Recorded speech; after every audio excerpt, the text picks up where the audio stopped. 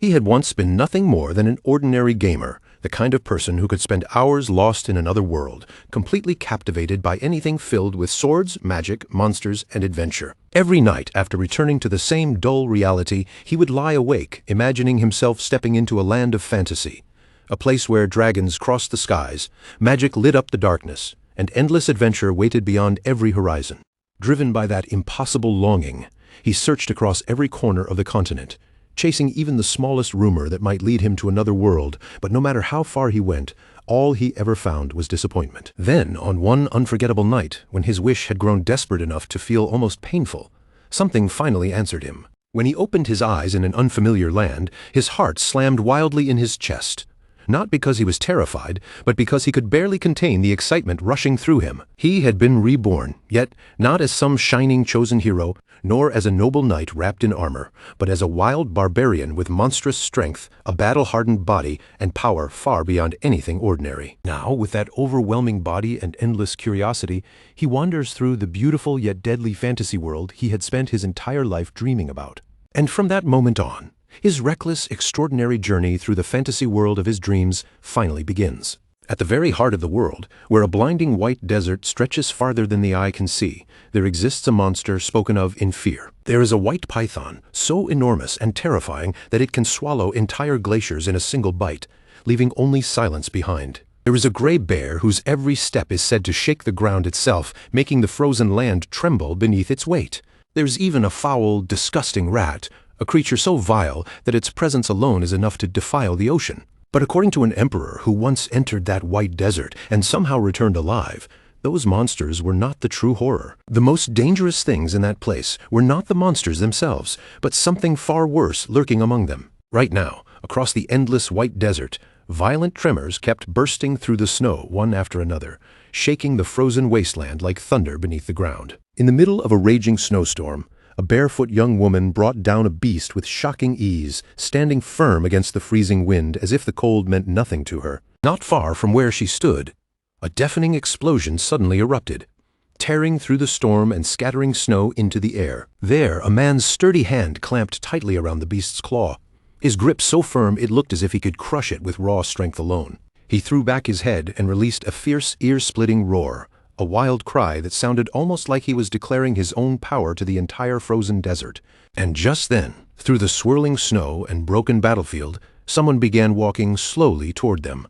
The moment the beast saw him approaching, its entire body shook with fear, as if it had recognized something far more terrifying than itself. In his hand he held a sharp weapon firmly, the blade steady despite the storm whipping around him. With quick, clean, and merciless slashes, he cut the beast down on the spot, sending it straight toward the afterlife without giving it even a chance to struggle. Afterward, he stood together with the two from before, watching them with a tired look, because apparently only the man tribe would be bold enough to proudly brag about their own stupidity. He walked over to the dazed girl and asked, with clear exhaustion in his voice, how long he was supposed to keep hanging around these crude fools. She only blinked up at him with the innocent confusion of a small child and asked if crude fools were something you could eat. Hearing that, he let out a defeated sigh and simply walked away. And so the bald young man remained there as if nothing unusual had happened at all. Beside him, the clueless girl sat just as casually, and the two of them leisurely enjoyed the beast meat as though they were having an ordinary meal in the middle of the snow. That was when Ketal appeared before them like a grim reaper stepping out of the storm, his presence dark and heavy as he moved toward the pair. He reminded them with chilling calm that he had clearly told them not to eat that meat because it would kill them. A murderous pressure flared from Ketal's body, sharp enough to freeze the air even further. It had not even been a full week, yet they had already eaten everything, leaving the girl fidgeting helplessly where she sat, unable to come up with a single excuse. Then the two of them launched into an unbelievably dramatic performance, acting as if eating the dangerous meat had been some noble challenge worthy of praise. Ketil only looked at them and asked whether they truly thought that was something to be proud of. Before those words could even fully settle, Greta's pupils suddenly shrank. His face turned deathly pale, twisted in pain as if he were suffering the worst stomach disaster imaginable, and his entire body began trembling while foam bubbled from his mouth. A moment later, Greta collapsed right in front of the girl, who stared at him in panic and cried out his name, asking what was wrong with him. She desperately told him to wake up.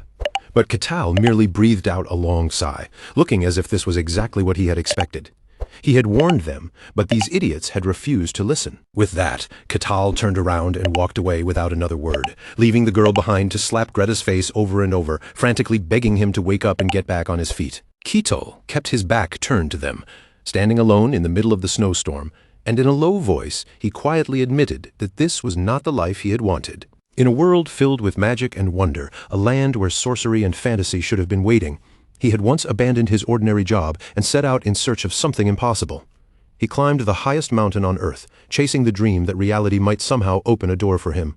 He even reached the very center of the planet, pushing himself farther than most people would ever dare, still hoping that some hidden path to another world might reveal itself. He traveled all the way to the southernmost point of Earth as well, standing at the edge of the world with that same impossible wish still burning inside him. But in the end, nothing happened. Reality stayed cold and ordinary, nothing like the wild fantasies he carried in his imagination. Every night he prayed that when he opened his eyes again, he would wake up inside a dream, and then, one day, that prayer truly came true. Not far from that frozen wilderness, the focus shifted to a carriage and its traveling party as they struggled forward through the raging snowstorm. One of the men shivered miserably and cursed under his breath, complaining that the cold was biting straight into his bones. A golden-haired man glanced toward the companion beside him and told him to wrap himself up properly unless he wanted to freeze to death out there. The young man raised a hand to shield his face from the cutting wind and struggled to answer that he was already wrapped up as tightly as he could be. "Sir." Another man beside them hurriedly spoke up, unable to hold back his frustration any longer. He told the captain that no matter how large the reward might be, this was still complete stupidity, because trying to cross the White Desert was nothing short of madness. All he received in response was the captain's firm, unshaken expression. Without softening at all, the captain ordered him to be quiet and reminded them that every one of them had already agreed to this journey. The man quickly looked away, avoiding the captain's eyes as he muttered that they had agreed, yes, but none of them had known the White Desert would be this unbearable. Inside the carriage, the old butler overheard the complaints from outside and clicked his tongue in irritation, clearly bothered by the endless grumbling as the freezing air seeped in around them. He lifted a hand and gave a light cough, composing himself before carefully turning his attention to the person seated across from him. With respectful concern in his voice, he asked his lady whether she was feeling all right in the middle of such harsh conditions. The blue-haired young woman answered him with a soft smile, her expression blooming gently like a flower despite the brutal snowstorm outside. She said yes, calmly reassuring him that she was fine. Her name was Melina of House Akasha, and while she replied cheerfully to the butler, the men outside continued complaining loudly, one of them cursing that he was going to freeze solid if this kept up. Unable to tolerate their rude shouting any longer, the butler's brows tightened in displeasure, and he turned toward the outside of the carriage to scold them for their lack of manners. Even so, Melina could not bring herself to blame them too harshly. With a gentle look, she reminded the butler that those men were the only ones brave, or perhaps desperate, enough to escort them across the white wasteland. A trace of concern passed over Melina's face as she listened to the wind howling outside. Still, she softly asked whether they should let the men come inside for a while, because from the sound of it, they seemed like they were moments away from freezing solid. Outside the carriage, the snowstorm only grew more violent. The icy wind slammed into the escort party head-on, forcing each man to raise an arm or hand just to protect his face from the stinging snow. But the butler's expression tightened with unease. Looking at Melina with a grave face, he refused and reminded her that she knew exactly what kind of things were said to dwell in the white wasteland. At those words, Melina's gaze lowered slightly. She understood what he meant, because the stories were not just about monsters, they were about something far more frightening. Long ago, there had been an emperor whose ambition stretched across the entire world, and in his hunger to rule everything beneath the sky, he eventually set his sights on conquering the white wasteland itself. To make that impossible dream a reality, he gathered countless warriors and soldiers, then personally marched into the white wasteland at the head of his army. Many years passed, and by the time the empire had collapsed and disappeared into history, that emperor finally returned. But he came back alone, without a single soldier beside him, his body broken and his spirit crushed beyond recognition. When people saw him again, he looked as if decades had been carved into his face, and his words came out like the ramblings of a madman. He said there were monsters in the white wasteland, but the most dangerous thing there was not the monsters. The true terror, he claimed, was the Man tribe, a people who had supposedly been living there all along, hidden in that frozen white hell. Through the curtain of snow, a familiar silhouette began to take shape in the distance, and it almost seemed as though Kettle himself was emerging from the storm. Still unsure, the butler muttered under his breath that the story was probably nothing more than an old legend passed down through fear. Melina did not fully agree. She calmly pointed out that the Emperor's words could not be dismissed so easily because many of the monsters he once described had later been confirmed to truly exist. The butler offered her a faint, reassuring smile, trying to ease the tension in the carriage. Even so, he reminded her that no one had ever actually seen a single member of the man tribe. Melina slowly accepted that point. It was true that countless tales about the White Wasteland had survived over the years, but none of them gave any clear account of the man tribe itself. Outside the carriage, the captain suddenly raised his voice and ordered everyone to stop, cutting through the storm and bringing the entire escort party to a halt. His teeth clenched tightly as he stared ahead into the white haze. Something was out there, standing somewhere beyond the swirling snow. When someone asked what it was, the captain narrowed his eyes as hard as he could, trying desperately to make out the shape approaching through the blizzard. But the fog and snow were too thick, swallowing the distance in a wall of white after a tense moment. He muttered that he could not see it clearly. Then, only a second later, his face changed completely, and horror spread across his features. With his eyes fixed forward, the captain stiffly said that he had both good news and bad news. The others immediately urged him to stop hesitating and spit it out. The captain remained frozen in place for a beat before forcing the words out. The good news was that whatever approached them was fairly small, but the bad news was far worse. Through the falling snow, Ketal's silhouette slowly became clearer, step by step, and the captain finally said the terrifying part aloud. It was coming straight toward them. The instant they heard that, everyone seemed to wear the same stunned expression. Inside the carriage, the old butler's eyes widened sharply as he turned toward the direction of the voice.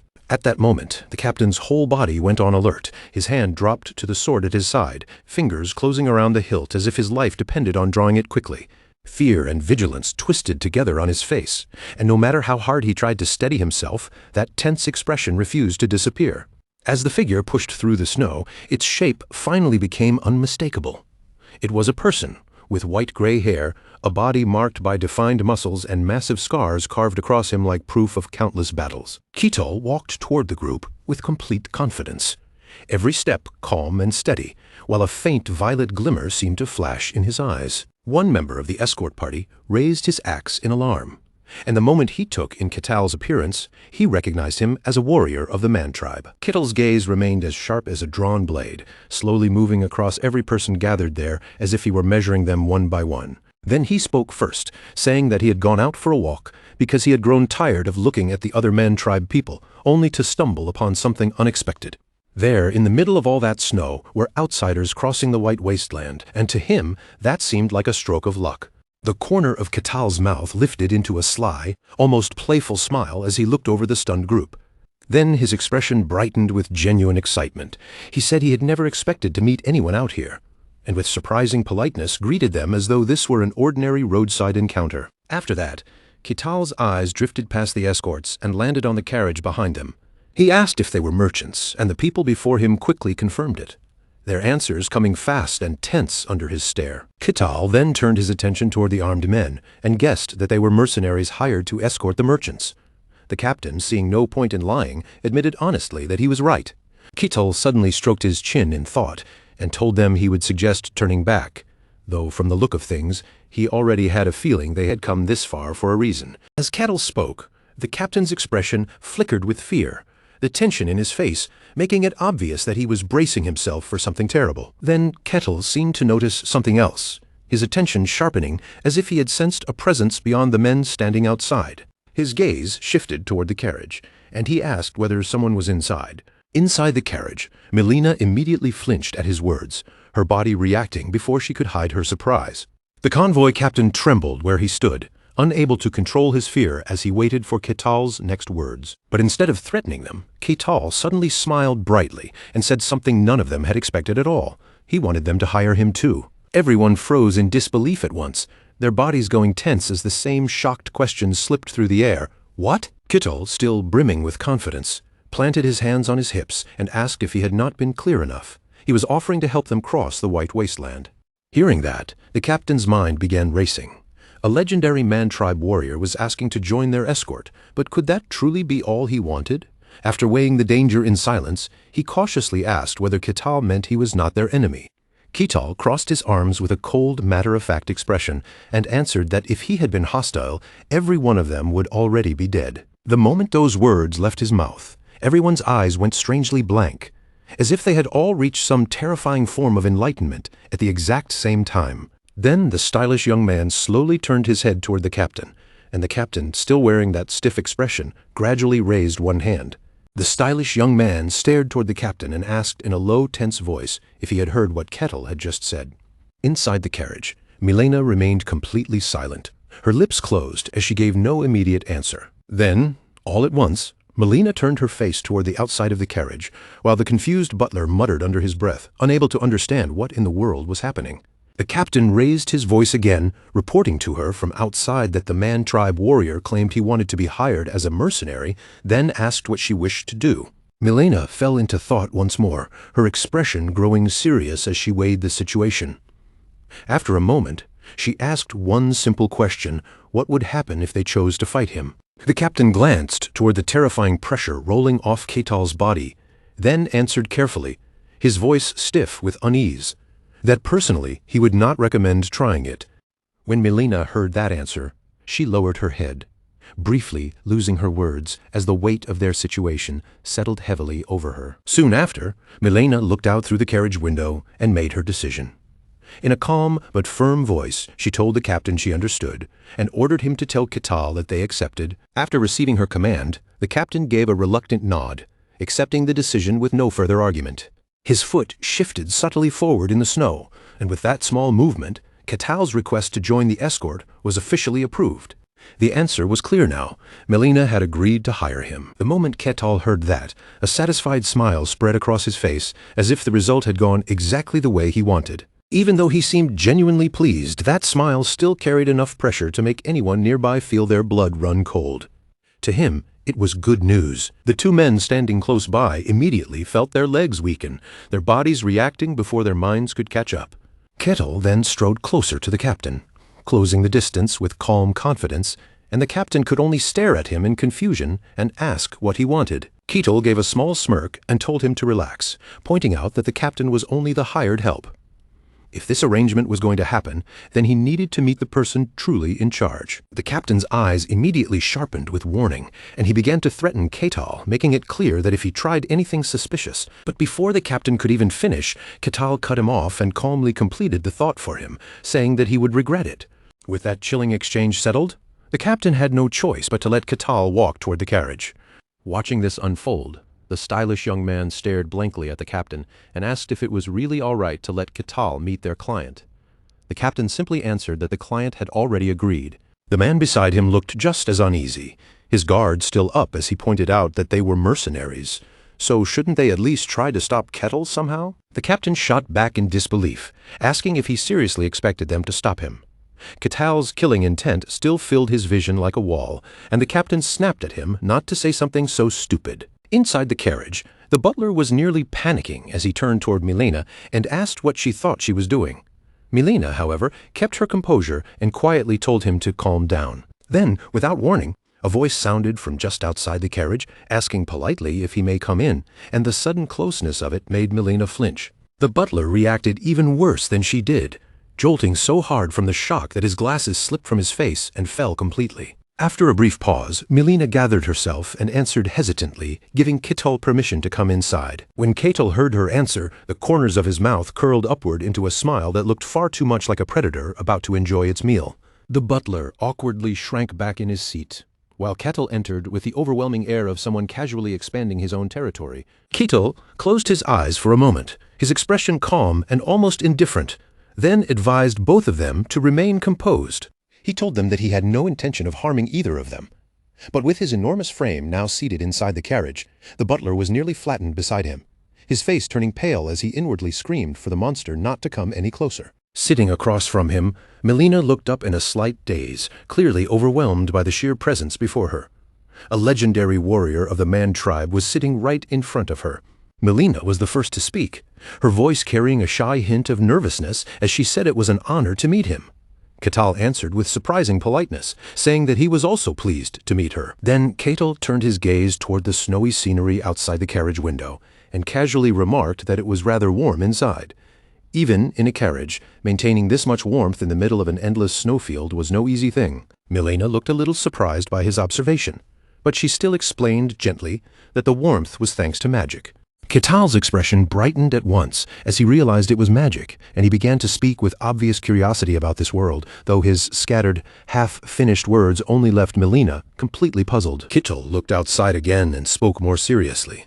As they both already knew, this place was extremely dangerous, and even with mercenaries escorting them, their chance of crossing safely was painfully low. That was why he would guarantee their safety. Then, just as the air seemed to settle, Ketal added that he did have one request, and those sudden words immediately caught Milena's attention. The butler froze as well, and for a moment both of them simply stared at Ketal in tense silence. Milena hesitated before asking what kind of request he meant, her voice careful as she tried to understand what he wanted from them. Ketal smirked and gave his answer plainly. He wanted knowledge from beyond the snowfield. With a faint smile, he continued without hiding his intention, saying that the knowledge they possessed was exactly what he desired. Milena looked confused, repeating the idea back to herself as she tried to grasp it. Knowledge from outside the frozen tundra? Ketal nodded firmly and even pressed the point further, telling her that she would not be losing anything by giving it to him. Milena pressed her lips together as worry clouded her heart. From the very beginning, she understood they had never truly had a choice in this situation. With no other path available, Milena finally accepted his condition and quietly said that she understood. Beside her, the butler was so shocked that his jaw practically dropped as if frozen in place, while Ketal smiled pleasantly and asked for her name. Milena placed one hand over her chest and introduced herself with solemn dignity, saying that she was Milena of House Akasha. Ketal looked genuinely delighted by the introduction and returned it just as openly, saying that he was Ketal and that it would be a pleasure to work with her. In his previous life, Ketal had always yearned for a true fantasy world. Back then, open-world game discs lay scattered across his desk, and his hands would grip a PlayStation controller as he lost himself in imagined adventures. Then, one day, he woke up in the frozen tundra and found that he had become a warrior of the man tribe. Unsteady on his feet, he stared down at his own hands in disbelief. But there was no time for him to calmly figure out why it had happened. In that place, there was almost nothing that resembled the fantasy world he had dreamed of. All that surrounded him was a cold that pierced straight into the bones and countless powerful beasts prowling through the frozen wasteland. To survive, he led a tribe across that merciless land, hunting whatever they could bring down, enduring each brutal day with clenched teeth and a body pushed to its limits. He had no idea how much time had passed anymore. Maybe years, maybe even decades, but no matter how long he remained trapped there, he never stopped searching for a way out of that terrifying frozen land. But every attempt ended the same way. His hand slammed hard against an invisible barrier, stopping him as if the world itself refused to let him leave. And once again, countless panels flashed before his eyes in rapid succession, coldly informing him that the mission was incomplete and that he would only be allowed to leave the frozen snowfield after completing it. An unseen force kept him sealed inside that place, no matter how desperately he tried to escape. Just when he felt like he was finally reaching the edge of giving up, silhouettes of cavalry suddenly appeared through the snowstorm. He could not understand why anyone would willingly enter such a harsh land, yet from time to time, people from the outside world still wandered into the snowfield. And when Ketal realized what that meant, he was slightly taken aback, as if a forgotten hope had suddenly stirred inside him. Beyond that cruel frozen tundra was the very world he had always dreamed about, a realm filled with fantasy and magic. Blue skies stretched overhead, warm gazes met his own, fresh green plains rolled endlessly into the distance, and villages and towns stood scattered here and there, decorated with beautiful old architecture. That was exactly the fantasy world he had longed for. From that moment on, he no longer acted only for the sake of survival. He threw himself into hunting monsters, accepting missions one after another, including Mission 295, which ordered him to eliminate a lizard within the time limit. He slaughtered beasts and cleared every mission given to him, all for the chance to escape the frozen snowfield. With a single fatal strike, blood sprayed across the white ground, and Mission 295 was marked complete before the next task was issued. He held tightly to the belief that someday, somehow, he would finally break free from that place. Since he could not leave the damned Snowfield himself, Ketal eventually understood that any information brought by outsiders was unbelievably valuable. But when Ketal thought back on the people he had met up until then, most of them had either panicked and drawn their swords the moment they saw him, or had already been driven half-mad by the white wasteland. With his arms crossed, Ketal remained calm, but inwardly he felt a rare sense of relief. At last, someone was actually willing to speak with him. After so long dealing only with uneducated savages, talking to a civilized person felt almost like medicine calming his nerves. Then, as if shifting into casual conversation, Ketal suddenly asked whether they were transporting weapons. Melina flinched slightly at the question, caught off guard by how accurately he had guessed. After a brief hesitation, she admitted that yes, they were, then asked how he had known. Ketal glanced toward the carriages outside and answered simply that he could hear the sound of steel coming from them, so it was rather difficult not to notice. Melina looked a little embarrassed as she quietly accepted his explanation. Ketal then asked if there was a war happening outside the Snowfield. Her expression immediately darkened, and she softly answered that there was. The Empire and the Kingdom were at war. Ketal nodded as if things finally made sense, remarking that the outside world was not exactly all peace and rainbows after all. Melina quickly corrected him, saying it was not that simple. In her mind, she pictured the two great forces facing each other across a small heap of rubble, then explained that while the Empire held overwhelming numbers and strength, the Kingdom was not so easy to crush. At the borders, swordmasters and heroes stood guard, becoming the shield that kept the Kingdom from falling. Ketal's curiosity immediately sharpened, and he asked what kind of power those heroes and swordmasters used. Melina tilted her head in confusion, surprised by the question. She asked if he had never heard of arcane arts before, and Ketal answered honestly that he had never once left this place. Melina paused to think, choosing her words carefully. She admitted that she did not know every detail, but explained that in this world, there existed a power called arcane arts, and only a small number of people could sense it or wield it. She said it was somewhat like spiritual energy or mana, a force that gathered in the Dantian, and those who could use it were placed into one of 5 ranks of power. The first was rank 3, where magic could be summoned lightly and made to appear in the palm of the hand. This level belonged to those who were only able to sense the arcane arts. Next came rank 2, where a person could wield both magic and swordsmanship. From this rank onward, people could truly begin to utilize arcane arts in a meaningful way. Then there was rank 1, where arcane energy could be converted into divine radiance or demonic power. Those who reached this level were usually powerful mages, knights, or spirits. Beyond that, normal classifications started to lose their meaning because those beings were already outside ordinary human understanding.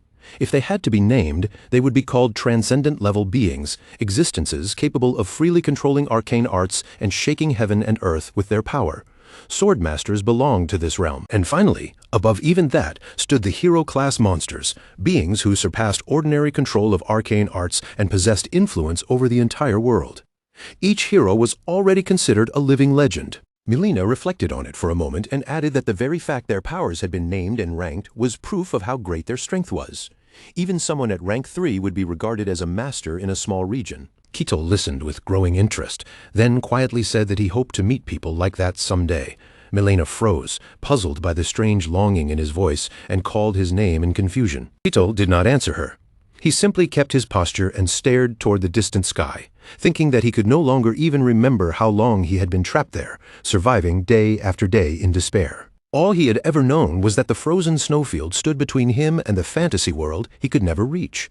Standing on the sharp edge of a cliff, he gazed across the snowy scenery unique to that land, knowing that beyond it waited the true fantasy world. Ketal lowered his head slightly, and from deep inside, the longing rose again.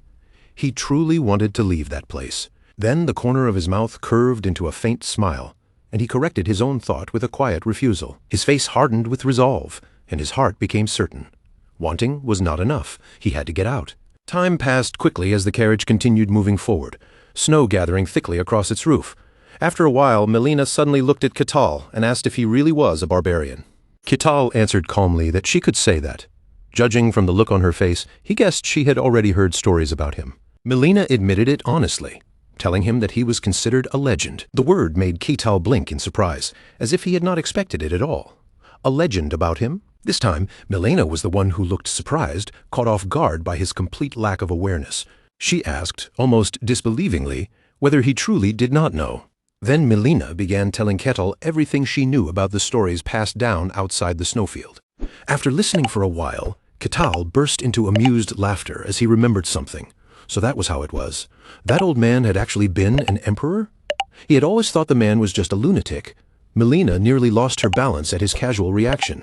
Kettle only shrugged as if it were no big deal and told her not to worry about it. The legend was true, though it had happened a very long time ago. Melina stammered in surprise, struggling to process that answer. After thinking for a moment, Kettle looked back at the convoy with renewed curiosity and asked why they were crossing the frozen snowfield while carrying such a massive load of weapons. Melina immediately froze. Her lips moved slightly, but for a moment, the words would not come out. At last, Melina lowered her head gloomily and admitted that they needed a great deal of money. Kettle was caught off guard by how simple and heavy the reason was. With sadness in her voice, Melina explained that her family had been merchants for generations. They had built up considerable wealth over time, but because of the jealousy of their rivals, they had been sabotaged, and now their household was drowning in debt. This journey, dangerous as it was, existed for one purpose: to save her family from complete collapse. Kettle stroked his chin as he pieced the situation together. So this was a journey to settle debts, and they intended to sell weapons to the kingdom currently at war with the Empire. Once he understood that, everything started to make sense. Melina stared at Kettle in surprise, clearly caught off guard by how quickly he had pieced everything together, then carefully asked why he wanted to know. Kettle explained it at an easy, almost leisurely pace. Since Melina had already said the Empire held overwhelming numbers, that meant they probably were not suffering from a shortage of weapons. And if the Empire did not need them, then the kingdom had to be the side desperate for supplies. When something is hard to obtain, but everyone wants it, the price naturally climbs through the roof. Kettle admitted he did not know the exact value of weapons in the outside market, but with a cargo that large, the profit had to be enormous, large enough for them to gamble on crossing the frozen snowfield. Melina could only look at him in a daze as Kettle kept speaking. From what he could tell, they truly had no choice but to pass through this deadly place, which meant there must be no other practical route to reach the kingdom bordering the Empire. Melina's eyes widened, and she confirmed his deduction at once. He was exactly right. Disbelief clouded Melina's mind. The legendary barbarian she had heard about was supposed to be nothing more than a mindless savage, yet the man in front of her was calmly reading their situation with frightening accuracy. Her voice grew hoarse and cautious as she asked who he really was. Her heart pounded faster as panic crept in, and she wondered aloud if he was truly a barbarian at all. But before she could think any deeper, a violent tremor suddenly shook the carriage and snapped her back to the present. The carriage wheels rattled wildly beneath them, wobbling across the snow as the entire vehicle lurched and picked up speed. The butler stammered in shock, his face stiff with fear as he struggled to ask what in the world had just happened. Then, from outside, a piercing, high-pitched screech tore through the storm and stabbed straight into the carriage. The butler recoiled in horror, his face draining of color in an instant. Kettle, on the other hand, merely glanced toward the outside with complete calm and said, as if commenting on the weather, that they had some uninvited guests. Outside, snow drifted through the air while dust and frost swirled together, and from that chaos rose a monster that looked like a mound of living sludge, its red eyes burning with bloodlust. The mercenaries guarding the convoy froze where they stood, staring at the grotesque creature in disbelief as one of them asked what that thing was. Inside the carriage, Melina's face turned pale as fear washed over her. Then someone suddenly blurted out that it was a black slime. Kettle rested his chin on his hand, studying the creature with mild curiosity before asking if that was really what they called it. Still trembling, Melina confirmed that it was, saying the name had been recorded in the archives. Kettle's curiosity immediately shifted, and he repeated the word archives as if it had caught his attention. Melina explained that over the years, many skilled adventurers had tried to cross this land, though only a lucky few had ever returned alive. The survivors left behind records about the creatures they encountered, and among all those monsters, the black slime appeared most often. Then Melina looked at Kettle seriously and asked whether he knew anything about the creature. Kettle answered cheerfully, as if the topic were completely harmless. Of course, he knew it. Apparently it was chewy, a little springy, and actually tasted pretty good. Melina froze in pure horror, unable to hide her disbelief as she asked if he had seriously eaten one of those things. Kettle offered with complete sincerity to catch a few for her if she wanted to try them. Melina shuddered as goosebumps crawled across her body, then refused in a cold, firm voice, saying, "No, thank you." A sudden boom exploded through the air, loud enough to shake the carriage, and Melina jolted in fright. Outside, the grotesque black slime roared furiously, its body twisting as if its rage were boiling from within. The captain stood frozen for a moment, struggling to steady himself in front of the monster. Melina quickly sensed that something was wrong, and panic rose in her voice as she called out to Ketal. But Ketal only continued watching the situation outside in silence, giving no answer at all. Confused and uneasy, Melina called his name again. At last, Ketal spoke slowly, reminding her that he had made a pact with them. With his eyes closed and his voice calm, Ketal continued by saying he had sworn to protect their lives. So, unless their lives were truly in danger, he would not step in. Melina's eyes widened in shock, and she struggled to understand what he meant by that. Ketal spoke with a relaxed tone, saying that defeating that thing would be as easy for him as drinking porridge. Then, resting his chin on his hand, he smiled and continued watching like a dedicated spectator, explaining that what mattered more was seeing the team's abilities for himself. The black slime's crazed roars finally snapped everyone outside back to their senses. The captain immediately barked an order for the shields to be raised, and one of his men answered at once before moving to obey. The moment the shield came up, the black slime hurled itself forward and slammed straight into the mercenary holding it. His boots scraped backward through the snow as he desperately dug in and tried to hold his ground against the force. But he could only endure for so long before the impact overpowered him and sent him flying backward. Seeing his comrade thrown aside, another man immediately leapt high into the air. He raised the axe in his hands and shouted loudly, using the cry to drive his momentum forward. A thunderous crash rang out as he struck, but in the next instant he was blasted away as well, slamming into something with such force that blood burst from his mouth. His axe slipped from his hand and clattered into the snow, where faint purple smoke began curling up from the blade. A terrified voice demanded to know what kind of monster they were facing. The black slime only grew more frenzied. It reared its body upward, opened its mouth wide, and let out another furious roar. The captain furrowed his brow and quickly gave another order, telling them the black slime could only charge in a straight line, so they needed to spread out and regroup. The mercenaries shouted their understanding almost at once, each man forcing himself back into motion despite the fear gripping the battlefield. In a flash, they scattered away from the monster, while the one wearing the blue cloak charged straight toward the black slime. He jumped upward, drawing his spear back as his body rose through the snow-filled air, preparing to strike the moment he came down. As he landed, he swung the spear with force, cutting straight across the slime's face in a sharp, sweeping blow. The black slime roared in fury, its mouth stretching wider as sticky sludge splattered violently in every direction. At that moment, faint, fresh green light began gathering in someone's hand, shining softly against the white snow. That light seeped into the spear, and the wielder launched forward with sudden force, cutting through the wind and snow in a single powerful rush. In the very next instant, the spear pierced clean through the massive black slime. The attack happened right before his comrades' astonished eyes, leaving them staring in shock at the sudden opening torn through the creature. The black slime howled in pain, its slimy body now pierced by a large hole, and it struggled desperately to pull itself back together. At that very moment, the mercenary captain poured arcane energy into his sword until the blade began to hum with power. Then he rushed straight ahead through the snow, barking orders over his shoulder, telling the others not to stop for even a second and to keep pressing the attack. A sharp, lightning-fast slash cut across the monster's body, the captain's sword leaving behind a clean streak of light as a beautiful deep blue aura shimmered along the edge of the blade. He shouted in a tense voice, warning them that ordinary blows would never bring it down. If they wanted to end this fight, they had to strike the mana core buried somewhere deep inside the creature's body. The battle dragged on as the mercenaries moved without pause. One slash followed another. Thrusts stabbed in from every angle, and together their attacks linked into an almost seamless chain of steel and movement. Then, at last, the captain found his opening. He lifted his sword high above his head, braced his stance against the snow, and swung down with all the force he could gather.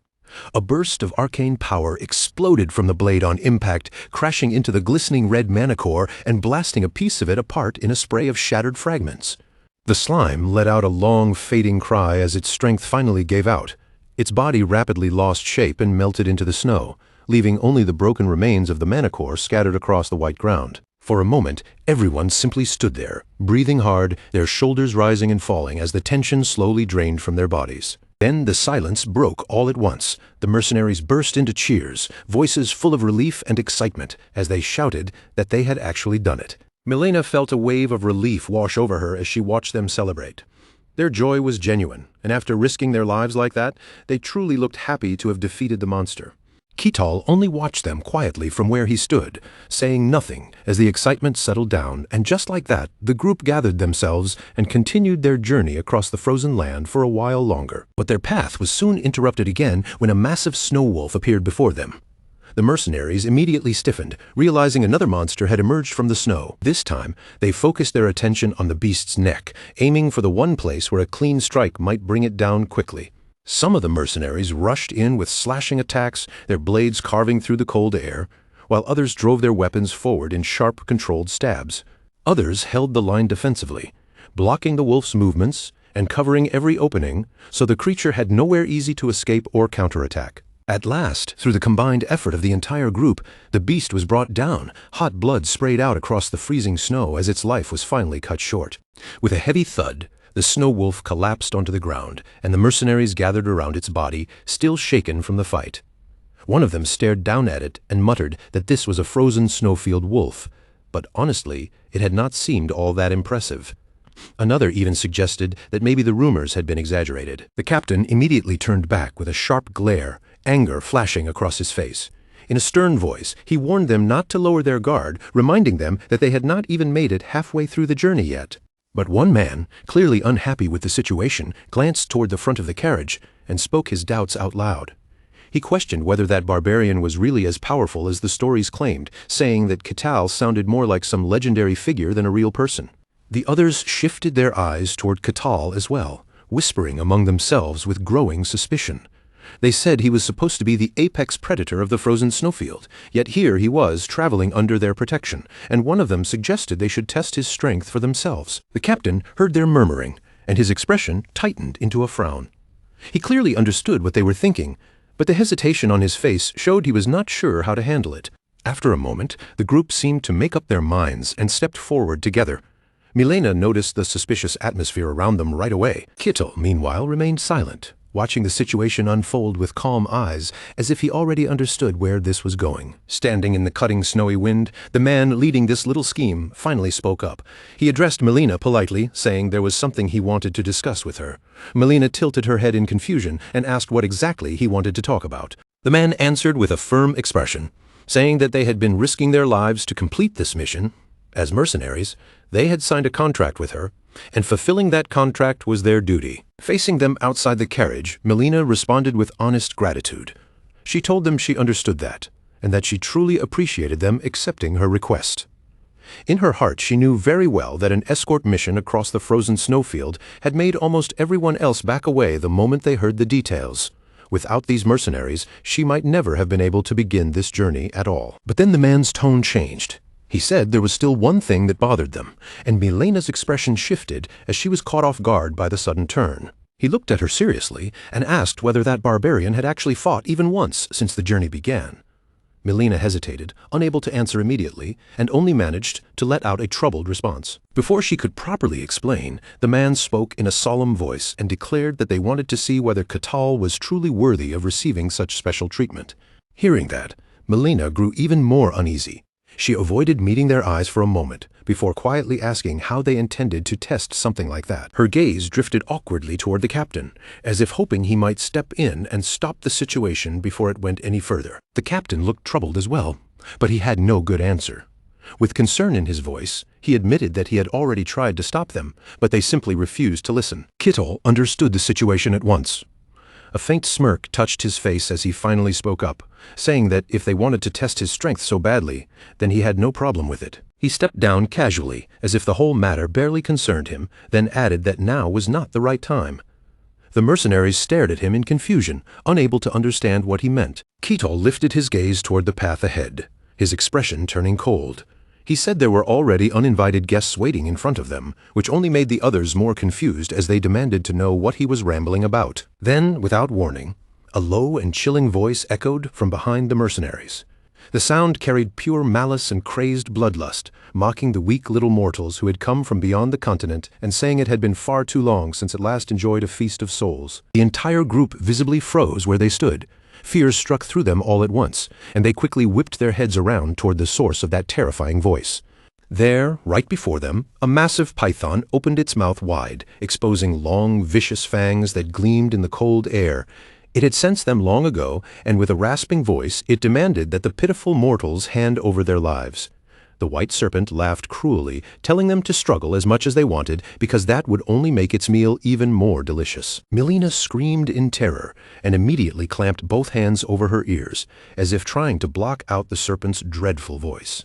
The young man beside her reacted the same way, covering his ears as fear overtook him. But in the next instant, a commanding voice rang out and ordered them to stop. Kital's face had turned completely serious.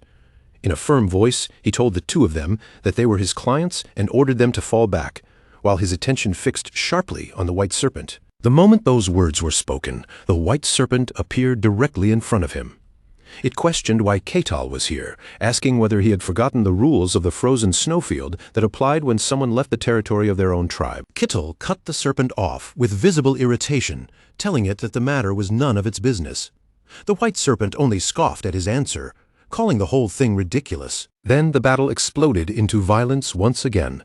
The mercenaries stared in shock, realizing the monster before them was the white serpent, while the one standing against it was the barbarian they had just been doubting. The white serpent roared in fury, demanding how Kital dared to give it orders. It declared itself a being blessed with eternal life by the promise, its voice shaking the air with arrogance. Kital lowered his stance slightly, bending his knees as power gathered through his body. With a calm but dangerous edge in his voice, he asked whether the serpent wanted a taste of the moon. In the next instant, his fist shot straight toward the white serpent, cutting through the air with terrifying speed and force. The white serpent reacted in sudden panic, forced to raise its guard and block Kital's incoming punch before it could be crushed head-on. The impact between them sent violent gales whirling outward, the force of the clash shaking the snow and making every person nearby tremble where they stood. The young man clenched his teeth hard, bracing himself against the storm of pressure as he struggled just to stay on his feet. As the pressure from the clash grew even more violent, the air around them seemed to twist. Nearby, Melina raised both hands in front of herself, shielding her face from the fierce wind and flying snow. The butler cried out anxiously for his lady, his voice almost swallowed by the roaring force spreading across the frozen ground. The white serpent's fury only grew more vicious. With its fangs bared and its eyes burning with rage, it snarled that Kital was the kind of creature who would only listen after being beaten into submission. Melina dropped to her knees in shock, her legs giving way beneath her as the overwhelming force pressed down around her. Then, trembling slightly, she looked toward Kital with hesitation in her eyes. Kital's gaze sharpened at once. His eyes flaring with a cold, decisive light, in a firm voice, he said he would end this quickly. His heavy footsteps dug into the snow as he prepared himself, the weight of his stance making it clear that this fight was not going to last much longer. Then Kital launched himself straight at the white serpent, closing the distance in an instant with a force that made the snow burst beneath his feet. As he rushed forward, his fist came into view, little by little, drawing all attention to the terrifying power gathering behind that single strike. Bright flashes erupted through the battlefield as the two forces collided again, the rapid bursts of impact cutting through the white haze of snow. Everyone nearby was startled by the sheer intensity of it, their bodies stiffening as they watched the violent exchange unfold right before their eyes. After everything settled, Kital returned to the group. The mercenaries, humbled by what they had witnessed, admitted they had committed a grave offense and asked him to be generous enough to overlook it. In front of them all, Kital simply told them it was fine, adding that trusting a stranger was never an easy thing to do. Outside, the carriage convoy began moving again, continuing its long journey through the endless snow-covered path. The freezing cold and constant snowfall were clearly wearing the butler down, and he suddenly began coughing heavily from where he sat. That rough cough immediately caught Kital's attention, making him glance over with a quiet look of concern. When his eyes met Milena's, Kital suddenly seemed to remember something. He looked at her and said that, now that he thought about it, there was a question he wanted to ask. Melina asked what it was, and Kital crossed his arms while studying her more carefully. His gaze moved over her clothes, posture, and manner of speaking before he pointed out that she did not seem like an ordinary member of her clan, then asked why someone like her would personally join such a dangerous journey. Hearing that, Melina quickly explained that she was the first daughter of Beliaka, a concubine of Lord Kasak Akasha. Kital repeated the word concubine back to her, asking if that meant she was the child of a mistress, and Melina quietly confirmed that he was right. From there, Melina began speaking about her past. Her mother had come into the family because of a political marriage, but after that she was pushed aside and left with almost no real influence or protection. Hearing that, Ketal could not help but sympathize with such an unfortunate fate. Ketal gave a quiet nod of understanding. Melina tightened her hands into fists and continued, saying that although she and her mother carried the family name and title, that was all they truly had. In reality, they were treated as if they were nothing more than servants. Realizing she had opened up more than she intended, Melina suddenly looked self-conscious. She lowered her head, her voice softening as she admitted she had not meant to say so much. A short while later, Melina gathered herself and spoke with more firmness again. She said she had volunteered for this expedition herself. Ketal faced her with his arms still crossed, and when he asked if that was really true, she answered that it was even knowing how dangerous the journey would be. But she could not quite bring herself to look him directly in the eyes. Her words came out unevenly as she said that someone had to step forward and set an example. Ketal gave a small, knowing smile. Then he told her that he understood now and that she was quite a shrewd person. Melina's eyes widened, clearly caught off guard by his sudden assessment. Before she could regain her composure, Ketal continued. Her earlier confidence seemed to fade as he added that she also carried great ambitions inside her, calling her a very ambitious woman. Melina hesitated, a faint bead of sweat forming as she stared at him uneasily. All she could manage was a startled, unfinished response. Before the conversation could go any further, both Ketal and Melina turned their eyes toward the carriage window at the same time. They had finally arrived, and the realization settled between them as the scenery outside came into view. Even the mercenary captain, who had remained cautious throughout the journey, could not hide his surprise as he looked out at the beauty of the place before them. Beside Melina, the butler bowed politely, showing his gratitude with a respectful posture. The butler thanked Ketal sincerely. Ketal then turned to Melina and asked how she planned to return from here. She answered that they would go through the Empire, and Ketal gave a faint smirk, pointing out that since the weapons had already been sold, they were no longer carrying contraband, so crossing the border should not be too troublesome anymore. After saying that, Ketal looked at Melina closely, his gaze lingering on her as if he could see the thoughts she had been trying to keep hidden. Then Melina suddenly spoke up again, asking about what he had said before. She wanted to know what he meant when he called her shrewd and ambitious. The butler and Melina both looked toward Ketal, waiting for his answer as if they already understood he had seen through more than he first let on. Ketal raised one hand slightly and began explaining. Her family had once held great respect, but now it was facing a dangerous crisis brought on by ruin. Even as the daughter of a concubine, if Melina personally opened a path to save the clan from the edge of collapse, the meaning of that achievement would be enormous. Melina stood there in deep thought, her expression turning faintly pitiful for a moment. Ketal continued, asking who her subordinates would trust and follow after something like that.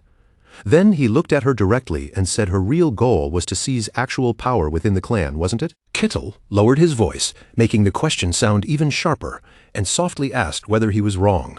The instant she heard that, Melina searched her mind for the perfect answer, trying to find words that could deny it cleanly. But the answer she reached was not a denial. Her thoughts became heavier, yet clearer at the same time.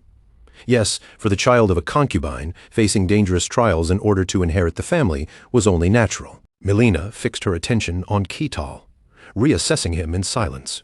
This barbarian was sharp, nothing like the arrogant brutes people imagined, and the strength he had shown while defeating the White Serpent had not faded in the slightest. If power like that were on her side, then everything could change. With that thought in mind, Melina finally spoke aloud. She called Ketal's name and asked him if he ever planned to leave the frozen snowfield. Ketal paused for a moment at her question, and Melina continued, asking why he did not come with her when that day arrived. Ketal answered politely, saying he had to decline for now because there were still things he needed to finish. Melina lowered her head with a faint, understanding smile and quietly accepted his answer. Still, she tightened her hand as if making one final decision. Then, without hesitation, Melina took out a necklace and held it out to him, asking if he would accept it. Melina smiled brightly as she explained that if he ever got the chance to leave and find the Akasha family, he should show them that piece. Not wanting to disappoint her, Ketal returned her smile with warmth. He said that if it was a gift, then he would gladly accept it. The butler beside Melina expressed his respect and offered his sincere thanks as well. Ketal gazed down at the necklace with a hint of regret in his eyes and said he hoped they would meet again someday. Melina quickly answered that they surely would. After that, Ketal stood in the snow and watched the carriage slowly depart. a heavy sadness settling quietly in his heart as it disappeared into the distance. A long stretch of time passed after that, and 5 years later, deep within the frozen snowfield, everything had changed. At long last, all the conditions had finally been fulfilled. A system panel finally appeared before Ketal, displaying that Mission 784 had been completed. The reward had been granted, every condition had been satisfied, and at long last he was now allowed to leave the frozen snowfield. Ketal stepped forward with steady courage, planting his foot beyond the boundary as he took the very first step toward the world he had fought so hard to reach. A bright smile spread across his face as he entered the fantasy world he had longed for all this time, the dream that had kept him moving through endless snow and despair. Ketal closed his eyes for a moment, letting himself fully savor the air around him. There was the clean scent of fresh grass, the living smell of wild animals moving somewhere nearby, and even the cool, damp aroma of flowing rivers. Every single scent was something that had never existed in the endless white snowscape he had known for so long. A soft, satisfied smile rested on his face as he breathed it all in. To him, this place was good. No, it was more than good. It was truly wonderful. When Ketal opened his eyes again, he looked out over the land before him with quiet pride, as if the world itself had finally acknowledged his survival. Back then, standing before those cursed snowy lands, he had shouted with everything in him, cursing the white snowfield and swearing that he hoped he would never have to see it again. But this place was completely different. The scenery was fresh, gentle, and alive, bathed in soft sunlight and covered in lush green. This was the fantasy world he had dreamed of, the world he once thought he might never reach. It was a land filled with wonder, mystery, and countless unknowns. Even though his beginning had been the worst possible one, Ketal had survived it. And because he had survived, Ketal thought to himself that he would enjoy this world to the fullest, from its magic to its swordsmanship. Dragons, elves, legendary beings, and everything else a fantasy world could possibly offer. He wanted to see it all with his own eyes. Ketal stood still on the lush green grass, almost overwhelmed by the feeling beneath his feet. If he had not held on to that ambition, he might have died long ago, because the white snowfield was a hell where the simple will to survive was never enough. As he looked far into the distance, Ketal felt something strange tug at his senses, something that stood out from the vast forest around him. He suddenly realized there was a place up ahead. He could sense a great deal of life gathered there, clustered together in one area. The moment Ketal understood what that meant, his face brightened with excitement. That had to be a village, and the thought made him wonder if he was finally about to see a real settlement in this world. He remembered a man and a little girl buried beneath the snow. Back in the white snowfield, Ketal had once tried to explain to those foolish barbarians how important proper shelter was, but they had simply dug holes in the snow to sleep in and stared at him as if he were speaking some incomprehensible alien language. Ketal had truly missed human villages, places that were sturdy, orderly, and built with purpose. His eyes half closed as he wondered what he should say when introducing himself. Should he greet them politely, or should he go with something more classic? And what kind of world was this going to be, really? Ketal gazed toward the mountains and the thick green treetops swaying ahead of him. Whatever waited there, he decided he would approach it with proper courtesy. The ancient trees in that area stood tall and healthy, their branches vibrant and full of life, as if the forest itself had been carefully protected for many years. Then, in that hidden place among the trees, an elf elder raised his arm and pointed forward for everyone to see. He announced clearly to the elves of the village that from this moment on, this land would become their new home. The moment those words reached them, the villagers lit up with joy. Young and old alike smiled brightly, relief and excitement spreading across their faces. Standing above them, the elder called out for everyone to begin unloading the luggage. Below him, the elves grew even more energetic, cheering loudly as their new life seemed to finally begin. But then a young blond man approached him hesitantly and called out to the elder. The elf elder turned toward him with a cold expression, his face showing clear annoyance at being interrupted. The elder asked what he wanted, and the young man nervously stammered out his concern. He wanted to know if this place was truly safe, but the elder only closed his eyes with a weary look and repeated the word safe. Meanwhile, the other villagers were busy unpacking their belongings, moving back and forth with cheerful faces as their happiness filled the forest clearing. The young man then explained that this was an extremely remote wilderness, a place humans could never reach. The elder hesitated for a moment and admitted he knew that, but the young man pointed out the real problem. The white snowfield was right next door. The elf elder rolled his eyes toward him, which only made the young man even more tense. The elder understood immediately that he was worried monsters from the white snowfield might wander over, and the youth scratched his head before admitting that it was close, far too close. The elder's expression turned serious as he told him there was nothing to fear. For thousands of years, nothing had ever come out of the white snowfield, and even beyond that, he had already prepared barriers just in case. The barrier surrounding the area was breathtaking in its own silent way. It concealed every trace of their presence, making the entire village appear to outsiders as nothing more than an ordinary stretch of forest. It had taken months of careful work to set it up, using an ancient technique of the elf race that had been painstakingly restored. As long as the barrier remained active, no one could approach them, and even if monsters from the white snowfield somehow appeared, the village would still be protected. And then, the elder thought of a beautiful woman, the reason his confidence remained unshaken. Their queen was with them. The elf elder's face quickly regained its pride and certainty. In his mind, not even the monsters of the white snowfield would be able to lay a hand on their queen. At that same time, Kettle was making his way through the forest, and while moving beneath the trees, a sudden thought crossed his mind. He had heard something like a tearing sound, and he wondered if he had just broken something without realizing it. His steps slowed as the unfamiliar forest stretched on around him, and his earlier excitement began to fade a little. He wondered, with growing impatience, just how much farther he was supposed to walk. That was when Ketal noticed a little girl nearby. She was small and delicate, and from the way she stood alone in the forest, she looked very much like a lost child. Ketal was taken aback the moment he saw her ears. An elf, a real elf. One of the first races anyone would imagine when thinking about a fantasy world was standing right in front of him. For a brief moment, the image of a perfect elf woman flashed through his mind, graceful and beautiful, exactly like the fantasy ideal he had always imagined.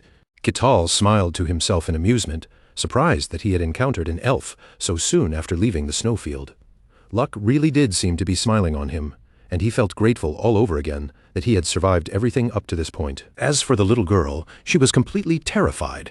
Standing alone in the middle of the forest, she burst into tears, crying that she was scared, that she did not know where she was, and that she must have wandered much too far. She sat down to rest beneath the shade of a tree, hoping it might calm her even a little, but the quiet shelter did nothing to ease her fear. Then she noticed the imposing figure standing before her, and the sight startled her so badly that her whole body froze. Ketal, with his enormous build and naturally intimidating face, looked down at the tiny girl and suddenly tried to offer her a smile. He greeted her with a simple hello, but because he was so huge, almost like a monster in her eyes, the little girl could only stare at him in silence for a few seconds. Then, beneath the peaceful scenery and the birds gliding through the sky above, the little girl collapsed on the spot. Ketal had no idea what he was supposed to do with this unconscious child, so for a while he simply stood there blankly in the middle of the forest. The girl had completely fainted, and Ketal narrowed his eyes in confusion. He had barely even said anything before she passed out, so he decided the best thing to do was probably to take the child back to her village. As Ketal walked with the unconscious girl, beautiful imagined scenes filled his mind. According to legend, elves were supposed to be gentle, orderly people, so if he returned a lost child to them, perhaps they would see him as a good person. He could not help wondering just how hospitable elves would be. The smile stayed on Ketal's face as he kept walking, his mood lifting despite everything. Honestly, he could not help feeling a little excited about what might happen next. With his enormous hand, Ketal could carry the little elf girl carefully and gently, holding her as lightly as he could so her small body would not be harmed. But the moment the villagers saw him, the entire atmosphere shattered. They panicked at once, shouting in disbelief that a human had somehow appeared even here, while one desperate voice cried out for their child. Every elf in the village became wary of Ketal in an instant. Some grabbed their weapons, others stepped back in fear, and several shouted questions at him, demanding to know who he was and how he had managed to pass through the barrier. Ketal's excitement quickly drained away as he realized this was not going according to his plan at all. The child's mother cried out in panic, warning him that if he did not return her daughter, she would chase him to the ends of the earth. The elf elder was just as alarmed, his face twisting with disbelief. This place should have had no trace of humans anywhere, so he could not understand how Ketal had reached them. There was supposed to be a barrier protecting the village, so why had it failed? The villagers around him began stammering in panic, shouting that there was a crack in the barrier. The elder shook his head as if refusing to believe it, then urgently asked where the queen was. The answer only made the situation worse. Her Majesty was outside, scouting the surrounding area. Ketal raised one hand, trying to explain himself calmly, but the terrified crowd would not settle down. He told them he was not their enemy, yet the girl's mother, still frantic over her child, shouted again that if he did not give her back, she would hunt him down no matter where he ran. Ketal's shoulders sank slightly, the weight of the misunderstanding pressing down on him more heavily than he expected. To the elves, the truth seemed obvious. Their hidden village had been exposed even though the barrier had been built with the ancient secret arts of their race. No ordinary person should have been able to come anywhere near it. So if someone had breached it, then in their minds, it had to mean humans had planned this in advance. Ketal simply stared at them for a moment, slowly realizing what they believed. In their eyes, he was not a helpful stranger at all. He looked like a kidnapper. He glanced down at the unconscious girl in his arms and decided he needed to clear up this misunderstanding properly before it got even worse. But the shouting and panic had already reached the little girl, and her eyelids slowly began to flutter open. Ketal immediately lowered her to the ground as gently as possible and told her to go ahead and return to her people. The girl stepped down from his arms, finally standing on her own again in front of the gathered villagers. Then she looked up at Ketal's intimidating face, saw his huge frame towering above her, and instantly burst into tears all over again. Tears streamed down her cheeks as she turned and ran as fast as she could toward her parents, fleeing back into the arms of her own people. Ketal stared after her, genuinely confused, and wondered if his face was really that frightening. For a moment, he froze as memories of the snowy wasteland crossed his mind. Back there, he had always thought his face looked fairly normal. Turning back toward the elves, Ketal tried once more to speak calmly. He pointed out that he had returned the child, and as they could clearly see, he was not their enemy. But the elder suddenly shouted an order, declaring that the hostage had been released. The next instant, every elf raised their bows and aimed straight at Ketal. A storm of arrows came flying at him in a full-force attack, cutting through the air before he even had time to explain himself. Ketal could only think that they had not even let him finish a single sentence. Ketal's expression darkened as the arrows rained down around him. Elves were far wilder than he had expected, especially considering the legends he knew about them. He thought back to the beautiful tales he had heard, where elves were peaceful, honest people who loved nature and harmony. But the reality in front of him was completely different. These elves were fierce and brutal, though thinking about it, they did live deep in the wild. Images of beasts biting and tearing at one another came to mind. The wilderness was a place where only the strong survived, and peace had no real place there. By that logic, their harshness actually made a certain kind of sense. Ketal rested his chin on his hand, lost in thought, even as arrows continued pouring down around him. So this, he realized, was what elves were truly like. The elves began to find the situation strange. They wondered what kind of magical device he was using, and convinced themselves that it had to have limits. They shouted for everyone to keep attacking, but Ketal remained calm in the middle of it all. Then Ketal lifted his hands, preparing to use magic as he told himself to stay calm. Power slowly began to gather and reveal itself, his hands moving together as the air around him shifted. A purple light glowed in Ketal's eyes, giving his already intimidating presence an even more unsettling force. In the next moment, a violent blast erupted, twisting together with a tornado-like surge of power. The sudden force threw the entire village into panic, their confident attack instantly turning into chaos. The elves scattered in every direction, some dodging desperately, while others tried to defend themselves against the spell rushing toward them. Ketal's magic struck with overwhelming force, sending several people flying high into the air as if they weighed almost nothing. The shockwave spread far and wide through the village, shaking the ground and carrying the impact deep across the forest clearing. The elf elder's hands trembled around his staff, his eyes widening in disbelief as he struggled to understand what he had just witnessed. Ketal stood in the middle of the destruction, facing the frightened villagers directly. Once again, he told them in a firm voice that he was not their enemy. Then his hands came together again as a troubling thought crossed his mind. Had he been underestimating his own strength this whole time? But before he could even finish that thought, the elves' attention shifted again. Suddenly, a blazing beam of fire shot past Ketal's head, missing him by a hair. The fire erupted behind him with a loud explosion, the impact ringing through the village like a thunderclap. The elf elder froze in stunned silence as he saw who had arrived. Long hair flowed behind the figure standing above them. Green doll-like shoes rested high overhead, marking the elegant presence that had descended into the chaos. It was none other than the queen of the Leaf Clan, Marcelia Hazian Carusia. Standing with a weapon in hand, she looked over the shaken villagers and firmly asked what had happened there. The elder tightened his grip around his staff and answered with a tense expression, saying that they were under attack by a human.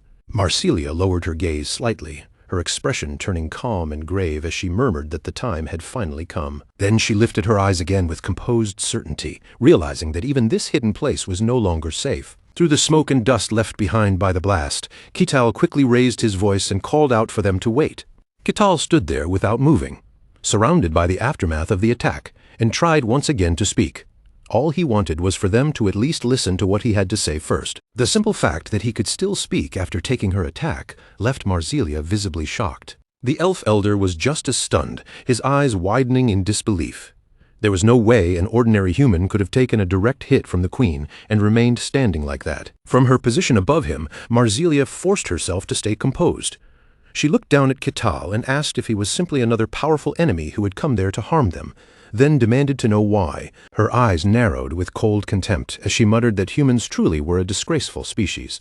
Then Marsilia slowly raised her bow and aimed it straight at him, declaring herself the Leaf Queen, whose leaves changed color with the passing seasons. Her gaze shifted slightly, settling firmly on Kettle as she addressed him as a human. With her bow drawn and her presence sharp as a blade, Marsilia warned that he would pay for daring to covet them. Kital's mind raced as he stared back at her. He could not understand why they refused to talk when they were clearly speaking the same language.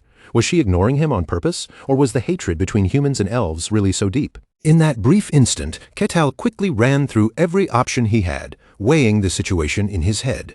But with no one willing to hear him out, he realized there was almost no choice left. His eyes changed, turning sharper and colder. One lesson he had learned in the frozen plains was simple. If someone refused to listen, then sometimes you had to hit them hard enough that they had no choice but to pay attention. Marsilia's bow took form with a fierce and elegant presence, the weapon ready to unleash its power. A ferocious beast formed from her attack and charged straight toward Kital, rushing at him with terrifying momentum. Kitol met it head-on, drawing back his arm and throwing a punch to counter the incoming force. His fist shot forward in a direct line, tearing through the air with brutal speed. The strength behind that single blow spread far beyond the point of impact, carrying outward with overwhelming force. Marsilia was left utterly shocked, her expression cracking as she realized just how absurdly powerful the strike had been. To Ketal's own surprise, regret hit him almost immediately after the punch landed. He realized he might have put far too much strength into it. Because of that blow, Marsilia was knocked down and collapsed onto the ground, her body unable to withstand the force of the impact. Kitol scratched at his cheek awkwardly, his eyes shifting to the side as he wondered if he really should have held back a little more. Marsilia stared at him with wide eyes, fear mixing with frustration and discomfort as the weight of the situation settled over her. From that brief clash alone, she could tell this opponent was terrifyingly strong, at least on the level of a transcendent being. The question that gripped her mind was why someone like him had appeared in this place at all. Exhaustion was now plain on Marsilia's face, but she forced her voice out and ordered everyone to leave the area immediately. The villagers panicked at her command, hesitating with frightened expressions as they called out to their queen. Marsilia snapped in irritation, shouting at them to go now and telling every last one of them to run. The villagers obeyed at once. With hurried voices and frantic movements, they began fleeing the area as quickly as they could. Marsilia's anger rose to its peak as she faced Kettle again. She admitted that his power was real, but declared that he would never achieve whatever goal he had come for. Ketal, meanwhile, was growing more and more frustrated that no one would let him explain himself. In his mind, he had only wanted to talk, and somehow the entire situation had spiraled into complete chaos. Then Marsilia began chanting a spell, her voice solemn as she called upon one who held the essence of primal purity. She continued the incantation, invoking the being who burned away the deepest night and asking the Horned One, wrapped in the purest flame, to reveal itself. Her fierce gaze ignited with determination, as if all her remaining strength was being poured into the summoning. Visible magic began flowing from her hands, gathering in the air and twisting into shape before her. And then, from that magic, a cow appeared. Most people might have been terrified by a summoned creature arriving in the middle of battle, but Ketal was completely excited. Compared to the strange summoned beasts of the frozen plains, which were often bizarre and grotesque, this one already looked far more fascinating. Ketal remembered the creatures he had often seen back then. A few had vaguely resembled mythical beasts, but most of them had simply been disgusting to look at. Compared to those horrors, this creature, a dairy cow with blazing horns, looked almost adorable in Ketal's eyes. His eyes lit up as though he had discovered hidden treasure. To him, this was exactly what a true mystical elemental spirit should look like. Marsilia immediately commanded the creature by name, ordering Piego to destroy the enemy standing before it. But to everyone's surprise, Piego only let out a weary sigh, complaining that being summoned by contract was always a hassle and brought nothing but trouble. Marsilia snapped at him without hesitation, telling him to shut his mouth. Looking at Piego, Marsilia knew very well that the stronger and older an elemental spirit was, the more arrogant it tended to become. Normally, she would never have been able to summon one of this level, but with help from another race, she had barely managed to form the contract. Even then, she had never expected she would have to call upon it in a situation like this. With a firm voice, Marsilia ordered Piego to fulfill the contract, her brow furrowed, worry and severity carved across her face. The condition of that contract was clear. Piego had to kill the human standing in front of him. Piego hesitated as he sized up Ketal, carefully studying the formidable opponent before him. Then the mighty blazing bull fully manifested, its fiery presence pressing down over the battlefield. Ketal stared at it with sparkling admiration, completely absorbed by the sight. A properly summoned spirit beast was standing right in front of him, and to Ketal this was exactly what a fantasy world was supposed to feel like. But Marsilia's words froze the moment in place, as she declared that a human had trespassed into their home. Piego's expression darkened at once. He growled that a lowly human had dared to covet the race of nature, and with that, he made his decision. He would burn Ketal until not even dust remained. Ketal stood there stunned, watching the situation unfold in front of him and realizing that once again, things had taken a turn far beyond what he intended. Piego's eyes suddenly blazed with a sharp, fiery light as he pulled even more power into himself, and the mana swirling around his body began to twist and shift like a storm gathering around a living flame. His powerful hind legs sank deep into the earth, scraping trenches into the ground beneath him, while his tail snapped violently from side to side as if the beast was barely holding back its fury. Then Piego launched forward with terrifying speed, his massive body tearing across the battlefield as he charged straight at Ketal with enough force to crush anything standing in his path. Ketal only blinked once as the blazing bull came thundering toward him, its burning body growing larger in his vision with every heavy, ground-shaking step. The moment they collided, a thunderous impact burst through the area, blasting rocks, soil, and shattered debris into the air as if the ground itself had exploded beneath them. Even Marsilia, standing some distance away from the center of the clash, was struck by the violent shockwave and immediately raised her guard, bracing herself against the force. She stared toward the battlefield without blinking, her eyes widening as disbelief and awe spread across her face at the sheer power unfolding in front of her. Then, from within the thick haze of dust and smoke, a single arm suddenly reached out and locked around Piego's horn with an unshakable grip.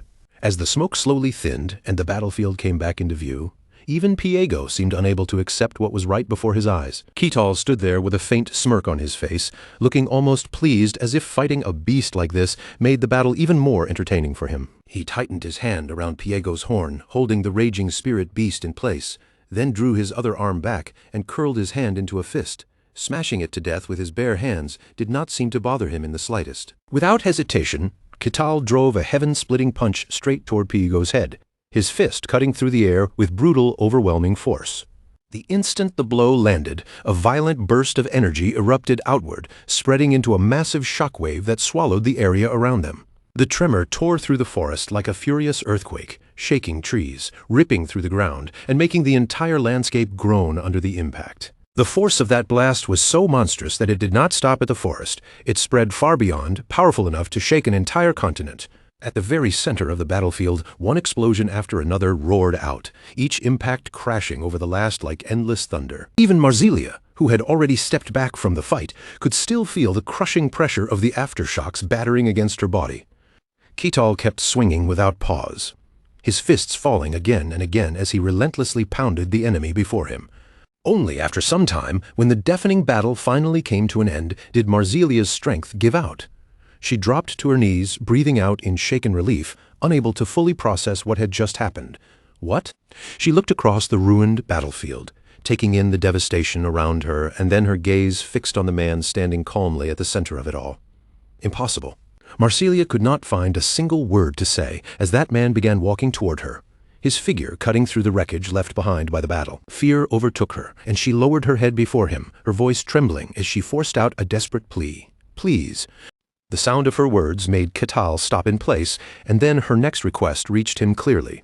"Spare my people." Ketal looked down at the trembling elf kneeling before him, his expression shifting as he spoke in a calm, steady voice.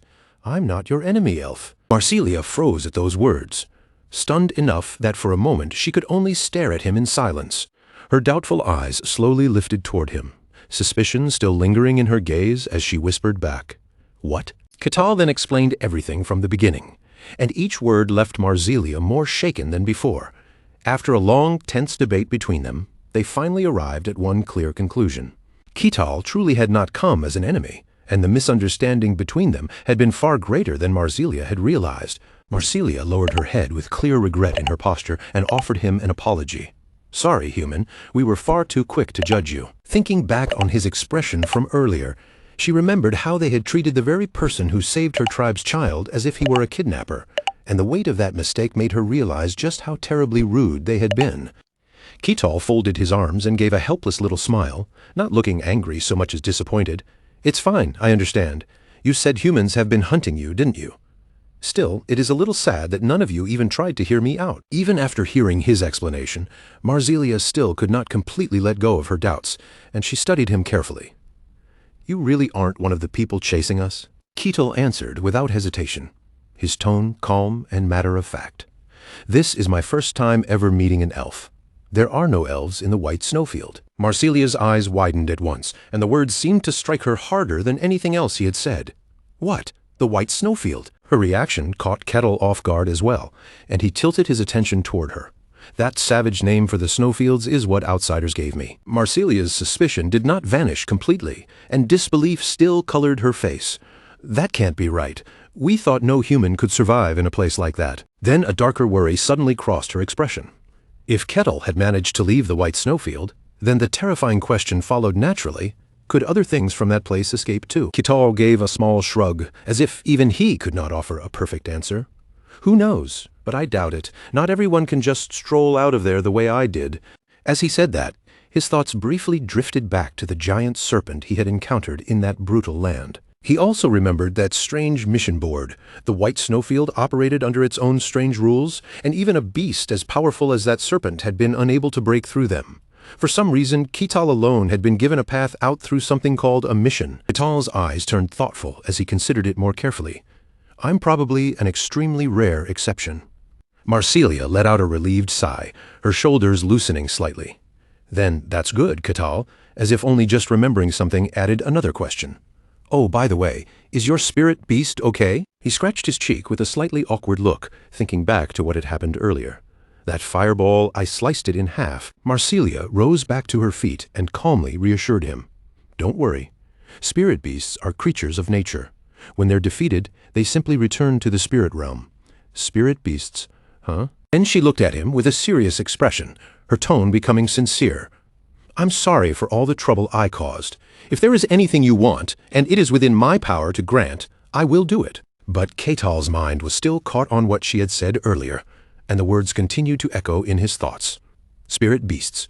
After a moment, he looked at Marsilia and asked directly, "So, even if someone isn't an elf, is it still possible for them to form a contract with a spirit beast?" Marsilia hesitated, her expression showing that the answer was not simple.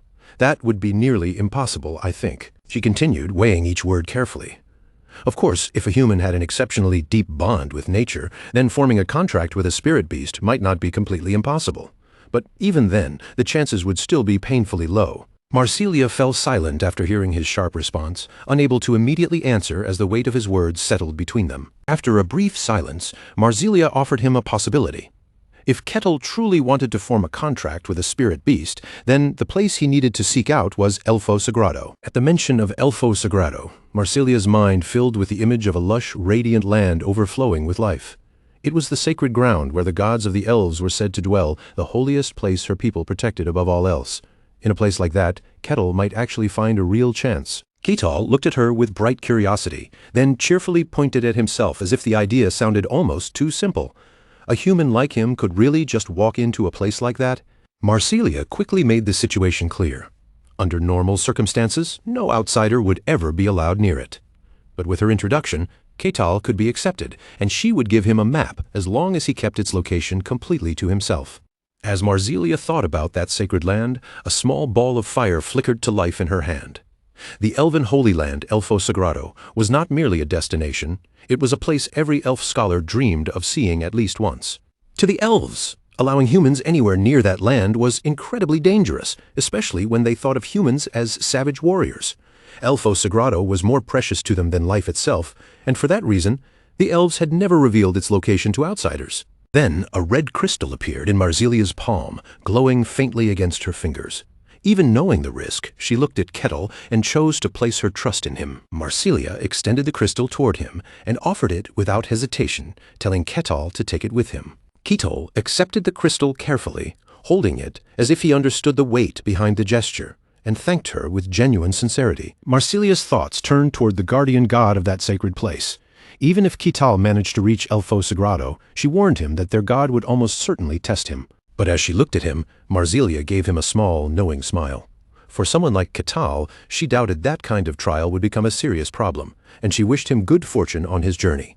Ketal thanked her, and Marsilia's mood seemed to brighten as she properly introduced herself. She was Marsilia Hazian Carusia, queen of the Leaf Tribe, the elves whose leaves turned brown when autumn arrived. Then she asked for his name in return. Ketal smiled back at her with the same calm confidence as always. He introduced himself simply as Ketal, the savage of the White Snowfield. A powerful footstep slammed down against the earth, crushing the ground beneath it with enough force to leave a heavy mark behind. Ketal gathered strength through his body, then launched himself forward like a cannonball, his figure shooting ahead with explosive speed. He landed with another heavy impact, barely paused for a breath, and immediately kicked off the ground again. The booming sound of each leap echoed through the trees, rolling across the forest like distant thunder. Ketal continued bounding through the forest without slowing down, crossing the wild terrain in massive, unstoppable leaps. At the Barkan border in the kingdom of Gehent, the guards suddenly panicked as the strange noise drew closer. One shouted in confusion, asking what was happening, while another could only answer that he did not know, only that something was coming. The guard captain of Barkan immediately tensed, his instincts warning him that this was no ordinary disturbance. He ordered the bell to be sounded and demanded that every guard gather at once. The explosive impacts kept drawing nearer and nearer to the city, each one shaking the area like something massive was crashing through the land. Through the dusty haze, kicked up by the disturbance, a pair of familiar boots appeared first, stepping into view from the clouded air. As the dust slowly drifted away, the full figure standing beyond it finally became clear. The guards immediately stiffened, unable to hide the fear running through them as they recognized the man before them. Ketal, however, only greeted them with a friendly smile, completely unaware of the terror he had caused. He asked if they were the guards, and politely said it was a pleasure to meet them. For a moment, the entire group fell into a heavy silence, the cheerful greeting making the tense atmosphere feel even stranger. The guards' faces stayed rigid, and their bodies trembled as they stared at him. The deafening noise from earlier had to have come from this man, but none of them wanted to believe it. Ketal simply stood there with an innocent, almost clueless look on his face, his ash-gray hair swaying lightly as if nothing unusual had happened at all. The guard captain of Barkan could not hide the fear in his eyes, and his gaze instinctively flickered toward the scar across his chest. There was no way, in his mind. The image returned of a man standing tall against the snow, the terrifying figure known as the Ashen Barbarian. Ketal took a step closer toward the gathered guards, moving casually as if he were only approaching for a normal conversation. The guards instantly raised their weapons, their hands tight around their grips as they warned him not to move another step. If he came any closer, they would attack. Ketal stopped calmly and tried to ease their nerves, explaining that he would really appreciate it if they relaxed, because he had not come as their enemy. The guard captain of Barkan kept his guard up and demanded to know what Ketal wanted from them if he truly was not there to fight. In response, Ketal slowly lifted one finger, drawing the eyes of every guard toward his hand. Without saying anything at first, he simply pointed off in a certain direction, making his intention clear through the gesture. The guard captain flinched at the movement, then cautiously turned his head to see where Ketal was pointing. His eyes widened slightly when he realized the direction Ketal had indicated. It was the fortress. Ketal answered in a serious tone, though his expression still carried that same oddly clueless air. He wanted to enter their territory. The guard just stared at him blankly, momentarily unsure how to respond to such a simple request after such a terrifying arrival. After some time, a voice rang out from inside the room, trying to confirm the situation. So when Ketal said he wanted to enter the territory, did he simply mean he was passing through? Ketal stroked his chin as he thought it over. If possible, he wanted to stay for a while, though he was not sure for how long. The captain pressed him on that point, confirming that Ketal did plan to remain there for some time, then asked his name. Ketal answered plainly. The captain continued the questioning, asking whether Ketal had a guarantor or any identification papers. Ketal answered just as plainly that he had nothing like that. Then, as if remembering something important, Ketal's expression suddenly changed. He thought back to Melina Akasha, remembering the smile she wore when she handed him an item. She had thanked him and told him that if he ever left, he should deliver that token if he wanted to find House Akasha.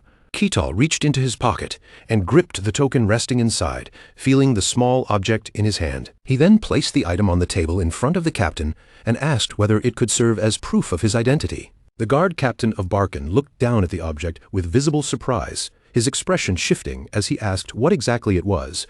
Ketal folded his arms and explained that it was the crest of House Akasha, given to him by someone of their bloodline.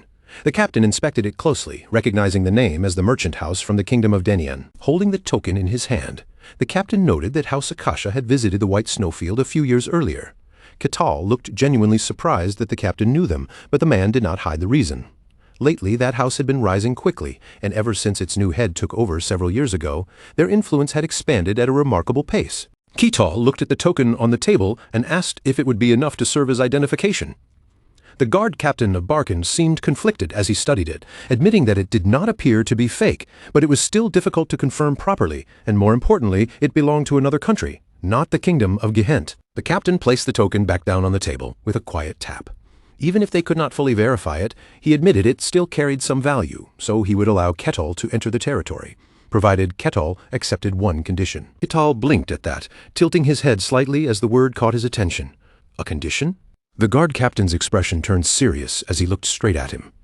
They needed a way to verify him, and before allowing him free entry, they had to confirm that Ketal was not someone dangerous.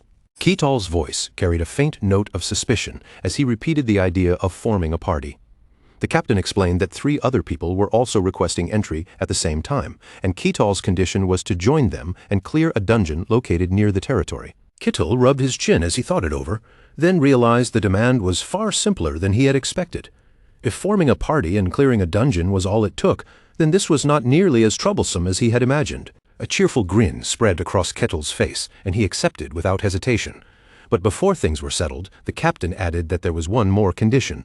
The guard captain met Ketal's gaze firmly and explained that after the dungeon was cleared, every member of the group would need to report every single detail of what happened inside. Ketal gave a knowing smirk as he immediately understood the real purpose behind it.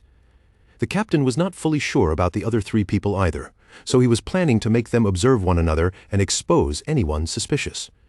Ketal could not help but call the plan clever, honestly, even pretty smart. The captain stared at Ketal with visible surprise, as if that sharp response had completely caught him off guard.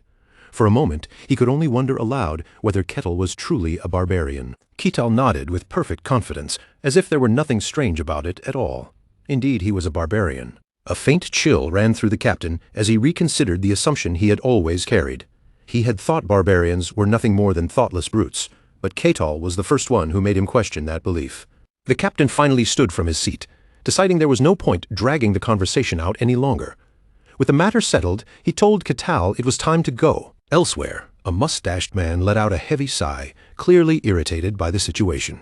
Rules were rules, but in his eyes, entering a dungeon alongside a group of pickpockets felt no different from crawling through a sewer filled with rats. The man introduced himself as Paladin Alessandro Tyrannus, though his face showed nothing but annoyance. From the way he spoke, it was obvious he already considered this whole arrangement a complete nuisance.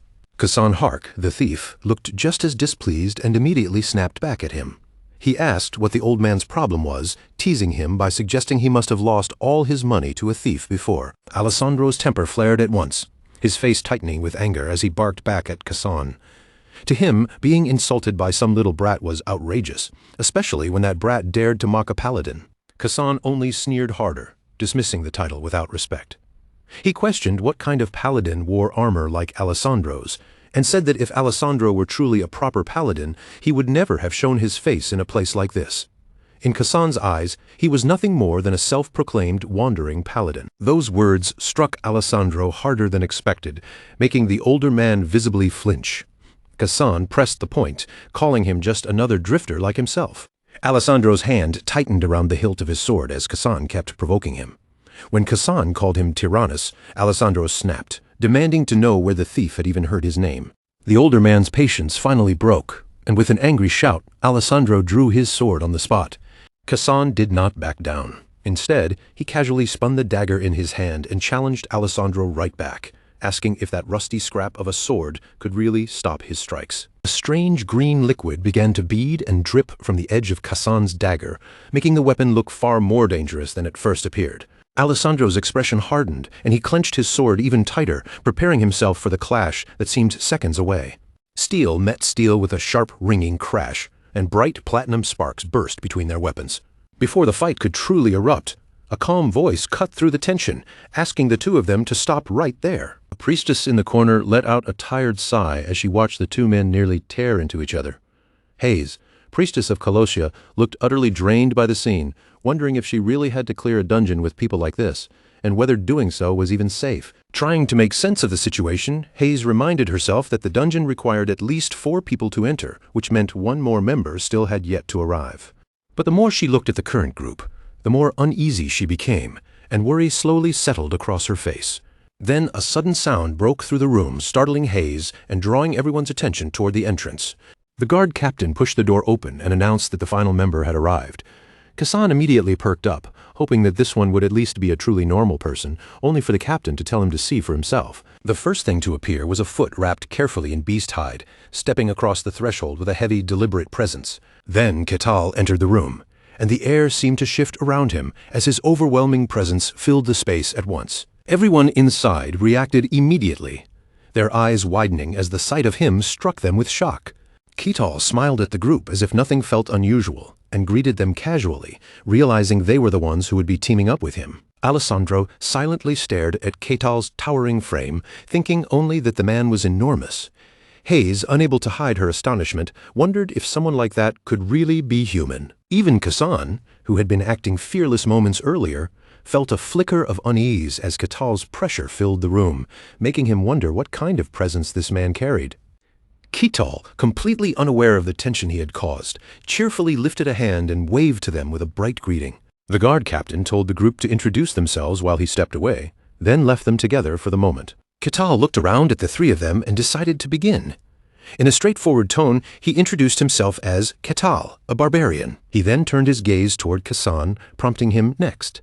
Kassan introduced himself as Kassan Hark, a thief, and Ketal repeated the word with mild interest. Alessandro cleared his throat and cut into the exchange, introducing himself as Alessandro Tyrannus, a paladin. Ketal immediately became curious and asked whether he could use holy magic. Alessandro's expression turned awkward at the question. Normally, a paladin would be able to use it, but he admitted that he was a special case, and in truth, he could not. Ketal blinked at the unexpected answer. Ketal accepted it with a simple nod, and then Hayes spoke up. She explained that she served the god of deceit and fabrication, introducing herself as Hayes, priestess of Colossia. Ketal took that in and greeted her politely as a priestess. Ketal seemed slightly surprised as he looked at her, noting that even though she was a priestess, her background did not exactly sound pure or straightforward. Hayes looked embarrassed by the comment and explained that the god she served was Colossia, a deity of tricks and illusions, which naturally did not give her the cleanest reputation. Ketal nodded in understanding, and while the group was still talking, the guard captain returned to the room. He looked over the assembled party and told them that if everyone was ready, it was time to move out. Ketal and Alessandro both kept calm, neutral expressions, showing no obvious concern about what came next. Hayes and Kassan, however, were not nearly as composed, and a trace of unease showed on both of their faces as the reality of the dungeon ahead began to settle in. After some time had passed, the guard captain finally brought the group to a stop and spoke to them in a firm voice. They had reached their destination. Ketal looked around at the area before him with a faint trace of surprise, taking in the unfamiliar surroundings that waited ahead. The guard captain stood in front of a dark cave mouth and gestured toward it, making the situation clear to everyone. This was the entrance to the dungeon. As the group looked over the cave in their own ways, the captain explained what they would be dealing with inside. The dungeon had 3 floors, and the monsters waiting for them would be undead. Ketal listened to the captain's explanation and smiled with calm confidence. Their task was simple enough: clear the dungeon and bring back the badge as proof. Ketal accepted the mission without hesitation, then turned his attention to the others. Before entering, he suggested they talk things through and asked for someone to explain the plan. Kasan Hark immediately broke into a nervous sweat, unsure whether Ketal was asking the whole group or him directly. Ketal answered warmly, telling him there was no need to be so formal since they were teammates now, and Kasan could only scratch his head while forcing out an awkward laugh. After a moment, Kasan straightened his posture and put on a more serious expression, as if deciding that if they were doing this, they might as well do it properly. He began laying out the formation with surprising focus. Ketal and Alessandro would move up front and take the front line, Kasan would handle trap detection, and Hayes would stay farther back to support them with magic during combat. Once he finished explaining the rules, Kasan glanced around at the group and asked what everyone thought of the plan. Ketal's eyes lit up with genuine excitement when he heard it, and he quickly said he understood. Seeing Ketal react so earnestly made Kasan Hark smile awkwardly. The four of them then lined up in formation, their group looking both energetic and intimidating as they prepared to move forward. With that, they began their advance. By the time night settled over the area, the four of them were still moving ahead, each face tense and alert, as they pushed deeper toward danger. They were getting close to the battlefield now, but the darkness around them was so thick that it seemed to swallow the path in every direction. Kasan muttered under his breath, fear creeping into his voice as he complained that he could barely see anything in front of him. Sweat poured down Kasan Hark's face as the unsettling silence weighed on him. There were no guards, no traps, and no obvious signs of movement, just an eerie stillness that made the dungeon feel even worse. Then, all at once, the thief's sharp eyes caught something unusual lying in the darkness ahead. Kasan stepped closer to Ketal, glanced sideways, and lightly patted his shoulder to stop him. He warned him to wait because there was a monster up ahead, but Ketal blinked in confusion, saying he could not see anything. Kasan pointed toward the scattered bones on the ground and explained what Ketal was missing. Those fragments were bone soldiers, and if they took even one more step forward, the undead would rise and attack. Kasan's sharp gaze grew cold as he realized what this meant. Just as he expected, that scummy guard captain must have known from the start that this dungeon was not some training test. It was a trap meant to get rid of outsiders. Ketal paused for a moment, processing the information in his own way, then seemed to settle on the idea. Bone soldiers understood. Kasan Hark continued explaining with a serious voice, making sure the others understood the threat. Bone soldiers were not easy prey, because even if their limbs were damaged or cut off, they could still keep moving as if nothing had happened. On top of that, their bodies were made entirely of bone, and that made their defense absurdly tough compared to ordinary monsters. Kasan's expression darkened as he admitted that the dungeon's difficulty was far beyond what he had prepared for. Still, he quickly took command and began assigning roles with a blunt, almost arrogant tone, telling Hayes to prepare her spells. Then he turned to Alessandro and told the old man to keep his shield ready, before reminding Ketal to prepare himself as well. Kasan said he would focus on spotting openings during the battle. Since the bone soldiers would keep moving even if their bodies were smashed, everyone needed to aim for the neck, striking the same spot over and over until they finally brought them down. Ketal listened and praised him, saying he was an excellent leader and that he was ready. With the plan settled, Kasan Hark stepped forward toward the bones scattered across the ground and braced himself for what was about to happen. Ketal's eyes widened slightly as the skeletal enemies began to reveal themselves before him. The bone soldiers rose from the ground piece by piece, their bodies assembling into fighting forms as they prepared to attack. Alessandro stood with his shield firmly raised, setting himself in place for the incoming clash. Behind them, Hayes clasped her hands together and began chanting a spell, her voice steady despite the tension in the air.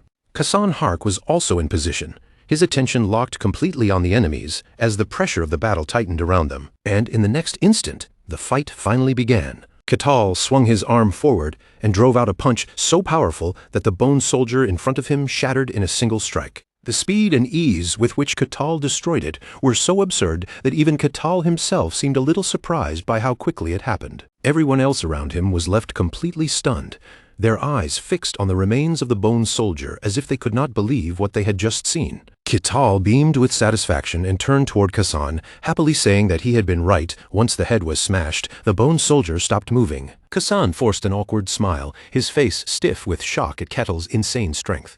But deep down, all he could think was that this was absolutely not what he had meant. Bone soldiers were monsters formed completely from bone, and those bones were as hard as steel, making them nearly impossible to break through. Even a seasoned swordsman without aura would almost never cut one apart in a single blow, and these particular bone soldiers had been strengthened by dungeon magic on top of that. Normally, the only reliable way to bring them down was to focus on the neck, like chopping through the trunk of a massive tree by damaging the same point again and again. Blowing their heads clean off and reducing them to dust in one hit was something Kasan could not even imagine. Cold sweat streamed down Kasan's face as his eyes tightened with alarm. He had known from the beginning that Ketal was strong, but this level of strength made him question whether Ketal was even human. The other 3 members of the party remained frozen in disbelief, still trying to process the battle they had expected to be long and grueling. Instead, that supposed difficult fight had ended instantly with one punch from Ketal. Ketal straightened up as if nothing unusual had happened, and cheerfully suggested that they continue moving forward. Hayes immediately rushed ahead with a loud yes, as if trying to keep herself from freezing in place. Ketal looked puzzled and told her there was no need to hurry so much, while Kasan quickly answered in agreement. Alessandro and Hayes could not hide their fear, trembling as the same thought escaped them. They did not want to lose their lives in a place like this. After taking only a few more steps, Ketal suddenly stopped in place. Sensing that something felt strange, at his feet lay the severed head of a bone soldier, resting on the ground like a silent warning. The others behind him called out in confusion, wondering why Ketal had stopped. But he remained frozen where he stood, staring down without moving. Ahead of them, the ground was littered with bone soldiers, their scattered bodies spread across the area like the remains of a battlefield waiting to come back to life. Hayes drew in a sharp breath, her eyes widening as she recognized them at once. Bone soldiers. Hassan Hark noticed it too, and the strange atmosphere around them immediately made his expression tighten. This time, there was no mistaking it. These enemies were not lying dormant anymore. They were truly preparing to charge in. Just then, Ketal suddenly spoke up and asked the others for a favor. The 3 of them turned toward him in confusion, unsure what he could possibly want at a moment like this. Ketal's tone grew cold and almost arrogant as he asked them to let him handle the annoying bags of bones by himself, saying he wanted to test something. The moment Kasan Hark heard that, his face brightened like a fish thrown back into water, and he agreed immediately. Hayes looked just as relieved as if fortune had fallen right into her hands, and quickly agreed as well. A purple glow suddenly flickered in Ketal's eyes, and a mysterious smile curled at the corners of his mouth as he thanked them. The battle began, and the bone soldiers, weapons clutched in their bony hands, started pushing themselves up from the ground. The 3 standing behind him watched in silence, each one wondering what Ketal was planning to do this time. Ketal looked completely relaxed, almost entertained, as he studied the enemy in front of him and wondered what kind of structure its body had. To him, it seemed rather strange. One of the bone soldiers began activating a skill, its body moving with the unnatural rhythm of dungeon magic. It swung its weapon toward Ketal, but he stopped the incoming sword with ridiculous ease, catching it between only 2 fingers as if it weighed nothing. Ketal then raised those 2 fingers in front of his face and pressed them together, his eyes burning with purple light as he began to use a spell of his own. With a faintly amused look, he waited to see what the bone soldier would do next. A strange emerald green glow spread around the bone soldier, wrapping its skeletal frame as it lifted its sword again and prepared to continue fighting. A golden flash burst across the wooden shaft of the weapon, and the battle continued as the bone soldier slashed fiercely at Ketal. But Ketal only tilted his head to the side, dodging the attack so easily that it almost looked laughable. In the next moment, he reached out and caught the bone soldier by the hand. A smug smile spread across his face as if he had just confirmed something interesting. Then, without warning, the bone soldier's hand dropped to the ground, sword and all severed cleanly from its body.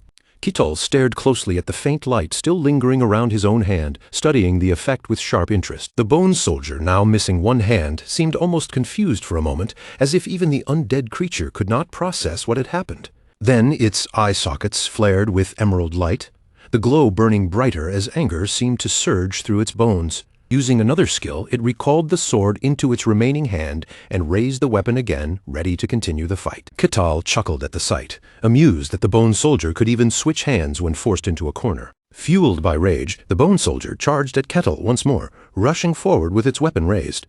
But Ketal moved first, catching its remaining hand and snapping that one apart as well. A strange light suddenly appeared beneath the bone soldier's feet, spreading across the ground under it. Even after losing both hands, the bone soldier attacked Ketal again, this time with even greater ferocity. Keetal caught it without the slightest difficulty, still grinning as though he found its fighting style genuinely entertaining. He even praised it, saying it could switch positions mid-fight and that its brain was not half bad. When the view shifted back to Keetal's three teammates, Hayes was trembling in place, cold sweat pouring down her face as worry overtook her. Kasan Hark and Alessandro were no better, both sweating heavily as they stared in shock at the bizarre battle unfolding before them. Watching Keetal grip the bone soldier's head while his entire body blazed with intense purple light, Kasan could not stop himself from blurting out that this guy was a complete maniac. Keetal simply smiled back at them and gave a casual little wave, as if he were greeting friends during a stroll. Kasan Hark instantly froze, his whole body trembling as that cheerful gesture somehow made him even more terrified. In the next flash, a skull dropped to the ground and rolled across the floor. Keetal stood above it, looking down at the skull with pure disdain in his eyes. He placed his foot on the skull and spoke coldly, realizing it could still move with only its head left. Then, under his foot, the skull shattered into pieces, and Keetal gave a quiet chuckle, finding the discovery interesting. A moment later, Keetal brushed off his hands, turned back to the others with a polite smile, and asked if he had kept them waiting, apologizing for making them stand by. Kasan Hark immediately answered in a loud voice that it was no problem at all, and that Keetal could do whatever he wanted. Keetal responded softly, thanking him. With that settled, Keetal began walking forward again. He smiled as he looked ahead and told the group that they should keep moving. Kasan Hark, Hayes, and Alessandro all answered at once, their voices loud and immediate, as they agreed without hesitation. After they had walked for a while longer, Keetal suddenly came to a stop again. He lowered his gaze toward what lay ahead, and Kasan Hark also noticed it, speaking up as realization dawned on him. A staircase had appeared before the group, leading downward into the darkness. Kasan Hark quietly identified it as the path to the second floor. Keetal's group descended the stairs in silence, their footsteps echoing softly as they moved deeper into the dungeon. Alessandro and Hayes kept their eyes moving carefully, scanning their surroundings with caution as they advanced. After a little while, Kasan Hark pulled down the cloth covering his face and let out a deep breath, as if the tension had finally caught up to him. In a quieter voice, he suggested that they take a short break, and Keetal turned to look at the rest of the group, rubbing his chin thoughtfully. Keetal considered the idea and agreed that Kasan had a point.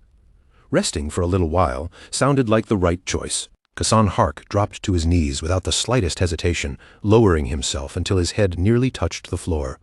His voice came out loud and clear, filled with relief as he bowed deeply and said, "Thank you." Keetal simply folded his arms across his chest, shut his eyes, and settled into a quiet rest, looking far too calm for someone sitting inside a dangerous dungeon. The other three followed his lead and sat down on the ground as well, but the silence between them felt strangely stiff, with an awkward tension hanging in the air. After a moment, Keetal opened his mouth and broke the silence. "There are a few things I'd like to ask about this dungeon." Hayes turned her gaze toward him and asked, "What is it?" Alessandro, who had been resting with his eyes closed, opened them as well and looked in Keetal's direction. Keetal gave them a soft, almost embarrassed smile, and said honestly, "To tell you the truth, I barely know anything about this place at all." The moment Hayes heard that, she stiffened in alarm, suddenly worried that her reaction might have sounded rude. She quickly waved it off and stammered, No, being curious is a good thing. I don't know all that much either." Keetal only answered with a calm little nod and said, "Thanks." Hayes blinked at him, her eyes widening with growing curiosity. She leaned her attention fully toward Keetal and asked, "Then what exactly is it that you're wondering about?" Keetal thought back to the lively streets they had passed earlier, where the townspeople walked around with cheerful faces, as if there were no danger nearby. Then, he said, "This dungeon is surprisingly close to the territory." He lifted a hand to his chin, rubbing it slowly as if sorting through the strange logic in his head. "So does that mean the dungeon and its monsters don't cause any problems for the people nearby?" Hayes looked at him and began explaining what most people considered basic knowledge. Monsters born inside a dungeon can't just pour out into the outside world. There are rare exceptions, of course, but whenever something like that happens, the territory usually takes care of it before it becomes a disaster. Kasan Hark quietly stroked his chin, then let out a small cough as though preparing to add what he knew to the conversation. Remembering the many forms of dungeons he had seen and heard about, Kasan Hark spoke up. "A dungeon is more like a natural occurrence. Sometimes it appears as a cave, sometimes as a tower, and there are plenty of other forms too. but most of the time they emerge somewhere near places where people live. Ketal's eyes narrowed slightly, as if a missing piece had just slipped into place. In a low voice, he murmured, "So that's the reason a dungeon can exist here." Hayes kept her eyes on him and continued, "Once a dungeon appears, the territory investigates it and measures how dangerous it is. After that, people like us, mercenaries, guards, or outside workers, are sent in to deal with it." Ketal's lips curled into a faint smirk, as if he had just heard something that made the whole situation even more amusing to him. With that same grin still on his face, he asked, "So what you're saying is, dungeons don't appear inside the territory itself?" Hayes shook her head at once. "No, they only show up at a certain distance away from residential areas." Ketal nodded slowly. "I see." Then Ketal's expression suddenly brightened, and his voice gained a spark of excitement. "And if this is a dungeon, then there must be some kind of reward waiting after it's cleared, right?" In Ketal's mind, glittering piles of gold and shining jewels immediately came to life. He spoke with obvious anticipation. "That's right, on the final floor there should be a boss. Defeat it, and you receive all sorts of rewards. For a dungeon like this one, the loot should definitely be worth something." Ketal's smirk deepened as the idea settled in. "It really does sound exactly like a game." Hayes tilted her head in confusion, looking at him as if she had just heard a completely unfamiliar word. "A game?" Ketal lightly waved off the question and replied, "Nothing. I was just talking to myself." He turned his eyes back toward her and continued, "There's one more thing I want to ask." Hayes hesitated for a brief moment, then gave a cautious nod. "Sure. Go ahead." Ketal lowered his voice slightly and asked, "Who created this dungeon?" Hayes froze on the spot, her face going blank as if question marks were practically hovering above her head. "What?" She stared at him with clear suspicion, unable to understand why he would even ask such a thing. Dungeons form on their own. Nobody creates them. Ketal imagined an enormous unseen hand moving people around like pieces on a board. Then he gave voice to the doubt forming in his mind. "That's rather hard to believe. For one thing, they always appear near inhabited areas, almost as if someone deliberately placed them there for people to enter." In his thoughts, the image of a snake coiling tightly around an apple appeared, something dangerous wrapped around a tempting prize. They show up near crowds of people, then lure those people in with rewards too attractive to ignore. Ketal crossed his arms again, and his voice turned colder. "To me, that feels far more like a designed trap than some harmless natural phenomenon." Hayes flinched slightly when she heard his reasoning, and her expression shifted from confusion to startled realization. "Now that you say it like that, it actually does make sense." She brought a hand to her chin and fell into thought, her eyes drifting as she reconsidered something she had always accepted without question. "I've never looked at it that way before. I just thought dungeons were supposed to be like this." Kasan Hark lowered his head, his own thoughts beginning to churn. Honestly, he had never seriously questioned it either. Not once. Dungeons were simply one of those obvious rules of the world, something everyone accepted as an undeniable truth. And yet this barbarian, of all people, was calmly doubting something that no one else even thought to challenge. A thin layer of sweat began forming on Kasan Hark's skin as he sank deeper into his thoughts. Barbarians had always been known as a foolish, brutal, and savage race. Then Kasan Hark remembered Ketal standing in the middle of that raging snowstorm, towering above a corpse with a terrifying presence wrapped around him. Cold-blooded, merciless, and heartless. That was how barbarians were supposed to be, and that belief had never once changed in his mind. The memory of Ketal's dangerous eyes flashed through Kasan Hark's mind, glowing eerily against the endless snow. A question crept into him before he could stop it. If everything he knew about barbarians was true, then could this man really be just an ordinary barbarian? Before Kasan Hark could sink any further into those uneasy thoughts, Ketal's voice suddenly cut through the silence. He chuckled lightly and said, "This is quite interesting." Ketal rose to his feet with a bright, relaxed smile, as though the heavy conversation had only entertained him. "Is everyone finished resting?" The group jolted in surprise, quickly pushing themselves up from the ground. Almost at the same time, they answered in a flustered chorus, "Ah, yes." Ketal turned around, gave them a casual wave of his hand, and smiled as he started forward. "Then let's keep going." Kasan Hark straightened immediately and responded without delay.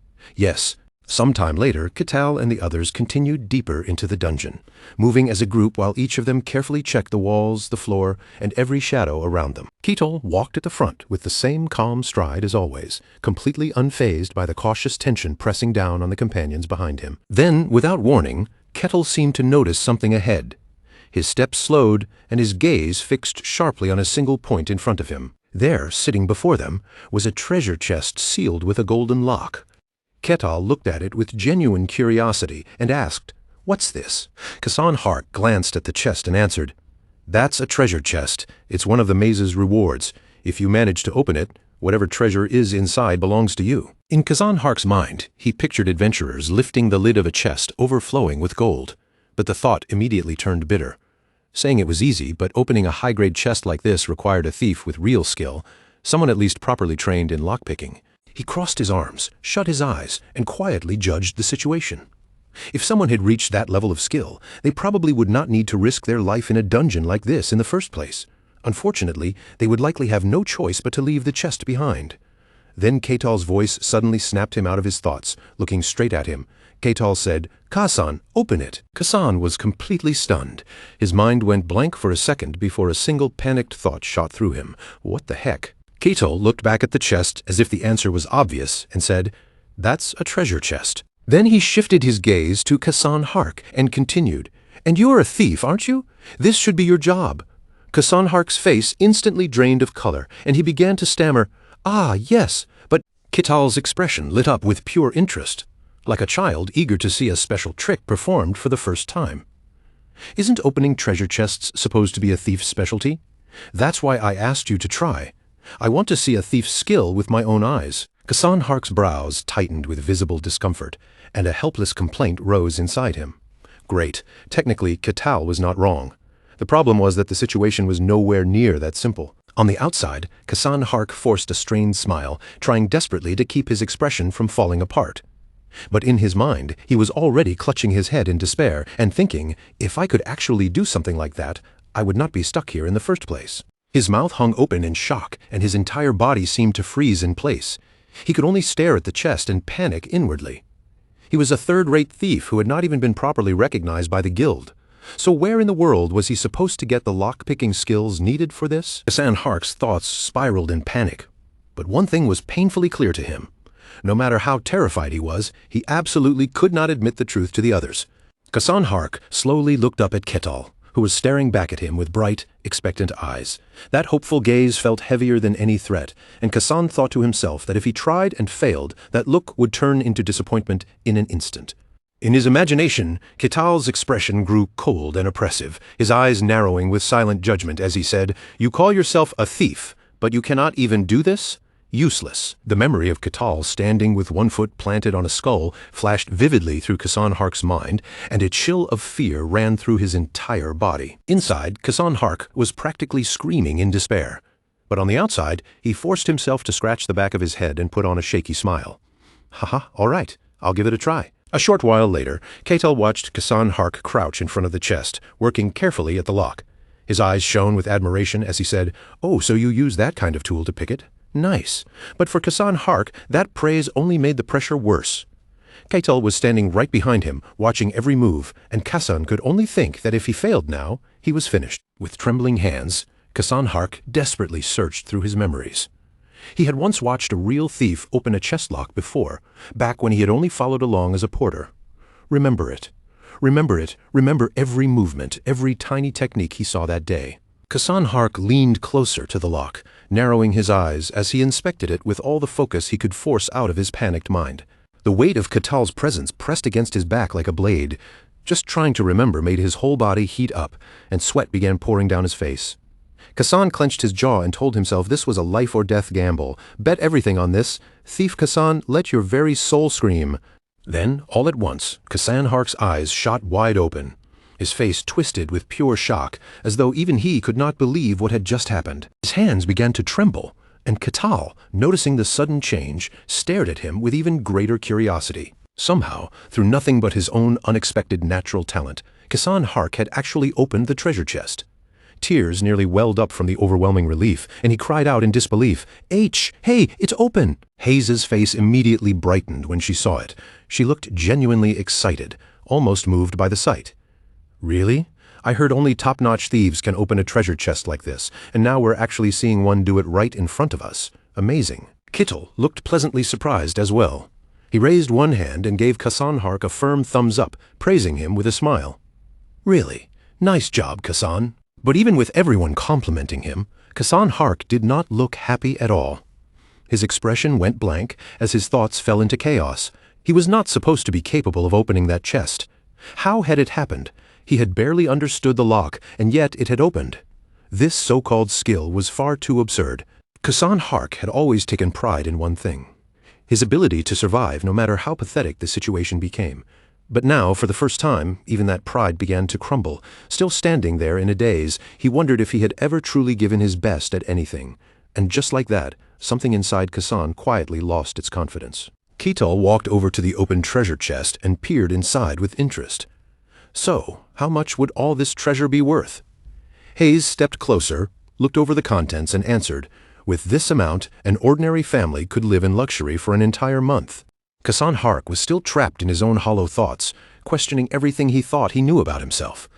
Ketal, meanwhile, listened to Hayes's answer, smiled calmly, and said, "I see, so that's how it is. Got it." Then Ketal turned his attention back to Kasan Hark and said, "Kasan, you handle dividing the loot." The sound of Ketal's voice snapped Kasan back to reality so sharply that he flinched, then shouted in a frightened voice, "Yes." At that moment, Kasan Hark approached the chest again and carefully lifted one of the trophies from inside. He stared at the trophy's glittering surface in silence, his eyes unfocused as the shine reflected across his face. Without realizing it, he kept gazing at it for a long time. Then a voice suddenly called his name in an unsettling tone. "Kasan, Kasan," startled out of his daze. Kasan Hark jolted violently and screamed, "Ah!" It was only Ketal calling out to him. Ketal looked at him with mild concern and asked, "Do you need any help?" Kasan Hark, already scared half to death, was breathing hard and struggling to calm down. Seeing that reaction, Ketal tilted his head and asked, "Are you injured or something?" Kasan Hark instantly panicked, like someone who had been caught doing something suspicious. He threw up his voice and shouted, "No, I didn't do anything." The three people around him all stared in confusion, unable to understand why he had reacted so dramatically. A little while later, after the group collected everything from the treasure chest and finished sorting through the items, they moved on from that spot. As they walked deeper into the dungeon, Ketal suddenly noticed something ahead. He stopped in place and warned the others, "Wait, it's a bone soldier." Up ahead, a pile of bones lay scattered across the ground, yet somehow the remains seemed firmly rooted in place. Ketal and the others stopped, their eyes fixed on the eerie sight. Ketal counted the skulls one by one, then spoke as if he had already decided the plan. "From the look of it, there are 4 of them. I'll take care of 3. The 3 companions behind him stiffened at once, visibly startled by how casually Ketal had just divided up the enemies. Ketal smiled at the pile of bones in a way that looked almost unsettling, then added, "The last one is all yours." Kasan Hark answered, "Got it." But inside, his nerves tightened. This was not a chest or a simple task anymore. This was a real fight, and he knew it would not be easy. Hayes and Alessandro both nodded as well, steadying themselves for what was about to happen. Yes, the moment everyone was ready, Ketal moved first, advancing forward with quick, confident steps. Suddenly, the pile of bones lying on the ground flashed with an eerie blue light. Kasan Hark broke into a cold sweat as he watched it happen. No matter how many times he saw it, the sight of bones assembling themselves was still deeply creepy. As if a wandering soul had slipped into them, the bones slowly began to connect piece by piece, rising from the ground until they stood upright as soldiers. The group instinctively recoiled in fear, but Ketal remained where he was, standing firm without even flinching. Then the 4 bone soldiers moved at once, charging straight toward Ketal's group, with their weapons raised. Ketal gave the order immediately, his voice cutting cleanly through the tension. "Everyone, go!" Alessandro reacted right away, stepping into position as the fight began to unfold. Hayes and Kasan Hark raised their hands, beginning to chant as the power of holy light gathered around them. A warm golden glow appeared and wrapped around the 3 of them, covering their bodies like a protective blessing. With that light surrounding them, they moved forward. "Let's go." At that moment, Kasan Hark pushed down his fear and charged ahead with surprising courage. He drove his fist straight toward one of the bone soldiers, throwing a punch with all the force he could muster. The remaining 3 bone soldiers let out angry roars, their jaws opening as they prepared to rush in and overwhelm the group. But before they could move, powerful arms suddenly clamped around their necks from both sides, locking them in place and leaving the 3 bone soldiers stunned. With nothing but his muscular arms, Ketal easily restrained all 3 bone soldiers at once. Seeing Kassan Hark charge forward so bravely, Ketal let out a small, amused chuckle. Meanwhile, the last bone soldier swung its sword with all its strength, bringing the blade down toward Alessandro. Alessandro reacted instantly, lifting his shield into the path of the attack and blocking the strike with a sharp impact. His eyes sharpened, and the hesitation in his expression disappeared. In that moment, Alessandro looked more determined than ever. At that very moment, Kassan, the thief of the group, suddenly kicked off the ground and sprang into the air. His body moved light and fast, cutting through the opening in the fight as he aimed straight for the bone soldier's exposed back. With his sword raised high above his head, Kassan was just about to bring it down when the bone soldier sensed something behind it.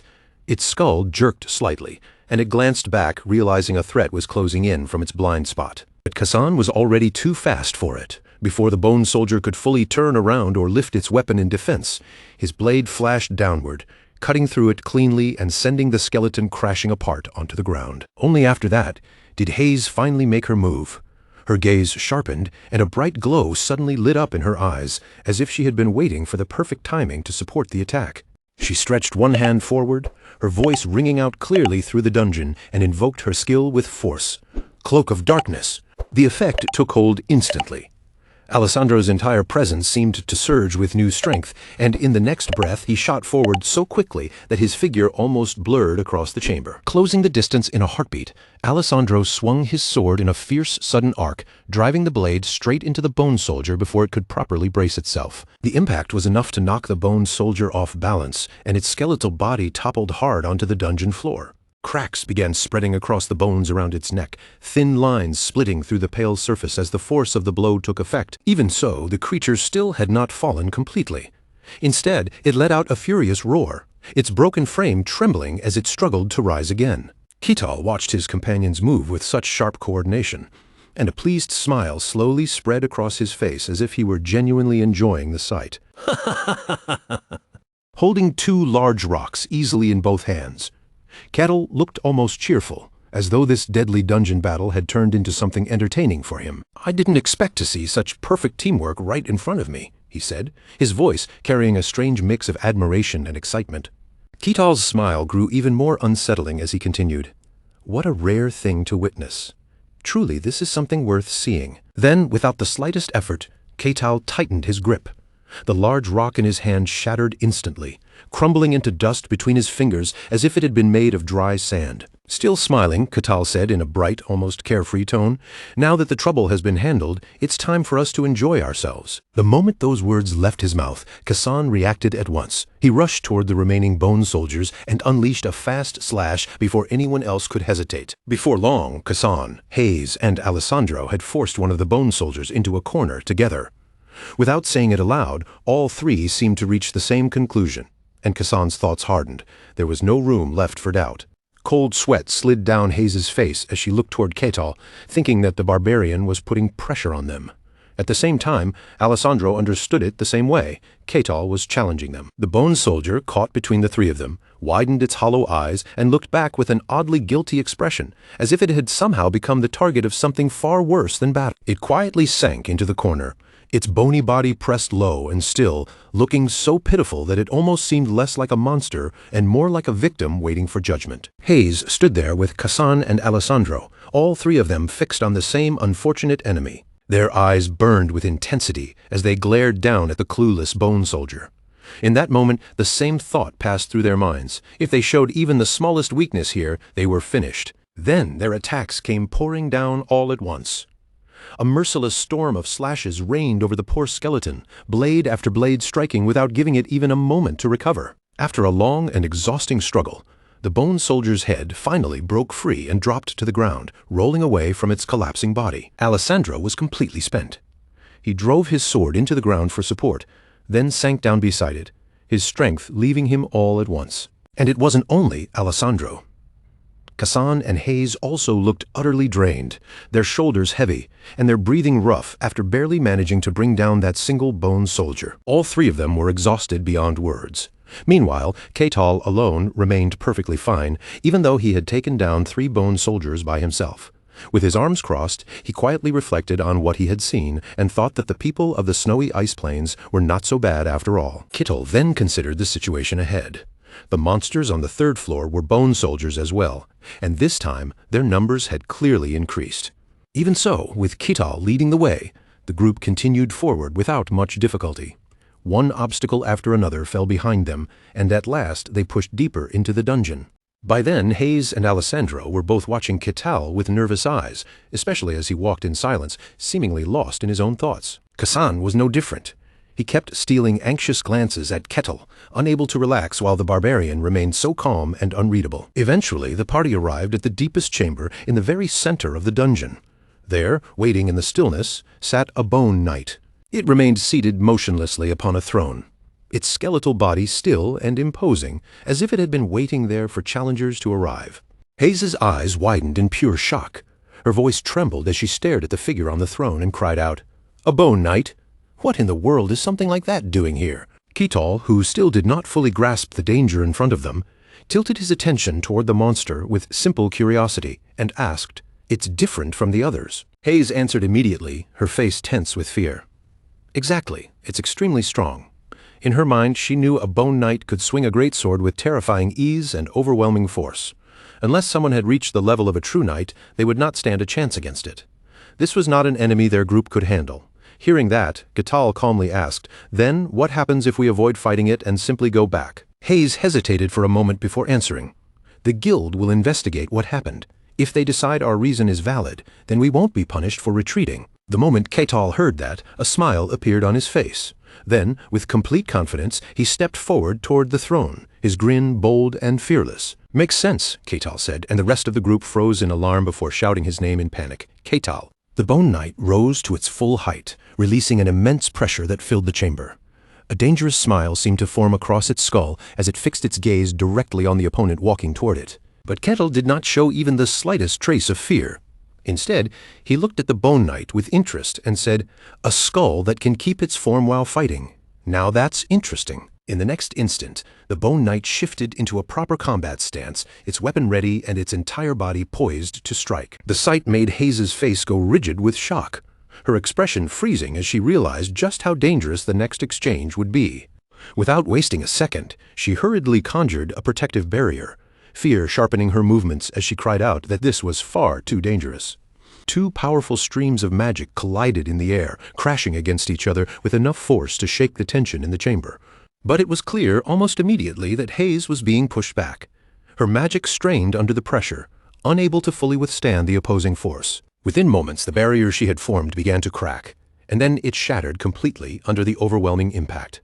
Fortunately, Alessandro moved in at the last possible moment, raising his shield and stepping between the attack and his companions. But the force was still too much. Right after blocking it, Alessandro's body gave out and he collapsed heavily onto the ground. That sudden defense made Kital glance over, with a hint of genuine admiration in his eyes, as if Alessandro's timing had impressed him more than he expected. Alessandro himself was just as shaken. The moment that impact hit his shield, the force behind it told him everything. This was no ordinary blow. The bone knight's strike had completely stunned him.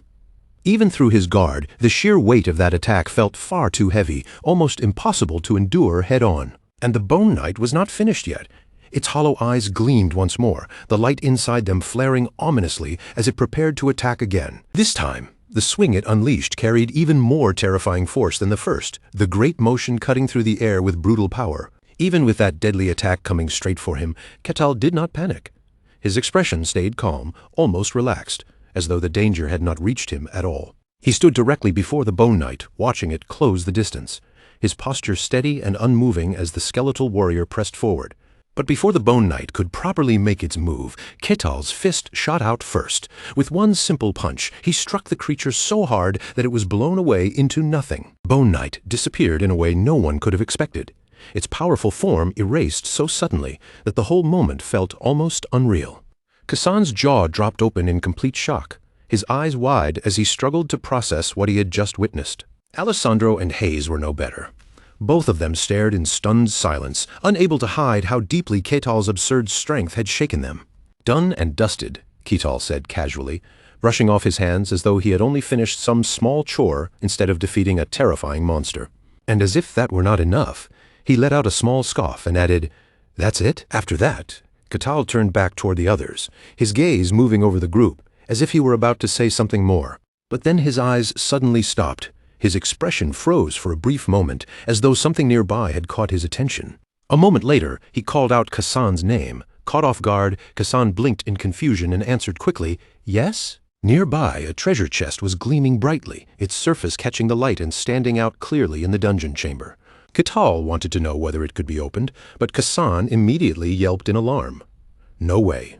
That thing is locked with high-grade magic.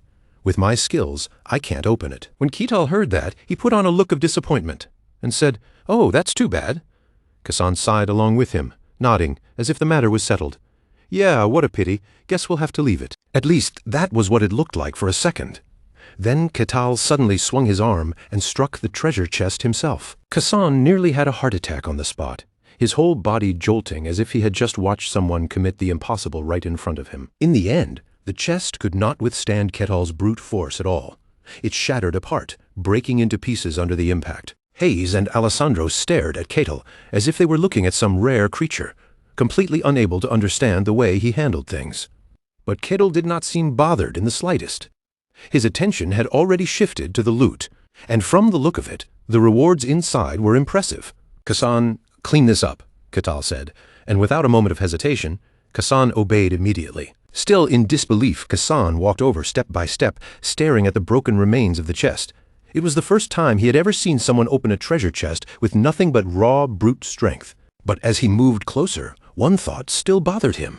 If Ketal was just going to smash it open anyway, why had he even asked him to unlock it in the first place? Once the work inside the dungeon was finally finished, the group made their way back together and headed outside. Beyond the dungeon, the sky was bright and clear, warm sunlight spread across the area, and birds sang in the distance as if nothing dangerous had happened at all. Then, just as they were taking in the outside air, something else suddenly drew Ketal's attention. The cave they had entered only moments ago began to erupt, the entrance collapsing and vanishing as the cleared dungeon reacted behind them. Kassan explained the situation, saying that once a dungeon was cleared, it disappeared. So this time, he guessed there must not have been any secret room left inside. Ketal raised a brow at that. "Secret rooms exist here?" Kassan confirmed it right away, explaining that they were real, and while they were extremely dangerous, they did exist. The moment Ketal heard that, a smirk spread across his face, excitement flickering in his expression. "Sounds fun." That reaction only left Kassan puzzled, because Ketal seemed more interested in the danger than worried about it. The guard captain, who overheard part of what had happened, showed clear surprise on his face. "What? You're already done?" At that moment, the group was outside the city, having returned from the dungeon much sooner than expected. The guard captain quickly asked about the dungeon's condition, wanting to know exactly what had happened inside. Ketal answered in a playful tone, saying that it had been fun in there. Hearing that, the captain let out a relieved sigh and said, "I see."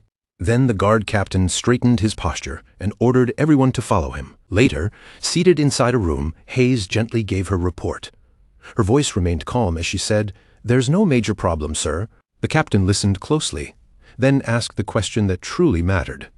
"Then, do you think that Barbarian can stay in our territory?" Hayes answered softly that she believed it should be fine.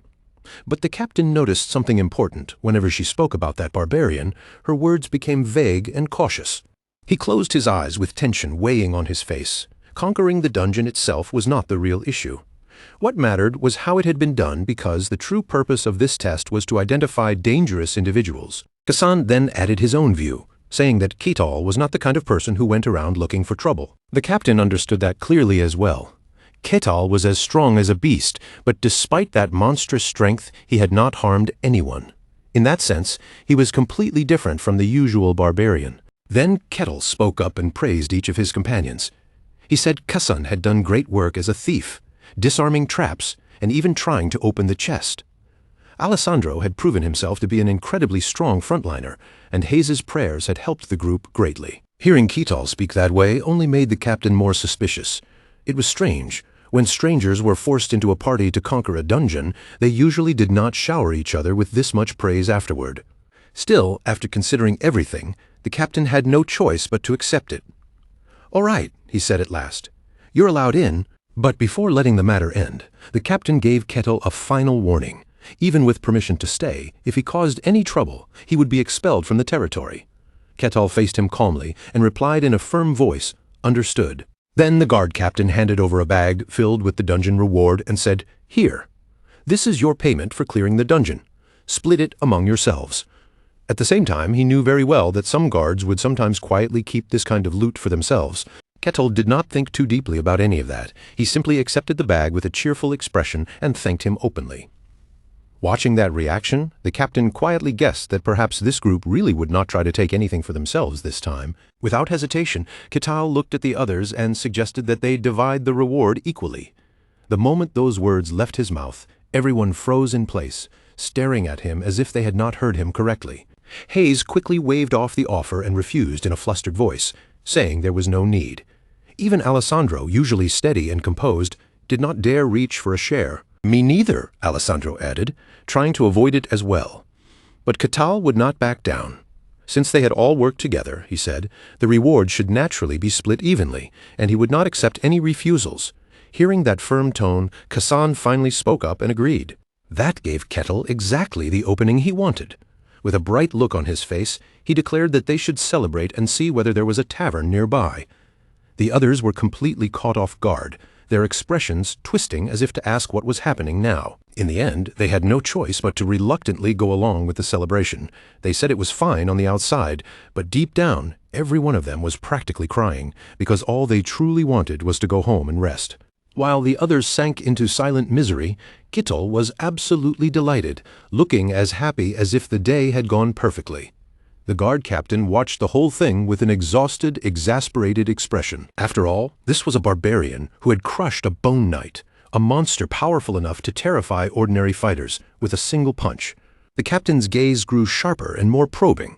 At the very least, Kettle's strength had to be on the same level as a knight, and there was no possible way he could be considered an ordinary barbarian. The captain could now say one thing for certain.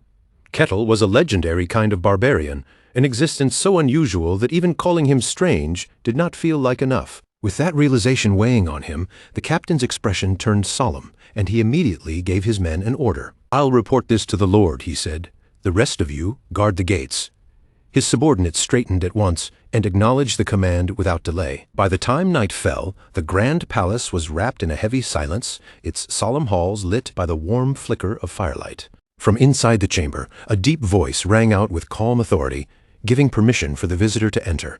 The guard captain stepped inside, lowered his head respectfully, and reported that he had an important matter to bring before his lord. Seated within the kingdom of Gehent's Barkin territory, Luke Barkin looked toward him and asked, "What is it?" The captain wasted no time and immediately explained the situation, reporting that a barbarian had entered their territory. That night, in the waiting hall outside the mansion, Luke's voice echoed through the room with a weight that made the air feel tense. "You already granted him permission to enter?" Luke asked, his tone calm, but clearly edged with concern. The guard captain lowered his head even further and answered, "Yes, sir. But honestly, that part is not the real issue." From his seat, Luke looked down with suspicion in his eyes and asked, "Then what exactly is the problem?" The captain's face tightened as he gave his answer. Kittel was simply too strong, so unbelievably strong that his strength itself had become the problem. Luke raised his head slightly, curiosity breaking through his guarded expression. "How strong are we talking?" For a moment, the room grew quiet, and only the captain's voice filled the space as he delivered the report. He had heard that Kettle had taken down a bone knight with just one punch, and the shock of that statement immediately reached Luke. Luke's eyes widened at once. "A bone knight?" He repeated, the name alone enough to make him understand the seriousness of what had happened. In Luke's mind, the image formed clearly, Kettle standing with a sword in hand, wrapped in an ominous aura, facing a monster that ordinary people could never hope to defeat. A bone knight was the kind of enemy that required knight-level strength to confront, and Kettle had ended it with a single punch. Luke lowered his head again, sinking deeper into thought. In his mind appeared the image of towering figures standing amid a raging snowstorm. A barbarian. To Luke, barbarians were people who relied entirely on raw power, simple-minded and uneducated, driven more by strength than reason. After a brief hesitation, Luke asked carefully if Kettle was essentially at the top rank, at least based on what they knew. The guard captain replied that it was most likely the case, but Luke could not help wondering if Kettle might actually be even stronger than that. The captain's expression remained tense as he admitted that he could not say for certain, because Kettle's true limits were still unclear. Hearing that, Luke fell into silence. A warrior of that caliber being a barbarian, from a people who valued strength above everything else, could become a serious problem for the territory. For the time being, he ordered that Ketal be summoned to meet him. Below him, the guard captain broke into a cold sweat, unable to hide his concern. He carefully asked whether Luke was certain he would be safe. Luke reasoned that letting someone with that much power wander freely through the territory was already dangerous. Meeting Ketal face to face and judging him directly would be the best way to put his mind at ease. The guard captain still tried to object, warning that it could be dangerous. At that moment, the knight standing nearby stepped forward with a serious expression. From his seat, Luke calmly reminded the captain that he had his own knight there to protect him. Hearing those words, the captain looked up in surprise, his worry briefly interrupted by the confidence in Luke's voice. Then Luke turned his attention toward the knight and asked for his opinion on the matter. The knight gripped the sword at his side and answered with confidence. Ketal might be strong, but in his eyes, he was still only a foolish barbarian, a huge mass of muscle without even a shred of wit. Then, remembering the dignity of the master he served, the knight declared that compared to the swordsmanship he had learned directly from the sword saint, Ketal was not worth fearing. Because of that, he assured his lord there was no reason to be afraid. Luke gave a small nod, appearing to accept the knight's confidence and the logic behind his words. At last, Luke raised his voice and gave the order clearly. "Summon that barbarian here. I will speak with him face to face." Elsewhere, a table was piled high with food and beer, the kind of spread meant for a proper celebration after a hard dungeon run. Ketal sank his teeth into a thick chunk of meat and chewed heartily, eating with the enthusiasm of someone who had been waiting for a feast. The other three sat around the table in silence, quietly watching him eat, as if he had been starved for an entire week. Their faces slowly turned pale, and an awkward silence settled over the table, while Ketal continued enjoying the meal without a care. Then Ketal lifted his beer mug, took a large friendly gulp, and set it back down with a satisfied smile. "This dish is amazing," he said warmly. He added that he also really liked the peaceful atmosphere of the place. Since today was his treat, he told everyone to eat and drink as much as they wanted. Hearing that, the group could only force stiff smiles onto their faces, laughing awkwardly as they tried to match his cheerful mood. Then, without warning, Ketal turned toward Alessandro and asked, "You're a holy knight, right?" Alessandro flinched in surprise before quickly answering, "Yes." Ketal's expression brightened with open curiosity as he leaned in a little, clearly fascinated by the subject. "So, what kind of holy power do you use? Back during the dungeon raid, I don't remember seeing you activate anything like that." Alessandro scratched the back of his head, his smile turning stiff with embarrassment. "Well, I'm still in the middle of training myself. My holy power hasn't actually awakened yet, so there wasn't anything for me to use." Ketal's eyes widened slightly, and the look he gave Alessandro carried a strangely sincere pity. "Oh, that really is unfortunate." Alessandro could only clear his throat, standing there awkwardly as if he had no idea how to respond. After that, Ketal shifted his attention toward Hayes, who had been sitting quietly at his side. With the same calm curiosity, he asked, "You said the god you serve is called Colossia, right? Is there a temple for that god somewhere nearby?" Hayes's gaze slipped away from him, and her answer came out a little awkwardly. No, I don't think there is. He isn't exactly the kind of god many people choose to worship." As she spoke, Hayes remembered that cold, distant presence, the god surrounded by a serpent. Colossia, the god of lies and deception, was not revered by the masses, but avoided, rejected, and left behind by most who knew his name. Hayes's fingers tightened around the hem of her dress, bunching the fabric in her grip. Lord Ketal?" she began carefully. He looked back at her and replied, "What is it?" After a brief pause, she forced herself to ask, "How strong are you, exactly?" The moment those words left her mouth, both Alessandro and Kassan reacted at once. Their heads turned toward Ketal in surprise, as if Hayes had just asked the question they had both been too nervous to say out loud. Ketal, however, only continued chewing his food, looking between the three of them with a puzzled expression, as if he could not understand why the question had made the atmosphere so tense. Then Ketal brought a hand to his chin, and slowly thought back over everything that had happened. "If we're talking about rank, I'm honestly not sure. I only left the White Snowfield recently, so I'm still trying to figure out just how strong I am myself. That Bone Knight I defeated earlier, how powerful was it supposed to be?" Hearing that, Hayes's eyes opened wide, and she answered from what she knew. "To handle something like that, you would need to be at least rank 2. And if someone were rank 1, then they could probably defeat it the way you did." Ketal seemed to accept that answer rather simply. "Then I'm probably rank 2. Just as he came to that conclusion, a man suddenly appeared in front of their table, his hands damp with sweat and his posture stiff with fear. "Sorry." The shop owner bowed his head nervously, his whole body trembling as he struggled to speak. Our store is about to close, sir." Kital only smiled at him in response. But for some reason, that gentle expression made the poor owner look even more terrified. "Ah, my mistake," Kital said lightly. "Let's head out." A little later, the group stepped out of the shop and back into the street. Kital glanced around at the others and asked casually, "So, does anyone have any plans or schedules coming up?" The instant he asked, Alessandro and Hayes both reacted at the exact same time, their voices overlapping as they shouted, "Yes, we do." Kassan, who had been trailing behind them, hurriedly jumped in as well, practically shouting in desperation, "Yes, I'm extremely busy too." Kitol looked at the three of them with an awkward, slightly regretful expression, as if he genuinely found it unfortunate. "I see. That's a shame, then. I suppose this is where we part ways. I'll see you all another time." As they watched him leave, the three of them silently shared the same thought, feeling almost like a princess waving farewell from a balcony, except far happier. There was no need for them to ever meet him again. That night, Kital stretched out across a bed with one leg casually propped up, letting his body sink into the soft mattress beneath him. Closed his eyes with a deeply satisfied sigh, his whole face relaxing in comfort. "Phew, this is so relaxing. This is the first time I've lain on a proper bed since I came to this world." Earlier, during his encounter at the inn, the owner had stared at him so intensely that drool had nearly fallen into his cup.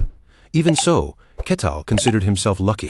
Thanks to the reward from the dungeon, he could afford to stay at an inn without running into too much trouble. By the time sunlight streamed through the window, Ketal was sitting cross-legged on the bed, humming to himself with obvious happiness. Compared to the freezing misery of the white snowfield, this warm, comfortable room truly felt like paradise. His thoughts drifted back to the white snowfield, where strange system screens had once floated in front of him. From the moment he woke up in that place until he finally reached civilization, it had taken quite a long time. So, what should I do next? I want to see more, explore more, and experience more of this world. Little lifted one hand in front of him, spreading his fingers as he muttered about wanting a real adventurous journey.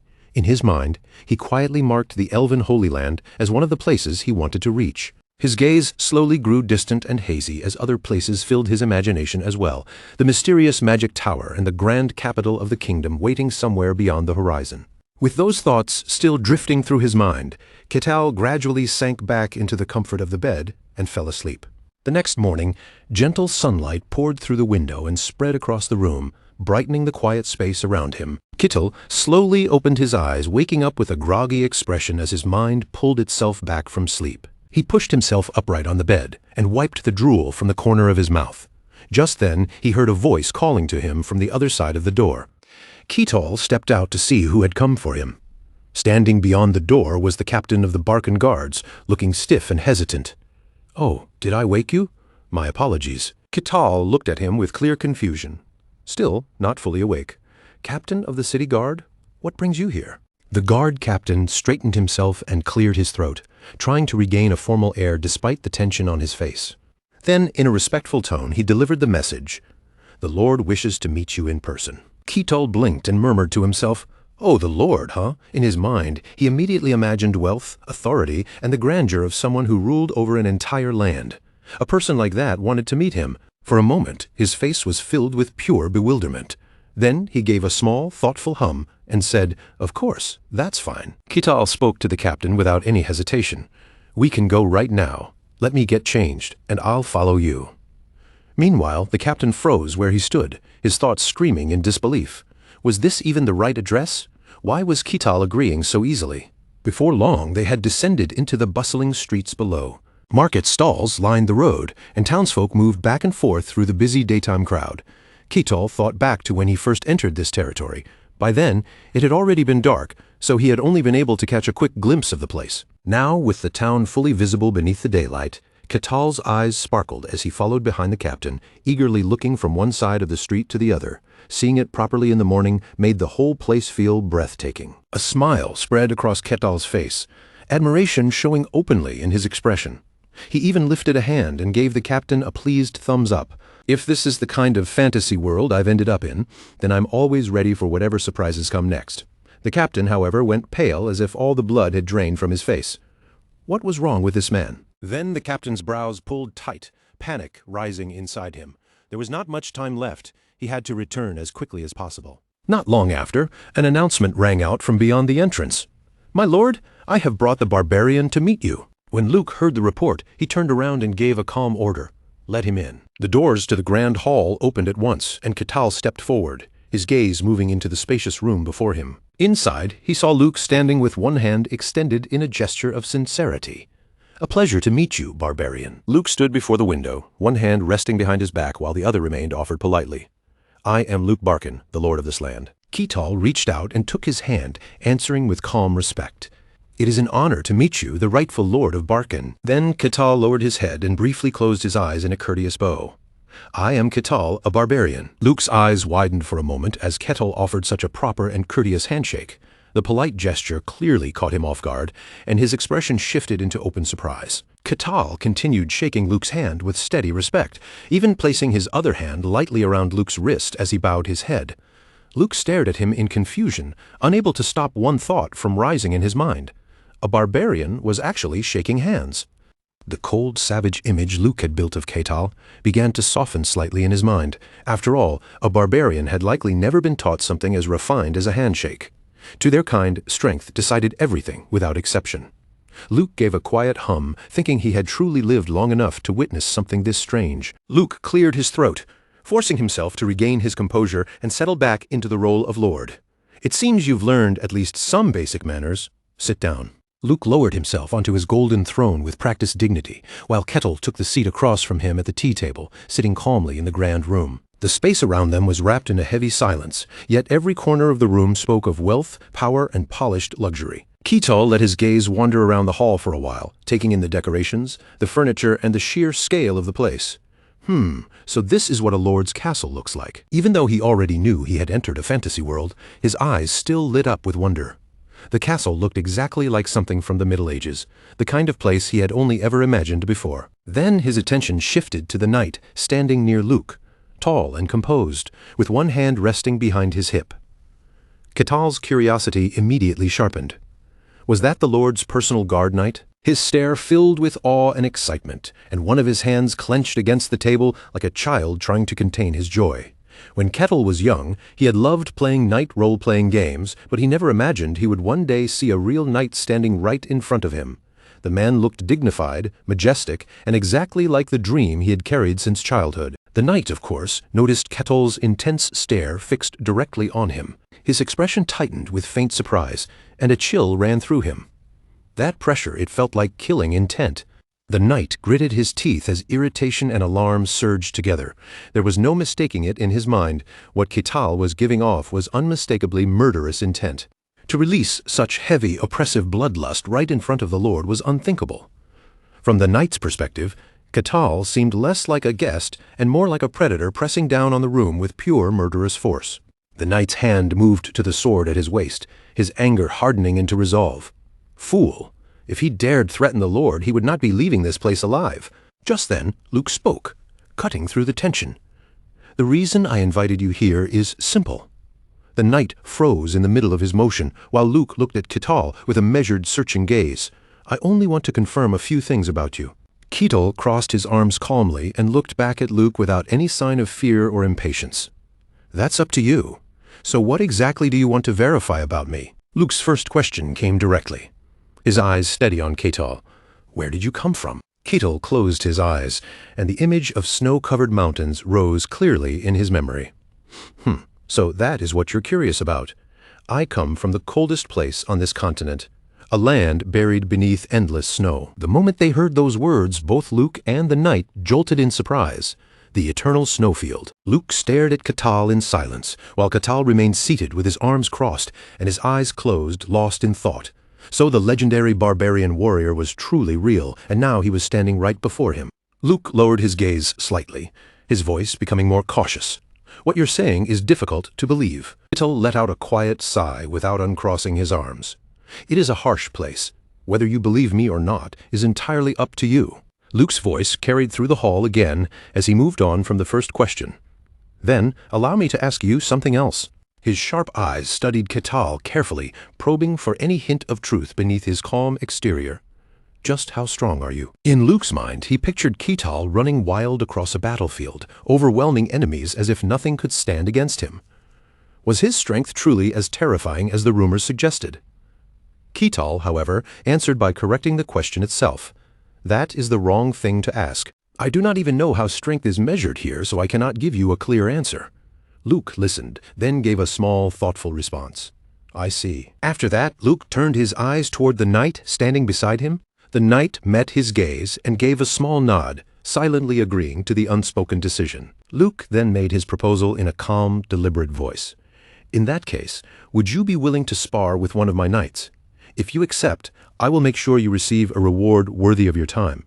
Ketal blinked once, the words clearly catching his interest. A sparring match? Luke added quickly, keeping the tone controlled. Of course, it will not be a fight to the death. I trust that you are capable of holding back your strength.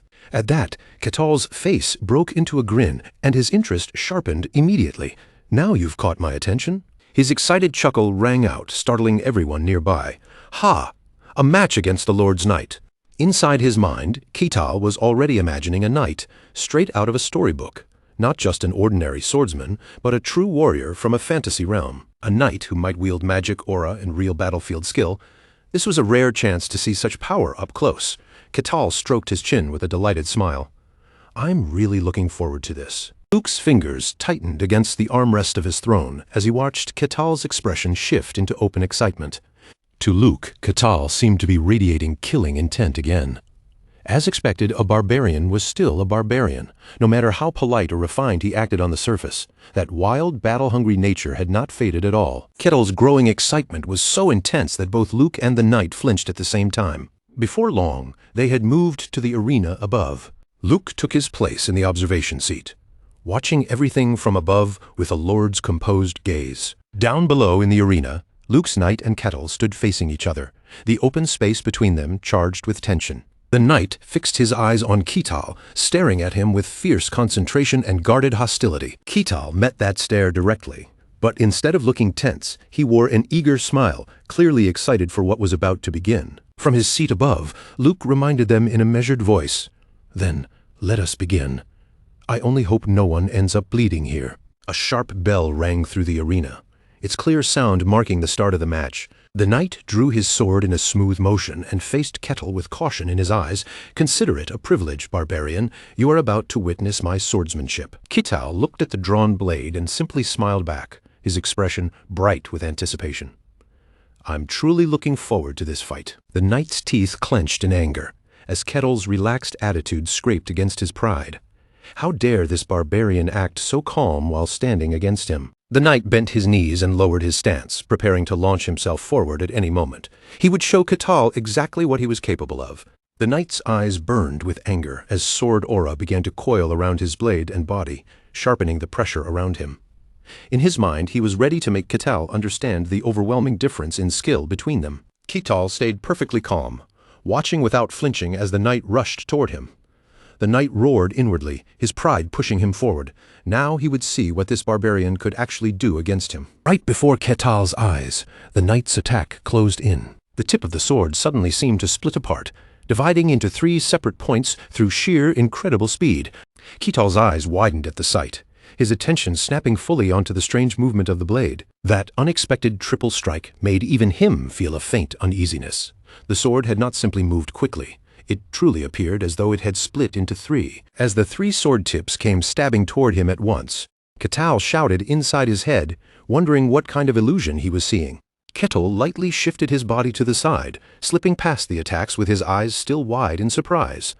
But in that same moment, he realized it was not an illusion at all. The knight continued slashing fiercely, sending attack after attack toward him, while Ketal dodged each one with almost effortless ease.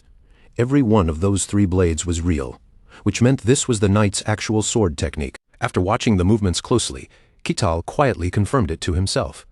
That was exactly what was happening. The knight gritted his teeth, a smug confidence flashing across his face. If Ketal wanted to keep avoiding his sword, then he would have to struggle for every single step. In the knight's mind, simply lasting this long against him was already worthy of praise. His strikes grew sharper and more relentless, but he quickly decided there was no reason to drag the match out any longer. Then, all of a sudden, Ketal raised one hand. With nothing more than a light flick of his fingers, he struck the weapon and shattered the sword into pieces. The knight's eyes flew open in complete disbelief as the broken fragments scattered before him. What? What is this? Before the knight could even recover from the shock, Ketal placed his hand directly against the man's chest, and in that instant both the armor and the remnants of the weapon were smashed apart. Ketal's grip pressed down with terrifying force, crushing the armor until its shape warped and buckled under his hand. Then Ketal hurled the knight backward as if tossing away something weightless. The poor knight crashed hard into the ground, his body going limp as he lost consciousness completely. From above, Luke shouted in pure shock, unable to hold back his reaction. "What the hell?" The knight's arm dangled weakly toward the floor, all strength gone from his body. He lay slumped in the corner of the arena, with a long skid mark carved beneath him from the force of the throw. Luke stared down at the aftermath, his face caught between fear, disbelief, and unwilling admiration. Just one punch, with only a single blow, Ketal had taken down a rank 1 knight. Luke could barely process what he had seen, wondering what kind of monstrous strength could make such a thing possible. Meanwhile, Ketal simply turned away from the fallen knight, smiled as if nothing unusual had happened, and asked, "So that means the match is over, right?" Up in the observation seat, Luke looked as though his soul had nearly left his body, and he sprang to his feet in shock. After a tense pause, Luke narrowed his eyes and answered briefly, "Yes." In his mind, Luke replayed the moment Ketal had casually tossed his knight aside. A barbarian defeating a rank 1 knight with a single punch was not the strength of an ordinary warrior at all. At the very least, Ketal had to be somewhere near the transcendent level. But even that was only the smallest glimpse of what Ketal had shown. No one could say how deep his true power really went. Luke's expression darkened as he sat back down, realizing that a barbarian with strength like this could shake the entire continent.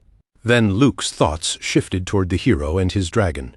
If Ketal was truly that dangerous, then there was someone he needed to inform, one of the rare few on this vast continent who carried the title of Holy Sword. Luke lowered his head and muttered quietly to himself, "It is time for him to show himself. I wonder if he will be excited to meet a barbarian like this." At that moment, a voice suddenly rang out nearby. "Are you talking about me?"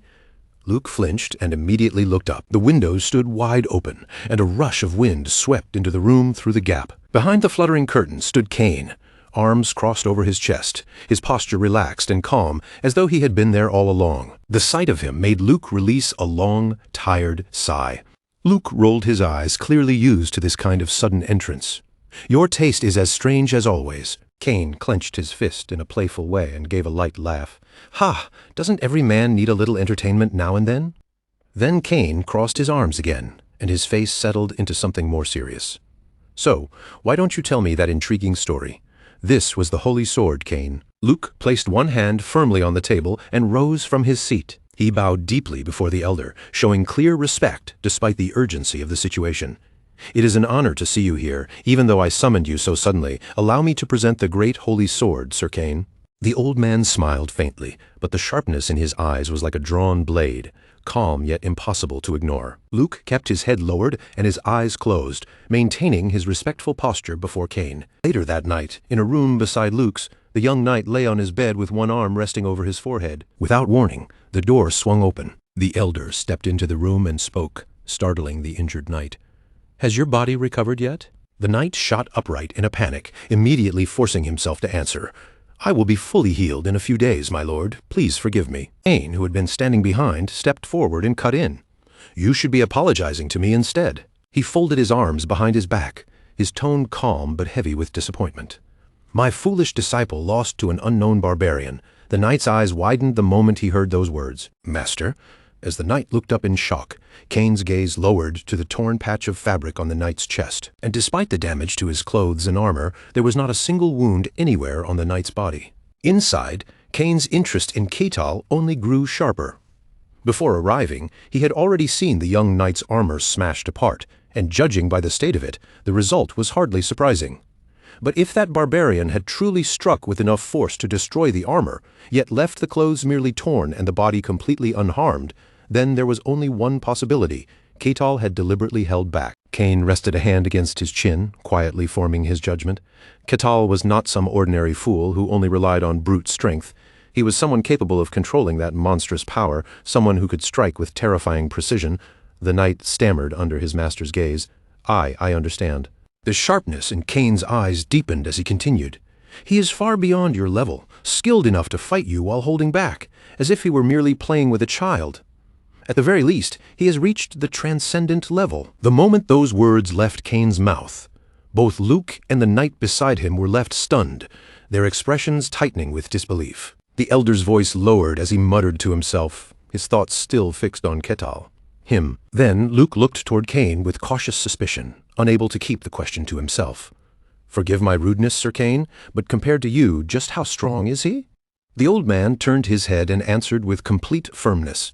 "He is certainly strong, but I am the Holy Sword. Even if he has reached the transcendent level, he still cannot touch me." Luke felt a little awkward hearing such absolute confidence, but accepted it for the moment. So that is how it is. Yet Kane's mind remained elsewhere. During the fight, he had not seen Ketal use any aura at all, and yet his raw strength had still reached such an absurd level. Then Kane added something that surprised Luke as well. By ordinary standards, such a thing should have been impossible. Was this truly the power of a barbarian who had come from the frozen wasteland? Hearing that, Luke lowered his head, remembering the image of the man who claimed to have come from that frozen land. At first, he had not believed Ketal's words, but now it seemed more and more likely that the barbarian really had come from there. Suddenly, Kane lifted his head slightly and let out a thoughtful hum, a barbarian from the frozen wasteland. In Kane's mind, Ketal appeared like a cold and unyielding figure, a survivor standing firm amid roaring blizzards and endless snow. The legend of someone who endured the frozen wasteland rose before him, making him wonder whether Ketal was truly human or something else entirely. The old man slowly stroked his beard, his expression growing more cautious. Or perhaps Ketal was a mutant. Images flashed through Kane's mind, deadly serpents twisting through the snow and ferocious white bears prowling across the frozen wilderness. But after a moment, Kane shook his head and rejected the thought. No, that cannot be it. Beside him, Luke looked even more confused by the sudden conclusion. Kane thought again of the demons and fierce white serpents said to inhabit that land, then reached his answer. If Ketal had truly been a mutant, he would never have shown the knight such mercy. Still, Ketal's existence left Kane puzzled. His first assumption had been wrong. But another question remained. Why had someone from the frozen wasteland come here? And why now, of all times? As Kane sank deeper into doubt, Luke watched him uneasily before finally asking, "Is something wrong, Holy Sword?" The old man raised his gaze and answered calmly, "Nothing. We can leave that matter for later. The Emperor likely thinks the same." At the same time, Kane recalled how soldiers who entered the snowy mountains always seemed to return with the strangest requests. Kane turned his head away, deciding not to dwell on it any longer. For now, let us not concern ourselves with that. Luke could only reply awkwardly, "Ah, I understand." Then the old man moved on, his voice becoming more direct. "That barbarian is still within this land, correct?" Luke answered immediately without hesitation. "Yes, he said he would remain here for a while, so I am certain he has not left yet." The moment Kane heard that, he turned as though preparing to leave. His expression had grown serious, but curiosity burned clearly in his eyes. He needed to see Ketal's strength for himself. The next morning, sunlight fell across a white castle, washing its walls in a pale glow. The guard captain of the Barkan region stood before Ketal and asked, "What do you plan to do next?" The captain stared at him intently, waiting for an answer. Ketal hesitated for a moment, unsure how to respond. I suppose." Earlier, a bag of gold had been placed on the table in front of him. "This is your reward for the recent battle, and—" Luke had stopped himself there, closing his eyes before making a firm declaration. "From now on, I will no longer interfere with your actions within this territory." Now Ketal stroked his chin in thought. He did not have any clear plan yet, but it would be useful if he could confirm his identity here.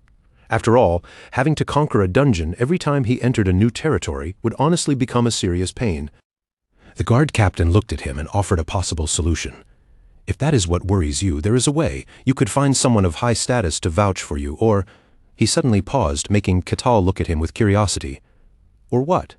The captain continued, "You could become a mercenary." The captain closed his eyes as he explained further.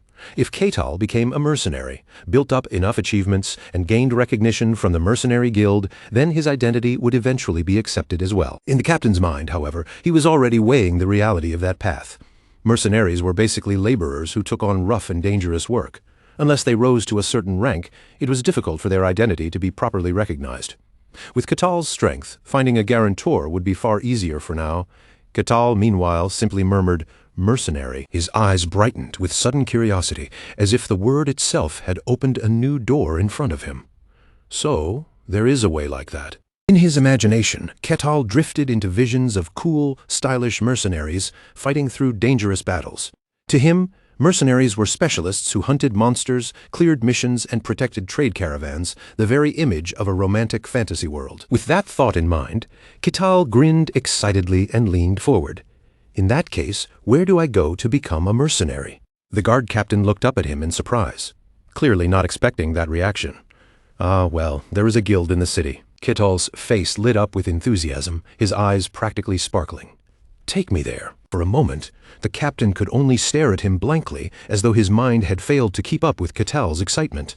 Mercenaries were people who wandered from place to place, completing assigned missions wherever work could be found.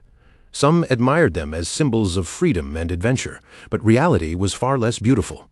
In truth, they were often treated as the lowest rung of society, a path mostly taken by those without a properly recognized identity. They were thrown into dungeons where monsters could tear them apart, and even powerful mercenaries often died in unexplored ruins or were used as expendable pieces in dirty jobs.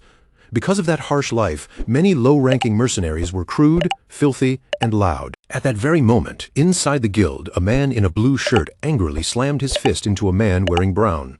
"You bastard! How dare you touch me?" This was the mercenary guild. With a heavy thud, the man in the brown shirt crashed hard onto a table, groaning in pain. Ugh! But he immediately sprang back up, rage twisting his face as he cursed at the other man. "You looking for trouble?" The man in blue shouted right back at him, refusing to back down. "If you've got the guts, then come at me." A few mercenaries nearby began cheering like the fight was entertainment. "Hey, I'm betting on the guy on the right," another shouted. "No way! I'm putting my money on the guy on the left." The two men lunged at each other again, grabbing hair, swinging fists, and throwing kicks as the noisy crowd around them grew even more excited. Nearby, a pink-haired woman adjusted a stack of documents while glancing sideways at the commotion. "Rosa, how are this batch of rookies looking?" Rosa let out an annoyed sigh, her patience clearly wearing thin. Useless. Every single one of them is a weirdo." This was Rosa, the receptionist of the Mercenary Guild. She thought back to Alessandro, the lunatic who went around calling himself a holy knight. Then came Kassan, who at least had the talent of a skilled thief, and finally there was Hayes. The priestess was hopeless, and the god she served was somehow even less trustworthy. The pink-haired staff member hesitated when she saw Rosa's sour mood, her voice turning careful. "Oh, is that so? What a shame." Rosa lowered her head, her shoulders sinking as gloom settled over her. Not a single decent newcomer had appeared, and all those uncultured mercenaries ever did was brawl loudly from morning to night. Her thoughts drifted far away, imagining a handsome blonde prince reaching out his hand to her with a dazzling smile. If only a prince on a white horse would appear and stand beside her, helping her survive this exhausting receptionist work. Just then, someone stepped through the guild's entrance. Rosa lifted her head toward the door. The moment she saw who had entered, her eyes widened in sudden surprise. Ketal walked in with a relaxed smile, his gaze moving around the noisy interior with obvious curiosity. "So this is the Mercenary Guild, huh?" The two men who had been fighting froze mid-argument and turned to stare at him in shock. No way, a barbarian. Everyone else in the guild also fell silent, gaping at Ketal as if something completely unexpected had just walked into the room. With so many eyes suddenly fixed on him, Ketal felt a little awkward, unsure why the entire place had gone so quiet. Still, he calmly folded his arms, sat down in front of the counter, and gave Rosa a polite smile.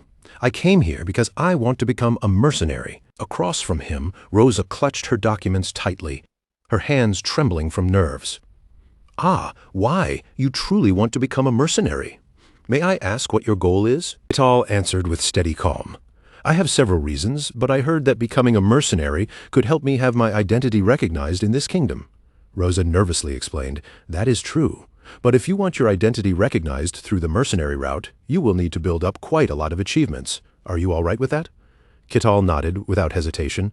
"No problem at all." Rosa brought out a typewriter and prepared the registration. Then I will register you as a mercenary. The fee is 5 silver coins. Could you tell me your name and age? Kettle placed the money on the counter. My name is Kettle. As for my age, I am not sure. Rosa's fingers moved smoothly across the keys as she typed. In that case, I will just enter an approximate number. After finishing the paperwork, she opened a wooden box and handed Kettle a card. All done. Your mercenary registration is complete. This is your mercenary badge.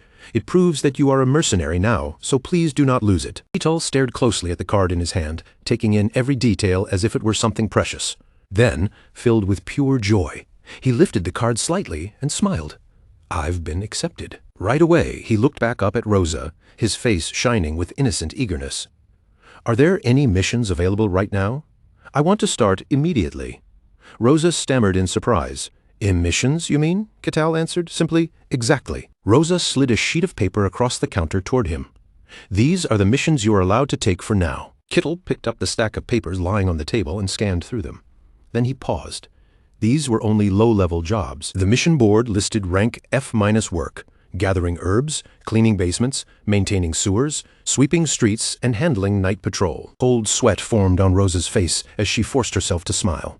Since you are still a beginner mercenary, these are the jobs suitable for you. Inside, panic surged through her. Barbarians were usually extremely prideful. What if he suddenly got angry? Should she call for backup? Rosa squeezed her eyes shut and awkwardly continued explaining. If you complete these simple jobs and build up achievements, you will be assigned more difficult missions later. Kettle looked at the list and replied, I'll take this one. Rosa cautiously opened her eyes and looked down at the paper, trying to regain her composure. Kettle was pointing directly at the very first mission on the board. Rosa looked up at him nervously. Oh, are you sure? Kettle crossed his arms, completely calm. This is still something that needs to be done, right? After a brief hesitation, Rosa answered, yes, understood. Kettle gave her a warm, cheerful smile. Then, where can I find these herbs? Rosa pulled out a picture showing the plant he needed to gather. You will have to leave the village and go into the forest. The herbs look like this. Excited, Kettle took the picture and turned to leave. Got it. I'll be back soon, Rosa replied awkwardly, still not fully processing his enthusiasm.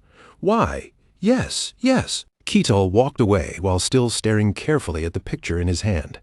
Rosa watched him go, completely puzzled. Why did he look so calm about this? Then Kettle stepped through the guild door and headed outside. Behind him, the pink-haired staff member's limbs went limp from shock, while Rosa remained frozen in place, staring after him in disbelief. Later that night, somewhere deep in the forest, the flower Kettle needed was growing right there on the ground. He held up the picture and compared it carefully with the plant in front of him. Kettle studied the herb with interest and commented, So this plant can heal wounds. It looks kind of strange. Then he took off his coat and tossed it onto the ground beside him. Well then, Kettle put on his hat with a smile and flexed one arm, ready to begin. I'm already wearing my anti-UV gear. Time to start my first mercenary mission. Even in another world, UV damage apparently still existed, rare knowledge that only Kettle seemed to take seriously. About an hour later, back at the mercenary guild, a huge sack stuffed with herbs was dumped onto the counter, making Rosa freeze in shock. Kettle looked at her with an innocent expression. Is this enough? Rosa stammered, barely able to keep her voice steady.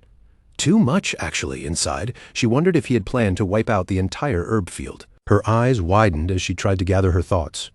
But then Rosa checked the contents of the bag more carefully. The herbs were surprisingly high quality.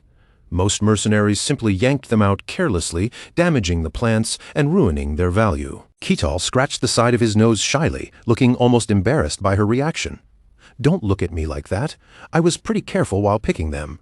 Rosa hesitated, then finally accepted it.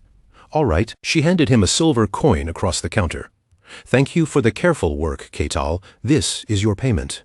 1 silver coin was barely enough to afford the cheapest meal.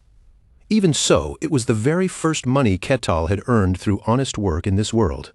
Kettle thought back to himself, carefully picking the herbs one by one, and a quiet smile rose on his face.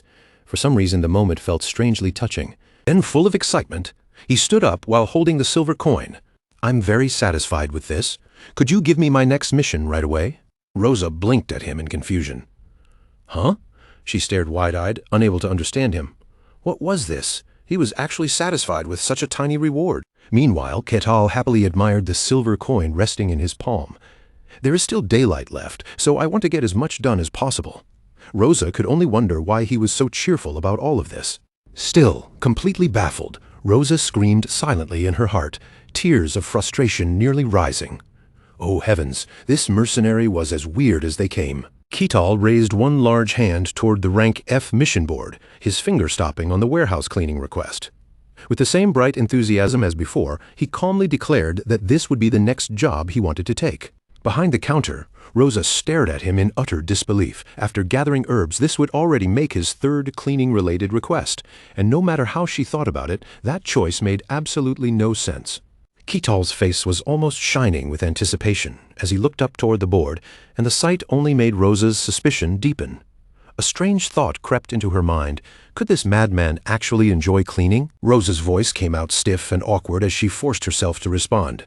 Very well. I'll assign you the mission, she said, still struggling to accept what she was seeing. Soon after, the heavy sound of Ketal's footsteps echoed closer, each step firm and steady as he approached the warehouse. At the sound, a woman with clear blue eyes turned her head, glancing toward the entrance to see who had arrived. Ketal, with a body as massive and imposing as a bear, stepped inside and spoke politely despite his overwhelming presence. I'm here to clean the warehouse. The brown-haired woman, with her hair tied back in a ponytail, went completely still, frozen where she stood as she took in the enormous figure before her. Ketal gave her a gentle look and asked, "Are you the owner of this warehouse?" His calm voice snapped her back to her senses, and she hurriedly answered, startled, "Why, yes, yes." At the same time, one thought rang clearly in her mind. This man was a barbarian. The warehouse cleaning itself turned out to be simple enough. Moving boxes and goods around was no challenge for Ketal at all, and with his unbelievable strength, he lifted enormous stacks of supplies as if they weighed almost nothing. The brown-haired woman could only stare in amazement as he cleared the place with ease. His next mission was street sweeping.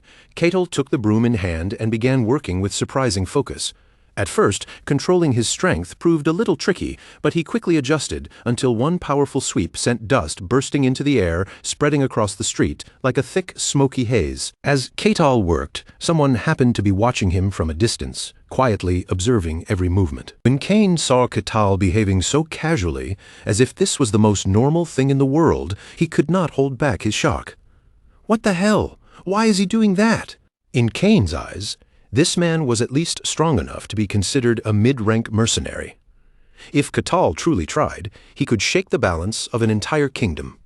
With strength like that, he would earn respect wherever he went, simply by revealing a fraction of his power. And yet here he was, a barbarian famous for brute strength, sweeping the streets. The more Kane watched Ketal move the broom, the more baffled he became. Ketal was not slacking off, not pretending, and not doing it as a joke. He was sweeping with complete seriousness. Right now, Ketal was even gathering the dust into a pan with a strangely satisfied expression, looking almost happy with the ordinary work. Kane found himself doubting the very reality in front of him, his thoughts turning blank from sheer confusion. What in the world was this guy actually doing? Warm sunlight poured down over the town, glimmering across the fresh green leaves, while a pair of sparrows rested nearby, chirping softly in the morning air. Ketal slowly woke, stretched his large body, and let out a deeply satisfied sound. He lowered his foot onto the wooden floor, the quiet creak beneath him marking the start of a new day. Then Ketal's gaze shifted toward the nightstand.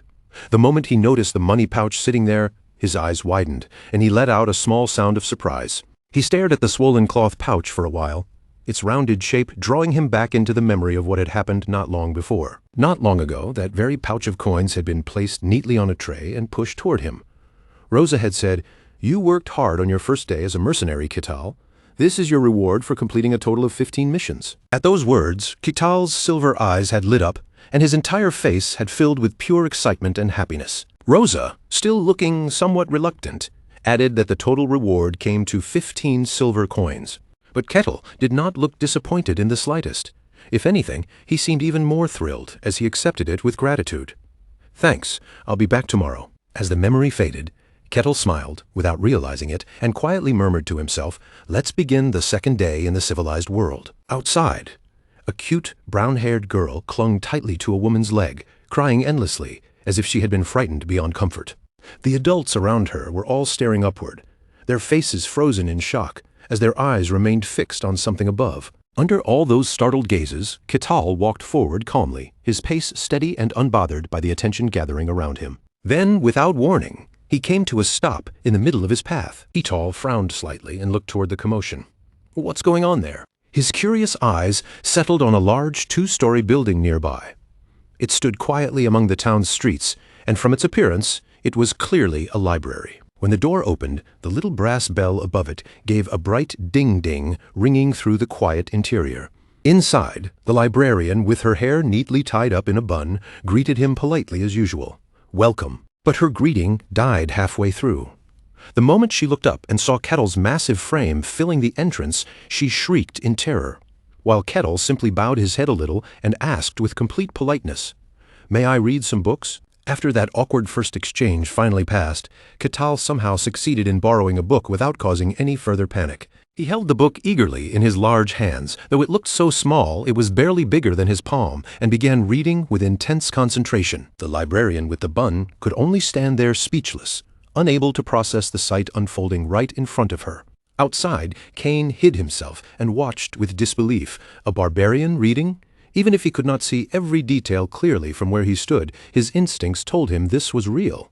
A man who would normally be dismissed as stupid and savage was now calmly reading a book. Cain began to wonder if this barbarian from the snowy lands was completely different from the ones people usually spoke about. Seeing the genuine curiosity on Ketal's face as he read, Cain could not help thinking that perhaps this man was simply special. Ketal eventually closed the history record in his hands and murmured to himself, "So, in the end, the Empire won." His thoughts drifted back to a blue-haired girl from the past. Years ago, Milena had come to the snowy region and told him she was heading to the kingdom at war with the Empire to sell weapons. From what he had just read, Ketal guessed that the war must have ended with the Empire's victory. As he pieced the information together, it became clear that the Empire now held overwhelming power. The Barcan kingdom had practically become a vassal, and the Empire had already swallowed half of humanity's world while continuing to expand aggressively. Ketal looked down at the book and thought that the Empire's momentum felt almost as if they were trying to devour the entire world. "World conquest, huh?" Ketal murmured quietly, letting the weight of the words linger for only a moment. But almost immediately he pushed the matter aside. His excitement returned in full, and his attention shifted to what he had truly been hoping to learn. All right, enough about humanity. Now, for what I really want to know. Ketal's eyes shifted to another book nearby, and he reached for it with clear interest. As he looked over the cover, he murmured that this one seemed to be about the races that existed beyond humankind. A pleased look spread across Ketal's face as he thought about it. This was a book recording non-human species, fantastical races that, in this world, were not legends or fairy tales, but living beings that truly existed. The book spoke of incredible places scattered across the world. Mantomia, the greatest cavern in existence, where rare minerals lay buried like hidden treasure. Pisaraphia, the mining caves of the dwarves. Ricperia, the small and delicate village of the fairies, the floating city where the celestial race lived above the earth. And Elfo Sagrado, the sacred sanctuary of the elves, a forbidden holy land that no outsider was allowed to touch. Yet for all the rumors and records surrounding it, no one truly knew where that elven sanctuary was located. Countless people had tried to uncover its position, chasing clues and legends across the land, but every single attempt had ended in failure. Ketal rested his gaze on the page and gave a thoughtful hum. "So I actually have the rare qualification to step into the elves' holy land." Then, all of a sudden, his expression changed. A surprised sound slipped from him as his attention caught on something unexpected. Ketal lifted the book higher, his eyes widening as he read the words again. "What? There's another place, like the White Snowfield?" The pages spoke of demon realms, lands forbidden to humans, filled with creatures twisted beyond reason, insane in nature, and grotesque in form.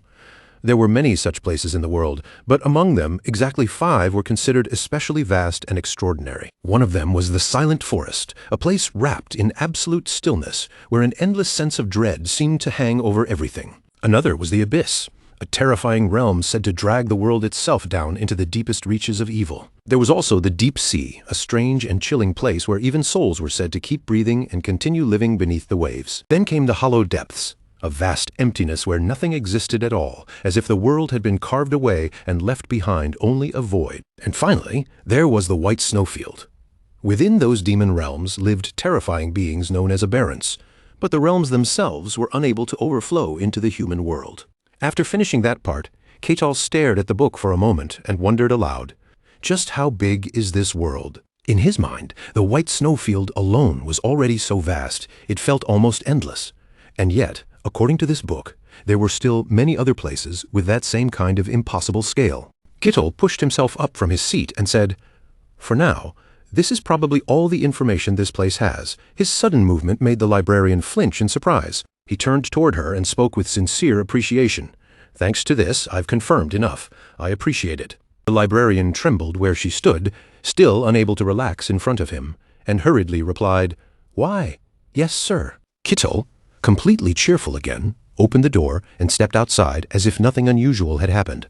From there, he headed straight back to the mercenary guild and approached the counter. "Rosa, are there any jobs today?" Startled by his arrival, Rosa quickly answered, "Ah, Sir Ketal, you're here." Rosa handed him the list and said, "This is the job board, sir." The moment Ketal saw it, his face brightened with the same delighted energy as a squirrel discovering a hidden pile of acorns. Nearby, Kane remained hidden as he watched the exchange, and disbelief settled deeper into his expression. This really was strange. In the end, Kane finally made up his mind. If observation alone could not explain Ketal, then he would have to meet him directly. After secretly watching him for so long, Sword Saint Kane at last decided to make his move. By that time, the moon had climbed high into the night sky, and the streets below had emptied until they were completely silent. Ketal was walking along the road beneath that pale moonlight, his large figure moving steadily through the deserted street. As he walked, a satisfied smile rested on his face.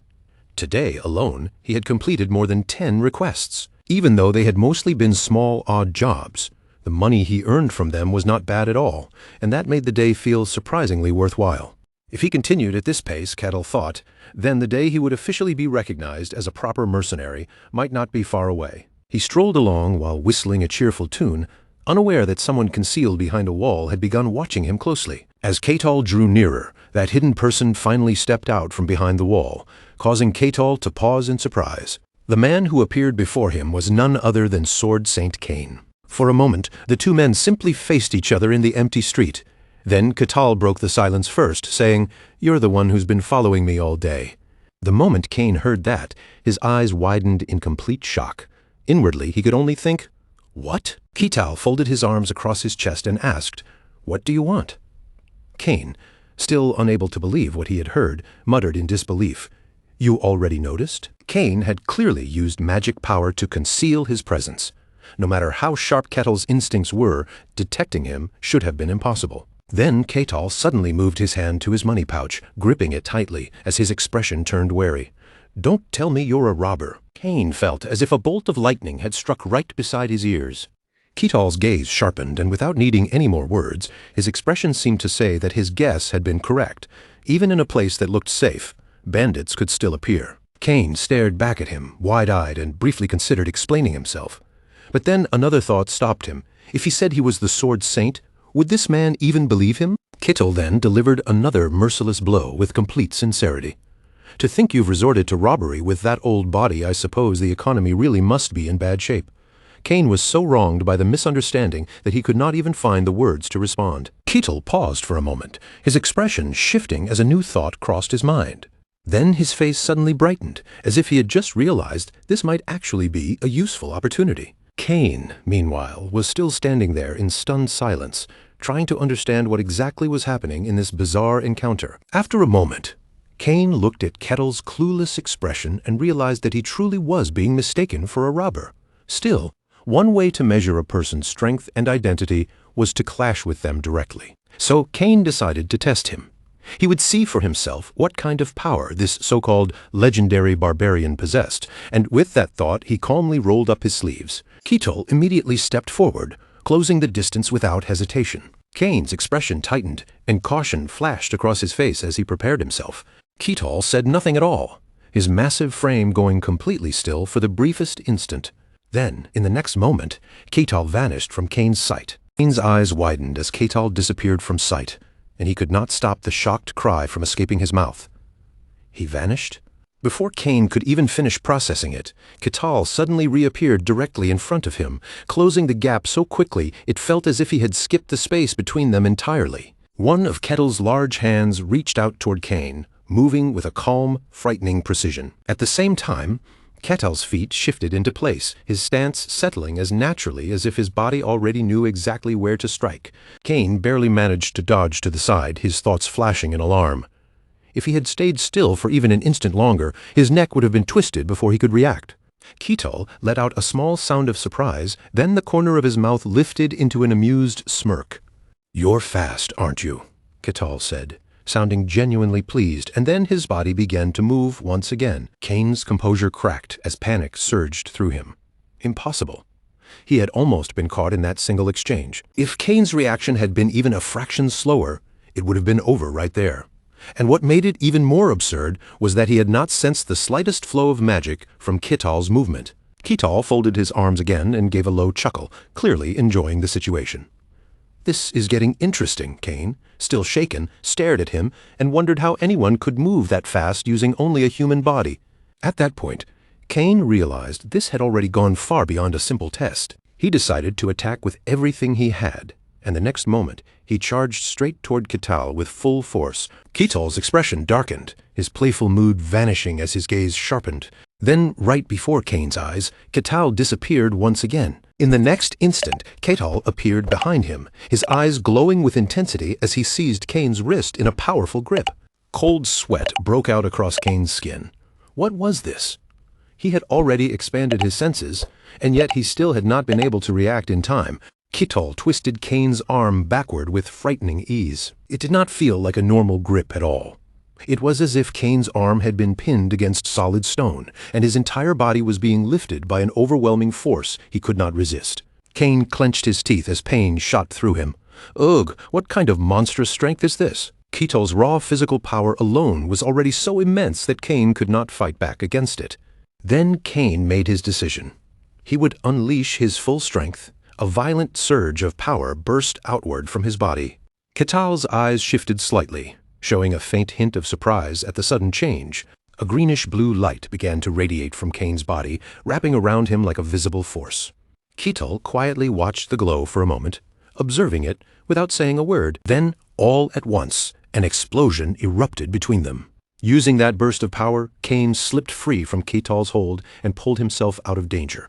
Kettle lowered his gaze to his own hand as if checking what had just happened, while Kane stood across from him and stared back with sharp focus. After a brief silence, Kettle calmly remarked, "Even street robbers have good skills these days." Kane was left completely speechless inside. Why did this man keep insisting on calling him a robber? Kane seriously evaluated what had just happened. This was a rare form of magic materialization, a technique only someone who had reached the peak could achieve. Yet he had wrapped that power around his body, and Kane could not understand why a person that strong would ever waste such ability on petty robbery. But from Kettle's expression, it seemed he truly believed it was nothing more than a robber's trick. Kane fell into thought for a brief moment, trying to make sense of the absurd situation before him. Then he continued analyzing by reflex.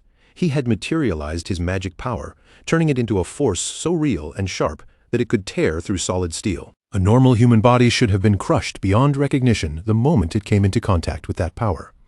And yet, Kettle stood there without a single scratch.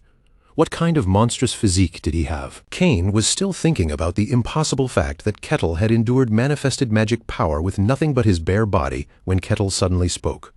Though it does look like you're using some strange trick. Kettle's voice stayed calm as he added, "Guess it's time to wrap this up." The instant Kane heard those words, his hand moved toward the hilt of his sword.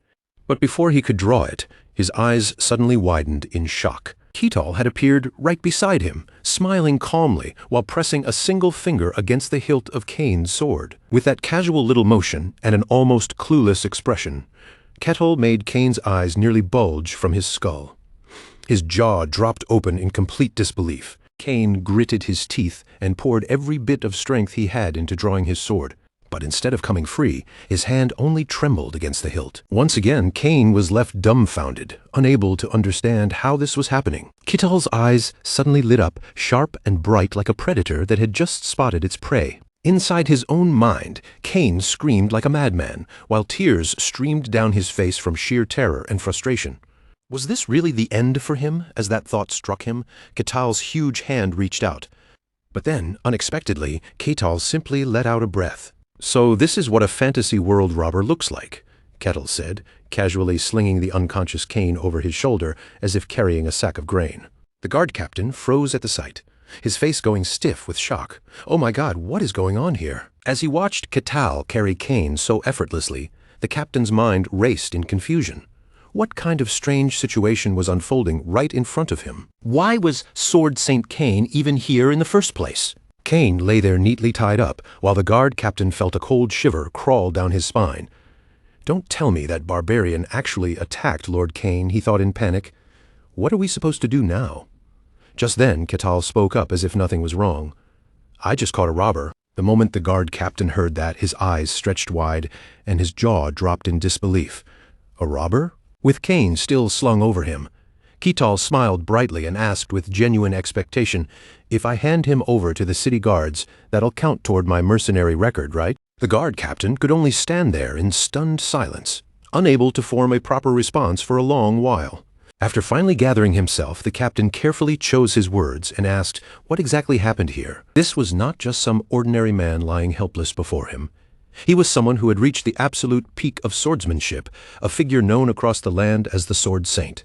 Kane, that very same Sword Saint, was now being held captive by a barbarian in the most humiliating way imaginable. The captain swallowed his shock and quietly said, "That man is not a robber."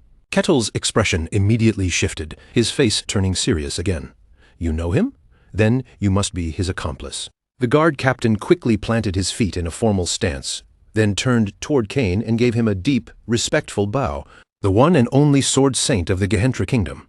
I offer my deepest respect to Sword Saint Kane." Hearing those words, Ketal slowly looked down at the man he had been carrying. What? He stared at Kane in disbelief, as if only now realizing the old man on his shoulder might truly be someone important, a title as lofty as Sword Saint. And yet somehow, Ketal had been calling him a robber this entire time. Ketal growled in refusal, still unable to accept it. "No way. This old man is definitely a robber. He attacked me just to steal a few coins." The captain looked Ketal straight in the eyes and firmly answered, "No, he truly is the Sword Saint. I could never mistake that face." But Ketal immediately pushed back, unwilling to let go of his theory. Maybe he's a wizard using magic. The captain's eyes narrowed in irritation as he explained further. If he were such a powerful wizard, he would still be honored as the Sword Saint. Ketal still refused to accept the truth and muttered, "Or maybe Sword Saint is just a fancy title for bandits." The captain let out a weary sigh, his patience wearing thin. "What kind of nonsense are you spouting?" The back and forth dragged on, with Ketal asking again if Kane really was the Sword Saint, and the captain confirming it again without hesitation. Even then, Ketal still looked dazed and unconvinced. At last he said, "I'm going to report this to the Lord." Not long afterward, Luke Barkin slammed his hand down on the table and shouted in anger and disbelief. What? Lord Kane had gone missing. Ketal lowered his head respectfully toward the locals, his voice sincere. "I'm sorry, I should have let him explain himself." Facing Ketal, Kane replied calmly, "No, it was my fault for not saying anything." After that, the two of them sat in silence, one enormous and one much smaller, the awkward atmosphere filling the room between them. When Luke Barkin entered and saw the sight before him, he froze in shock. What the hell is going on here? He had assumed Lord Kane planned to challenge that barbarian, but he never imagined Kane would actually lose. Kane's face was pensive, and the truth was undeniable. Lord Kane had been defeated by the barbarian. Luke did not know the details, but the result was right in front of him.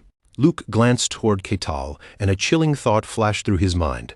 That meant this barbarian was stronger than the Sword Saint. Then Luke looked back at Kane and tried to reason with himself. Of course, even among superhumans, there were different levels. Lord Kane had only recently earned the title of Sword Saint, so perhaps he stood closer to the lower end of that realm. Even so, the Sword Saint was still someone who had achieved the noble rank of Swordmaster, and Ketal had managed to take him down. In Luke's eyes, Ketal had become even more terrifying than before, a force that could not be controlled. The thought horrified Luke so badly that sweat ran down his face, and a pounding ache began to build in his head. In the end, Luke offered only cautious advice. "It seems there has been a misunderstanding here. I'll take my leave, so the two of you should clear things up with each other." After saying that, Luke Barkin quickly left the room, removing himself from the suffocating situation. And so Ketal and Kane remained there together, sitting across from each other in complete silence. Ketal looked at Kane as though he had something he wanted to say, but the words did not come out right away. Kane's hands trembled slightly as he lifted his tea and took a sip. How embarrassing, he thought bitterly. Still, he could not deny what had happened. It had been a complete defeat.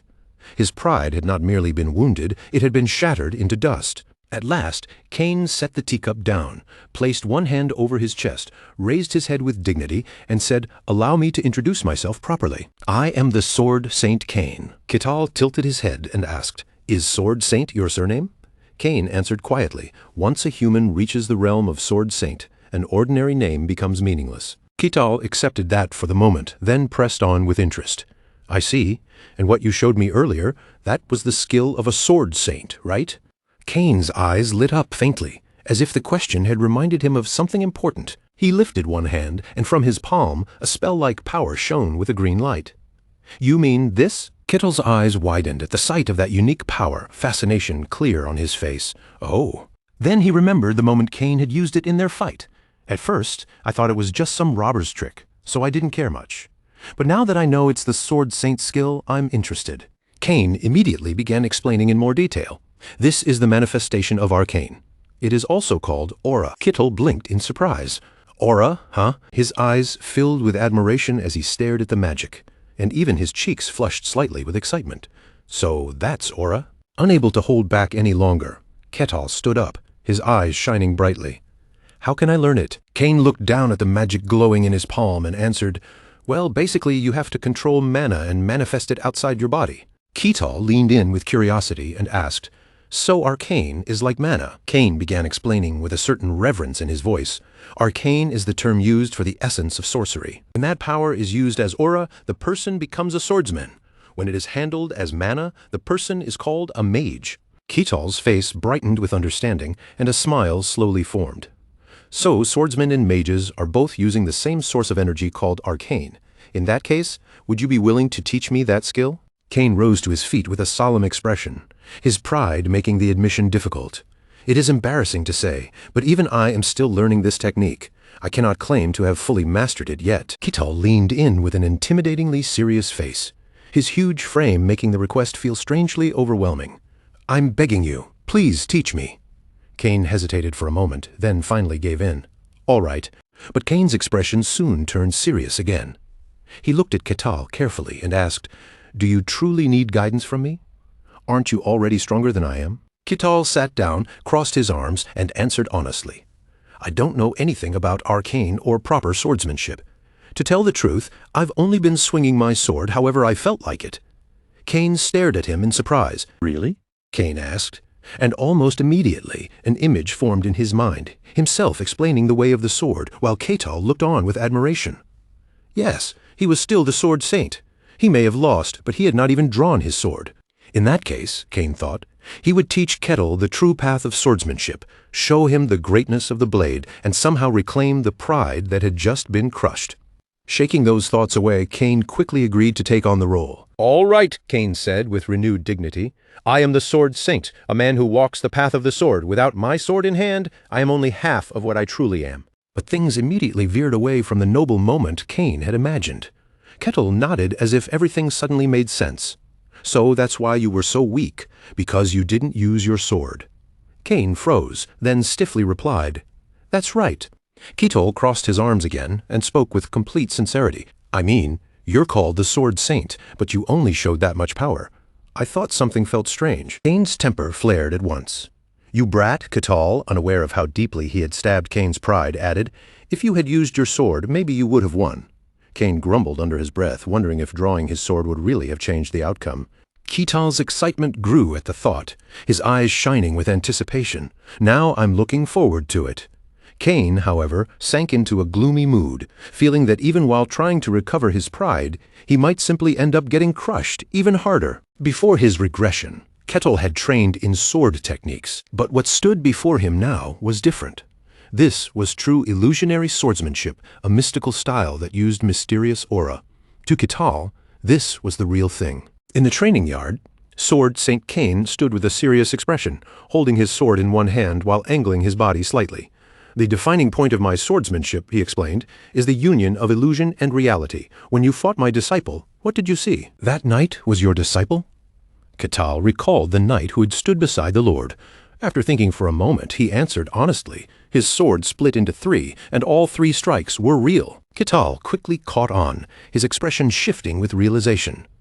"Oh, so that's what you meant by combination." Then he suddenly asked, "That kind of technique relies more on skill than raw strength, right?" Kane gave a firm nod. "Exactly." Kane continued his explanation. "Swordsmanship is the art of blending swordplay with sorcery. Those who reach the very peak of that path are the ones called sword saints." Then he swung his blade. From the guard of the sword, waves of vivid green life force burst outward, like sunlight dancing across steel, alive, fierce, and swirling with power along the edge. Ketal's eyes sparkled with pure admiration. "Oh, so that's aura."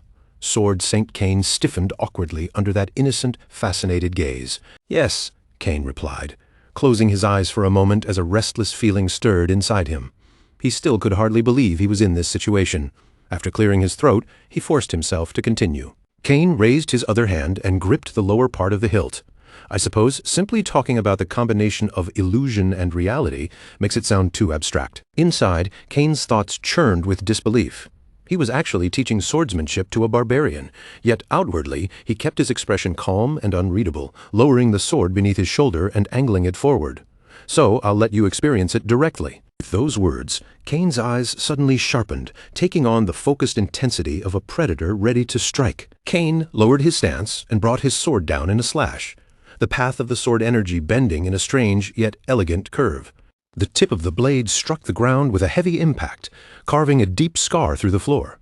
From that point of contact, aura split apart into 5 streams of sword intent and shot forward. Ketal was visibly shaken by the sight. "Your swordsmanship," he watched in amazement as the sword intent clearly divided into 5 different paths, only to converge again toward a single target. It split into 5. The dust kicked up by the impact quickly cleared, revealing a dent left behind in the wall. Kane's voice remained calm and measured. "There are many techniques that can create illusions using aura." Then Kane's gaze sharpened with pride. "But turning those illusions into reality, that is something only my swordsmanship can do." Ketal stood there, dazed by what he had just witnessed. "That move you used just now?" Before he could finish, Kane proudly puffed out his chest. "Yes, that is a sorcery-based ultimate technique. What do you think?" Ketal answered with complete bluntness. "I think I can do it too." Kane froze on the spot, left utterly speechless. That childlike yet strangely provocative tone made the sword saint narrow his eyes. "What exactly are you saying?" Kane's thoughts turned bitter. He had dedicated his entire life to the way of the sword, combining natural talent with relentless training to reach this height. How could a barbarian possibly learn such a technique after seeing it only once? "I'll show you," Ketal said confidently. Kane looked at him in surprise, unsure what he was about to do. "That's," Ketal grinned brightly, then rested a massive axe across his shoulder as if it were the most natural thing in the world. He planted 1 foot wide against the ground, spreading his stance for balance. Ketal lowered his body and slid the axe back, preparing for a powerful swing. Then, using pure speed as his weapon, he swung the axe dozens of times in a single second. Kane's eyes nearly bulged out of his head. "That's sword technique?" He stared in shock as Ketal moved with wild, forceful motions. This was not refined technique at all. He was simply using brute force and raw strength to move at unbelievable speed. On the final strike, Ketal instantly gathered his killing intent and split it into 5 branches, sending all of them charging forward toward the same point.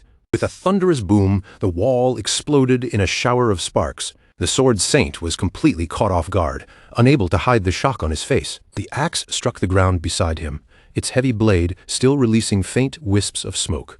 Ketal casually hoisted the axe back onto his shoulder, smiling brightly as he asked for Kane's reaction. "Done. So what do you think?" Kane rolled his eyes as he thought back on what had just happened. At a glance, Ketal's attack really had looked like some strange fusion of illusion and reality, as if multiple strikes had overlapped at once. But when Kane looked closer, the truth was painfully simple. There was no refined trick behind it at all, only absurd strength and speed pushed so far that even he had nearly mistaken it for technique. Kane's expression sharpened as he criticized him without mercy, saying that Ketal was only throwing his axe around with raw brute force and had no proper technique to speak of. But Ketal answered him in the most straightforward way possible, calmly pointing out that the final result was still the same. After all, sword technique existed for real combat, didn't it? Then Ketal looked at him directly and asked in a blunt, almost innocent tone if the outcome on the battlefield ended up identical, then shouldn't that be good enough? For once, the Sword Saint did not have an immediate answer. Kane's mouth opened slightly, and all that came out was an awkward, stumbling, "Ah, On the outside, Kane still looked composed, standing there with the dignity of a master. But inside, he was practically drowning in an ocean of tears.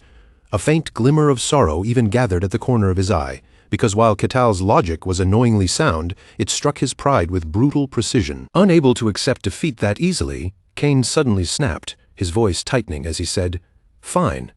Then what about this?" He raised his sword and swung again, but this time the movement changed completely. His figure seemed to split apart into several overlapping forms, each one rushing in from a different angle in a chaotic wave of attacks. Deep aura wrapped around his entire body, and countless slashes burst outward in every direction. Ketal's eyes widened slightly as he watched the impossible sight unfold before him. In a genuinely stunned voice, he said, "Your body split apart." The sword intent continued to spiral and expand, gathering more and more force until it swelled into a massive sphere of power, filling the surrounding space like a storm given shape. And then, when that sphere could no longer contain the energy packed inside it, it erupted violently. The explosion tore through the ground, sending shattered stone, clumps of earth, and choking dust flying in every direction. Only after the dust slowly began to settle did the result become clear. Kane stood at the very center of a huge crater, the broken ground spreading out around him in a radius of at least 6 or 7 meters. Breathing heavily from the exertion, Kane still forced himself to speak with a cool, dignified air. He explained that this was a clone technique, something only possible after reaching the ultimate mastery of aura. He wiped the sweat from his chin with the back of his hand, then turned a cautious gaze toward Ketal with a hint of challenge in his voice. He asked, "Can you copy this as well?" Ketal did not answer right away. Instead, he quietly adjusted his stance, shifting his footing against the damaged ground beneath him. Then he took one silent step to the side, his expression slowly growing serious, as if he had begun measuring the movement in his own way. With one smooth motion, Ketal swung the axe around his shoulder. His gaze stayed calm and unwavering, fixed ahead as though nothing about this challenge frightened him in the slightest. Then he repeated the movement, not through aura or refined swordsmanship, but through his abnormal speed alone. His axe tore through the air again and again, unleashing a wild storm of rapid strikes that blurred together into something almost impossible to follow. Kane's eyes shot wide open. The shock on his face was so complete that for a moment he looked as if his soul had nearly left his body. Ketal kept swinging without breaking his posture. No matter how violently the axe moved, his form never collapsed, and each strike connected smoothly into the next. Every thread of killing intent began to gather and fuse together, building higher and higher like a towering whirlwind around him. And unbelievably, that was exactly what it became. The swirling force coiled around Ketal's body, with its center marked like a single bold brushstroke, stained in a dark, deep violet shade of chaotic wind and fierce energy. A moment later, Ketal's clear voice rang through the ruined battlefield. "What do you think?" he asked. Then he tilted his chin slightly and stepped forward with an almost arrogant air, as if he had simply performed something ordinary. Kane dropped straight to his knees on the cracked ground. His shoulders trembled, and although he tried to hold himself together, silent sobs shook him as he muttered in devastation, "My life's work." In the middle of the cratered battlefield, the two of them faced each other in silence. Ketal looked down at Kane with a puzzled smile, clearly not understanding why the Sword Saint had fallen into such despair. Kane looked utterly haggard, as if years had been shaved off his life in a single moment. Inside his mind, only one thought screamed again and again: his sword technique. The pride he had built over a lifetime had just been trampled by a barbarian who copied the surface of it with nothing but monstrous speed. It was so cruel it almost felt like bullying an old man. And there, at the center of that ruined training ground, the Sword Saint remained kneeling in despair. His voice came out weak and hollow as he mumbled, "Impossible." Tears streamed down Kane's face in the most pitiful way, sliding over his cheeks as he trembled on the broken earth. Ketal crossed his arms and let out a calm sigh. Looking at Kane's miserable state, he said, with complete seriousness, "Your mental fortitude is weaker than I expected." Then Ketal walked toward him at an unhurried pace, his steps steady against the cracked ground. As he approached, he spoke in a calmer tone and said, "Your sword technique is truly marvelous." Kane, who had still been in the middle of crying, suddenly froze as soon as those words reached him. Ketal looked down at him and admitted plainly, "What I did was only swinging my axe extremely fast. That was not real sword technique." He continued, explaining that the move Cain had used was not merely an illusion. It had been genuine sword technique, something with real depth behind it. Cain listened blankly as Ketal hesitated for a moment, then confessed, I cannot reach the true realm of arcane technique." Cain pressed his lips together, and the shattered pride in his chest slowly began to stir again. Yes, he thought, his sword technique still had value. The ability to combine illusion and reality into a solid, perfected form was something only he could accomplish in this world. With that realization, Cain's spirit flared back to life. He clenched his fist tightly, his determination reigniting as he told himself that his technique was still perfect. That barbarian, he decided, was simply an unreasonable madman. Cain glared at Ketal with a gloomy expression, unable to fully swallow what he had just witnessed. What kind of lunatic could move so fast that their body blurred through the air without using even a trace of aura? That was not something any ordinary human should be capable of. Then, just as Cain was trying to steady his thoughts, Ketal suddenly asked, "Can you teach me the true meaning behind this sword technique?" The sword saint froze for a brief moment at the unexpected request. Cain quickly pulled himself together and regained his composure. With a slight cough in his voice, he said, My apologies. I allowed my emotions to get the better of me." "I hope you can understand," Ketal answered simply. "I understand." Cain settled his breathing, straightened himself, and cleared his throat with a firm, deliberate ahem. Then he began explaining the true way to execute the technique. First, Ketal had to master the control of aura. Cain opened his palm, and a deep, steady flame of aura rose above it. Looking down at that power, he continued, saying that in order to control aura properly, one first had to understand arcane law. Cain emphasized that this applied to everyone. Whether someone was a mage, a swordsman, or a sorcerer, no one could step into a higher realm without awakening arcane law, except for those who placed their faith in gods. Ketal, always curious when faced with something new, tilted his attention toward that point and asked, "So divine power is something different?" The sword saint replied that divine miracles came directly from the deity a person worshipped. They were not tied to that individual's personal ability in the same way aura or magic was. Ketal nodded slowly, taking in the explanation, then calmly lifted his tea and took a sip, as if they were discussing something perfectly ordinary. Cain continued by explaining that arcane law was precisely what its name implied, the hidden power lying dormant deep inside every person. What mattered most was how that power was understood, shaped, and used. Ketal looked at the aura rising from Cain's hand and drew his own conclusion. In other words, whether someone used aura to absorb mana or commanded spirits through mystical means, the foundation of all such power came from understanding arcane law. Cain then explained that arcane law was divided into 5 separate stages. He raised one finger to indicate the first, his expression turning serious. The most basic stage was sensing arcane law, the realm where a person first perceived it, unlocked awareness of it, and learned to feel its presence. Ketal asked honestly, "Not everyone can sense arcane law, right?" Cain answered without hesitation, saying that of course they could not. Without talent, a person would never be able to sense it at all. He went on to explain that those who were capable of sensing arcane law were called third rank. After thinking for a moment, Cain laid it out more clearly.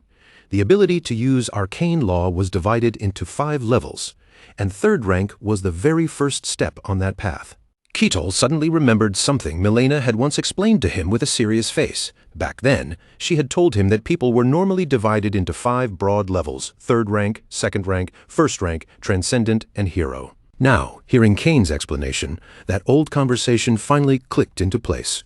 Ketal quietly connected the 2 pieces in his mind and thought to himself, so that was what she meant all along. Cain continued speaking in a measured tone, explaining that these ranks were really just labels made for convenience.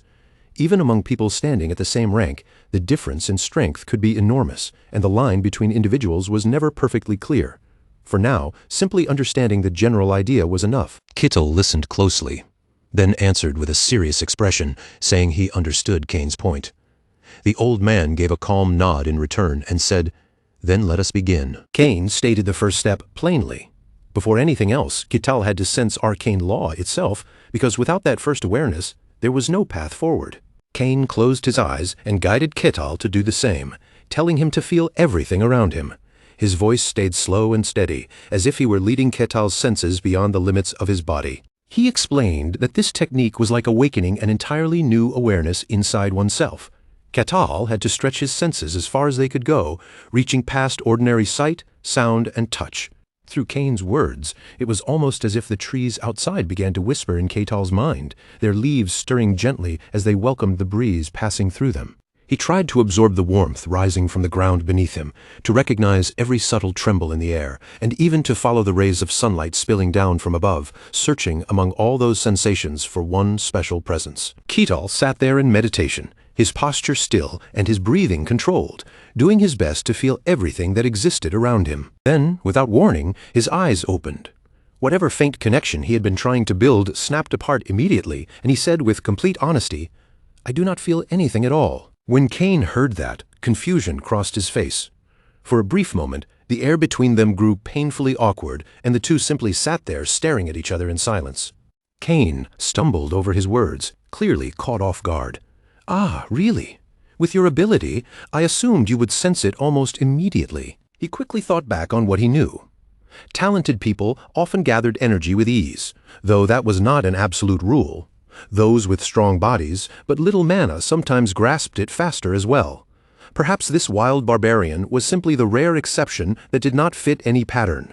Seeing how strange the situation was, Kane stroked his beard in deep bafflement. After a moment, he wondered aloud whether this might have something to do with the abnormal nature of the white snowfield. Ketal thought of the people from his homeland and answered uncertainly. As far as he knew, no one around him had ever sensed anything like arcane law. People from the white snowfield were simply like that. Kane tried to explain the situation in a calmer way. In truth, most people could not grasp arcane law easily in the first place. Then he decided to try another method, saying he would channel energy directly into Ketal and open the path from the outside. Across from him, Ketal's eyes immediately widened with admiration and excitement. His voice brightened as he asked if Kane was going to transfer his internal energy into him. The old man looked at Ketal from close range, his expression serious as he prepared himself for the attempt. Ketal, however, looked almost too excited. With a solemn face, he pointed at himself and declared that he was ready. Kane blinked, slightly confused by how quickly Ketal had accepted it, and asked, "Already?" Kane rose to his feet, steadying himself as he prepared to guide Ketal more directly. He moved behind Ketal, who was still sitting there with his eyes shining in anticipation. Kane instructed him to roll up his sleeves, relax his entire body, focus inward, and gather every bit of sensation into himself. Then Kane placed his hand firmly against Ketal's back and told him to receive the mana he was about to channel inside. The instant Kane made contact, his face sank with shock. His body went rigid, his mouth hanging slightly open while his arms stiffened in disbelief. A single thought struck him hard. Was this man even human? In Kane's mind, Ketal's body felt less like flesh and more like a solid block of stone. He could not understand how much tension had been packed into that fortress of muscle, or whether something like this could truly belong to an ordinary human being. Ketal, who still felt absolutely nothing, looked just as confused as Kane, sitting there with a blank expression. Kane quickly withdrew his hand, as if startled out of his own thoughts. "Ah, sorry," he said, trying to recover his composure. "My mind wandered for a moment." Then he announced that they would truly begin. His hand released energy once more, and he closed his eyes with absolute confidence, declaring that he would start the flow of internal energy. The important thing was to awaken the path leading to arcane law inside Ketal. Kane believed that finding that path was the goal, and in theory, it should not have been too difficult. Meanwhile, Ketal focused with complete seriousness, waiting for even the smallest sensation to appear. But then Kane suddenly froze. Kane's eyes opened wide in confusion, and Ketal immediately noticed the change. He looked back and asked, "What is wrong?" Kane's body stayed stiff, while Ketal hugged his knees and waited with an eager smile. But inside, Kane was shaken. He could not find the path to arcane law in Ketal's body. No, to be more precise, his expression tightened with disbelief while Ketal continued sitting there patiently, still expecting some kind of result. Kane realized with horror that he could not even touch it. The sensation was like sinking deep underwater. No matter how much Kane expanded his internal energy, it failed to connect with anything. It could not make contact, could not feel a path, and could not sense even the faintest response. It was like swimming through an endless abyss, or worse, like being crushed beneath the impossible pressure at the very bottom of the ocean, where nothing could move freely. At last, Cain closed his eyes and gave up on the attempt. His expression grew heavy as he admitted, "This is not good." Cain cleared his throat with a sharp ahem, and the sound made Kettle's eyes widen in sudden confusion. Kettle's face changed as if he had just been struck by lightning. Staring at Cain, he asked in alarm, "Not good? Are you saying I have no talent?" Cain hurried to correct him. No, that is not what I mean." He explained that simply transferring internal energy into Kettle was not enough to locate his arcane law. As Cain thought about the strange energy trapped within Kettle's body, he told him that Kettle had to discover the inner path himself and awaken the power sleeping deep inside. Kettle remained seated on the ground, looking up at him with a troubled expression. He said that he understood, but before he could go further, Cain spoke bluntly and admitted that he could not find the path to Kettle's arcane law. Kettle's eyes widened in disbelief, the words clearly hitting him harder than he expected. His face twisted with shock as he asked, "Are you saying I cannot learn arcane law?" The old man reached out a hand and answered carefully, "No, not exactly. I cannot even confirm whether it exists." Kettle tilted his head, unable to understand what Cain meant. Cain looked at him firmly and stated the problem directly. Kettle's body was injured. Kettle flinched and lifted his gaze. Cain calmly explained that in order to find arcane law, internal energy had to sink deep into the body. But Kettle's body was far too dense, and Cain's energy could not penetrate deeply enough. Cain imagined a current of energy trying and failing to move a massive boulder pinned beneath the sea. He had never encountered anything like this before, and the thought shook him. Could a purely physical body actually block internal energy? Kettle also fell into thought, closing his eyes with a helpless expression. Even a sword saint like Cain was powerless before this problem. His expression sank into something far heavier, the light in his eyes dimming as he quietly asked, "So, in the end, does that mean I'll never be able to learn arcane law?" Cain didn't answer right away. After a pause, he replied with a troubled look, "It's hard to say. I can't confirm it, and I can't deny it either." Cain then laid out the only two possibilities he could think of for Kettle. "I'm not even certain whether that path truly exists inside you," he admitted. "So from here, you either need to find a sword saint with a deeper mastery of internal energy than me, or you'll have to go directly to the Mage Tower." After saying that, Cain pressed a hand firmly over his own chest and lowered his head with genuine remorse. "In any case, I apologize." Kettle looked at him for a moment, taking in the old man's sincerity, then answered calmly, "No, it's fine." Kettle slowly rubbed his chin, his gaze drifting as he sank into thought.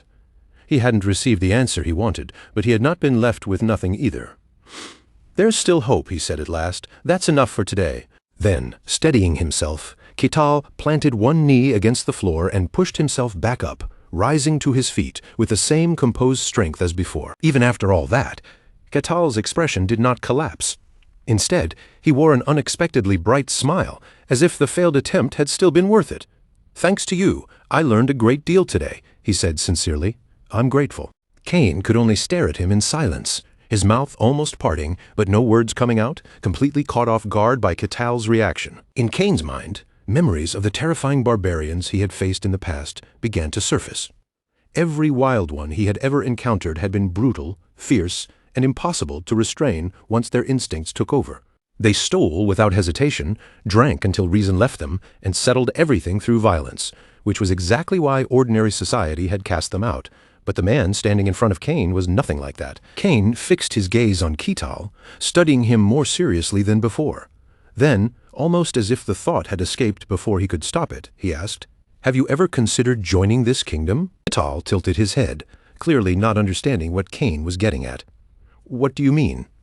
The old man lifted one hand and explained plainly.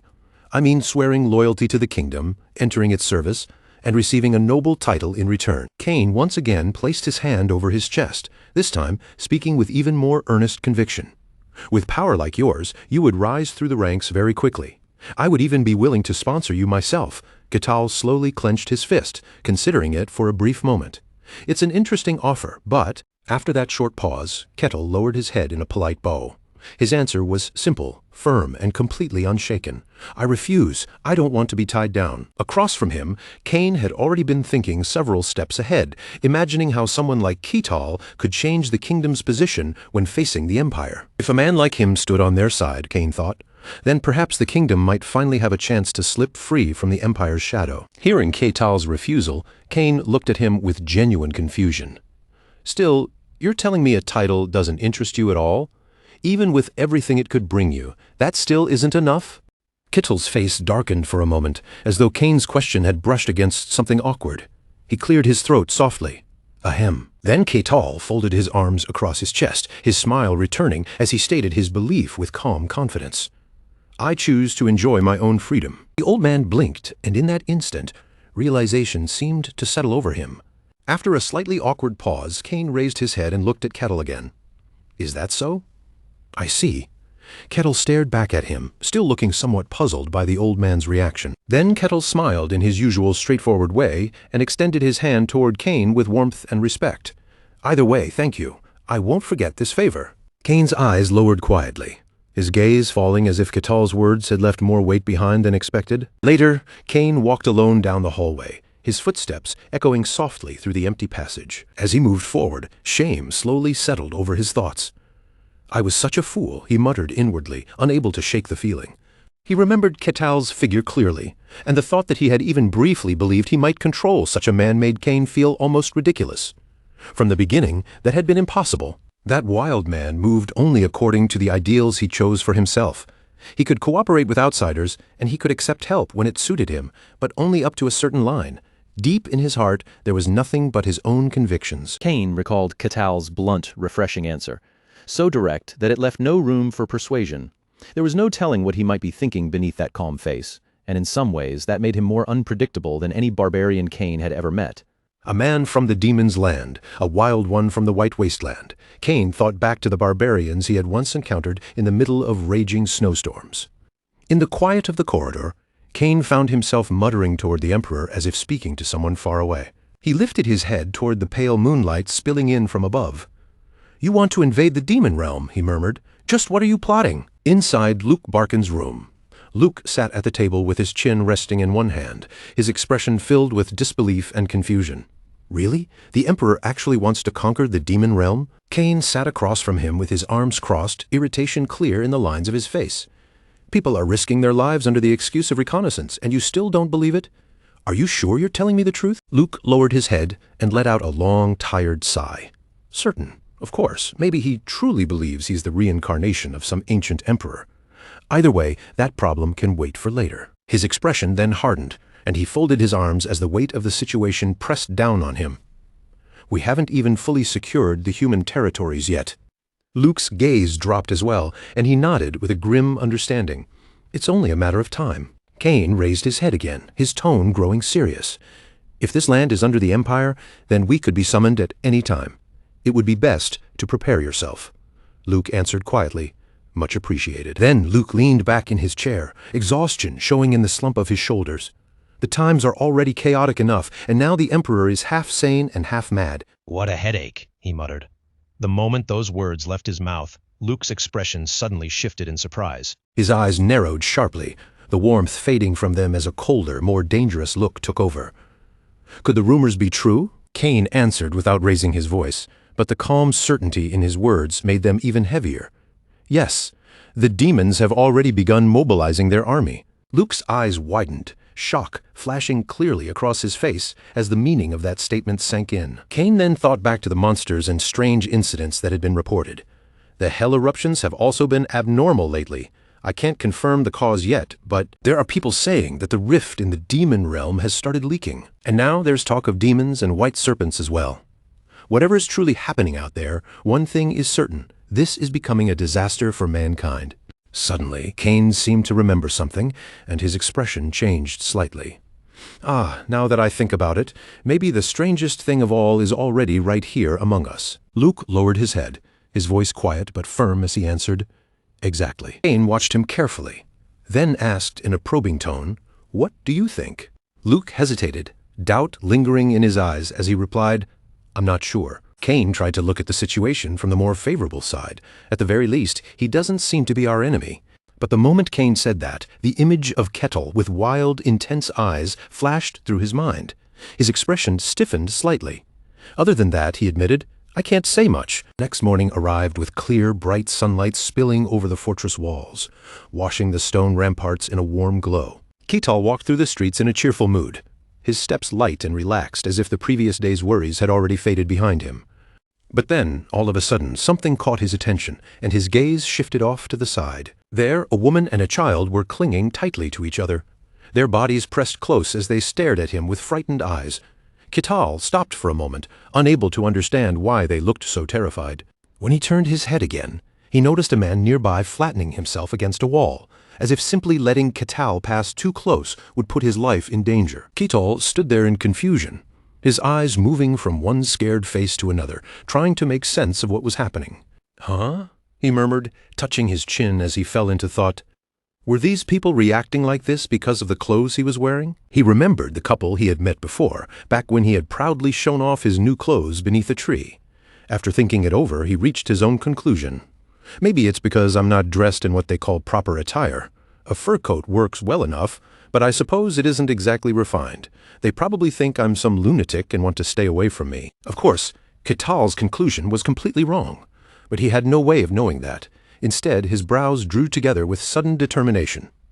All right then. Kital clenched his fist, his face lighting up with excitement, as if he had just discovered the perfect solution. Let's go buy some decent clothes. Inside the clothing shop, outfits were displayed neatly across the racks, each garment arranged with careful attention. Bolts of fabric were stacked in tidy piles nearby, their colors and textures lined up as though the shop had been prepared for noble customers. Then the front door opened, and a clear bell chime rang through the quiet shop, announcing that someone had entered. The shop owner, who had been adjusting clothes on a mannequin, turned around with a practiced smile. Welcome. But the moment he saw who had walked in, all the color drained from his face. Standing right in front of him was Kital, staring straight ahead without even realizing the pressure he was giving off. A faint, terrifying killing intent seemed to roll from him naturally as he said, "I need to buy clothes." The shopkeeper's thoughts immediately spiraled in panic. A wild barbarian? The shop owner began to stammer, tears welling up from sheer fright as he forced the words out. I'm terribly sorry, but I'm afraid nothing here would quite fit your needs." When Kital heard that, he folded his arms with a troubled, slightly annoyed look. "So I'm troublesome, huh?" The man quickly bowed his head and hurried to offer another option. "If you are willing to wait, our shop can prepare a custom order for you." Kital's expression brightened at once, and he smiled with genuine eagerness. "Oh, is that so? Then go ahead and do it." The shop owner slowly lifted his head, still bewildered by how easily Kital had accepted the idea. "Why, yes, of course. Once it's finished, we'll notify you right away." But in his imagination, he was already picturing the worst possible outcome. If the clothes ended up not fitting, Kital would scowl, grab him by the collar, and snarl, "You call this clothing?" The shopkeeper's face darkened as that grim thought swallowed him whole. If that really happened, would he even survive it? Later, while Kital was heading toward the guild, his steps came to a sudden stop when something on the ground caught his eye. What's this? At his feet, lying quietly against the road, was a small green gem. Kital bent down, reached for it, and picked it up between his fingers. Then he raised it toward the sunlight, turning it slightly as he studied it with open curiosity. A gemstone. Light passed through the green gem, making the inside gleam with a bright, almost captivating shine. Kital narrowed his eyes as he looked closer, clearly impressed by the way it sparkled. Ooh. After a moment, he slipped the gem into the pouch at his waist and continued on his way. Guess I'll ask the guild. At the merchant guild, Kital brought the gem to Rosa and held it out. "Do you know what this is?" Rosa, the guild receptionist, looked at the object with a puzzled expression before reaching out to take it from him. Kital added casually, "I found it on my way here." Kital sat across from her with his arms crossed, watching as she inspected it. "It doesn't look like an ordinary orb." Rosa hesitated, her voice faltering slightly. I see." She carefully held the gem in her palm and examined it from different angles. It did not seem like a normal precious stone, yet its surface was astonishingly smooth, as though someone had spent an incredible amount of time polishing and shaping it. Rosa stared closely at the green gem as it shimmered in her hand, the faint glow drawing her eyes deeper and deeper. Her gaze gradually lost focus, slipping into a dazed stare as she murmured, "There's no insignia, no name engraved on it either." Even then, she kept staring at it blankly, almost unable to look away. Why does it give off such a strange sense of value? Suddenly, the sharp sound of fingers snapping cut through the air and pulled her back. Rosa jolted hard, startled as if she had just been woken from a trance. She lifted her head slowly, her expression still hazy and confused. Across from her, Kital had already taken the gem back from her hand. He looked at her with mild concern and asked, "You all right?" Rosa blinked up at him, still not fully understanding. "Huh? What do you mean?" Kettle answered plainly. "You looked like that orb was hypnotizing you." Even after hearing that, Rosa only looked more confused. "Huh?" Kettle gave a small shrug and decided not to press the issue. "Yeah, forget it. Never mind." Rosa glanced awkwardly at the gem again, unable to hide her discomfort. "Still, this orb really is strange. I can feel some bizarre energy coming from it. Would you like me to have an expert appraise it?" Kital grinned, refusing with the excitement of someone who had just found a new mystery to solve. "Thanks, but I'll figure it out myself. That's where the fun is." Then, as if the matter were settled, Kettle shifted the topic and crossed his arms with a relaxed smile. "By the way, do you have any work today?" Rosa quickly caught his meaning. "Ah, yes. Please wait. I'll bring the task board." Rosa placed the task board on the counter and slid it toward him. The list was filled with all sorts of requests: extermination jobs, street cleaning, unclogging drains, pulling weeds, and even digging potatoes. Kital reached for the task board with an eager expression, looking far more excited than most people would be at such ordinary jobs. By the time evening came, the day's work had already come to an end. A pouch of coins now rested on the table, the reward for Kettle's labor sitting there with a satisfying weight. Keto leaned back comfortably with his hands tucked behind his head, a wide grin spreading across his face. "Ah, another glorious day." Then Ketel took out the green gem once again, turning it over in his hand as he stared at it with growing curiosity. Seriously, though, what exactly is this thing? He thought back to the way Rosa had looked when she held it, her eyes going blank as if the gem had nearly swallowed her senses. Ketal's expression slowly sharpened with suspicion. Could this thing have some kind of ability? The very next moment, Kettle's eyes widened slightly. "Huh?" A voice suddenly echoed inside his mind, so clear and unnatural that Kettle sprang to his feet at once. At the same time, the gem in his hand began to release a dark, unsettling aura. "Come to me." Ketal stared at it in bewilderment. Why did I just hear the orb talk? Before long, Ketal was still barely dressed as he followed the gem out into the night. The voice kept repeating over and over in his head, "Come to me, come to me, come to me," and the more it called, the more confused he became. Where the heck is this thing trying to take me? Ketal closed his eyes for a moment, and when he focused, he could picture arrow-like directions appearing inside his mind. Soon, an entire route formed there like a map guiding him forward. Some sort of control magic, huh? He looked down at the gem resting in his palm, watching the black energy curl around it like smoke, while the same voice continued to urge him onward. "Come to me." Ketel steadied his breathing, calming himself as his expression grew firm. After returning briefly to his room, Ketel looked out through the window, his eyes gleaming not with fear, but excitement. "All right then, let's go." Later, Ketal pushed through a bush, parting the branches as the voice continued ringing in his head. "Come to me." He let out a tired sigh, clearly already annoyed. "I said, I'm coming. Shut up." Eventually, he stepped out and found himself standing before a road, the path stretching ahead into the darkness. Then Ketal slowly lifted his gaze. Right in front of him was a cave swallowed in pitch-black shadows, its entrance gaping open like the mouth of some hidden beast. "So this is the place, huh?" Ketal smiled as he stood before the cave. Deep inside, a skeleton stirred, its hollow eye sockets suddenly glowing blue as it sensed his arrival. The voice still echoed through the darkness. "Come to me?" But Ketal showed no hesitation at all. He stepped fearlessly into the cave and called out, "I'm here, the one behind that voice." Somewhere deeper within, bound by chains and surrounded by tracking energy, an image of Ketal appeared. A cold presence observed him and muttered, "Another sacrifice has entered. This time it's a dumb barbarian," the figure judged, looking over Ketal's build. "At least, he's a big one." The gem fixed to the staff began to shine with a sharp, ominous light. The skeleton's mouth twisted into a wicked grin and blue light poured from its undead body. "That makes 10 souls now." He sat in the center of a magic circle, one bony hand wrapped around his staff while the other guided the flow of energy. Behind him stood an altar, and as he looked over the spell, his brow tightened. This must be an illusion. Can resurrection truly be done? Long ago, during an age of chaos when kingdoms collapsed one after another, an evil sorcerer lurked behind the devastation. He manipulated emotions, bent the minds of countless kings to his will, ignited wars across the land, and ruled kingdoms from the shadows. But at last, his unspeakable cruelty was exposed, and heroes rose up to defeat him. Yet just before the final blow could destroy him completely, he transferred his soul into a life vessel, escaping death and becoming a lich. Now reborn as an undead mage, the lich existed as an immortal being whose soul was sealed inside that life vessel. Unless the vessel itself was destroyed, he would never truly die. He laughed with savage delight, raising his skeletal hand as if reaching once more for control over the world, and so the dark sorcerer, who had once nearly conquered everything, became a lich, patiently scheming for the day he could resurrect himself. His dark magic crept through alleyways like poison, because the resurrection spell demanded an enormous amount of life force. To gather it in secret, he settled near a remote estate and released enchanting orbs, slowly drawing in sacrifices one by one. Those orbs served as monocores, essential pieces needed to complete the resurrection spell.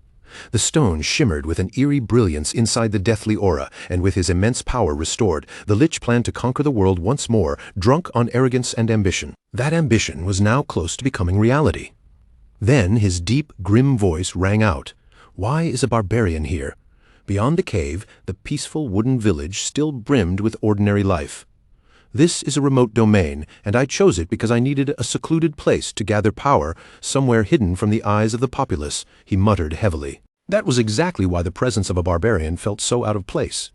Before him, Ketal's hazy image appeared, projected through the magic tracking him. The sorcerer watched the ghostly flame follow Ketal's movements, calculating with pure malice in his hollow eyes. Creatures from the north have traveled quite far. Judging by your size, you'll make a splendid sacrifice. I placed a special enchantment on that orb, he thought with satisfaction. It only mesmerizes those who don't know its secret. His bony hand released the magic orb into the cave, ensuring that anyone lured by it would remain ignorant of the truth behind its power. Seeing Ketal's casual smile through the projection, the lich made his own conclusion. So, in the end, this barbarian is nothing but a clueless simpleton. If he looks unaffected, then that must be some sort of illusion. His grin widened with cruel pleasure. Come, barbarian, become the stepping stone for the glorious resurrection of my magic. After some time, the path finally led Ketal to the true destination. So this was the place. He stood before an enormous wooden door, so tall it was easily twice his height. Ketal placed his hands against the heavy door and slowly pushed it open before stepping inside. The moment he entered, Ketal's eyes widened ever so slightly in surprise. Ahead of him, hollow black eye sockets gleamed in the darkness, while a bony hand tightened around a staff. The sorcerer stood calmly on a high platform, waiting as if he had been expecting Ketal's arrival for a long time. Ketal stared up at him, completely stunned for a moment. It's a real lich. In Ketal's mind, a lich was supposed to wear a black robe and wield a staff like some high priest from an ancient civilization, the ultimate form reached by a top-tier mage. It was the kind of being that always appeared as a terrifying villain in fantasy tales, and he had never imagined he would actually meet one in person. The sorcerer saw Ketal standing there, frozen like an idiot, and suspicion crept into his voice. Who are you? Don't tell me you weren't enchanted by the orb. Ketal finally snapped back to himself and gave a short laugh as understanding dawned on him. So that's how you lure people here? Beneath them, scattered white skeletons littered the ground, while the lich remained silently watching. The sorcerer was baffled by what was happening. He studied Ketal carefully, turning the situation over in his mind. What is going on? I can't sense any mystery from him, which should mean he's nothing more than an ordinary barbarian. If that's the case, his hoarse voice then took on a mocking edge. You must be carrying some kind of artifact that protects your mind, a high-grade one, powerful enough that even I can't detect it. I have no idea how a barbarian like you got your hands on such a thing, but the sorcerer sneered, certain he had understood everything. Looks like you simply got lucky and picked it up somewhere. Ketal frowned at that and answered bluntly, I don't have anything like that. But the sorcerer had no intention of believing him. You think you can fool me? He growled, drawing up his magic power. The gem set at the top of his staff began to release twisting arcs of white light. Those streaks of magic rained down over the skeletal corpses scattered across the floor. The lich spoke coldly. If you had obediently fallen under my charm, you could have died peacefully. Then his voice hardened with murderous intent. But now, I'll annihilate you. All around the chamber, pale bones creaked and shifted as the skeletons on the floor began to rise. His cruel command echoed through the cavern. My soldiers. At the lich's order, one of the skeleton warriors raised its sword and rushed forward with ferocious speed. Ketal watched it come, his thoughts strangely calm. A dungeon with an evil lich hiding inside, huh? The corner of his mouth curled into a mocking smile. I think I've got a rough idea of what's going on here. The skeleton leapt high into the air, its empty eye sockets gleaming with cold malice as it prepared to bring its sword down on Kettle. But before the creature could even take a single step, Kettle had already moved. No one caught the moment he acted, only the impact, as his fist came crashing down coldly and slammed straight into the skeleton's skull. The sorcerer's expression twitched, his body stiffening as shock flashed across his face. In an instant, the skeleton collapsed like its strings had been cut. Its skull split apart into 3 jagged pieces, then slowly broke down further, crumbling into a pale cloud of dust. Kittal gave his hand a casual shake as if brushing off dirt, and looked at the sorcerer with a chilling calm. "You're more shallow than I expected." For a brief moment, the sorcerer clenched his teeth, his caution rising as he stared at Kittal more carefully than before. But that hesitation vanished almost immediately. His pride returned, twisting his voice with arrogance as he sneered, "Let's see whether that mouth of yours can still spout nonsense after I cut off every one of your limbs." As he lifted his hand, magic began to flow from him like a dark stream, seeping into the bones scattered before him and dragging the skeleton soldiers back to life once more. His rough, hoarse voice growled, "As long as you're still alive, that will be enough." "Take him down," the sorcerer commanded, and the moment his order fell, every skeleton soldier surged forward at once, rushing toward Kittal from every direction. Kittal tightened his fist until his knuckles let out a sharp cracking sound, the pressure in his grip making the air feel heavier. His expression did not change. With the same cold look on his face, he threw a punch to the side, blasting the skeleton on his right backward in one clean strike. Then he stepped in without wasting a breath, driving his left hand forward and smashing it brutally into the skull of the skeleton, coming from his left. Right after that, Kittal's leg shot out in a heavy kick, sending the skeleton in front of him staggering away before it could even understand what had happened. Every strike went straight for the skull, as if Kettle's fists were locked onto their targets. One blow landed, one skeleton fell, and each movement was clean, ruthless, and terrifyingly precise. The sorcerer's jaw dropped open, horror spreading across his face as he watched his soldiers fall apart one after another. The pale bones scattered across the floor slowly lost their form and faded into nothing. Kittal straightened up calmly, then spoke in a flat voice.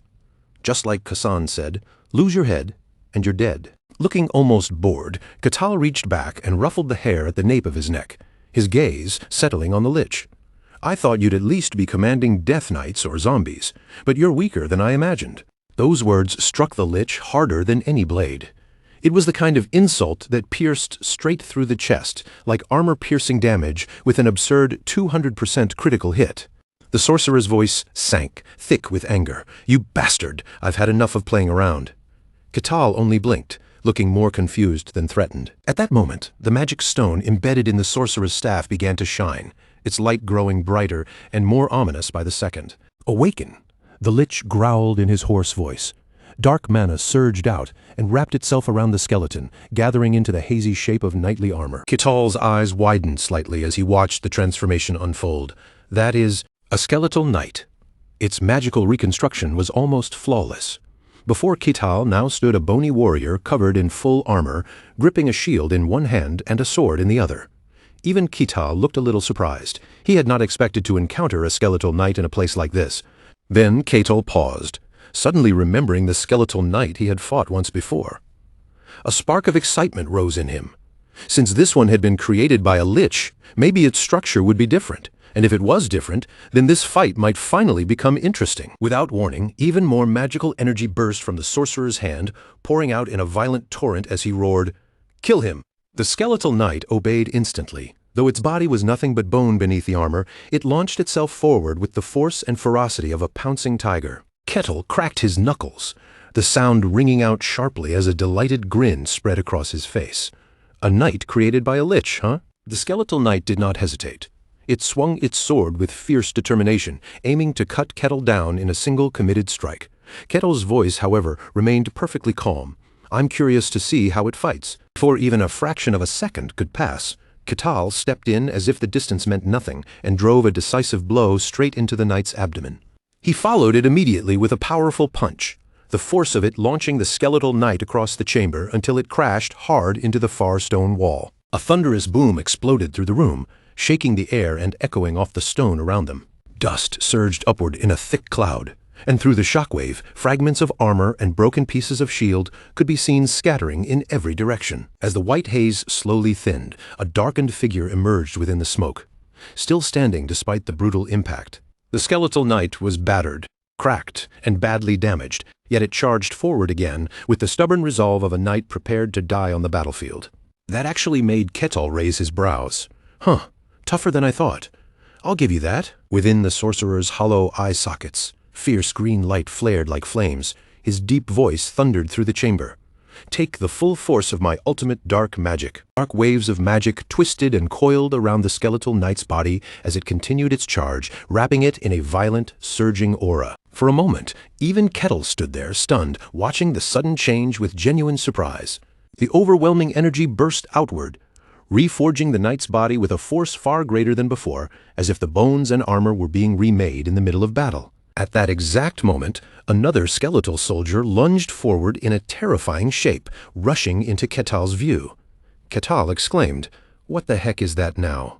The skeletal soldier had already closed the distance, swinging in to strike him. A skeletal knight made by a lich was already enough, yet another strange undead was now rushing at him too. Ketal's hand tightened into a fist, his instincts telling him that something about this attack did not feel right. Then, without backing away, he drove his fist straight into the skeletal soldier's face. The skeletal soldier was blasted backward, its body flying away from Ketal under the raw force of the punch. A loud explosion erupted where it landed, and dust and smoke rushed up, swallowing the area in a thick cloud. Ketal watched the scene with a serious look in his eyes. At the same time, the lich was visibly shaken, startled by what he had just witnessed.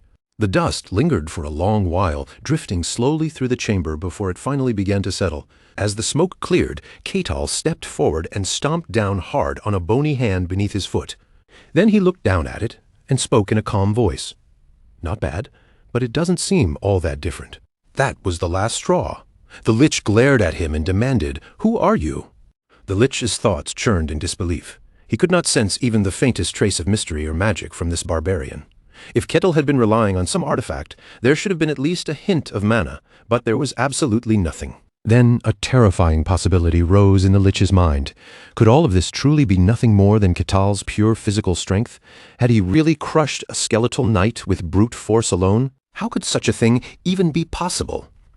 The lich stared at Ketal as if the answer itself terrified him, and then he could not hold back his cry of realization. "You truly are special." Ketal turned his eyes toward him, looking genuinely surprised by the sudden shift in the lich's tone. Lich Kartos tightened his grip around his weapon until his bony fingers creaked.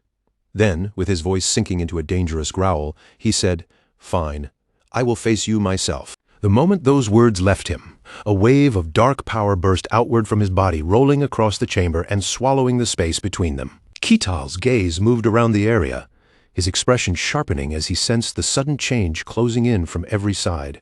Then, in the blink of an eye, the darkness surged over him completely, wrapping around him until his figure vanished inside it. From deep within that black void, two glowing eyes slowly appeared, glaring down with a cruel light. "Are you afraid?" "Yes. Fear me, barbarian." "You will pay the price for trespassing in my sanctuary," the voice continued, echoing through the darkness, as if the entire space belonged to him. But instead of trembling, Ketal remained strangely calm. His voice came out steady and matter-of-fact. "No, I only came here because the orb called me." Then Ketal looked straight into the darkness and added, "Weren't you the one who scattered that orb in the first place?" Hearing that, the lich stiffened as if cold sweat had run down his spine. It was true. The people who reached this place had all been lured by the orb infused with his scattered mana. And now, with a sinking realization, he understood that Ketal had come here for the same reason. Even so, his pride refused to let him accept it. He roared furiously, "Shut your filthy mouth, barbarian. I am the great and supreme sorcerer who destroyed 5 kingdoms and fought against heroes Kartos Brainulus Kesses." At the sound of that long name, Ketal suddenly thought back to that elf girl and remembered another name just as grand, Marzelia Hazian Carusia. For a moment he could not help wondering whether names in this world simply kept getting longer and longer. Lich Kartos released his cursed power once more, his voice dripping with malice. "Become the stepping stone for my resurrection, you lowly barbarian." A terrifying, foul surge of power shot forward like a black tide, rushing straight toward Ketal with the force of something meant to swallow him whole. It looked unreal, almost fantastical, yet the pressure behind it was undeniably overwhelming. Even so, Kital did not flinch.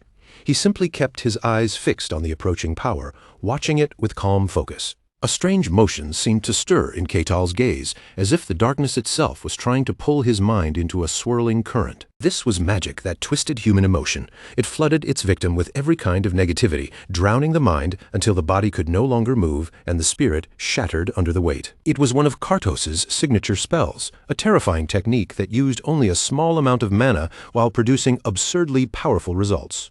Against true magic like that, an ordinary barbarian with no control over mystical forces would have been completely helpless. Kartos continued calculating in silence, his thoughts racing behind his glowing eyes. What should he do next? Something was clearly different about this barbarian, and yet Kital did not seem to be carrying any special artifact. Then Lich Kartos snapped his fingers sharply. "I'll take him back and study him, drag him away." At once, one of the skeletal soldiers lying on the ground began to stir, its bones twitching as it obeyed the order. Under the Lich's command, the skeleton started moving toward Kital, dragging itself closer with stiff, unnatural motions. Kital quietly shifted his footing, setting his stance as the undead soldier approached. The skeletal soldier's aura suddenly flared with even greater strength, its presence growing sharper and more threatening in an instant. Then Kital's eyes flashed, the calm in his expression turning into immediate action. His leg shot out in a brutal kick, striking with such force that the skeleton was launched high into the air. The impact knocked its skull clean off, sending the head flying away from the body in a single violent blow. Kital's face remained completely unchanged, as if he had merely kicked aside a stone in his path. Lich Kartos stared in total disbelief, his face twisting so badly that it looked like his jaw might fall loose from shock. A massive explosion erupted a moment later, the force bursting through the chamber and shaking the air around them. Panic crashed over Kartos as he struggled to understand what had just happened. No, how was this possible? That mind control spell should have taken effect. Kital looked at him and spoke with blunt disappointment. "You're just standing there watching? Are you seriously trying to have these boneheads drag me away?" "Boring," Kital added, and the disappointment in his voice was impossible to miss. He even let out a small sigh, as if the whole thing had failed to meet even his lowest expectations. Those words struck Kartos straight in the chest, piercing his pride like an arrow driven in without mercy. Humans were creatures ruled by emotion. No matter how strong they became, no matter how close they came to the supernatural, negativity always remained somewhere deep inside their hearts. That was why emotion control magic should have been impossible to escape. Yet Kettle simply tilted his head, looking more curious than affected. "Can't you use something like a fireball or magic missile?" Kartos snapped back, his pride flaring. "I don't know how you're still standing, but how dare you compare my magic to those cheap beginner spells?" Then the light inside Kartos' eye sockets grew brighter, and his aura began to gather around him like a murky spring welling up from the depths. No matter what shape it took, the power carried the weight of a wave that could swallow the world and drag it into chaos, rushing toward realms that could not even be seen. As he spoke, Kartos lifted his staff high, calling forth another mysterious surge of power from the darkness around him. When Ketil saw it, fear never crossed his face.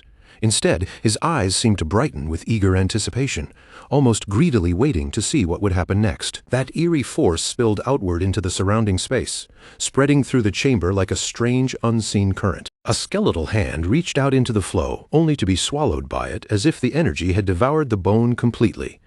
Ketil remained standing calmly in place, watching the strange power draw closer without making any move to retreat. When the force finally washed over him, Ketil's body slowly began to fade from sight, his figure growing faint inside the dark energy. Lich Kartos opened his mouth wide and roared with triumph. "Ha ha ha, victory is mine!" He was overflowing with smug satisfaction until the very next instant when an invisible mouthful of blood burst from his throat. His laughter broke apart into choking coughs. "Ha ha, cough, cough!" Then his body gave out beneath him, and he collapsed down onto his knees against the ground. Kartos grimaced as pain racked through him, his body trembling from the backlash. That was too much. I used nearly everything I had, leaving only enough mana to keep this body from falling apart. Even so, he forced himself to believe it. After taking that attack, Ketil had to be gone. But at that exact moment, a familiar voice sounded right in front of him, making Kartos flinch hard. Impressive. Ketil casually appeared again, standing before him as if he had merely stepped out from behind a curtain. His eyes settled on Kartos with a cold, unreadable calm. "But is that all you've got?" Horror twisted Kartos's already distorted face even further. Inside, his thoughts screamed in disbelief. Even that had failed, among all his mind control spells that had been his strongest dark magic. Even a great hero struck directly by that spell should have had their mind ripped apart from the inside. So what kind of monster was standing in front of him? Beetle glanced down at his own hand, flexing his fingers as if checking whether anything had changed. That move was impressive, but honestly, I didn't feel a thing. Then his voice lowered, carrying a quiet finality. "If that was the best you had?" As he spoke, Kital slowly reached for his weapon, drawing it with a smooth, deliberate motion. He lifted his axe, his gaze turning sharp and cold as he faced the Lich head-on. Then, "I guess it's my turn now." The instant he heard that, Kartos cried out in alarm. "Wait!" Kettle paused with one eyebrow raised, looking at him as if wondering what excuse could possibly come next. "What?" The Lich quickly continued. "You came here already knowing who I am." In his mind, that settled everything. The answer was obvious now. But the longer Kital listened, the more his expression clouded with confusion. He stared at Kartos blankly, wondering what in the world this guy was talking about. Kartos suddenly burst into loud, delighted laughter, his voice echoing through the chamber. "Ha ha ha. The Empire, are you that afraid of me? I'll admit it. Your intelligence network is impressive if you managed to find me this quickly. But I will return," he declared, drunk on his own delusion. "I will shatter your sword and once again bring the entire world under my rule." He remembered hearing that somewhere within the Empire there was a training school for humans, a place said to produce countless bizarre and abnormal fighters. In his mind, this barbarian had to be one of those creations. A sword forged for the single purpose of destroying him, an assassin sent by the Empire to erase Kartos Brainula's Kesses. His laughter grew wilder and more unstable, rising into a mad shout, no matter what. "I am Kartos Brainula's Kesses. I will crush that barbarian beneath me and overthrow the Empire itself." Watching this bizarre display, Ketal's face went completely blank. His head felt full of question marks as one simple thought crossed his mind. Was this Lich insane? At that moment, an unseen jar nearby began to release a strange and ominous power. Ketal's expression grew even stranger as the energy stirred around him. Kartos roared with desperate triumph. "Offer your body to me." The strange force shot forward like a streak of darkness and plunged straight into Ketal's body. Ketal's eyes went blank white, yet somehow his face still looked as if it were filled with nothing but confused question marks. Inside, the Lich thought with twisted satisfaction that he had successfully invaded the barbarian's body and devoured his soul. But there was no turning back now. If he could not become a Lich again after this, then he would remain trapped inside this body forever. Still, he had no other choice left. A low, sinister chuckle rose from him. "Hee."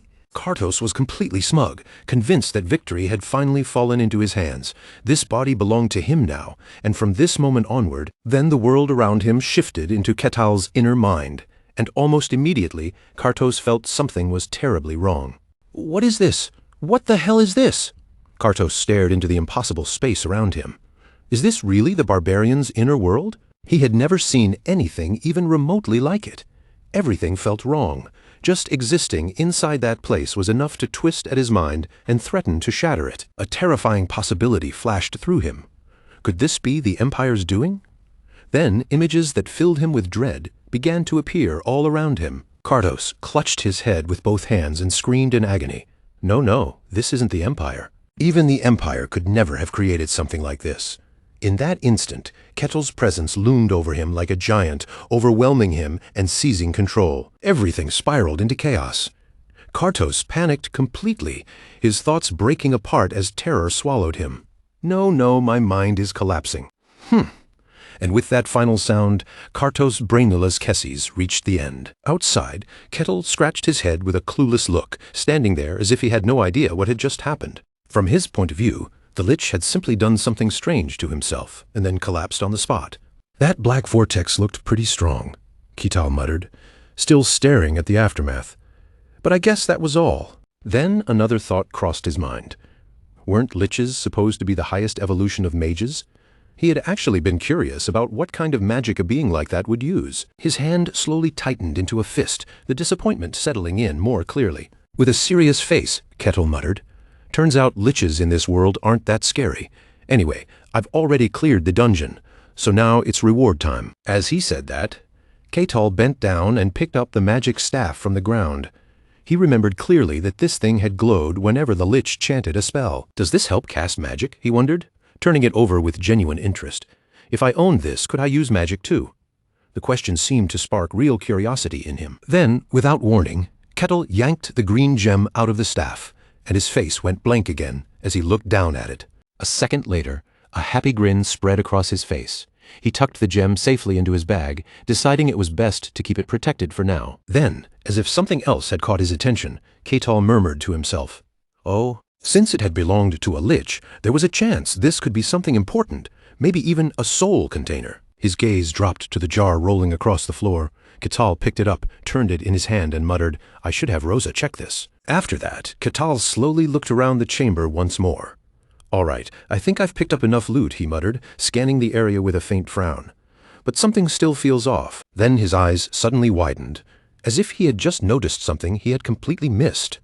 Ah! Right in front of him, carved across the wall, a large circle of strange symbols had appeared, standing out against the stone like a hidden mark waiting to be found. Ketal stepped closer and reached toward it, staring at the symbols with open curiosity. What's this? Could it be some kind of hidden room? His finger moved over the wall and pressed down on one particular spot among the markings. The moment he touched it, the hidden mechanism reacted, and the sealed door began to activate with a heavy rumble. Ketal stared in surprise as the wall in front of him started breaking apart, pieces of stone crumbling away and falling from the surface. Bingo! Ketal waited until the wall finished collapsing, then calmly stepped through the opening and entered the space beyond. Inside, he found a crowd of people standing there, but not a single one of them seemed conscious anymore. Their minds were clearly gone, yet their legs remained planted firmly on the ground, keeping their bodies upright like lifeless dolls. There were many of them, all gathered in the same terrible state. This was Kartos's secret sacrificial chamber. Ketal's eyes widened, and a bead of sweat slipped down his face. "So it's real," he murmured, unsettled by what he was seeing. But still, his feet began moving again as he slowly walked deeper into the chamber. He looked over the people one by one, his expression growing puzzled. Who are these folks? Ketal stopped in front of one person and waved his hand in front of their face, trying to get any kind of response. "Hello." Then he moved to another person and tried again, leaning in slightly. "Anyone in there?" After waiting for a while and getting no reaction from anyone, Ketal rubbed his chin, thinking over the situation. "Hey, now what should I do?" In the end, he decided there was only one sensible choice. "All right, let's return to the territory for now. Once I report this, they'll probably send people to handle it."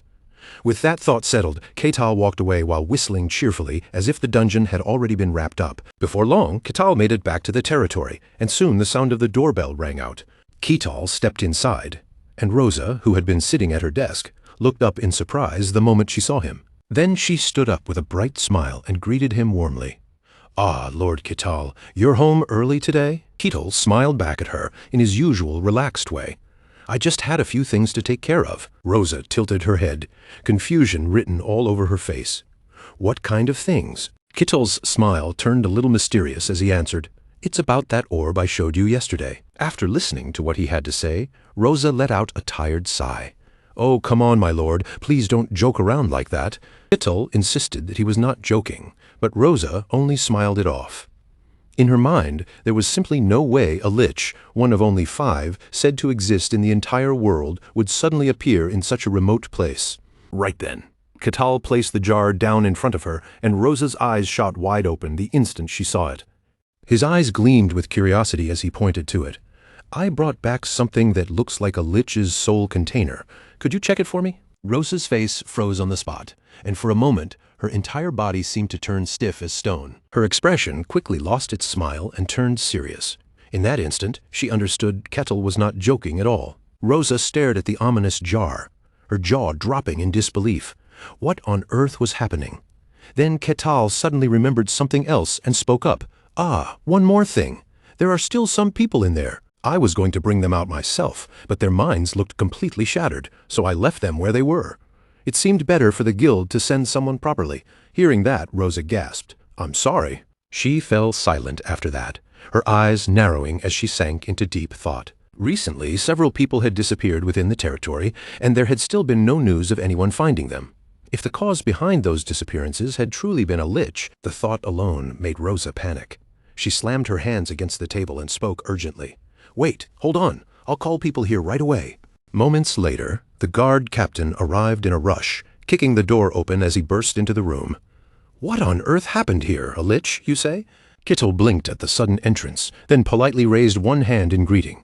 "Oh, hello." Kettle waved the concern away as if it were nothing serious. "Everything's already been taken care of, so there's nothing to worry about." The guard captain stared at him, completely stunned.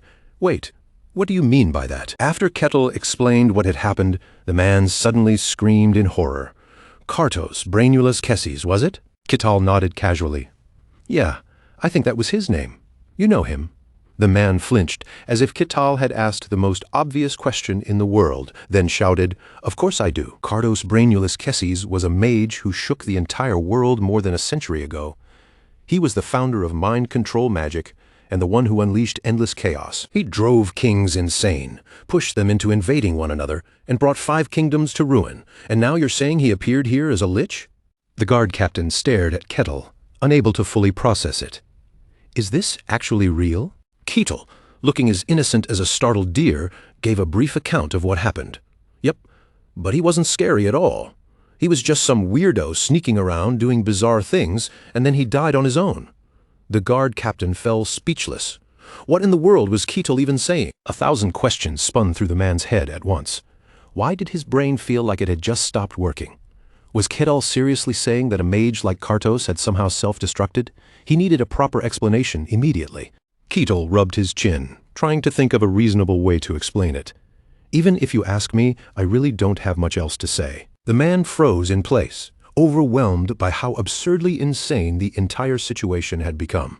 Not wanting to waste any more time trying to make sense of it, he turned away sharply. "Wait here for a moment. I'll inform the Lord." Only a few short minutes later, Luke Barkin was just as stunned as everyone else. "What the hell is going on? A lich appeared right near our territory?" Luke Barkin asked again with careful emphasis, his expression still tense. "Are you absolutely certain it was a lich and not some other kind of monster mistaken for one?" The guard captain answered honestly, keeping his posture straight as he gave the report. "Everything lines up with the testimonies from the rescued victims. It appears to be accurate, my lord, and we also have solid proof." The ancient jar sat before them, casting a grim weight over the room as Luke's expression shifted. "You mean the soul vessel? A lich of that caliber was hiding this close to our land without anyone noticing." Luke muttered, the seriousness of the situation pressing down on him. "The Empire could send inspectors here at any moment. And of all times," he added with a heavy frown, "Lord Kane is not even here right now." The more he thought about it, the more troublesome it became. What a hassle. Without wasting another second on hesitation, Luke slammed his hand against the table and rose from his seat. "Prepare a full report to send to the capital." The guard captain watched Luke's back as he turned toward the window, then answered firmly, "Yes, my lord." After a moment, he lowered his voice and added, "But perhaps we were still fortunate." Luke silently agreed, and the guard captain continued, "Exactly. If that barbarian had not found him first, then we might have become his first victims." In their minds, Kardos's eerie silhouette seemed to rise from the shadows. If he had been preparing to fully revive as a lich, then there was a very real chance that he had already been close to success. The guard captain reached the only conclusion he could.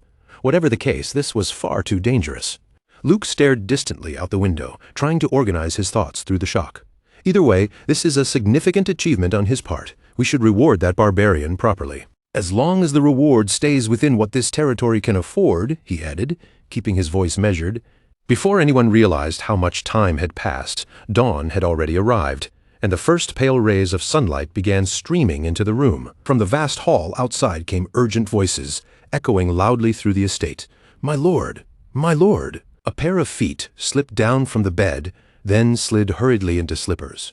Luke quickly dressed himself, straightening his appearance as best he could before giving the order. "I'm awake. Let them in." The palace doors creaked open, breaking the tense quiet of the morning. A maid rushed inside with a terrified expression, her voice shaking as she reported, "My lord, the sun god's inquisitor, Lady Aquaz, has arrived in the territory." Luke's eyes widened sharply, all traces of sleep vanishing at once. "What?" In the guest room, a woman with white hair sat quietly, waiting with composed elegance. Luke rushed in moments later, his hair still slightly messy from the sudden summons. His mind raced as he wondered, what was going on, and why had she come here? That graceful and refined woman was none other than Aquaz, the inquisitor of the sun god. For a moment, the entire room fell into complete silence, the air so still it felt almost frozen. After his brief panic passed, Luke quickly straightened his clothing, regained his composure, and sat across from her. Still a little flustered, Luke greeted her formally. "It is an honor to meet you. I am Luke Barkin, Lord of Barkin Territory. Thank you for visiting, though I must admit this is rather unexpected." Aquaz parted her lips and introduced herself calmly, her voice steady and dignified as she stated both her name and her position. "I am Aquaz, Inquisitor of the Sun God, chosen by the deity to pass judgment upon heretics." She was the youngest person ever appointed to that position, a woman who had beheaded 7 mages contracted with demons and had personally destroyed a terrifying demon-summoning ritual. Now she stood as the most powerful Inquisitor of the Sun God on the continent. Even the Empire itself treated the Sun God's church with respect. Her authority far exceeded that of a lord governing a borderland territory, which made her sudden arrival all the more difficult to understand. Aquaz began the conversation without wasting words. "Lately, this territory has been unsettled." Luke responded by addressing the most obvious issue first. There was a minor dungeon matter, but it has already been resolved. At the same time, he wondered to himself, so she had not come because of the Lich after all. He carefully tested the waters. "May I ask the reason for your visit?" Aquaz paused briefly, then revealed her purpose. "I came to discuss a divine decree." Luke's eyes widened even further, almost comically large, as if they had grown to the size of wagon wheels. Aquaz's next words changed the entire mood in the room. "However, before I go into the details, I want to know more about what has been happening in this territory recently." Luke lowered his head slightly, finding the subject difficult to explain. Well, about that matter, in the end, he told her everything. As the story unfolded, Aquaz's expression changed drastically. "A barbarian? You mean this man defeated a lich?" Luke admitted it and added several more details. "That's right. And there is a possibility that the lich was Kartos Brainula's Kesses." The terrifying image of that infamous name seemed to take shape in both their minds, dark and impossible to ignore. Aquaz muttered in fear, her voice tightening. "What? That man was here? To be certain?" The ancient jar was placed directly before her eyes, the soul vessel of Kartos Brainula's Kesses. Aquaz's face turned pale as she stared at it. Just what in the world happened in this territory? She reached up and clutched the sun god pendant hanging from her neck, trying to steady the anxiety rising inside her. A heavy silence settled over the room, pressing down on both of them. After a moment, Aquaz asked carefully, "That barbarian, he is still in the territory, is he not?" Luke's answer struck her like a bucket of cold water to the face. "He is still within these lands." Aquaz's expression darkened, and she asked again nervously, almost as if hoping the answer would change. "That barbarian defeated Kartos? Is such a thing even possible?" Luke gave a firm answer without hesitation. "It is true. He is extremely strong. Even Lord Cain was defeated by him." In that instant, Aquaz understood that something major had begun to move. A new power had appeared in the world. Her gaze sharpened as she asked, "Which tribe does this barbarian belong to?" Luke pressed his lips into a thin line, as if even saying the words out loud made him uneasy. Keeping his voice low and careful, he finally answered, "He claims he came from the white Snowfield." The unsettling image of Ketal immediately flashed through Aquaz's mind, and doubt crept across her face. "The white Snowfield, you mean that man is a barbarian from that ruined, frozen wasteland? How could someone from a place like that suddenly appear all the way out here?" A troubling possibility began to take shape in her thoughts. Could he be the very reason the Oracle had sent her to this place? Luke caught the faint murmur under her breath and narrowed his eyes slightly, noticing the shift in her tone. What was that? Aquaz did not answer his question. Instead, she lifted her gaze with a firm, decisive look and made her demand. "That barbarian, I want to meet him." Meanwhile, in a quiet room away from the tense discussion, Ketal sat with a strange stone resting in his palm, its surface giving off a deep, dark purple glow. He turned it slightly in his hand, studying the eerie light with open curiosity in his eyes. "So," he murmured, staring at the object, as if waiting for it to explain itself, "what exactly am I supposed to do with this thing? It definitely looks like some kind of magic artifact." Ketal gave it another thoughtful glance before casually deciding, "Well, that settles it." I'll just ask a mage how to use it later." Then, as if something had suddenly clicked in the back of his mind, Ketal paused. He sat up a little straighter and turned his eyes toward the window, looking far into the distance beyond the glass. "Oh, right," he said, his voice calm but expectant. "I think it's about time." At almost that exact moment, a man stopped outside the door and called in to him. "The Sun God's Inquisitor has requested a meeting with you. The appointed place is the cathedral." The man hesitated for a breath, then added in a nervous voice, "And when you meet her, please be sure to show proper respect." Ketal answered him with a bright, easy smile, completely unfazed by the warning. "Don't worry, I know what to do." But seeing Ketal look so relaxed, almost as if he were going out for a casual stroll instead of meeting a holy inquisitor, the man could not help but feel puzzled. Still, he quickly pushed that strange feeling aside and nodded. "Good, as long as you understand." With that, he turned toward the hallway and said, "Then let's go." In this world, the sacred images passed down through generations were not empty symbols or comforting myths. Gods truly existed here.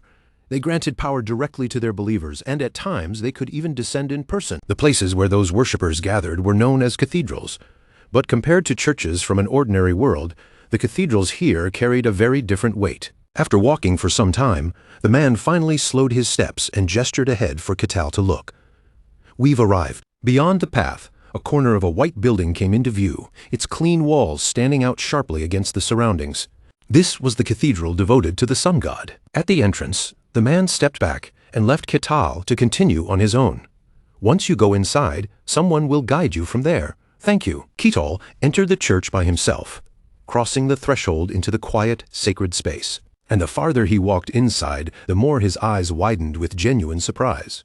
A magnificent statue of the goddess stood proudly within the hall, displayed in full splendor as if watching over every corner of the cathedral. Rows of seats were arranged with perfect order, and the silence around them felt heavy, pure, and strangely holy. Several priests soon approached him with composed expressions and respectful bows. "Welcome, Sir Ketal. Inquisitor Okwaz is waiting for you. Please follow us." Ketal was still taking in the grand sight around him, his gaze lingering on the sacred interior, before he finally replied, "All right then." After a long stretch of silence, Okwaz was the first one to speak. "It is a pleasure to meet you. I am Okwaz, Inquisitor of the Sun God." Ketal introduced himself with confidence, his voice loud, clear, and completely without hesitation. "The honor is mine. I'm Ketal the Barbarian." At the same time, a thought quietly crossed his mind. So this is the Inquisitor. She's surprisingly young. And more than that, he could tell at a glance that she was genuinely strong. Okwaz, however, found herself thrown off by the sly, mischievous smile spreading across Ketal's face. What in the world was that grin supposed to mean? When he noticed that she had fallen quiet, Ketal tilted his head and spoke first. "So, why exactly did you want to meet me?" Then, as if remembering his manners, he added, "Ah." Okwaz lowered her head for a moment, visibly struggling to choose her words. "It's about the recent dungeon incident. Kartos Brainulus Kessis, the sorcerer you claim to have defeated, committed countless atrocities across the continent. In the end, he transformed himself into a lich, and only heroes with extraordinary skill and overwhelming strength were considered capable of standing against him." Ketal thought back to the enemy he had faced in that dungeon, and answered plainly, "I've heard something like that. But the Kartos Brainulus Kessis I met was just a lone flailing lich. He was weak, and before he could do anything impressive, he destroyed himself." "You may not believe that," Ketal added, his tone still honest and steady, "but I'm only telling you exactly what I saw." At last, Okwaz revealed the real reason she had called him here. "Then would you agree to let my god directly witness this conversation?" Ketal tilted his head slightly. "Witness?" Okwaz gave him a short explanation, watching his reaction closely. "Yes, if you tell a lie in the presence of the god, he will respond." Ketal's eyes immediately lit up. "Oh, so it's basically divine interrogation." Okwaz remained extremely cautious as she dealt with him. He might not be an ordinary barbarian, but in the end, he was still a barbarian. She was certain there was no way he would willingly accept something like this, so she left him room to refuse. "Of course, if this makes you uncomfortable, you may decline." Instead, Ketal's eyes gleamed with unmistakable excitement, and he agreed without the slightest hesitation. "Why would I refuse? This is the perfect chance to experience divine power." Okwaz tested him once more. "You're certain?" Ketal nodded right away. "Certain. Go ahead and start." Even Okwaz herself could not stop her brow from tightening at the look on his face. What was this? He did not look pressured at all. If anything, he actually looked eager. She asked him again and again, unable to let the matter go. "Doesn't this make you nervous?" Ketal blinked. "What do you mean?" Aquaz clarified carefully. "Having a god watching you." Ketal answered with almost innocent simplicity, as if the concern made no sense to him at all. "Why would I care? I have nothing to hide. I've never told a lie in my life. Not even once." Aquaz slowly closed her eyes, absorbing that answer in silence before muttering under her breath. "Ah, I see." Aquaz steadied her breathing, lifted her gaze, and spoke with solemn resolve. "Then, let us begin." She brought her hands together in reverence and called out to the deity she served. "O my God, the one I devote myself to, you who look down upon this world from the highest realm, you sovereign ruler of the blazing sun, please cast your sacred gaze upon this place and expose every false word that may be spoken here." At that prayer, a strange, radiant eye began to appear above them, glowing with an otherworldly brilliance. Then, from the sky itself, a dazzling pillar of light descended in a straight line, striking down upon the roof of the church like the sun had chosen that single point. The instant that light washed over him, Ketal's eyes widened and a breath caught in his throat. "What is this? I can actually feel it." What pressed down on him was a presence far beyond anything ordinary imagination could reach. It was magnificent, overwhelming, and impossible to fully express with human words, as if language itself fell short before such an existence. And yet, when Ketal faced that impossible presence directly, the feeling rising inside him was not fear or worship. It was pure, utter confusion. A gentle, ethereal glow spread across the place where the two of them sat, wrapping the room in a soft light that felt separate from the world outside. Thankfully, the disaster Aquaz had feared did not come to pass. No divine punishment crashed down, no holy wrath burned the room away, and for that she silently thanked the heavens. Once she confirmed that everything was stable, Aquaz composed herself again and quietly said, "Then let us begin. From this moment onward, within this pillar of light, no lies shall be permitted to exist." Ketal accepted it with almost cheerful ease. Got it.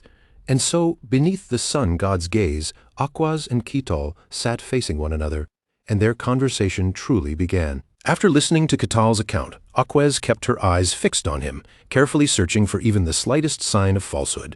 His explanation of how he conquered the dungeon matched what he had said before, and more importantly, the divine light gave no negative response. Aquaz continued turning the matter over in her mind.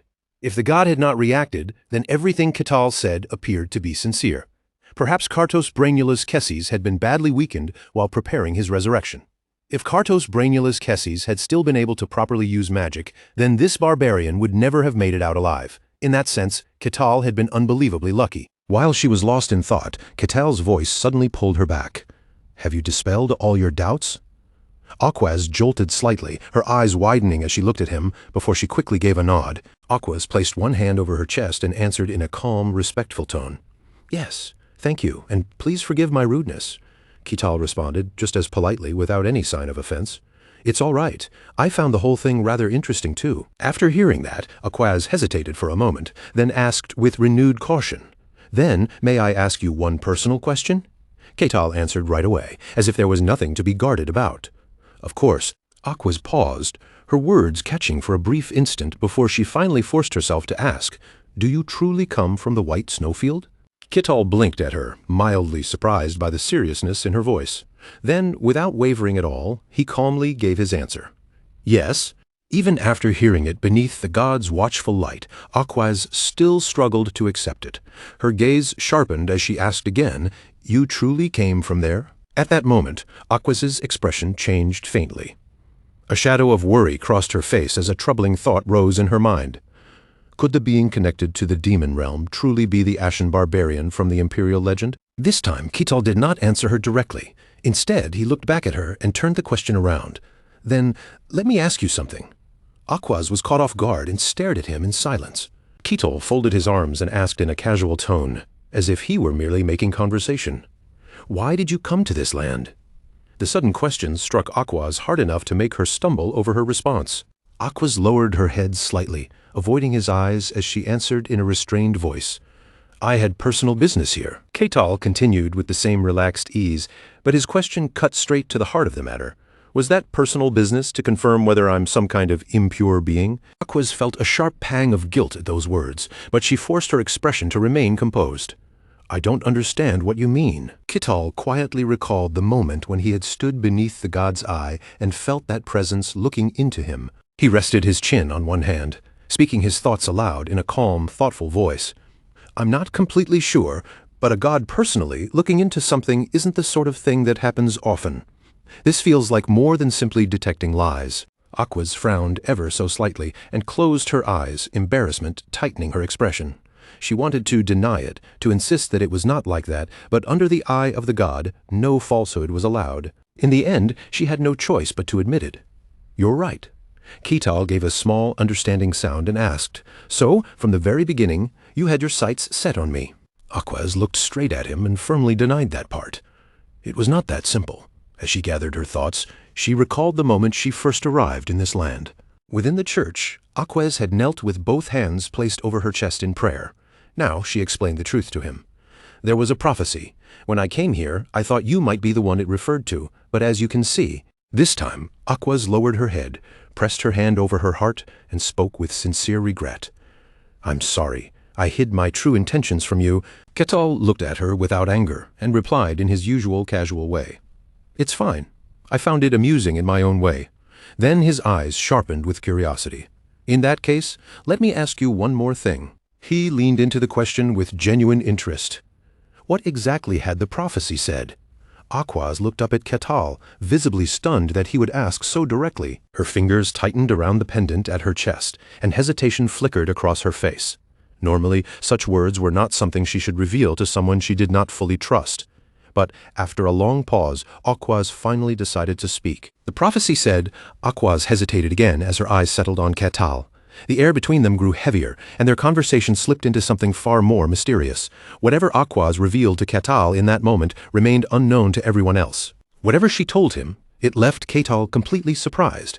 Not long after that, their conversation came to an end. Before long, night had fallen over the cathedral, and Aquas stood quietly by the window, staring into the darkness as she turned everything over in her mind. In that still and silent space, the sudden sound of rapid footsteps echoed from the hallway, drawing closer with every beat. Aquas heard the approaching steps and turned her head slightly, glancing back over her shoulder. A man strode toward her with a stern, commanding air. It was the lord of this land, Luke Barkin. Luke Barkin clasped his hands behind his back, studying her expression before speaking in a measured voice. You seem troubled. Aquas gave a small nod, admitting it plainly.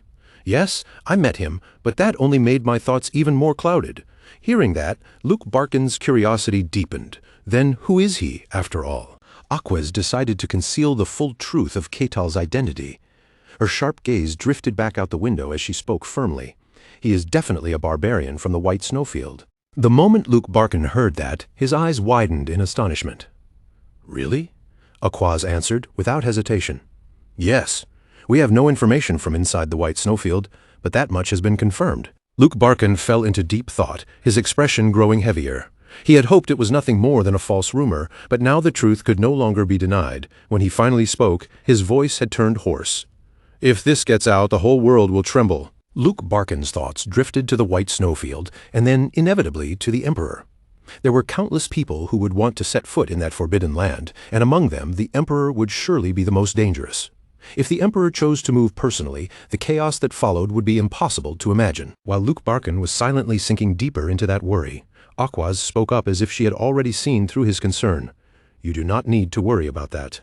Her calm words made his eyes widen in clear surprise. Aquas continued in an even voice, We will handle Kartos Brainula's Kessis ourselves, and the existence of that barbarian will be kept hidden from the public. The moment Luke Barkin heard that, the tension in his shoulders eased, and he let out a quiet breath of relief. Thank goodness. But that relief did not last long. A frown soon creased Luke Barkin's face as another troubling question surfaced. Are all the beings from the White Snowfield like him? Aquas rejected that idea immediately, without even a moment of hesitation. Certainly not. If every one of them were like him, they would have left the White Snowfield long ago and conquered the entire world by now. Hearing such a blunt and reasonable answer, Luke Barkin slowly nodded. Indeed. Even so, his mind turned toward the other barbarians said to exist in the world. They might not be the same as Kettle, but there were still many powerful beings among them. They possessed terrifying strength, yet most were known to be foolish, and that foolishness was seen as the natural limit of barbarians. Then Luke Barkin's worry circled back to Ketal once more. What would happen if those physically superior creatures also gained sharp intellect and the ability to think quickly? After a moment, he voiced that concern aloud. Now that I think of it, I have heard that this barbarian king is different. Rumor says he possesses both strength and intelligence. Aquaz closed her eyes and released a quiet sigh. You mean he is the king of all barbarians, don't you? Aquaz admitted that she had only met him once. Even so, that single encounter had been enough for her to understand one thing clearly. He was completely different from ordinary barbarians. Listening to her answer, Luke Barkin lowered his head and murmured thoughtfully, Is that so? If those two ever met, it would certainly be interesting. But Aquaz's thoughts moved in a different direction. I do not think so. Once again, Luke Barkin looked at her in surprise, unable to hide the question in his eyes. Aquaz fell silent for a moment, her mind filling with heavy considerations. The relationship between the barbarians and the ancient worshippers of the gods had never been good. Because of that, any increase in their power was not something that could be dismissed lightly. Luke Barkin decided to set that matter aside for now and turn to the question that had been bothering him even more. By the way, what exactly did the prophecy say that made you request a private meeting with him? Aquaz answered calmly, though her tone carried a serious weight. I needed to verify one thing. Luke Barkin frowned in confusion. Verify? What do you mean? Aquaz turned her gaze back toward the window, looking out into the dark beyond the glass, as she spoke her thoughts aloud. To determine whether he is a pure human or something disguised as one. Behind her, Luke Barkin could not hold back his shock. Good heavens, what exactly did the prophecy say? Aquaz began carefully. The prophecy said, her gaze sharpened and her expression grew solemn, as if even repeating those words required caution. After hearing what she revealed, Luke Barkin's face changed completely. Shock spread across his features, and his voice faltered as he stammered, How could that be? The next morning, warm sunlight poured through the window, spilling across the room while a steaming cup of tea rested quietly on the table. Luke Barkin looked across the room and asked in a measured voice, Are you well? Ketal answered with his usual easygoing calm, as if nothing at all had troubled him. I'm living quite well here in the domain. Then he looked back at Luke Barkin with mild curiosity. So why have you summoned me again? Luke Barkin's expression grew more serious as he straightened himself. As lord of this land, there is something I must discuss with you. Ketal folded his arms loosely, settling into a comfortable posture as he listened. I'm not particularly concerned, he said casually, showing no sign of pressure or unease. Luke Barkin continued after a brief pause. This is not meant as an apology, he began carefully. But I have prepared a reward for your service in saving the domain. As he said that, Luke Barkin brought out a certain item for Ketal to see. The moment Ketal laid eyes on it, his eyes widened noticeably. Surprise spread plainly across his face, impossible to hide. Luke Barkin placed a large bag on the table, the weight of it landing with a quiet but solid presence. With a serious expression, he said, This is the reward granted by the Lord for your contribution. Ketal looked at the tied-up bag in front of him and stared for a moment. A hide bag?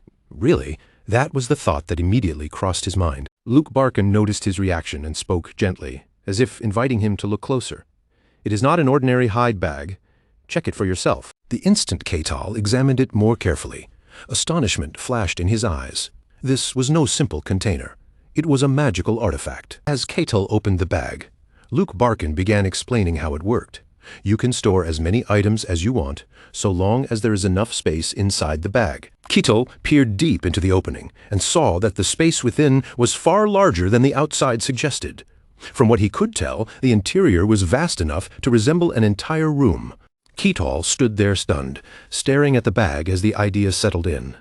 A magical artifact, an object created through magic. This was the first time he had ever seen something like that in real life. Seeing Ketal's amazement, Luke Barkin added another detail. Even if an item is larger than the mouth of the bag, you can still place it inside as much as you like. Hearing that, Ketal immediately picked up a large axe, curiosity lighting up his face. If that was true, then there was only one thing to do: try it for himself. From the outside, the axe looked far too large to pass through the narrow opening of the bag, and Ketal could not help thinking that there was no way it would fit normally. But the moment he brought the axe near the bag's mouth, it was drawn inside on its own, disappearing as if swallowed by the space within. Ketal let out a surprised, "Oh!" Luke Barkin then continued his explanation.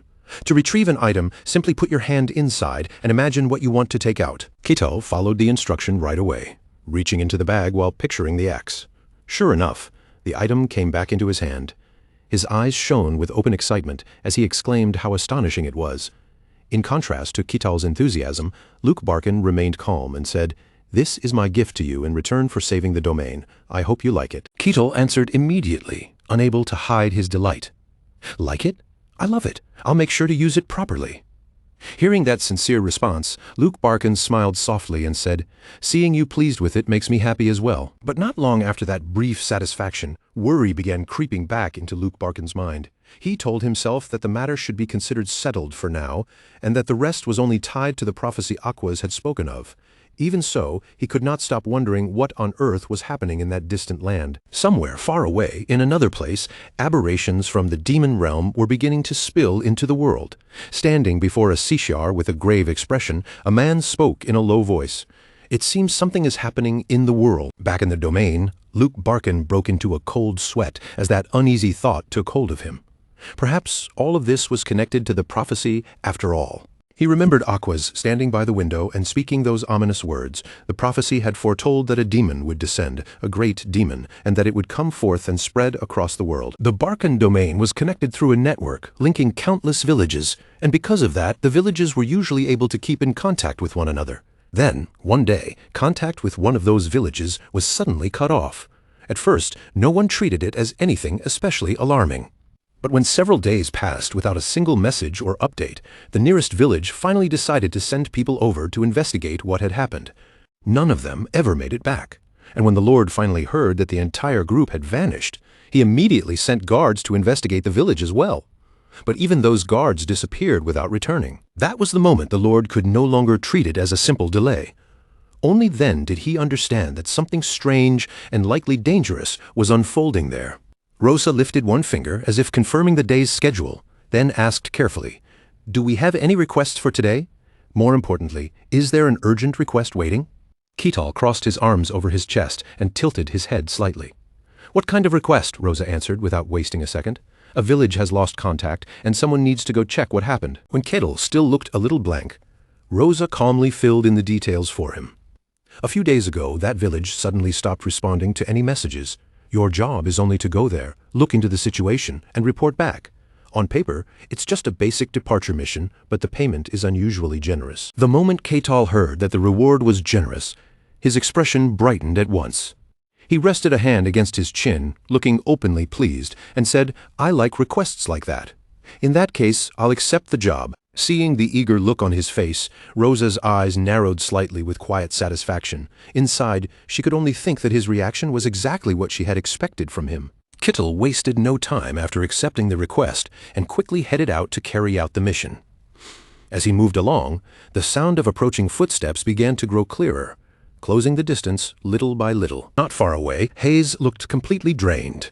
She leaned heavily against the trunk of a nearby tree, as though even standing upright had become difficult for her. Her steps were slow and heavy as she forced herself forward, each foot dragging against the ground like her body had already run out of strength. Then, out of nowhere, a familiar voice rang out. Hayes jolted in surprise and quickly turned toward the sound, her alarm slipping straight into her voice. "Ketal." Ketal stepped into view in front of Hayes, wearing a relaxed smirk, as if this sudden meeting were the most natural thing in the world.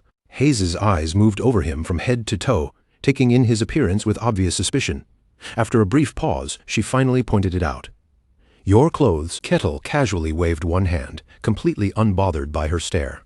"I had a new outfit made. The one I used to wear was already worn thin and falling apart." Hayes's eyes widened, and her mouth rounded in surprise as she looked over the strange design. "It's quite unique." Ketal immediately seized the chance to show it off, puffing up with pride. "I designed it myself." Hayes gave a small nod, clearly impressed despite herself. "That's impressive," then, as if suddenly remembering why they were there, she looked back at him and asked, "Are you taking this mission too?" Ketal folded his arms again and nodded with open confidence. "Yes, I couldn't let such an interesting job pass me by." Hearing him say it so proudly, Hayes could only think to herself that, as expected, he really was in a category of his own. Noticing that Ketal was standing there alone, Hayes glanced around with curiosity. "But why are you by yourself? Aren't your other party members coming?" Her question made Ketal think of his two companions, and he answered, "Alessandro and Kassan aren't joining this time." Hayes thought it over with a calm, practical look. They must have already heard the details of the request.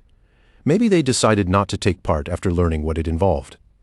Ketal simply nodded and replied, "I see." After saying that, Ketal turned his head and slowly looked over the area, checking who else had gathered for the request. In the distance, he noticed only 3 people waiting.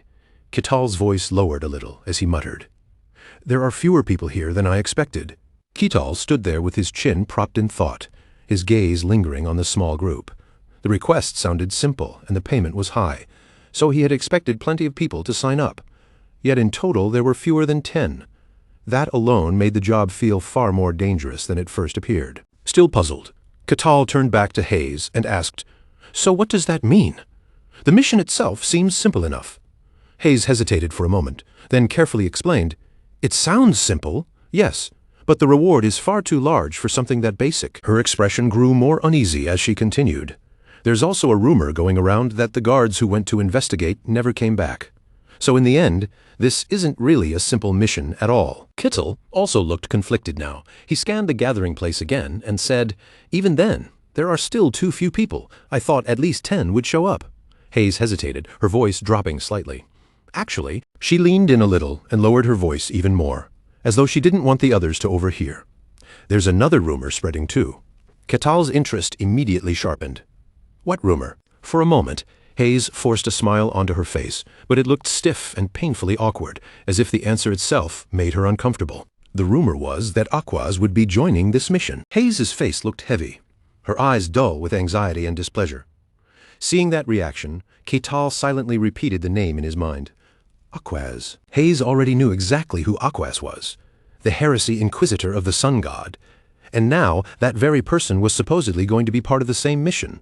It was no wonder most mercenaries were staying away. Very few people would willingly cooperate with a sun god heresy inquisitor. Hayes swallowed nervously and whispered, "She's not planning to split my head in two, is she?" Hearing Hayes's worried mutter, Ketal turned toward her with a calm expression and reassured her, "No, she won't. She's a good person." The words made Hayes freeze. "Wait, you know Miss Aquaz?" Ketal answered as naturally as breathing, "Of course." With that, Ketal began walking toward Aquaz, as if nothing about it was strange at all. "She's a friend of mine," he said plainly. Hayes was left speechless, her eyes widening in disbelief. In her mind, alarms were ringing one after another. A heresy inquisitor and a savage-looking barbarian, and somehow they were friends. When she saw Ketal getting closer and closer to Aquaz, Hayes hurriedly called out after him, as if trying to stop disaster before it happened. Ketal approached Aquaz with a bright expression and raised one hand in greeting. "Good to see you again." But unlike his cheerful tone, Aquaz answered him coldly. "I don't recall when we became friends." Ketal burst into laughter the moment he heard that. Taking it lightly, he joked, "You heard that? Fine. Then from now on, let's officially call ourselves friends." Aquaz could only bring a hand to her face, silently enduring his shameless confidence. After a brief pause, Aquaz glanced to the side, as though something had just occurred to her. "Now that you mention it," Aquaz looked back at Ketal and asked bluntly, "Your teammate also serves a different god, doesn't she?" When Ketal looked puzzled, she clarified, "I mean Miss Karuja." At that, Ketal blinked once, then asked a seemingly random question in return. "So she's like her?" Aquaz looked briefly confused before answering. "Yes, but wait. Did you say she is a priestess serving Colossia?" Ketal lowered his voice slightly and asked, "Is there a problem with that?" Aquaz fell silent for a moment, as if weighing what she should say. Then her tone became heavier. "No, it's just that, as far as I know, Colossia's followers are currently going through a period of purification. Only those with a high enough position should be able to act right now." Ketal's voice turned cautious. "Don't tell me." Aquaz let out a deep sigh, then quickly covered her reaction as if she had said too much. "It's nothing. I can't possibly know every detail about every cult, so perhaps I'm only mistaken from afar." Just then, Hayes suddenly cried out in alarm, and both Ketal and Aquaz immediately turned their heads toward her. Heavy, measured footsteps sounded from nearby, each step carrying the weight of authority. Then a firm voice rang out, "Have you all arrived?" Ketal turned his head toward the source of the voice. The person approaching was the guard captain. Ketal recognized him at once and thought to himself that it was the captain of the guards. Ketal greeted him with the same easy cheer as always. "So we meet again here." Unlike Ketal, Hayes's expression grew more thoughtful, and she watched the captain with a much more serious look in her eyes. The guard captain arrived with 2 additional guards behind him. Stepping forward, he addressed the gathered group. "I welcome everyone who accepted this request." As the kingdom's captain of the guards, he took charge naturally, then announced that once everyone was present, they would set out. The guards moved first, their footsteps steady and disciplined, and that firm rhythm naturally pulled the rest of the party into motion behind them. Aquaz watched the group with her usual cold, unreadable gaze, while Kettle quietly observed them as well, taking in the way everyone began moving together. To Kettle, gathering like this and heading out in formation felt almost like the start of a dungeon raid. A faint thrill stirred in him as he thought, game on. The reward was already shining in his mind like gold, but that easy smile did not last long. The further they moved, the more Ketal's expression settled, and his earlier excitement slowly began to sink into a heavier mood. Ketal lowered his voice and suddenly asked, "Does the day of action mean the time has finally come?" The unexpected question made Aquaz stiffen slightly in surprise. Aquaz did not answer him right away. Instead, she turned her head and stared at him in silence, while Ketal calmly glanced back at her, waiting for her response. After a long pause, Aquaz's gaze slowly dropped. Her eyes dimmed, and in a quieter voice, she finally admitted, "I'm not certain about that either." She hesitated for several seconds before continuing, carefully choosing her words. The god did not reveal an exact time. It may simply be that this village lost contact, but fear still slipped into Aquaz's voice as she added, "Even so, that means the possibility is still there." Ketal, however, did not look especially anxious. Instead, the corner of his mouth slowly lifted, forming a small, confident smile. Inside his mind, Ketal clearly remembered what Aquaz had told him that day. The god had decreed that evil would descend, and those words had stayed with him, the arrival of a mighty demon. Because of that single line, Ketal felt even more certain about what might be waiting ahead. A faint smile lingered on his face as he quietly thought to himself, "A mighty demon, huh?" Before long, the guard's footsteps came to a stop. Then the guard captain's firm voice rang out, "We've arrived." Ketal's attention immediately shifted forward. Hayes also looked ahead, her face tightening with surprise as the sight before them came into view.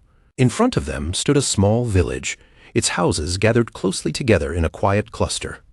The guard captain announced their destination in a low, serious tone. With a grave expression on his face, the guard captain said that this was the entrance to the village. The guard captain turned his eyes toward Aquaz and asked, "How does it feel?" Aquaz focused for a moment, then answered flatly, "I don't sense any signs of life." At her words, the guard captain's face hardened. His voice grew rougher as he muttered, "Then perhaps they may have fled." The guard captain immediately raised his voice and gave the order. Everyone spread out and searched for clues. The guards obeyed at once, answering sharply. "Yes, sir." Ketal, on the other hand, responded with far more energy than the others, saying, "Got it." Ketal looked over the village with a measured gaze and quietly judged its size. It seemed large enough for only around 100 people.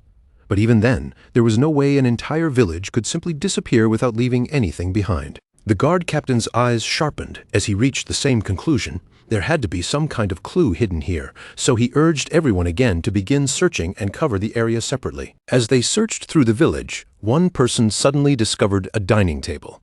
What stood out immediately was the food laid out on top of it, still looking strangely fresh. The one who found it froze for a moment, staring at the table in confusion before muttering under his breath, "This is—" Then he quickly turned and waved toward the guard captain. "Captain, there's food here." The guard captain heard the call and first considered the most ordinary explanation. Perhaps the villagers had abandoned it while fleeing, but almost immediately he rejected that thought. No, that did not fit. The guard shouted again, making the situation clear. "This was just cooked. The food is still warm." Hearing that, the guard captain's eyes widened in shock, and the word burst out of him before he could stop it. "What?" He hurried over to check for himself. When he saw that the food truly was still hot, suspicion filled his face, and he asked in disbelief, "What is going on here?" The guard captain's thoughts raced. They had lost contact with this village several days ago, which already made the situation strange enough. Since then, multiple people had been sent here to investigate, and not a single one of them had returned. That fact only deepened the confusion twisting through his mind. Putting that question aside for the moment, the guard captain turned back to the others and asked, "Any traces?" The reply came firmly. No signs that they left the village, and no signs that they hid anywhere nearby. Hearing that answer, another wave of thought passed through the guard captain's eyes, making his already tense expression grow even darker. For now, he forced himself to stay focused and gave another order. Continue the search. Everyone who heard him responded briefly and clearly. The guard captain stared at the meals that had clearly been prepared for daily life. Everywhere he looked, there were traces of people living here, and yet not a single person remained.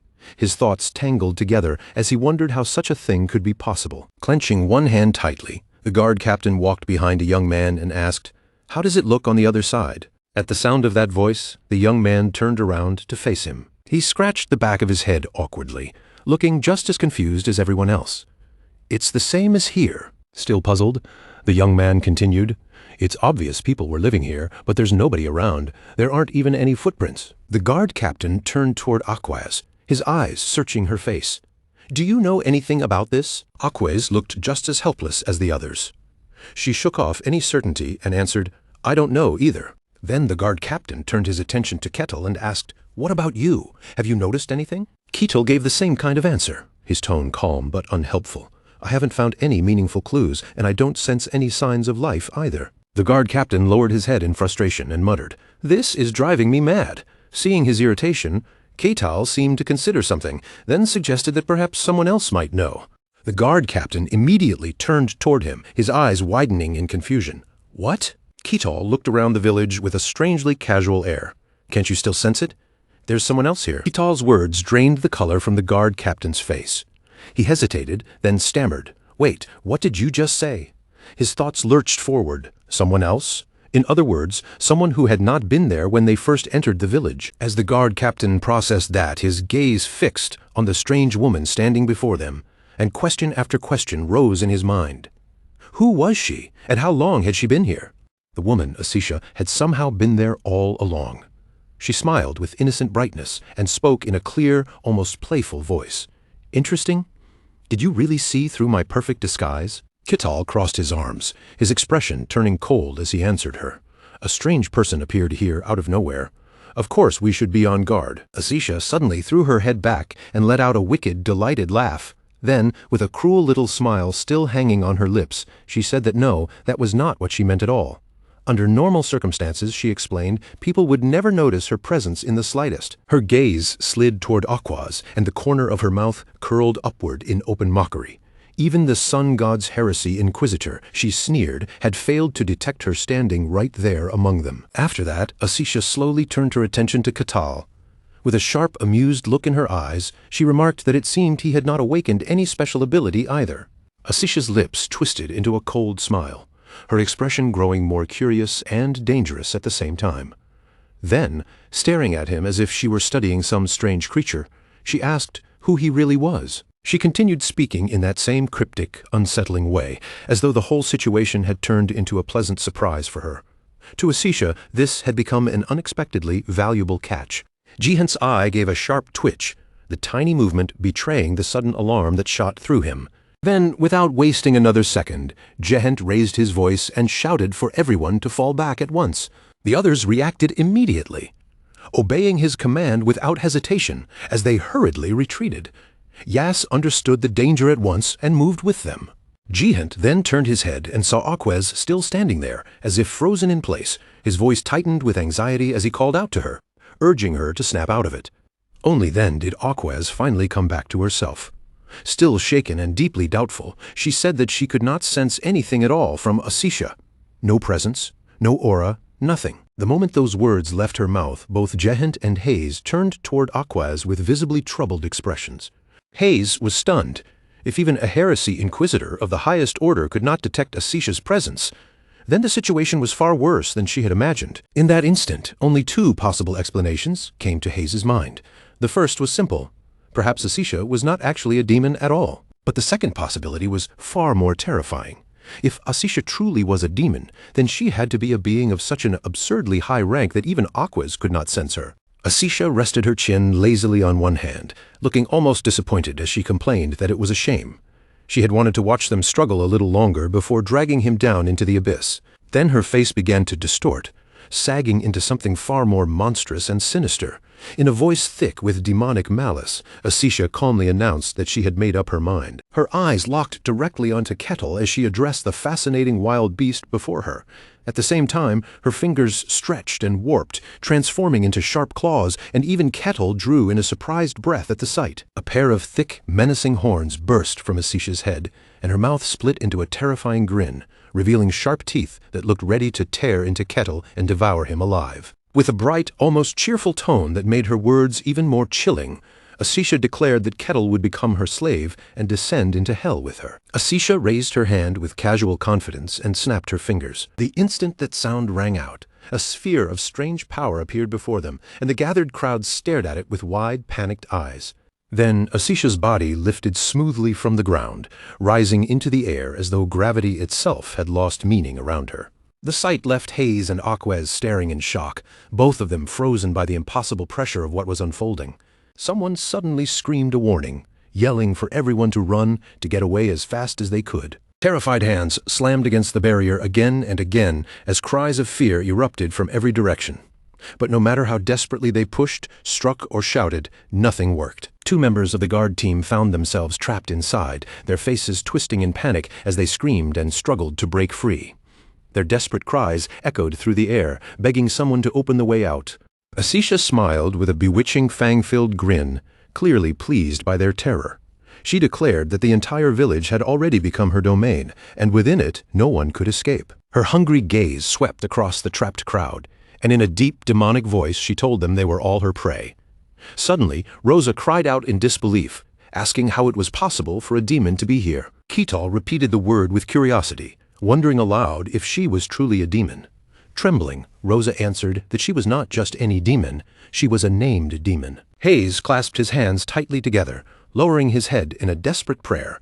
With fear shaking through his voice, he pleaded for Lord Colosia to save them. Just then, a hand gently came down and patted Hayes on the head. A deep, warm voice followed right after, telling Hayes to calm down. Ketal stood beside her and quietly comforted her, reminding her that he was right there with her. Hayes slowly turned her head upward, her startled eyes meeting Ketal as she looked at him from beneath his hand. Almost immediately, Hayes began to regain her composure, though her eyes carried a bashful, unreadable look. Ketal, still curious, asked what exactly a named demon meant, and that question made Hayes flinch. After a brief hesitation, Hayes explained that not every being called a demon in this world was necessarily powerful. Many of them were labeled as demons simply for convenience. But in truth, most were little more than fragments of evil intent mixed with magical energy. But there were also beings that truly deserved the name demon. These were born from darkness itself, without ever having a mother. They named themselves through their own will, becoming genuine demons, and even the weakest among them possessed enough power to shake an entire kingdom. After hearing that, Ketal looked toward Asisha and said that she must certainly be one of those true demons. Hayes trembled as she answered that he was right. Still uneasy, Hayes hesitated before giving her guess. Judging from those horns, she said, the demon before them was likely Asisha, a terrifying being that had appeared centuries ago. Hayes could not understand why something like Asisha would appear in such a remote place. Kettle touched the outer seal with interest and asked if that meant they truly could not break it. Hayes answered Ketal with a grim expression, saying no.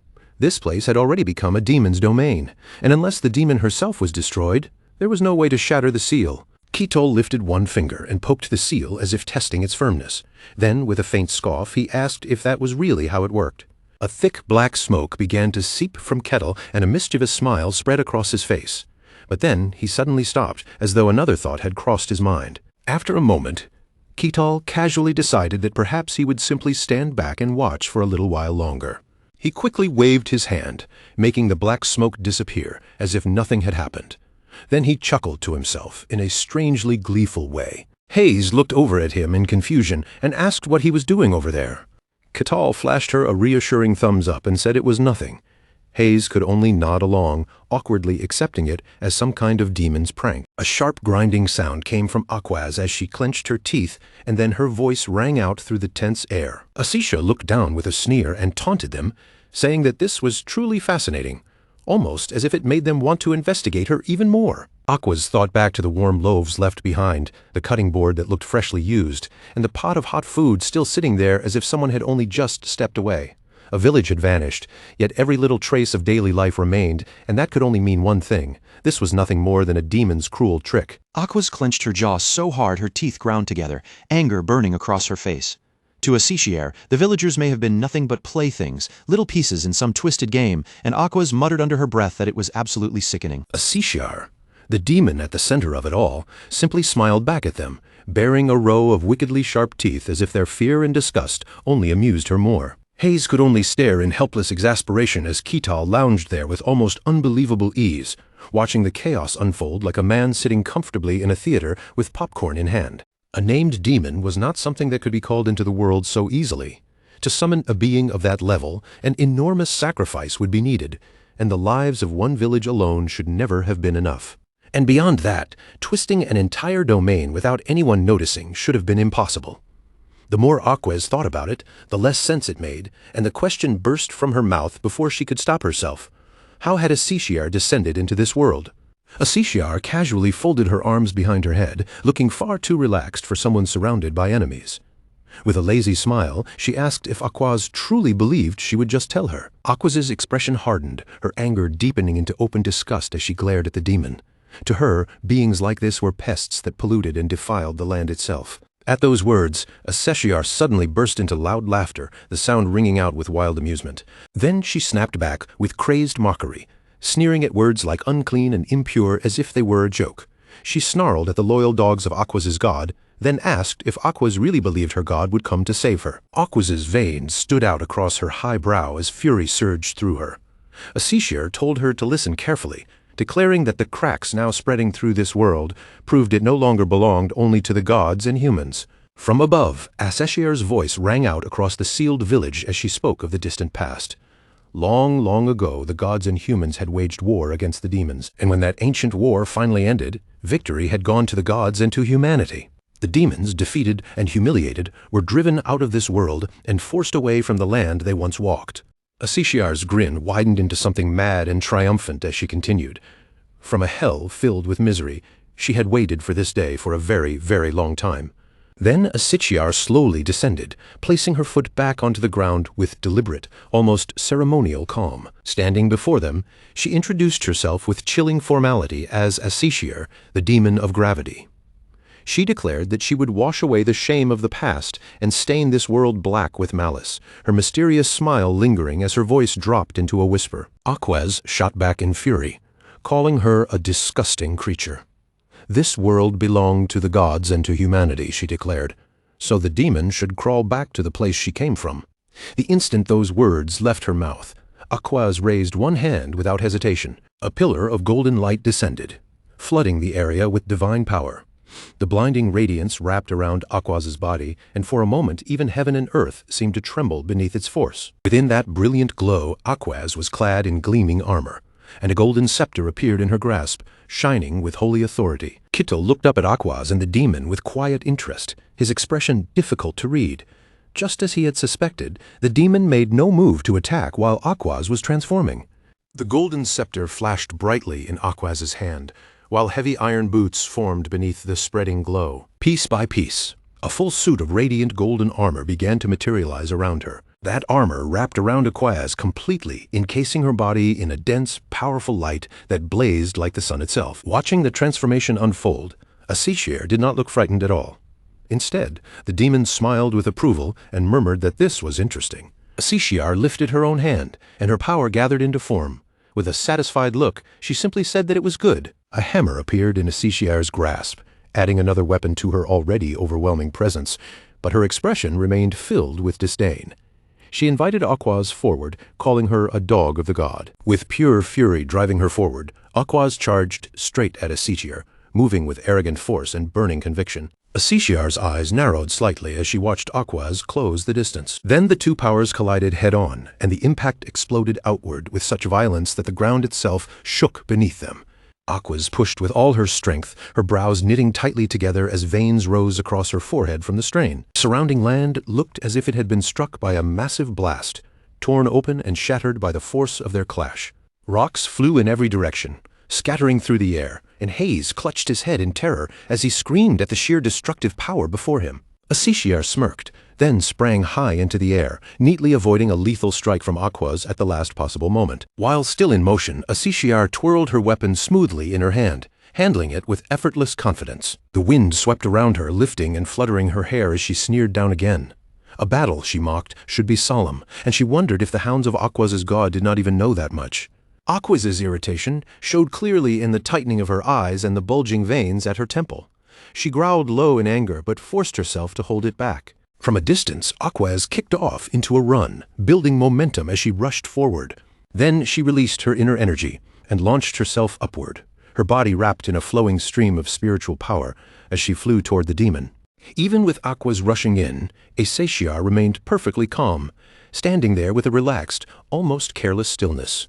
Before long, Asiciar's figure began to blur and fade, as though her body itself were dissolving from sight. Aquas was left utterly stunned, her eyes widening as she realized the enemy had vanished from directly in front of her. Before Aquas could fully understand what had happened, Asiciar's voice rang out from behind her, calmly telling her that she was right there. Aquas spun around at once, reacting almost entirely on instinct. In the same motion, she quickly brought up her shield, bracing herself just in time to block the incoming blow. But at that moment, Asiciar's lips curved into another strange and mysterious smile. Then the demon unleashed her power with brutal force, crushing down against Aquas's defense. In the next instant, Aquas was completely overwhelmed, her strength swallowed by Asiciar's crushing pressure. Aquas's feet scraped against the ground as she was forced backward step by step, unable to stop herself from retreating. Seeing Aquas being forced back under the crushing pressure, Asiciar's face lit up with delight, while Aquas let out a pained cry that echoed through the battlefield. Her shield trembled violently in her grasp, looking as though it might shatter at any moment beneath Asiciar's overwhelming force. Then Aquas invoked the words of the Bible. From chapter 2, verse 12. Her voice rang out with solemn power. The light of glory shall never be defiled. The instant those sacred words were spoken, Aquas released an enormous surge of divine power, and the momentum of the clash began to shift in her favor. Asiciar was suddenly driven back by the burst of light, her body thrown nearly 2 meters away from Aquas. Aquas stood at the center of it all, completely wrapped in a radiant source of light that poured over her armor from head to toe. Asiciar looked at her with amused curiosity and asked, almost teasingly, if Aquas could already read the Bible at that age. Then, with a grin that carried both mockery and genuine interest, Asiciar admitted that it was impressive indeed. But Aquas ignored the demon's taunting praise completely and continued reciting, her focus fixed only on the sacred words. A great pillar of light descended from the sky, blazing with holy radiance as if it had come to burn away every trace of evil before it. The moment Aquas finished her invocation, she kicked off the ground and sprinted straight toward Asiciar. In that instant, Asiciar sharpened her focus to its limit, while Aquas raised her weapon high, ready to bring the strike down. Aquas's attack crashed downward with terrifying force, but Asiciar narrowly slipped away from the blow, avoiding it by sheer timing. Instead of fear, Asiciar let out a delighted laugh, clearly enjoying the intensity of the fight. Right after dodging, Asiciar launched herself back into motion and struck at Aquas with a swift counterattack. She seized the opening in an instant, pressing the advantage and landing a blow so powerful that Aquas was sent flying backward. Sweat began to pour down Aquas's brow as the strain caught up with her, while Asiciar watched with open amusement, savoring every moment. Not long after, the two of them charged toward each other once again, refusing to let the battle slow for even a breath. Their weapons clashed head-on, and the contrast between them was striking. Aquas, tense and determined, Asiciar smiling as if the fight were pure entertainment. Both of their immense powers erupted at the same time, surging outward from the point of impact. The collision created a massive explosion, one so violent that it seemed to shake both the heavens above and the earth beneath their feet. The shockwave reached Hayes as well, forcing a terrified scream from her as the pressure swept over the area. The others were caught in it too, trembling as the dark force washed over them, and someone cried out desperately for salvation. Even after that devastating exchange, the fierce battle between Aquas and Asiciar continued without slowing down. Then, all at once, another light appeared in the space between those two opposing powers. Kittle stood there calmly, completely unshaken by the terrifying clash around him, and commented like a relaxed spectator that it was impressive. When Hayes saw him appear in the middle of it all, she called out his name in alarm, her voice trembling with urgency. She asked if he could not help Aquas. Kittle answered in his usual calm tone that he could, But before the conversation could settle, Hayes immediately cut in, only for Kettle to ask why he should help at all.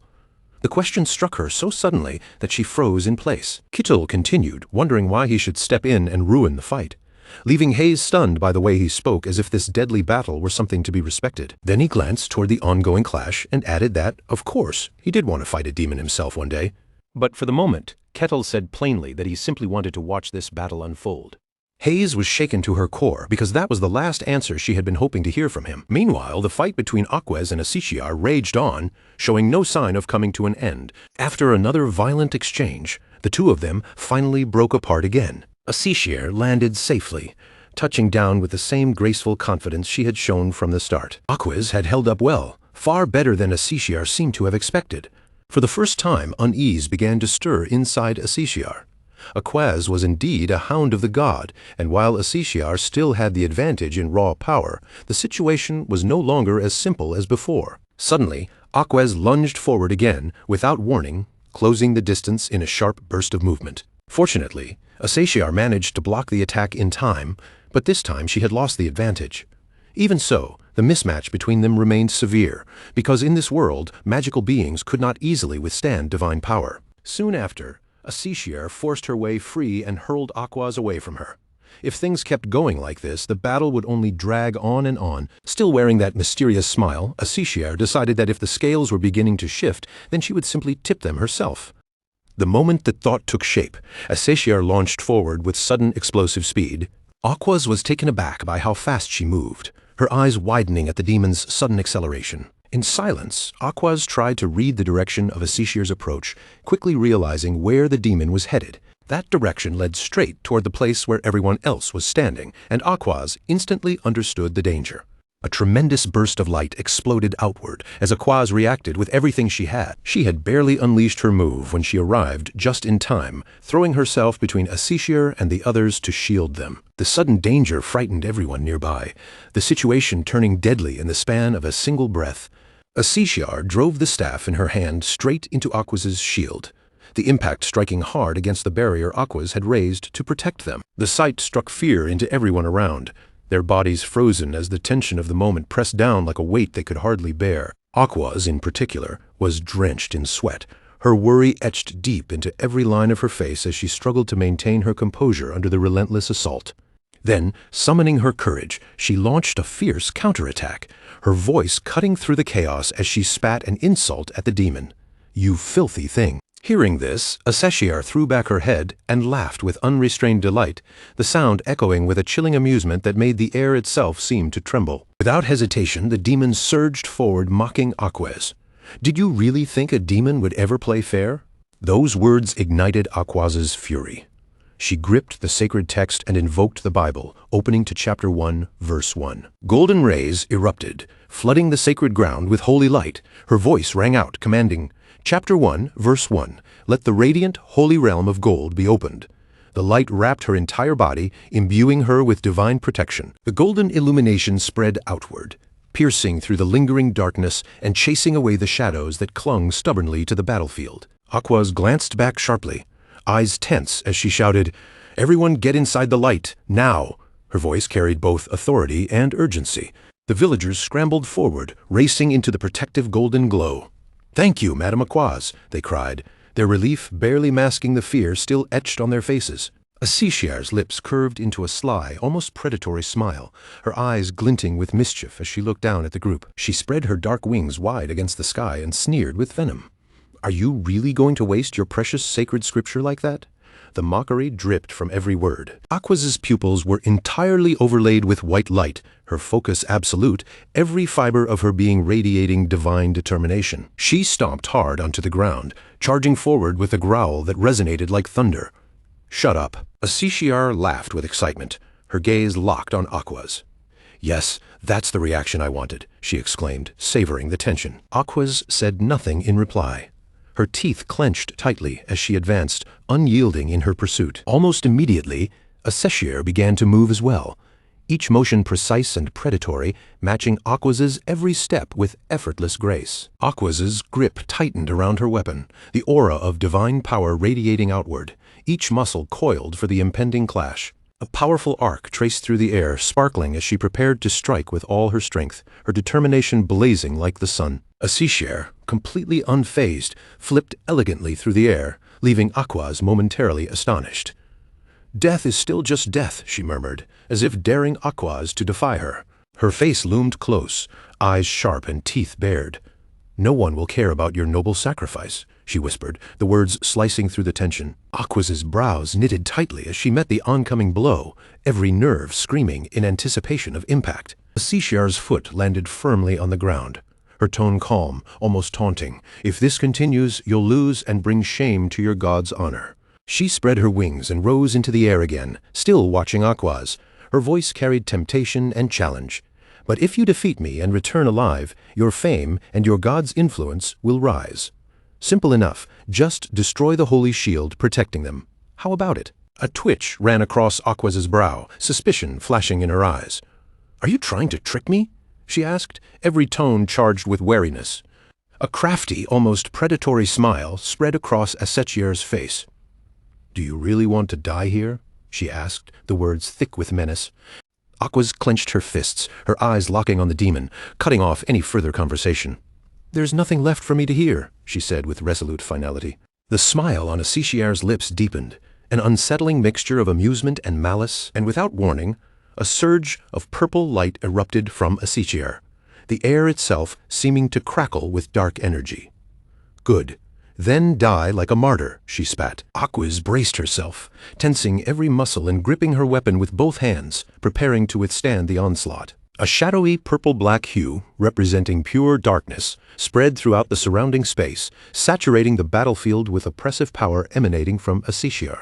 Aquaz's radiant eyes narrowed, brows knitting tightly as she struggled to assess the demon's next move. Something in Asitiar's motion made her freeze in astonishment, her body instinctively halting mid-step. It was the sheer, almost supernatural speed of Asishir closing in right before her eyes, leaving Aquaz momentarily paralyzed. A cold wave of horror washed over Aquaz's face, her pupils widening as she realized the danger. Then, a deafening explosion erupted, shaking the very ground beneath them. Aquaz quickly flipped backward to evade, using every ounce of skill and reflex at her disposal. She lowered her center of gravity, pressing her feet firmly against the ground to maintain balance amid the chaotic force around her. The terror in her eyes had yet to fade, even as she prepared for the next strike. Asishir surged forward again, her momentum unrelenting. At a speed that defied normal reaction, she moved with terrifying precision toward Aquaz. Powerful violet currents of aura swept through the air, wrapping around Aquaz like a coiling storm of energy. Seeing layers of purple enveloping her, Aquaz whispered, "Holy domain, shine and repel the darkness," summoning her last reserves of divine strength. But before her plea could finish, the purple aura twisted and spread like a violent vortex, overwhelming the space around her. Asishir's hand clamped over Aquaz's mouth with crushing force, silencing her entirely. "Enough," she growled. Her pupils blazed red with rage. "I don't want to hear another prayer," she hissed, her grip intensifying. The force in her hand surged, pushing Aquaz hard into the ground with brutal power. Aquaz struggled desperately, trying to break free from the demon's hold. But every effort was met with relentless strength. The ground beneath them cracked and splintered as Asishir pinned her down, raising her weapon-bearing arm high in triumph. The hand that had once gripped Aquaz's golden shield began to loosen slowly, a helpless sign that she could no longer maintain her defense against the overwhelming force. But just 1 second later, Aquaz forced herself back into motion, violently tearing free from the pressure and raising her shield at the same time to block the incoming strike. Golden light and deep purple power smashed together in midair, grinding fiercely against each other as the two forces fought for dominance. Aquaz clenched her teeth so tightly they nearly cracked, straining with all her strength as she forced the shield upward. Across from her, Aseshir looked completely at ease, her relaxed posture and victorious grin making Aquaz's desperate struggle seem even crueler. Then a sharp crack rang out, loud and final, as the golden shield shattered into fragments. Almost at the same moment, 2 fingers snapped lightly with a crisp click. Asishir stepped forward slowly, savoring every second of her victory, as if the broken battlefield had become a banquet hall prepared just for her. Opposite her, Aquaz's entire body was suddenly bound by glaring black chains, and a cry of pain tore from her throat as the restraints tightened around her. The golden barrier that had been protecting everyone else began to split, thin cracks crawling across its surface like broken glass. At last, the protective light could no longer endure, and the entire barrier shattered into countless shining pieces. The people inside were swallowed by fear, their faces turning pale as panic spread through them. At this rate, they realized every single one of them was going to die. Asiciar stretched out one hand toward them with a cheerful smile, casually saying she would enjoy all of them as dessert. Then, as if something had suddenly come to mind, Asiciar turned her head with a small, eager pause and said there was something she wanted first. Her mouth moved close to the back of Aquas's neck, her breath almost brushing against the wounded inquisitor as she murmured that she wanted to know what one of the god's hounds tasted like. Her sharp teeth parted, gleaming dangerously as they opened wide, ready to bite down into Aquas. But just then, a voice cut through the air and ordered her to stop, while a large hand came down firmly onto Asiciar's shoulder. Ketal stepped forward with calm, unshaken composure and told her to stop right there, saying that this was enough. Asiciar's eyes widened in stunned disbelief at his sudden interference, and for a brief moment all she could say was, "What?" She stared up at the tall figure standing before her, amazement flashing across her face as she wondered when he had even gotten there. For a moment, the three of them remained completely still amid the wreckage, the shattered ground and broken light surrounding them in heavy silence. The hand resting on Asiciar's shoulder shifted slightly. While her thoughts raced, she could not sense any aura from him at all, and Aqua still had not recovered her strength. Then Ketal swung his arm, and with one overwhelming motion, he hurled Asiciar away as her piercing scream tore through the air. Asiciar's body flew in a clean arc across the battlefield before crashing violently into the ground. Ketal turned back with a gentle smile and reached his hand toward Aqua's, asking if she was all right. Aqua's stared at the man before her in stunned recognition. Of course, he was the one who had defeated the Holy Sword Cain, a warrior who had already stepped into the realm of the superhuman. Ketal kept that same calm, gentle smile on his face as Aqua's thoughts continued to race. But before she could finish thinking it through, a pair of pupils flashed bright red from across the battlefield. A sharp voice rang out, immediately pulling both Ketal's and Aqua's attention toward it. On the other side, Asiciar slowly pushed herself up from the shattered ground, looking furious at the savage who had dared act so arrogantly. Rage twisted across her face as she snarled, unable to believe he had interrupted her meal. Ketal answered her calmly, saying that Aqua's was his friend, so he could not allow her to die. Asiciar ground her sharp teeth together and hissed that, at first, she had intended to keep him around as a toy. Before she could finish, Ketal cut in with a rough, blunt tone, saying he had no interest in becoming her plaything. The corner of Asiciar's mouth curved upward ever so slightly, her expression turning colder as she asked if that was so. Her claw-tipped hand slowly unfurled, each long, sharp nail flexing as she summoned a weapon into her grasp. Asiciar straightened herself, her killing intent sharpening around her, and declared that in that case, Ketal would have to die. A calm voice from the side made Ketal tilt his head slightly. Aquas told him to stand back. With one hand pressed against her wound, Aquas staggered painfully to her feet and warned him that he could not defeat a demon. Ketal turned toward her and answered in an almost carefree tone that she knew he was fairly strong. But Aquas scowled at him and replied that this was not a matter of strength. Her entire body trembled. Yet she forced herself upright and continued. Only divinity could expel demons from this world. No other kind of power could accomplish that. Resolve filled Aquas's expression as the old law weighed in her mind. It had been established when gods and demons still coexisted, and now that they were trapped inside a demon's domain, there was no room left for luck. Her voice remained steady as she said that only gods could confront demons. Ketal listened quietly, seeming thoughtful as he lifted one hand to his chin, taking in her words without dismissing them. Even so, he paused only briefly before glancing at her, his tone still calm and unchanged as he said she did not look fit to keep fighting. Aquas trembled from head to toe, but her voice did not waver. She said she had to do this because she served the god. A sudden stab of pain made her wince, yet she forced the words out anyway, saying that she stood against the devil. Ketal's eyes widened slightly with admiration at Aquas's conviction. He wondered if this was the will carried by someone who served the divine. Then his broad hand came down gently over the top of her head, and he praised her with a single word, calling it impressive. After saying that, Ketal slowly stepped forward, telling Aquas to leave the rest to him.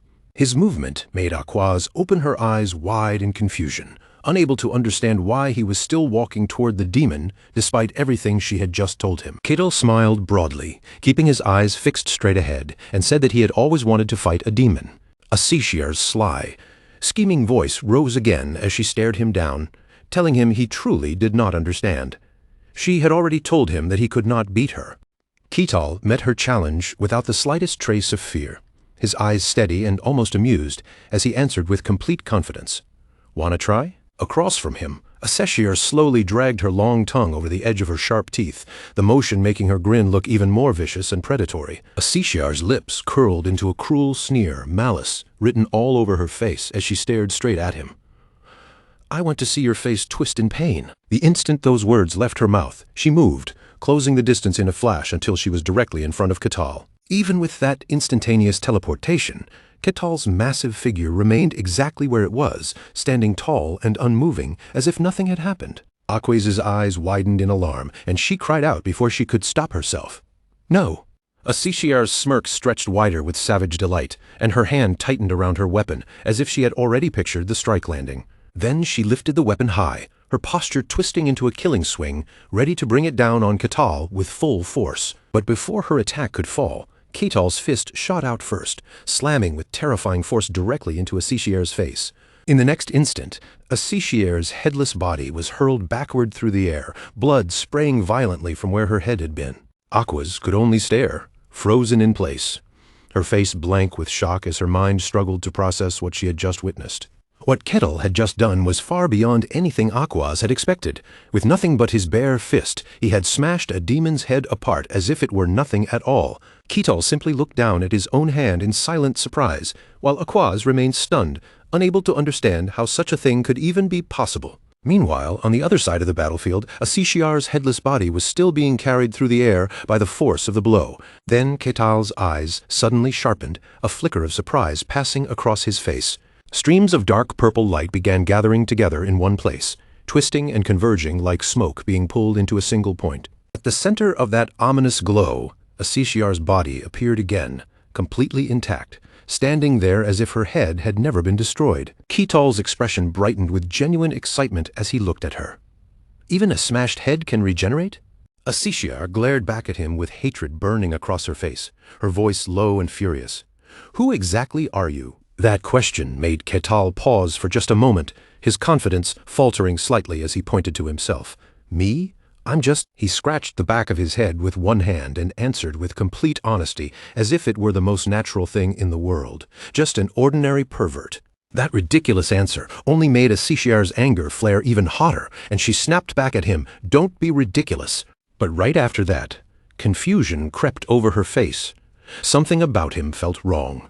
She could sense no trace of mystic energy from him at all, no sign that he used aura, and no sign that he relied on magic. If that was really the case, then a Seshiar had to find out for herself, and her vertical pupils flashed with a cold, dangerous light. A dark purple vortex suddenly opened behind Ketal, swirling silently at his back like a hidden mouth waiting to swallow him. A sly smile spread across a Seshiar's lips as she prepared to test the truth with her own hands.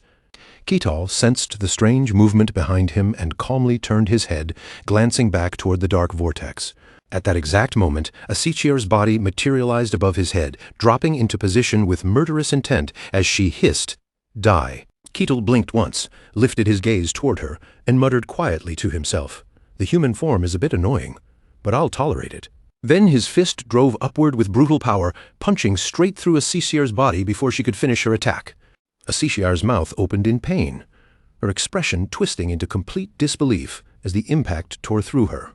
Her brows pulled together tightly, the shock on her face turning into a grim, furious frown. Once again, Ketal's punch sent a Seshiar flying away, her body thrown back helplessly by the overwhelming force. A blinding violet radiance burst out from a Seshiar's body, lighting up the dust and air around her. The hole punched through her chest sealed itself almost instantly, closing so cleanly that it looked as if the wound had never existed. A jet of dark purple fluid spilled from her mouth, splattering out as her body struggled to recover from the blow. A Seshiar caught herself with both hands amid the rolling dust and smoke, pushing her body up from the ground with visible effort. Her head hung low, and a shaken whisper slipped out of her. "Impossible." A Seshiar's eyes were wide with astonishment, a black streak still staining the corner of her lips. That had been nothing but a plain punch, not strengthened by aura, not supported by magic. She kept muttering to herself that it was only pure physical force, while across from her, Ketal's eyes shone brighter with fascination. "So, you regenerate instantly," Ketal said, his curiosity only growing stronger. Asishir lifted her bright red eyes and glared at him with open hostility, her expression sharp enough to cut. Ketal's innocent gaze met hers once more, completely unbothered by the hatred pouring out of her. Then his face turned serious, and with sincere curiosity in his voice, he asked, "What exactly is the principle behind this?" Without waiting for an answer, Ketal stomped his foot hard against the ground, cracking the surface beneath him with a heavy impact. His enormous body launched forward at an incredible speed, closing the distance like a boulder shot from a cannon. For the first time, clear doubt began to spread across Asichiar's face, breaking through her earlier confidence. She opened her hand again, trying to summon another weapon into her grasp. But before she could fully ready herself, Ketal's fist was already right in front of her. Her bright red pupils shifted toward the incoming blow, and fear flashed through her eyes. Ketal's fist drew back, already prepared to swing with crushing force once again. The moment Ketal's fist connected, Asishiar's face twisted violently under the impact, her features crumpling from the sheer force of the blow. Her body was launched backward yet again, thrown helplessly through the air as the strike sent her skidding away from him. Among the broken wreckage, one of her limp hands gave the faintest twitch, like her body was still clinging to movement. Asishiar lay completely still on the ground, her head pressed flat against the surface, as if the impact had drained every bit of strength from her. Then dark, blood-like streams of energy began curling around Asishiar's fallen body, twisting over her like living shadows. Ketal's eyes widened at the sight, and he stared closely, fascinated by the strange recovery happening right in front of him. A few moments later, Asishiar rose to her feet once more, fully restored, a quiet laugh slipping from her lips as if death itself had only annoyed her. It looked like, even if her head was crushed to pieces, a completely new one would form in its place.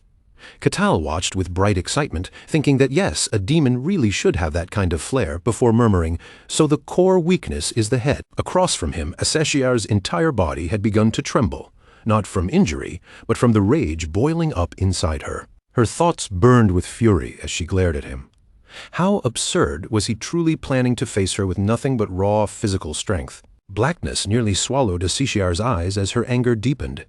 "Are you saying I'm not even worth using your full power against?" She straightened her posture sharply, her voice snapping toward him like a whip. "You?" Ketal innocently pointed at himself, as if he wasn't sure she meant him, while Asishir continued in a cold, furious voice. "Listen well. I'm Asishir, the demon of gravity." She curled her lips into a proud smile, but despite that arrogance, a bead of sweat slid down her cheek. "Do you truly dare believe you can keep fighting me with pure strength alone?" Ketal went quiet for a brief moment after hearing her question, then answered with blunt honesty, "Pretty ordinary. You don't look special." Asishiar froze, completely dumbfounded by his reply. "What?" In that instant, it was as if the sound of her pride shattering rang directly in her ears. The demon's pride broke apart, piece by piece, and furious shouts burst from her as her humiliation turned into explosive rage. Meanwhile, Ketal stood there with no idea what had just set her off, watching her reaction with plain confusion. Immediately afterward, Asishir lunged forward, throwing herself at him with violent speed. The distance between them vanished in an instant as her body rushed straight toward Ketal like a blur. The hammer in Asishiar's hand swung out with crushing force, cutting through the space between them. Her weapon came straight for him, heavy and deadly, but Ketal did not step back or even shift his stance. Then his hand reached out, calm and steady, and stopped the hammer in its path. As terror flashed through Asishir's eyes, Ketal's calm voice rose in front of her. "Not bad. You do have some power." No matter how desperately she pushed, the hammer in her grip refused to move even another inch forward. At last, Ketal's large hand closed around the weapon, and the hammer shattered instantly under his grip. His fist came down next, aimed directly at Asishir's head with merciless precision. Asishiar's body was blasted away again, flying headless through the air just like before. Streaks of blood sprayed across the air as Asishiar's thoughts reeled in disbelief. This was absurd. Purple light began radiating from her body again, gathering around her wounded form. Her head regenerated once more, and through gritted fury, she reminded herself, "I am the demon of gravity." Asishiar clenched her teeth and calculated desperately. If she used her full force, she could concentrate the weight of an entire wall into that hammer. The thought raced through her mind in disbelief, yet Kettle had not only caught it barehanded, he had crushed it completely. And this so-called ordinary pervert had not even comprehended mystical power. Ketal's attention suddenly caught on something, and he spoke up with casual curiosity. "Demons aren't exactly eloquent. I've never seen one stop talking like that." Asishiar's body trembled despite herself, and one thing became absolutely certain in that moment. Countless streams of dark purple blood erupted from her after her furious shout. Impossible. A surge of furious purple power rushed straight toward Ketal as Asitiar screamed, "Die, you pervert!" Ketal's grip tightened, his body bracing as the attack closed in. With a single punch, he met the incoming assault head-on and blocked it completely. A powerful column of golden light burst forward, tearing through the purple glow and shattering it apart. That blazing force rushed straight toward Asishiar, whose eyes widened as she stood stunned in its path. A massive plume of smoke exploded with a deafening boom, and Asishiar's anguished scream rang out from within it. The gust of force swept across the battlefield, making Aquaz raise her arm to shield herself as she stared in shock, wondering what on earth she was seeing. In Aquaz's mind, the image of Asishiar's cunning, terrifying presence flashed vividly. Asishiar was an immensely powerful demon, a monster said to have destroyed an entire kingdom single-handedly centuries ago, and she was supposed to be a demon of that caliber. But Kettle's powerful fists showed no sign of stopping. His attacks kept driving forward, smashing straight through Asishiar's head again and again. Aquaz stood frozen in place, eyes wide with disbelief, unable to comprehend that such a legendary demon was being overwhelmed by nothing but ordinary punches. On the other side, Asishiar lay silent on the ground, her face battered into a ruined mess after Ketal's relentless blows. Ketal planted one foot firmly on top of Asishiar, pinning her battered body against the ground as if holding down a struggling beast. He lowered his gaze with a thoughtful look, studying her carefully before murmuring to himself, "So she really doesn't die. That means this demon can't be killed by physical strength alone." Even while trapped beneath him, Asishiar's lips curled into a sly, amused smile. For the first time, she found herself genuinely interested by the pressure bearing down on her. She remembered the sensation of Ketal's punch crashing into her face, the sheer weight behind it so overwhelming that it felt less like a fist and more like disaster itself. Pinned under his boot, she smiled with a mix of scheming delight and excitement, her eyes narrowing as she asked, "What the heck are you?" Ketal looked down at her with a cool glance, then answered with his usual strange modesty, "I'm just an ordinary pervert." Asishiar sneered at that answer, her voice turning into a low growl. "Don't talk nonsense, but I have to admit, I feel a little relieved now." As soon as she said that, she lifted her sharp claws, her fingers spreading as if she had suddenly decided to test something for herself. Her claws sliced through the air in a swift arc, making Ketal flinch and spin around in confusion. He stood there, bewildered, unable to understand what she had just done. But Asishiar, who had been watching his reaction closely, had already gone pale, her eyes trembling as she muttered, "Impossible." Both of them froze in place, eyes wide, as countless meteorites came tearing down from the sky toward the ground. And it did not end there. From the center of the magic circle, a massive purple sphere slowly rose, swelling with an ominous pressure. Then the purple orb suddenly burst apart, revealing Asishiar in a blazing demonic form. Her massive black wings spread wide as her eyes flashed with murderous light. There she stood, no longer hiding anything, her presence burning with the full menace of a true demon. Asishiar's voice dropped colder than before as she glared down at him. "I will unleash all my power on you." The moment she declared it, a volley of sharp spears rained down from the sky, each one aimed with deadly intent. Ketal lifted his eyes toward her with a challenging look, his expression brightening with interest. The full power of a demon, huh? Aquaz, watching from the sidelines, clenched her teeth in fear as the danger in the air grew unbearable.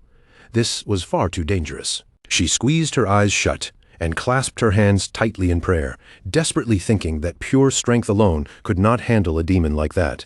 They needed divine attributes. Asishiar's mouth curved into a sinister smile as she invoked her power.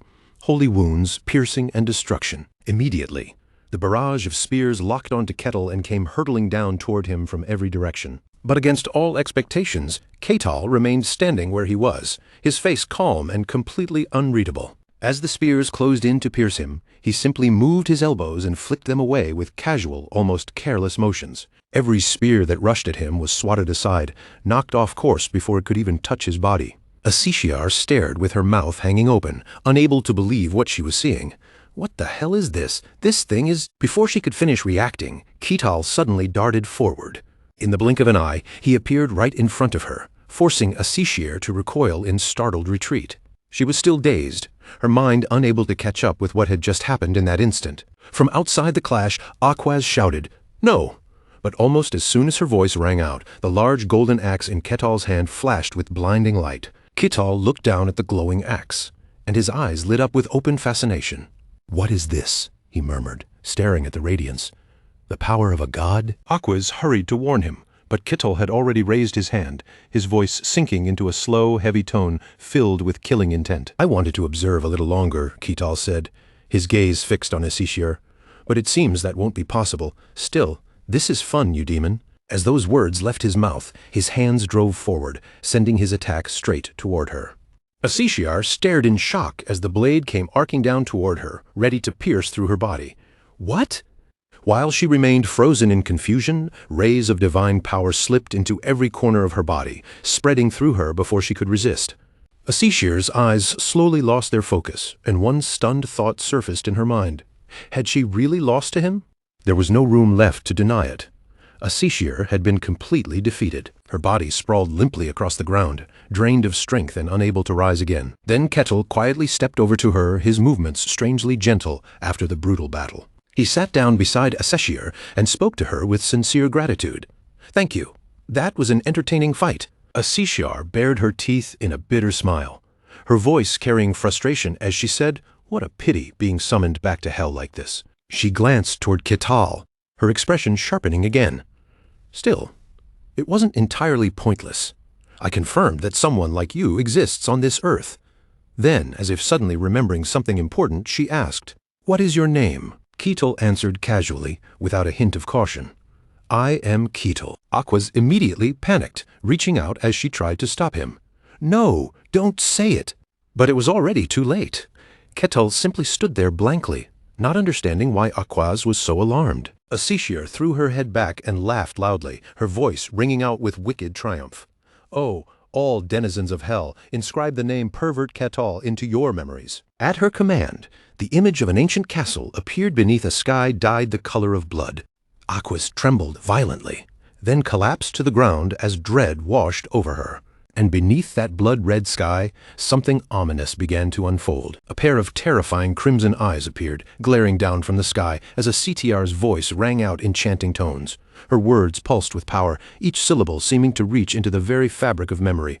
"Absorb my memories and feel them," she cried, the echo of her command shaking the air around them. Every fragment of thought and feeling seemed to pour from her as she continued, her presence overwhelming, her voice a magnetic force drawing in everything around her. Ketal stood frozen, absorbing every word she spoke, yet his expression remained blank, uncomprehending.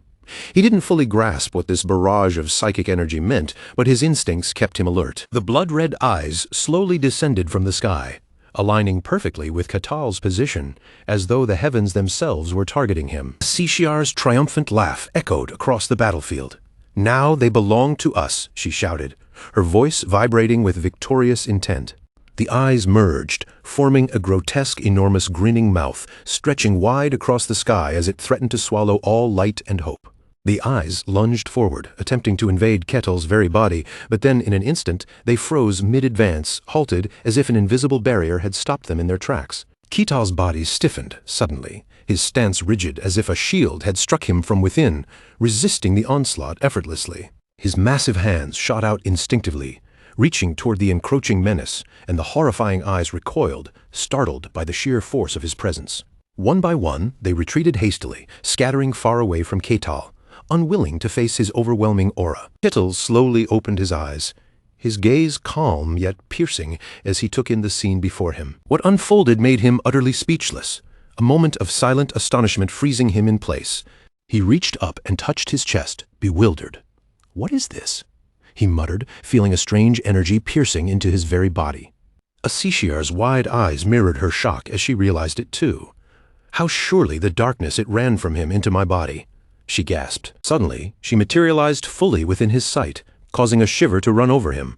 Without hesitation, Ketal lifted his foot and stomped sharply, and in an instant, she vanished completely. Aquas watched the spectacle, utterly astonished, her jaw slack as she struggled to comprehend the sheer scale of what had just happened. Not even Hayes could have predicted such an outcome, her mind racing to catch up with the impossible scene unfolding. Ketal flexed his fist slowly, his movements deliberate and controlled, a faint smirk crossing his face. He leaned back, stretching with a satisfying yawn as if the battle had been nothing more than an invigorating exercise.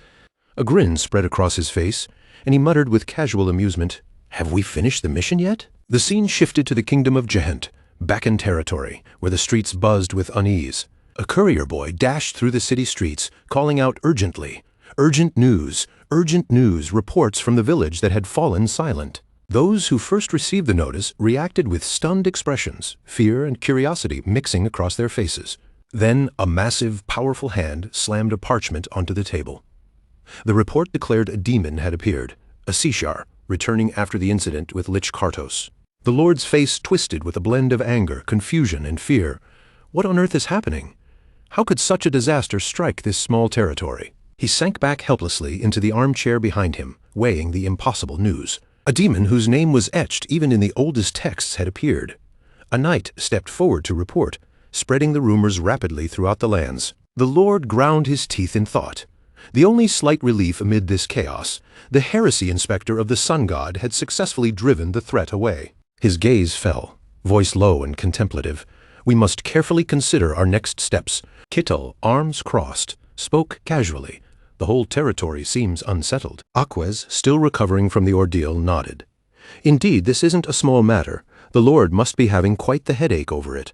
By the next morning, sunlight filtered through a crack in the room, illuminating the aftermath. Ketal and Aquaz sat opposite each other.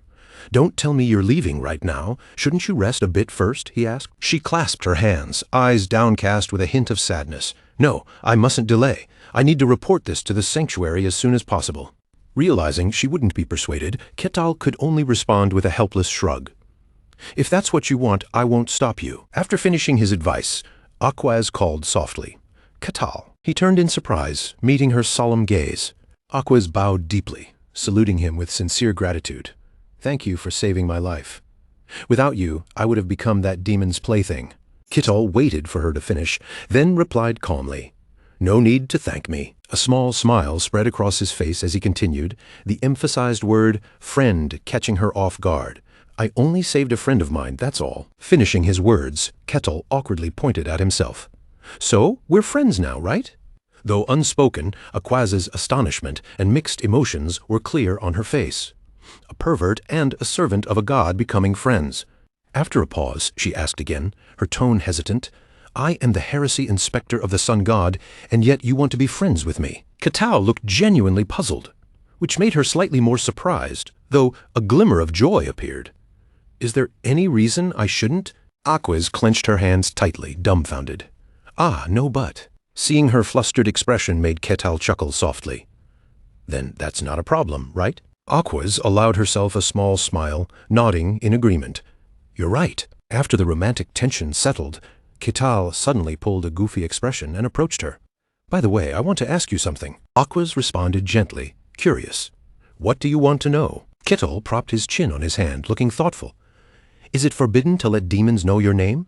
Aquaz lowered her voice into a more mysterious tone, as if she were touching on something dangerous. "It's because of the mark." Ketal blinked in shock, his expression turning blank. "A mark?" Seeing how confused he looked, Aquaz began explaining carefully. "Listen closely. Demons use a person's name to carve a dark mark onto the human soul, and through that mark, they can call evil spirits toward them. Those who carry the mark become like a scent in the air," she continued, her gaze slowly dropping as memories of old teachings and distant tragedies surfaced. "They give off an aroma that draws malicious things straight to them. According to ancient tradition, anyone marked that way must receive baptism in order to be saved. If they do not, the darkness will keep chasing them until it destroys them." Ketal pointed at himself with a baffled look, trying to piece together what she meant. "So I'm marked too?" Aquaz immediately squeezed her hands together in worry and shook her head. "No, not like that. You aren't marked, Ketal. Your name has most likely reached the beings of the underworld, she added, her expression tightening as she spoke. That was the troubling part, and even Aquaz could not fully ease the concern in her own heart. Still, she tried to reassure him. Even so, don't worry too much. Without a mark, they can't locate you. They may know who you are, but they have no way to track you down. After saying that, Aquaz seemed a little calmer herself. Unless they meet you face to face, there should not be any immediate problem. Ketal relaxed after hearing her explanation, though wonder still lingered in his eyes. So that's how it works. How miraculous. No wonder I couldn't kill it with physical strength alone. Aquaz stepped forward thoughtfully, her voice turning more solemn. That is the nature of demons. Then, as if opening an old book in her memory, she began to tell him a story passed down from long ago. In ancient times, the supreme gods created humankind. Humans were foolish, weak creatures who often moved according to instinct. Even so, the gods did not directly interfere with the human world. But beings from outside this world eventually became interested in the human realm. They crossed the tides of space, descended upon humanity, and slaughtered people with terrible cruelty. At last, the gods could no longer endure it. They came down into the human world, stood beside mankind, named those invaders demons, and drove them away. From that point on, humans built sanctuaries to honor the gods who had saved them, and under divine guidance, humanity continued to grow and flourish. But as time passed, for reasons no one truly understands, demons began appearing again, slipping back into the human world and interfering with it. Aquaz's tone grew heavier and more serious. So the gods chose faithful servants, granted them power, and continued the battle against demons. Demons are beings that can only truly be destroyed by divine power. After hearing the whole story, Ketal could not help but exclaim, so that's why they don't belong to this world, and ordinary methods can't kill them. Aquaz nodded and continued in the same grave tone. Yes, from the very beginning, they were never creatures of this world. Ketal looked genuinely amazed, his brows lifting as he understood the danger. I see. If things like that start appearing regularly, then that really would be a nightmare. Aquaz quickly objected, shaking her head. No, tidal demons cannot appear so easily. Then she shared the suspicions that had been weighing on her recently. It seems the demon realm, which should have remained sealed, is beginning to affect this world. The cycle that creates dungeons has become abnormal, and more dark entities are surfacing in the human realm. Aquaz's gaze grew firm as she added, "It began about a year ago." At those words, Ketal suddenly flinched, as if something in his memory had been struck. A year ago, he thought back to that time, his expression turning distant. If it had been a year ago, then wasn't that when he had been carrying out his final mission in the Frostlands? Before the thought could go any further, Aquaz suddenly cut the conversation short. This tale has gone on long enough. Thank you, Ketal, she bowed lightly to him, her gratitude clear in the gesture. I must leave immediately. If you ever visit the sanctuary, we will certainly welcome you. Ketal smiled back at her with an easy warmth. I hope so too. Soon after, the carriage wheels began to turn, rolling steadily away from the place where they had parted. Inside the carriage, Aquaz sat quietly by the window, staring out at the passing view while countless unspoken thoughts filled her heart. She narrowed her eyes slightly, aware that her body had not fully recovered yet. Even so, she could not afford to delay any longer. She had to report everything to the Saintess as soon as possible. But then her thoughts stumbled, and no matter how hard she tried to focus, images of Ketal kept rising again and again in her mind. Why was that? Why had the sun god never once given a prophecy about that man from the wilds? Elsewhere, down a long corridor, a troubled figure walked slowly, his steps heavy with exhaustion. Cain let out a long, weary sigh as though the weight of the day had settled directly onto his shoulders. The corners of his eyes were creased with fatigue as he muttered, "Meeting His Majesty always leaves me exhausted." Just then, a voice rang out nearby, remarking that he seemed to have had a rough day. Cain's eyes widened at once. He turned his head back, surprised by the sudden presence behind him. What entered his sight was a figure with long hair flowing down his back, dressed in noble red attire that immediately drew the eye. Cain stared for a moment, bewildered and uncertain as he tried to understand why this person was here. Before him stood the Archmage of the Magic Tower, the place where mages and mystics from across the world gathered. The powerful Magic Tower Master finally broke the silence and asked, "So, what brings you here?"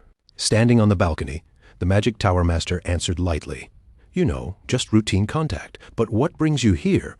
Cain glanced away to the side, his posture turning slightly evasive as he replied, "I only came to report the mission results." The reconnaissance of the demon realm, right? The quiet forest where everything falls silent. The magic tower master placed a hand against his chin and asked with mock seriousness. Cain answered, "Yes." The magic tower master's interest sharpened, and he pressed further. "How was it?" Sweat began to bead on Cain's face. In a hoarse voice he said, "It is beyond our understanding of this world, a truly terrifying place, exactly as its name suggests, the quiet forest." There was not a single sound to be heard there. Even spells meant to sense aura behaved erratically. And even when I shouted with all my strength, there wasn't the slightest ripple in response.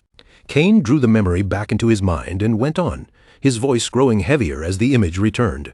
Before anyone even realized what was happening, the soldiers had begun disappearing one after another, swallowed by a silence so unnatural it seemed to crawl over the skin. That place was not merely dangerous. It was suffocating, eerie, and deeply unpleasant. Then Cain's expression twisted, and he snapped in frustration, asking why His Majesty would ever want to conquer the demon realm in the first place. Was it because he wanted to rule the entire world, maybe? With people who held that much power, who could truly know what kind of madness was spinning inside their heads? The magic tower master listened to that answer, and the corner of his mouth slowly lifted into a faint, amused smile. Then, with a tone that sounded far too calm for such a terrifying subject, he admitted that the demon realm was, in its own twisted way, an incredibly fascinating place. The magic tower master folded his arms across his chest, his gaze drifting as if he were picturing that strange land himself. After a brief pause, he confessed that even he found the demon realm somewhat intriguing despite all the danger and unease surrounding it. Cain's answer came much more firmly. His face hardened, and he spoke with a solemn weight in his voice, saying that he wanted nothing to do with such a place. As far as he was concerned, a quiet, ordinary life was far better than getting dragged into the madness of the demon realm. Then, without any warning, the magic tower master suddenly raised his hand and snapped his fingers, the sharp sound cutting cleanly through the air. In the very next moment, the space around them shifted, twisting and reshaping itself, until it became a glowing matrix. The two of them stepped into that intricate formation, surrounded on every side by countless delicate patterns. Blue-green light shimmered around them like the glow of a distant galaxy, making the entire place feel unreal and strangely beautiful. Cain stared at the formation beneath his feet, immediately assuming it had to be some kind of teleportation spell. His eyes narrowed with suspicion, and he turned toward the magic tower master, demanding to know what this was and why he had activated it so suddenly. The magic tower master only smiled back at him, completely unbothered by Cain's sharp tone. In a relaxed voice, he told Cain to calm down, adding that there was no need for him to act so stiff and formal. Then the magic tower master took one measured step forward, his smile still lingering as he looked directly at Cain. In a voice that sounded casual on the surface, he asked whether Cain had recently met someone truly special. The moment those words reached him, Cain seemed to understand exactly who the magic tower master was talking about.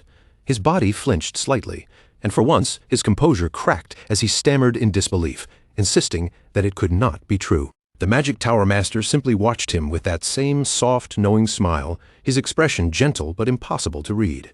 Cain's face changed as realization struck him. His eyes sharpened, and he cursed under his breath before spitting out the answer himself, the observing eye. He demanded to know when the magic tower master had placed such a thing on him. The magic tower master kept that faint smile on his lips and answered as if it were nothing serious, saying it had been there since their last meeting. For an old man like him, he said, this was one of the few pleasures he still had left. Cain, on the other hand, was visibly furious, clearing his throat before throwing back a blunt curse. Still irritated, Cain glared at him and asked why he was even bothering to ask questions if he had already seen everything. The magic tower master's answer was simple.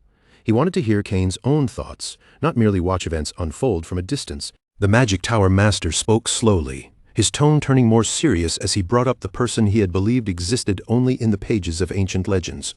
He was talking about Ketal, the man from that snow-covered region at the edge of the world. Cain hesitated for a moment, his expression tightening as he struggled to answer.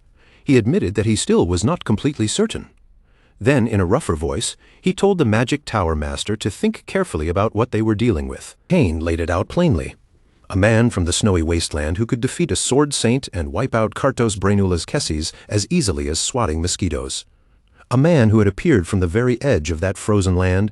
Put together, it was far too strange to dismiss as coincidence. The magic tower master's eyes shifted with surprise when Cain mentioned that Ketal had defeated Kartos Brainula's Kesses. He asked for clarification, clearly not expecting that detail. Kane immediately looked back at him, equally surprised, and asked if he truly had not known. Then Kane lifted a hand to his chin, thinking it over. After a moment he muttered that it made sense since that matter still had not been officially revealed to the public. The Magic Tower Master began to speak again, his voice slow and thoughtful. Even if the wider world did not know the truth yet, rumors had already started to circulate inside the Magic Tower. Kartos Brainulus Kesses had once been a sorcerer powerful enough to shake the entire continent. According to what the Magic Tower Master had heard, Kartos had attempted to resurrect himself somewhere on the outskirts, only for that plan to end in failure. Because of that, the Magic Tower Master had gone there himself, not out of curiosity alone, but to pay his respects to the fallen Lich. As he spoke, half of the Magic Tower Master's face slipped back into the shape of a bare skull. His voice dropped lower, carrying an unexpected trace of grief as he said that one of the few Liches he had called a friend was now gone. For someone like him, that loss was a little sad. Kane looked genuinely taken aback, as if he had just seen a side of the Magic Tower Master he had never imagined existed. He admitted that he had not expected him to be capable of sadness. The Magic Tower Master answered calmly, saying that for someone who had lived as long as he had, friends were not optional, they were necessary. Even so, the Magic Tower Master soon fell into thought again. Something about Kartos Brainulus Kesses' lair bothered him, because it seemed that no one had managed to find any relics there. Kane immediately grew uneasy and asked whether all of the relics had not been collected after Kartos Brainulus Kesses died. The Magic Tower Master answered that most of them had indeed been recovered, but the most valuable treasure of all had not. Even then, the Magic Tower Master did not sound especially troubled. Instead, he seemed almost optimistic, wondering aloud where that missing treasure might have ended up. But then he brushed that thought aside and returned to the subject at hand. His eyes narrowed and the air around him took on a sharper, more dangerous edge as he said that what he truly wanted was Kane's opinion. The Magic Tower Master asked him directly whether Kane truly believed Kettle had been the one to defeat Kartos Brainulus Kesses. Kane fell silent for a short while, weighing everything he had seen and felt. Then, after a measured pause, he gave his honest answer. He thought it was possible. Then the Magic Tower Master added another question, almost as if reminding Kane of something important. He asked whether Kane had reported this matter to the Emperor yet. The moment Kane heard that, his fists clenched tightly at his sides. His voice turned fierce as he snapped back, asking why he would ever do that. The Emperor was already throwing valuable manpower into the demon realm as if soldiers were disposable trash. If that mad ruler learned about Ketal's existence, there was no telling what he would do. Kane could already picture the consequences. Blood would spill across the battlefield, and conflict would be unavoidable.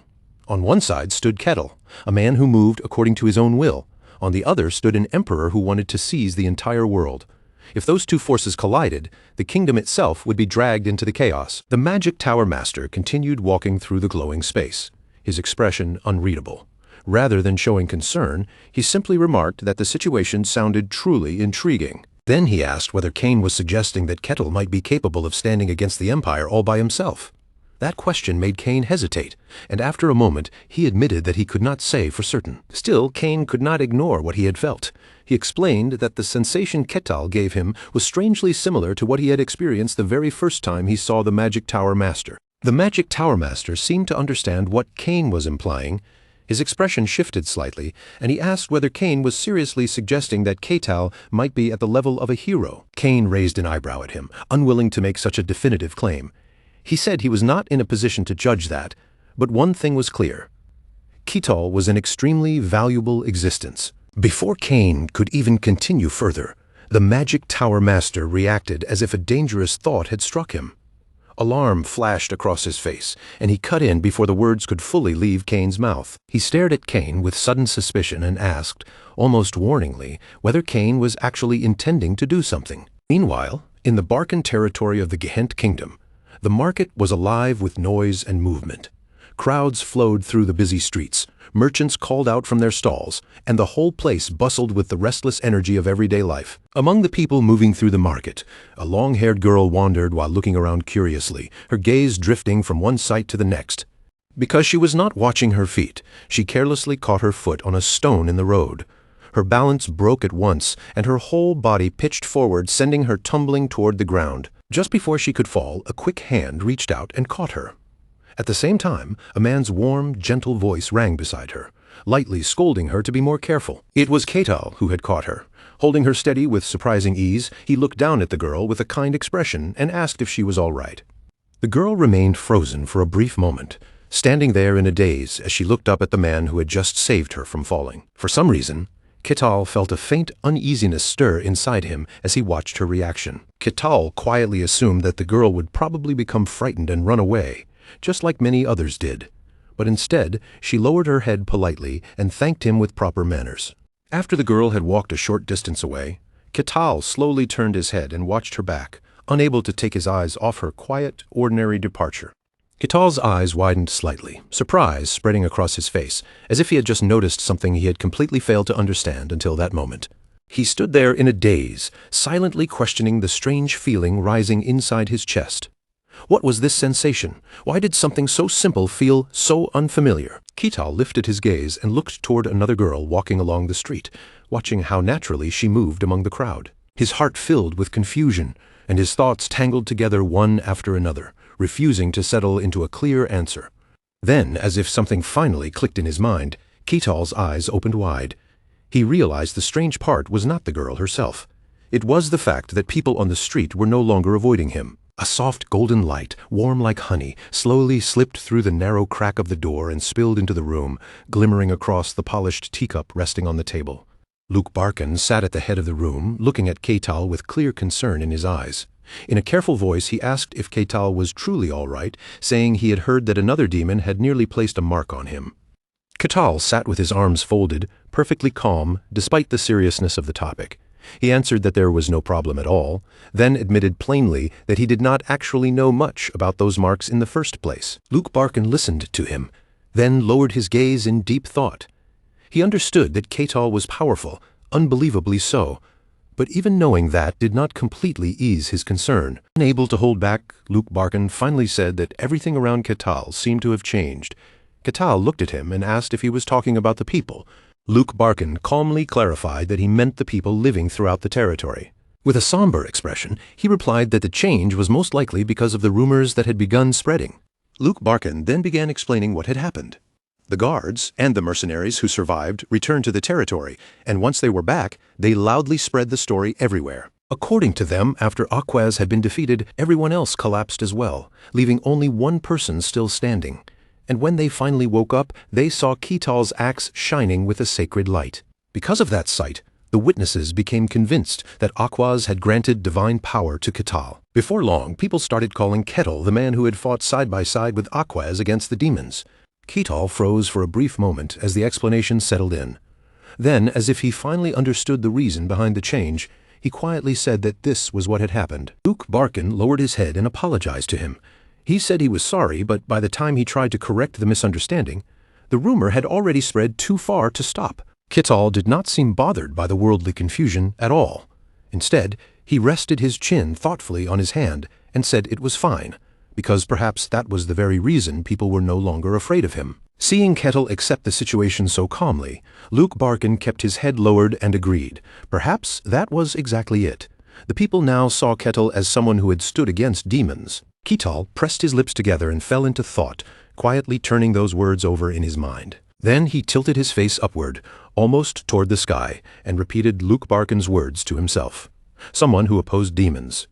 It had been such a casual phrase, yet somehow, just like that, Ketal had gained a reputation. At the reception desk, Rosa stood before him with her usual professional smile, ready to deliver the news. With a bright, practiced tone, Rosa congratulated him and announced that Sir Ketal had officially been promoted. From that moment on, he was now a C-rank mercenary. Ketal looked back at her with suspicion, repeating the rank as if he needed to make sure he had heard correctly. Then his eyes filled with confusion as he realized he had jumped 3 ranks at once. Rosa only smiled and explained that what he had done was more than enough to justify such a promotion. Ketal quickly regained his composure, and a confident smile spread across his face. He accepted the news with obvious satisfaction, saying that this was very good. At the same time, Rosa lifted the document in her hand and continued with crisp professionalism.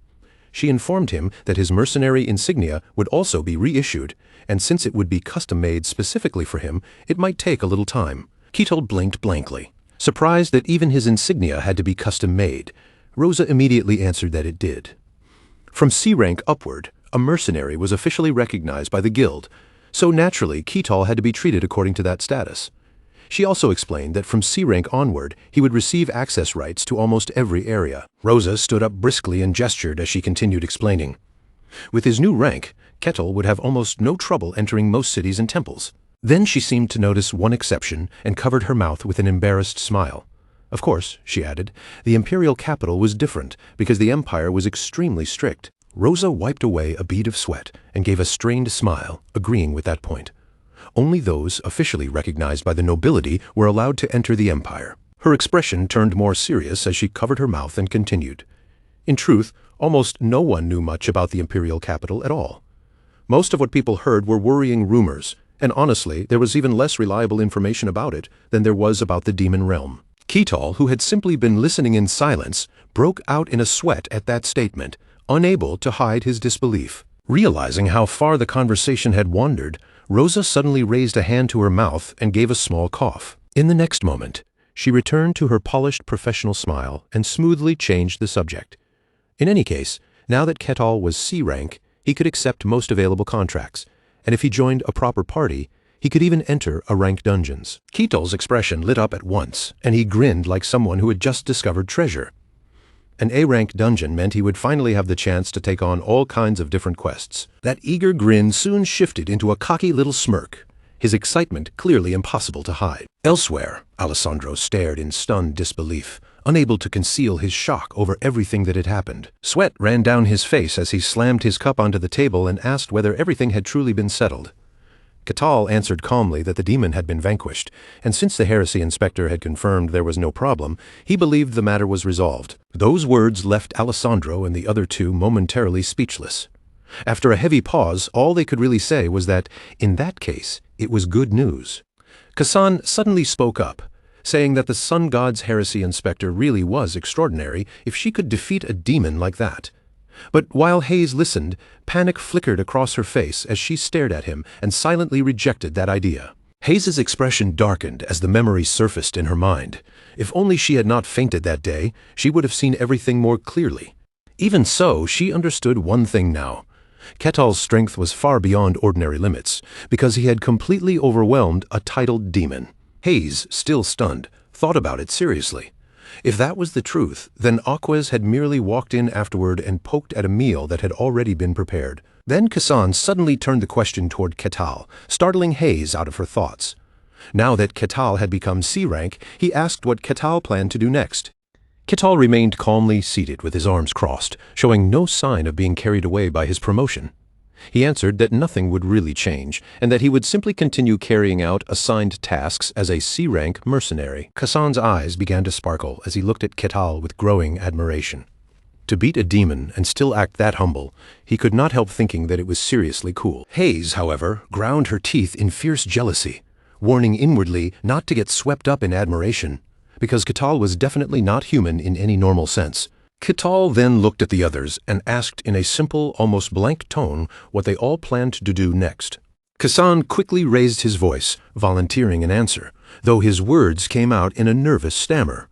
He reminded everyone that they were still only F rank, so there was not much they could actually do yet. Then his gaze sank toward the table, and his voice turned unexpectedly gloomy. Until now, he had honestly planned to scrape by from one day to the next, living like a parasite until the day he finally died. But in the next instant, Kassan shot to his feet with sudden energy, declaring that now he wanted to live life to the fullest, just like Ketal.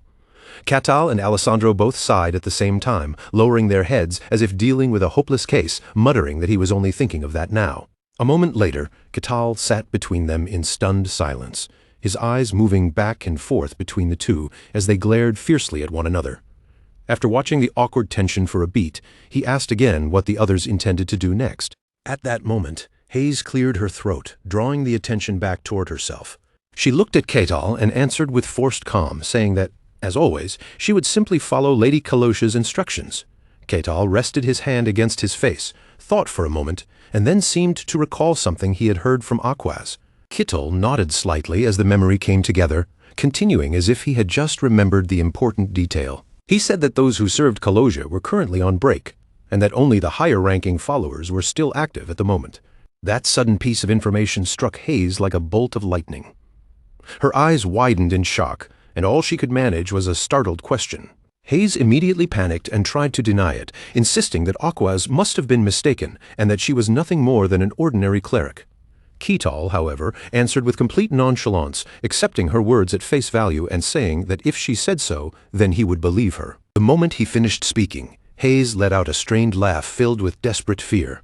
In her mind, she was certain he already knew the truth, and she wondered if he was simply waiting for her to confess it herself. Her thoughts only spiraled further from there, twisting into paranoia, as she wondered whether Keetal was deliberately playing some kind of psychological game with her.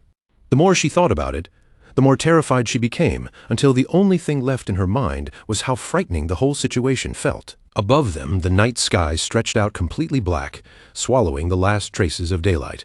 It was already late at night at the Mercenary Guild, and the building had finally grown quiet after a long day of work. Rosa was in an excellent mood, silently celebrating to herself that she had made it through the day. At last, receptionist Rosa was ready to go home. But just then, the sound of leather shoes stepping into the guild echoed through the quiet room. Rosa, who had been smiling all day, instantly turned back with her guard up. The moment someone entered this late, every bit of relaxation vanished from her face. The man opened his mouth and said he had a request. The instant those words left him, Rosa felt despair wash over her again as she realized her working hours were not over after all. With a tired sigh, Rosa reluctantly asked what kind of request he had. Aaron looked at her in confusion, as if wondering what had happened to her, while her eyes seemed almost completely unfocused from exhaustion. Aaron lifted one hand and cleared his throat, preparing to speak more properly. Then he stated his request plainly. He needed an escort, and there would be 2 people to protect, himself and a young woman. His pale fingers began tapping lightly as he continued, explaining that the request involved 2 travelers and their destination was. The moment Rosa heard the destination, her eyes widened in shock. He wanted to go all the way to the far end of the Denian kingdom. She slowly lifted her gaze toward his blue eyes, and the answer became even more serious. Their destination was the capital city. Half dazed and half focused, Rosa mentally repeated the details. An escort job from such a remote region all the way to the Denian kingdom was no small request. She started recalling how Aaron had looked when he first entered. He was wrapped in a cloak, clearly trying to conceal his identity, yet he spoke politely despite his shabby clothes. Everything about him felt suspicious. Keeping her caution hidden behind professionalism, Rosa told him she would accept the request for now, then asked whether he had any identification. Aaron stroked his beard and fell silent for a moment, thinking over what he could use to prove who he was.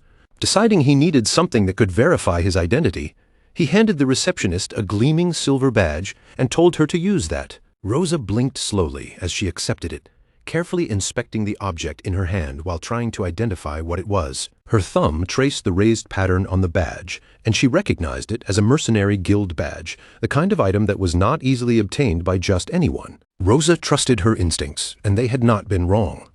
Just as she suspected, this man's identity was clearly not ordinary. After finishing the confirmation, Rosa returned the badge to Aaron and informed him that the verification was complete. Then, almost automatically following guild procedure, she moved on to the next step and told him she would collect the commission fee. Aaron reached inside his cloak, searching around for the payment. A moment later, he placed a gleaming gold coin onto the wooden table and said he would pay with that. He spoke plainly and sincerely, but Rosa immediately began calculating the cost in her head. After picking up the coin to appraise it, she told him that with this amount, the guild could provide 1 mercenary. Aaron visibly deflated the instant he heard her answer. He stared at her with his mouth slightly open, then asked in a trembling voice whether she truly meant only 1 person. Aaron immediately began regretting the pure gold coin he had presented, because this was, after all, an escort request, and he had clearly underestimated what it would cost. Rosa had calculated the matter fairly. The mercenary would have to accompany them for the entire journey. The risk was not low, and on top of that, the Denian kingdom was extremely far away. She explained that he would have to understand the price, because depending on the situation, the trip could take nearly a month. Naturally, the fee would be much higher than an ordinary job. Aaron looked embarrassed and admitted that it made sense, but he still stubbornly asked whether there was no other way to secure at least 2 escorts. Rosa told him there was another possible option, but in that case, the mercenaries assigned would have to be lower rank. She looked at him carefully and asked whether he would be willing to accept that condition. Rosa did not forget to warn him. If he wanted a truly reliable escort, then choosing mercenaries of D rank or above would be best. Aaron hesitated at those words. Then he quickly gathered himself again and asked her to choose someone with the right abilities for the job. Rosa patiently explained once more that under those conditions, the money he had offered was only enough to hire one person. Aaron asked slowly, even then, whether there was truly no other way. Rosa frowned slightly, unable to stop herself from wondering why he was acting so desperately over the number of escorts. Still, there was only so much she could promise. She honestly told him that in such a remote area, it was already difficult to find anyone willing to take an escort job this far. She would try, but finding two suitable people would be extremely difficult. Aaron gave a curt nod and replied that he understood, leaving the matter in Rosa's hands. After Aaron left the guild, Rosa remained behind and carefully examined the gold coin resting in her hand. It was small, yet the purity of the gold was unmistakable. What bothered her was the surface, so heavily worn and rubbed down that it almost seemed someone had deliberately erased any trace of where it had come from. A bad feeling settled in Rosa's chest, and she slowly closed her fingers around the coin. Holding it tightly in her palm, she muttered to herself that this request was almost certainly going to become troublesome. Night had already fallen by the time Aaron returned, his footsteps moving steadily through the darkness. Then, at last, those measured steps came to a complete stop. He stood before a wooden door and knocked several times, not too loudly, but enough to let the person inside know that someone had arrived. Eileen flinched lightly at the sudden sound from beyond the door, her body tensing before she called out and asked who was there. Outside the room, Aaron removed his hat with proper respect and answered in a calm voice that it was her loyal subordinate. Once Eileen recognized the familiar voice and face, the tension in her shoulders eased. She relaxed enough to open the door for him. Even so, worry still lingered clearly on Eileen's face as she stepped aside and told Aaron to come in. Unable to hide her anxiety, Eileen immediately asked about what had happened at Rosa's place. She looked at Aaron closely and asked how everything had gone. Aaron could not quite bring himself to meet Eileen's eyes. He answered that for now the guild had accepted the request. Eileen seemed to release the breath she had been holding and murmured her thanks to the gods before asking how many people they had agreed to provide. Aaron suddenly faltered, his words catching in his throat as he struggled to answer her. In the end, he had no choice but to admit the truth. The guild could only provide one escort. Guilt tightened his expression, and Aaron lowered his head as he apologized, saying they simply did not have enough money. Eileen only lowered her gaze with quiet resignation. She understood the situation too well to blame him for it. Aaron began blaming himself, saying that if he had not been foolish enough to be deceived, things might have been different. But Eileen immediately interrupted him, insisting that it could not have been avoided. Even if she had been in his place, she said, the result probably would not have changed. The two of them shared that heavy sadness together, and before long, their eyes began to grow wet. Aaron and Eileen finally broke down, crying helplessly like two children who had been holding themselves together for far too long. Then, all of a sudden, a sharp shout rang out from inside the room, ordering them to be silent. Both of them immediately whimpered and forced back their tears, swallowing their sobs in a hurry. Eileen quickly pulled herself back to the matter at hand and asked Aaron how long he thought it would take.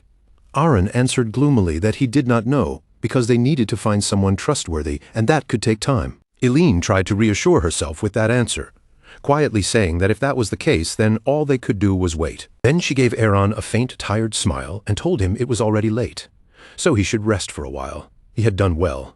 Aaron nodded obediently and answered with a simple yes.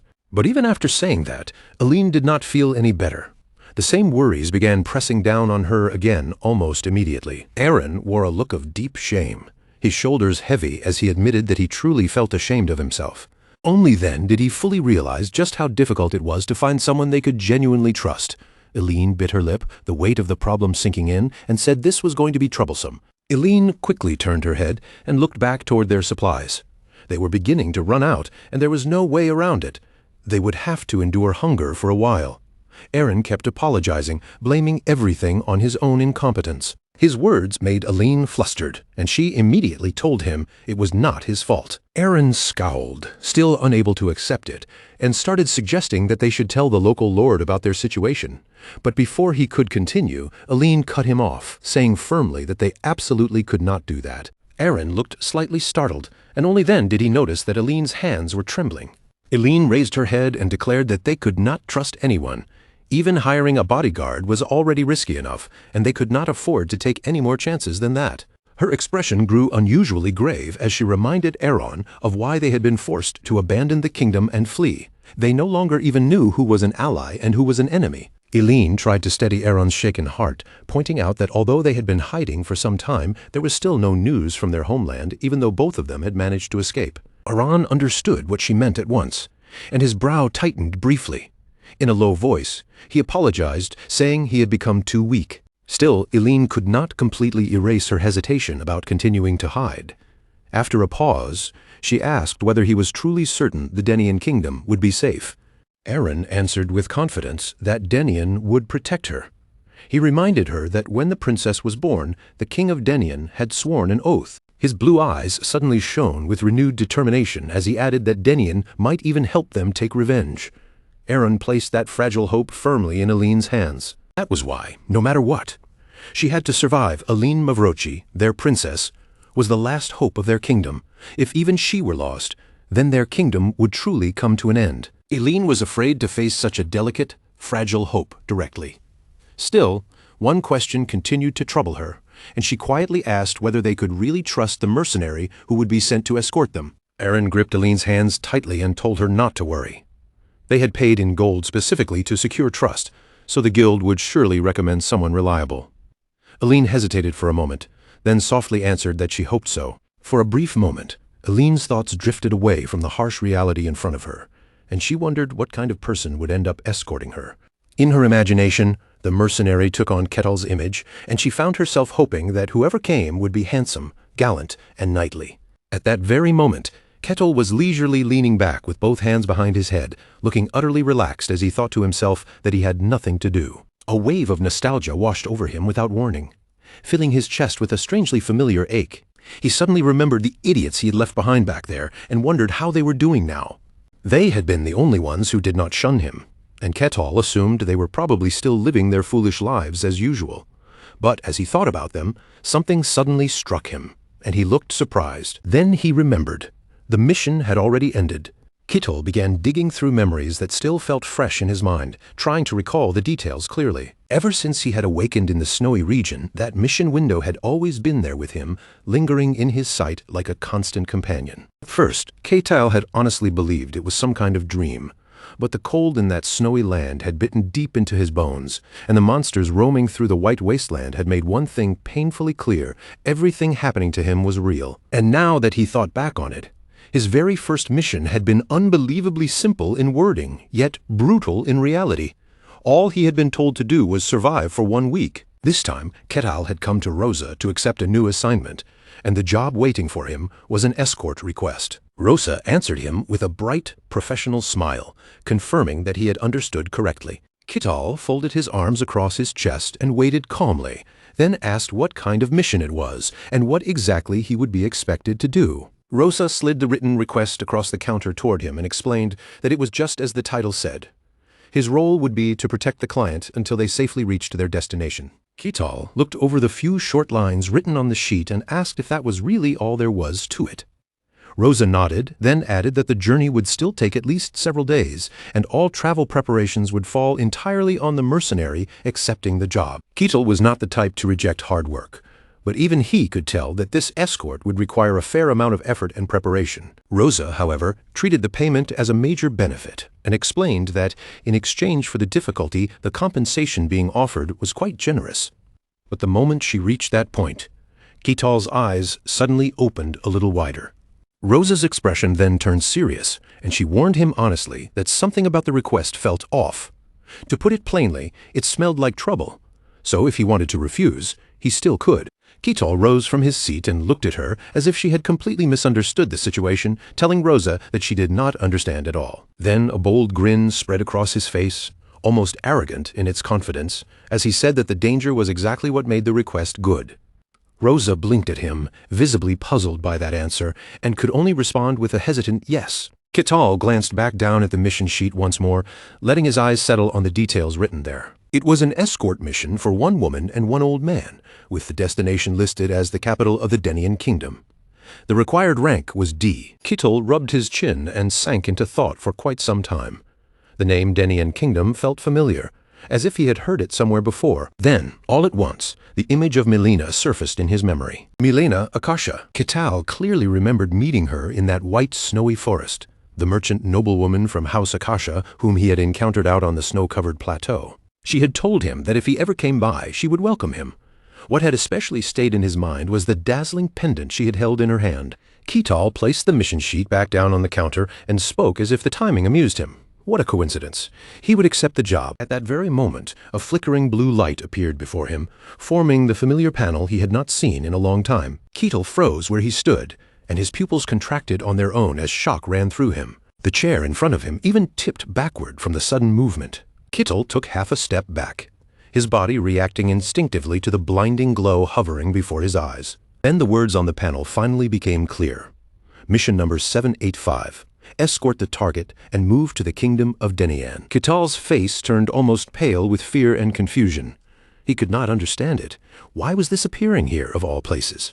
Rosa noticed the strange change in his expression and called out to him worriedly, addressing him as Lord Ketal. Meanwhile, at Eileen's hiding place, Aaron hurried forward with quick, wind-like steps. When Eileen heard the urgent knocking at the door, a small flicker of unease stirred inside her. Even so, after a brief hesitation, she decided to open the door. Aaron stood there breathing heavily, clearly having rushed back. Eileen stared at him in surprise, immediately sensing that something had happened. She cautiously looked around beyond him, her voice tense as she asked what was wrong and whether pursuers had found them. Aaron drew in a deep breath, steadying himself just enough to deliver the news. Their mission had been accepted. Eileen blinked in surprise, barely daring to believe what she had heard, and asked him to confirm it again. Aaron suddenly felt pride swell in his chest as he told her the most important part. The only C-rank mercenary in the territory had accepted their request. A light of hope seemed to kindle inside Eileen. Her eyes widened, and she asked if it was really true that a C-rank mercenary would escort them. Aaron confirmed it joyfully, explaining that they were arranged to meet the mercenary tomorrow. He then urged his lady to rest easy for the night, and Eileen, overwhelmed with relief, answered happily. Back at the guild, Ketal remained frozen in place, his expression stiff as he stared at the glowing panel before him. The greenish panel reflected its glare across his face, displaying only a few clear words. Mission number 785, escort the target and move to the kingdom of Denian. One question kept gnawing at Ketal's mind. Why had this appeared now after staying silent for so long? He lowered his head and fell into thought, quietly turning the situation over in his mind. Then, all of a sudden, Ketal realized something. A huge question rose inside him. Could it be that this panel was never something meant only for the snowy plateau? Ketal's eyes sharpened for a brief moment as another possibility crossed his mind. Was something about to happen? At the mercenary guild, thunder rumbled loudly outside, shaking the atmosphere with a heavy roll. Rosa sat at the desk, straightening a thick stack of papers and preparing herself for the meeting ahead. Eileen suddenly felt a faint tension flicker through her chest, as if the air itself had grown heavier. She and Aaron were now seated across from Rosa, facing her directly as the request began to take shape. The room fell into a silence so heavy it almost felt unnatural. Eileen sat there with her thoughts drifting, quietly wondering what kind of person this mercenary could possibly be. Her curiosity only grew stronger, until she started picturing him in her mind.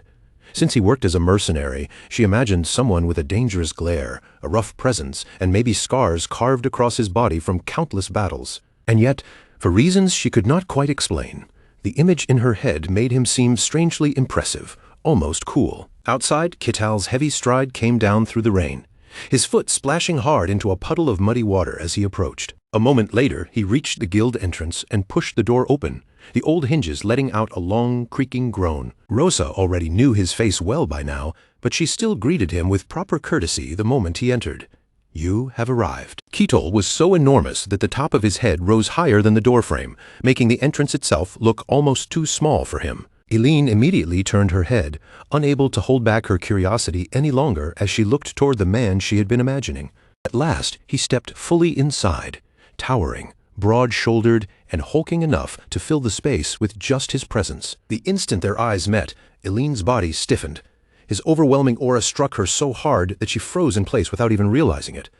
Both master and servant stood there completely speechless, staring up at Ketal as if their minds had gone blank. Ketal moved toward them with slow, weighty steps, each one measured and heavy enough to make his approach feel even more imposing. Eileen's eyes stretched wide with fear. For one terrifying second, she even thought she saw smoke slip from Ketal's breath. Then he calmly spoke. "Nice to meet you." Tears gathered at the corners of her eyes as the fright finally overtook her composure. In a trembling voice, she managed to address him. "Lord Mercenary." Then Elaine's strength gave out completely, and she fainted on the spot. Aron reacted in a panic, rushing forward just in time to catch her before she collapsed. Aron immediately snapped at Kettle, his voice sharp with alarm. "No, you are not Lady Elaine. Just who in the world are you?" A faint, dangerous glint passed through Kettle's gray eyes. "It has been quite a while since someone looked at me with this much caution. After I defeated the demon, people in this territory stopped keeping their distance from me." Rather than arguing with them, Kettle simply turned his attention to Rosa. "Are these the people who hired me?" Rosa answered without hesitation, her tone brief and firm. "Yes." Rosa still held the neatly stacked documents in both hands, her posture composed as she prepared to make the formal introduction. "Allow me to introduce you." With a calm expression, she announced that the man before them would be responsible for their escort. "This is Lord Kettle, a man-demon." The moment Aron heard those final words, his face tightened in disbelief. He could barely process what she had just said. "What?" His shock instantly turned into anger, and he burst out in protest. "A man-demon? That is absurd. I demand another mercenary immediately." Rosa's reply came back cool and controlled, with no sign of being shaken by his outburst. "So you mean, right now?" Then her expression darkened, and the air around her seemed to sharpen. "Are you questioning the judgment of the Mercenary Guild?" Aron hurriedly tried to deny it, his anger faltering under her stare. "No, that is not what I meant," but Rosa's voice remained stern. "If you doubt the Guild's decision—" She brushed off her sleeve with a flat, dismissive motion and cut him off completely. "Then consider this contract cancelled. Your deposit will be refunded," Aron stammered, suddenly unable to find the right words. "That is not what I meant." Even Kettle, who had been standing there as an outsider to the argument, broke into a cold sweat. Somehow he felt as though he had suddenly become a dangerous object about to explode. Elaine, who had only just regained consciousness, quickly made her decision before the situation could fall apart any further. "I will accept the terms." She pressed both hands against the floor and slowly pushed herself upright, forcing her body to steady itself. Aron immediately tried to persuade her, his voice filled with concern. "Lady Elaine." But even he could not hide how genuinely surprised he was by the decision she had just made. Elaine then reached her hand out toward Kettle, gathering her courage as she faced him directly. "Please help us." Although fear still lingered somewhere in her expression, she seemed to have pushed past that first overwhelming shock. "My name is Elaine." Soft footsteps echoed quietly as the group began to move. Behind Kettle, Aron, and Elaine followed along, keeping themselves a noticeable distance away from his back. After walking for a short while, Kettle seemed to notice something strange and came to a stop. He turned his head back toward them, suspicion creeping into his voice. "Are you not standing a little too far away?" Looking at the two of them trailing far behind him, Kettle spoke again, sounding more puzzled than offended. "I think it would be better if we walked a bit closer together." Aron and Elaine both stiffened awkwardly and refused at almost the same time. "No, we are fine."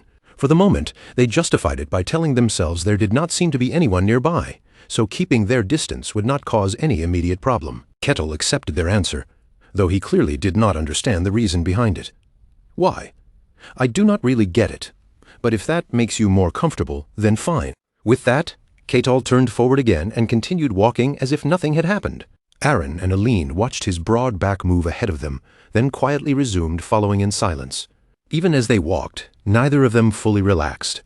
Their guard stayed up, every step measured, as they kept watching Kettle from behind. Elaine felt the awkwardness settle over her, and she could not help thinking that everything had taken a very strange turn. The night before, at the Mercenary Guild, Kettle had greeted her with surprising brightness, cheerfully offering his hand as he introduced himself. "I hope I can be of help from here on out. I am Kettle."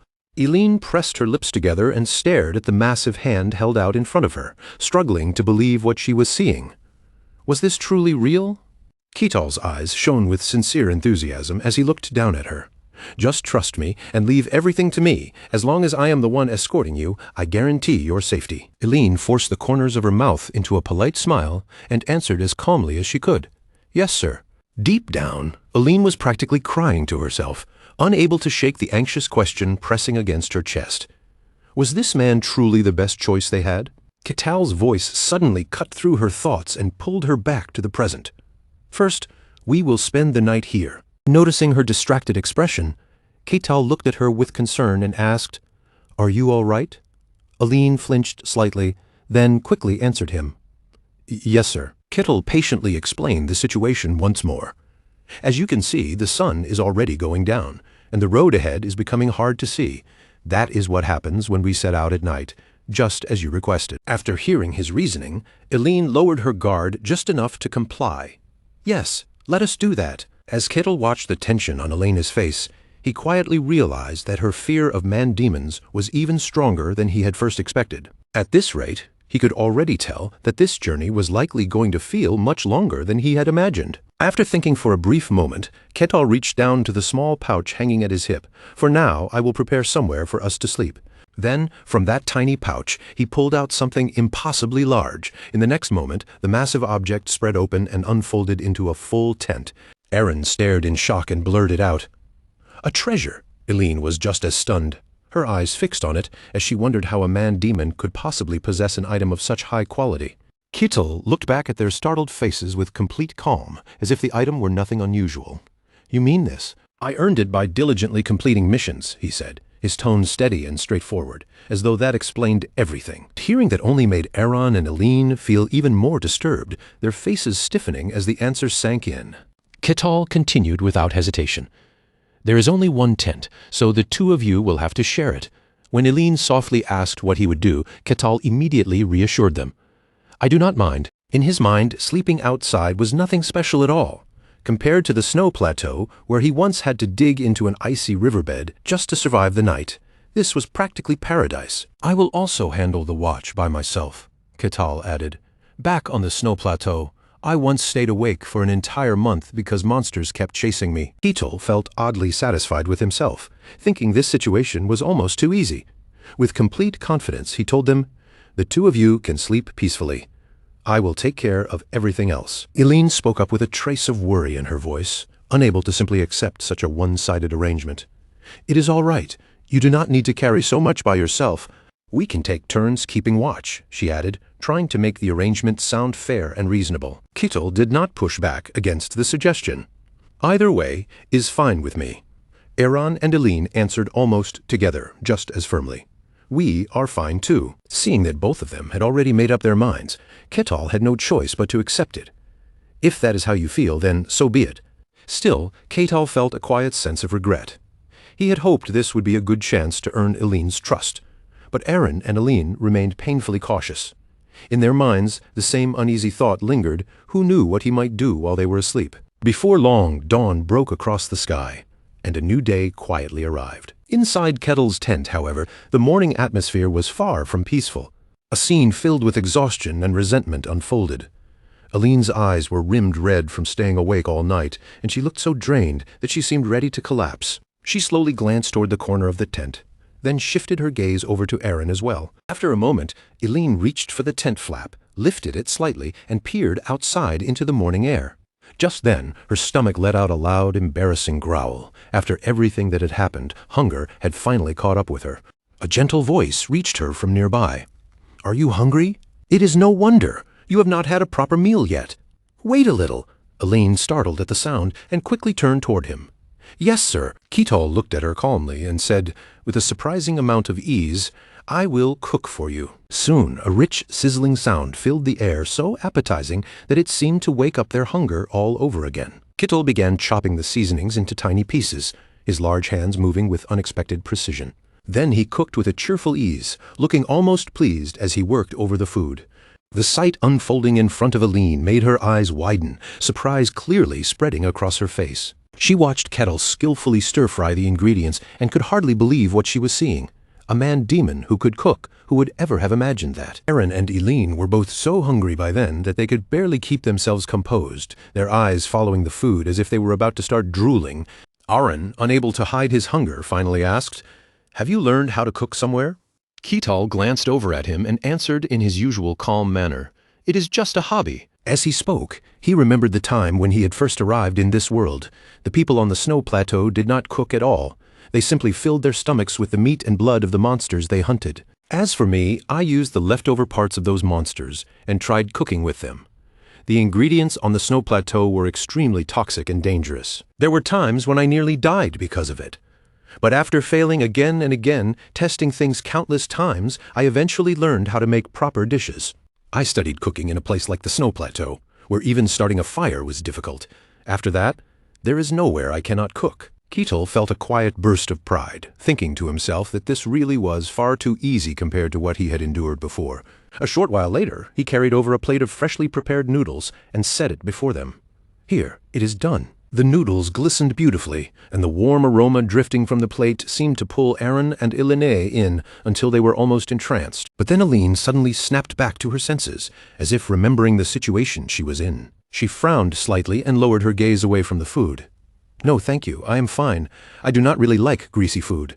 Instead, Aline reached into her bag and pulled out a piece of food she had already prepared for herself. "I already have this." Seeing her refuse the meal, Aaron cleared his throat awkwardly and followed her lead. Me too. Ketil blinked at the two of them, looking more puzzled than offended. "Oh, so you prefer jerky instead." Then he leaned down, took a bite of the freshly made noodles, and spoke with a hint of regret in his voice. "What a pity.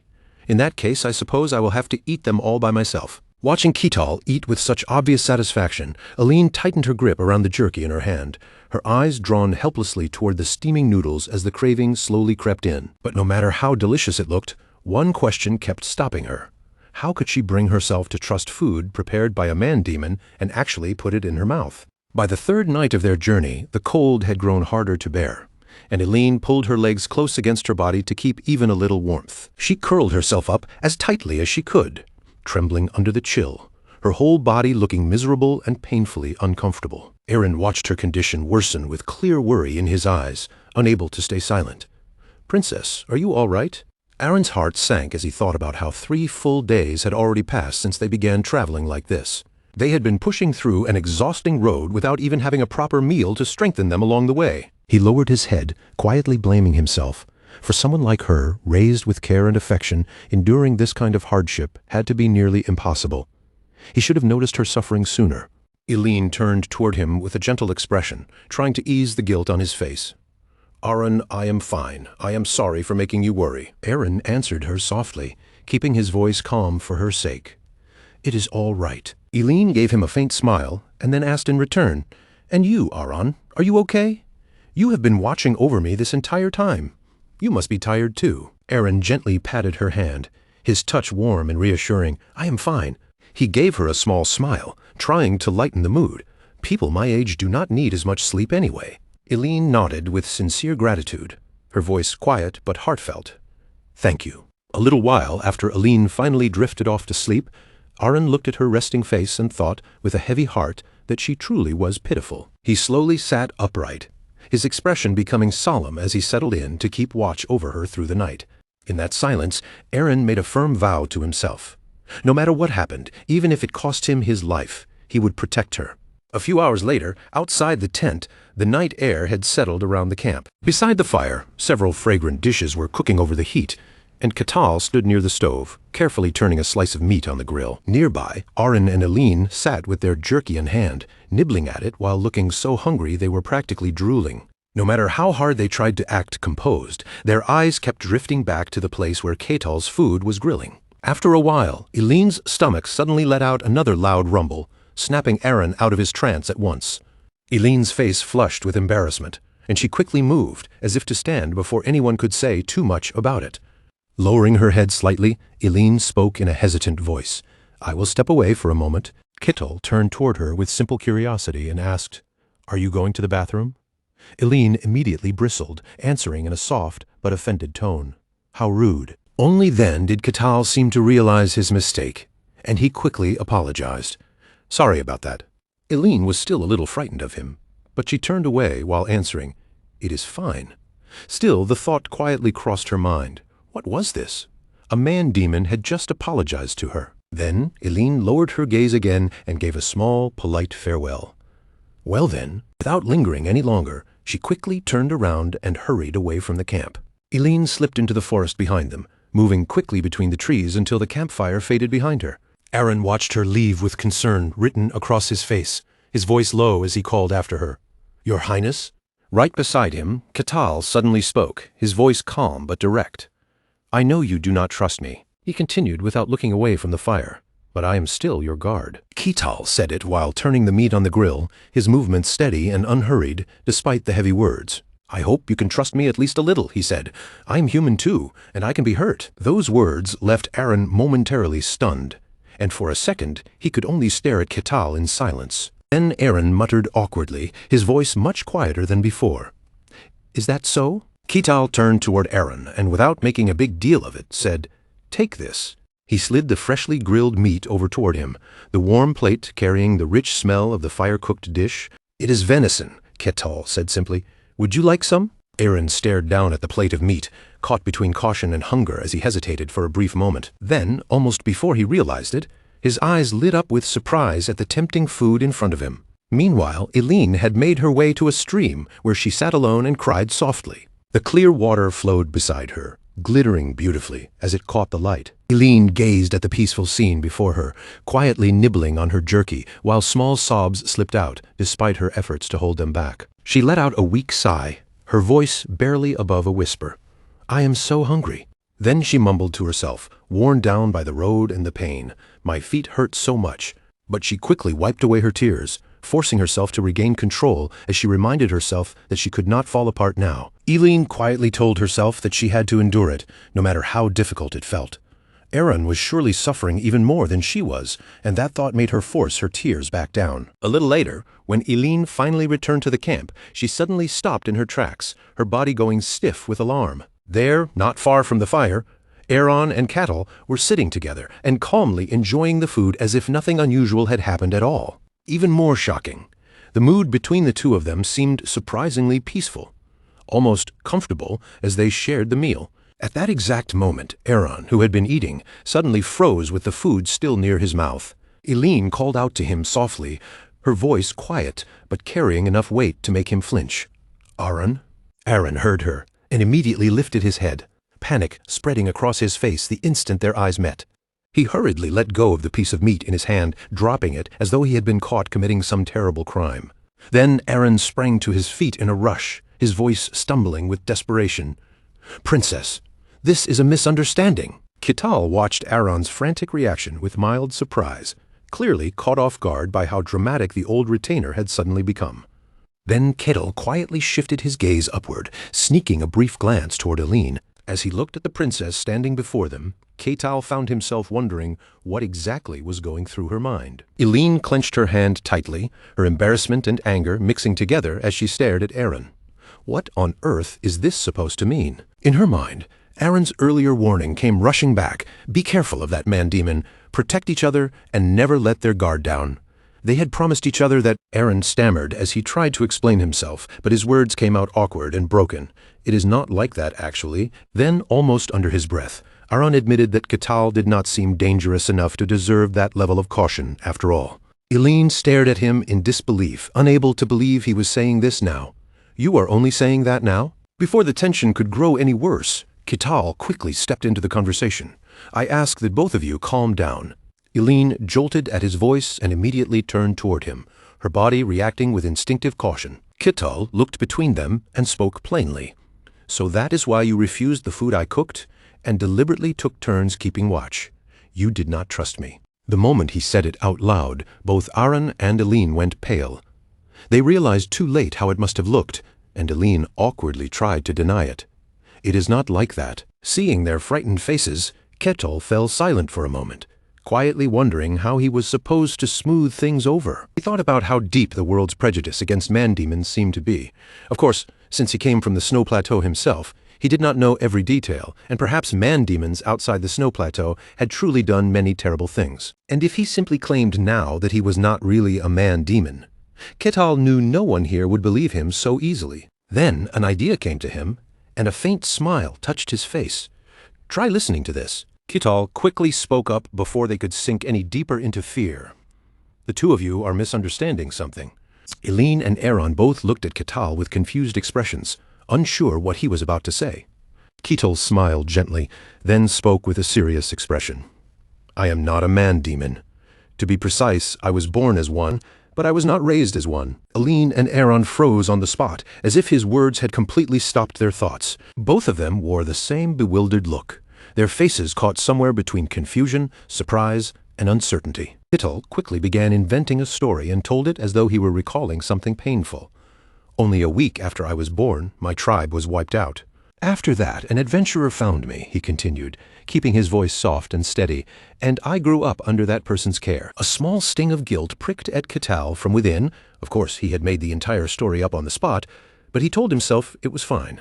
Sometimes, when used properly, a lie could work like medicine. Kittel lowered his tone and added, "So although I am a man-demon by birth, I was raised as a civilized person. Of course, I know that must be difficult to believe," he said earnestly. "But I hope you can understand that I am the same as the two of you. There is no real difference." Inside, Kittel could not help thinking that the whole situation had become incredibly tangled. But when he saw the awkward expressions on their faces, he thought he could already see it, the look of pity beginning to appear in their eyes. Eileen lowered her gaze slightly, looking a little embarrassed as she accepted his words. So that is what happened. Regret slowly crept into her chest as she remembered how frightened she had been simply because of the label man-demon. Because of that fear, she had rejected the kindness Kittel offered her, including the food he had prepared with his own hands. Even after all that, Kittel had continued to care for them and treat them with respect, and that made Eileen feel a sharp pang of guilt. Perhaps he had spent his entire life facing suspicion, prejudice, and discrimination, all because he had been born as a man-demon.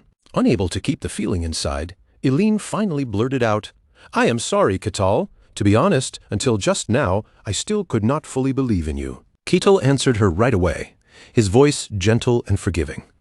"It is all right. I completely understand," he added, giving her no sign of blame at all. Deep inside, however, Kittel was smiling with quiet delight.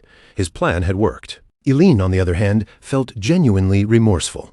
The fact that she had doubted someone like him made her feel deeply ashamed. Kittel then gently reached out toward her and said, "Then, from now on, I hope I can be of even more help to you." Eileen looked at him in slight surprise, caught off guard by the warmth in his gesture. "Yes?" Kittel kept smiling at her in that same friendly way, calm and open, as though he truly wanted nothing more than to support them. Eileen looked at Kittel with a faintly bewildered expression, as if she still could not quite understand how the atmosphere between them had changed so quickly. Then, after a brief pause, the stiffness in her face softened, and she finally gave him a small smile. Yes. Not far from them, someone was secretly watching the exchange, observing through a magic screen. Kittel's sudden shift in attitude made that hidden figure narrow his eyes. "What is this?" The one watching was none other than the Magic Tower Master, moving under disguise.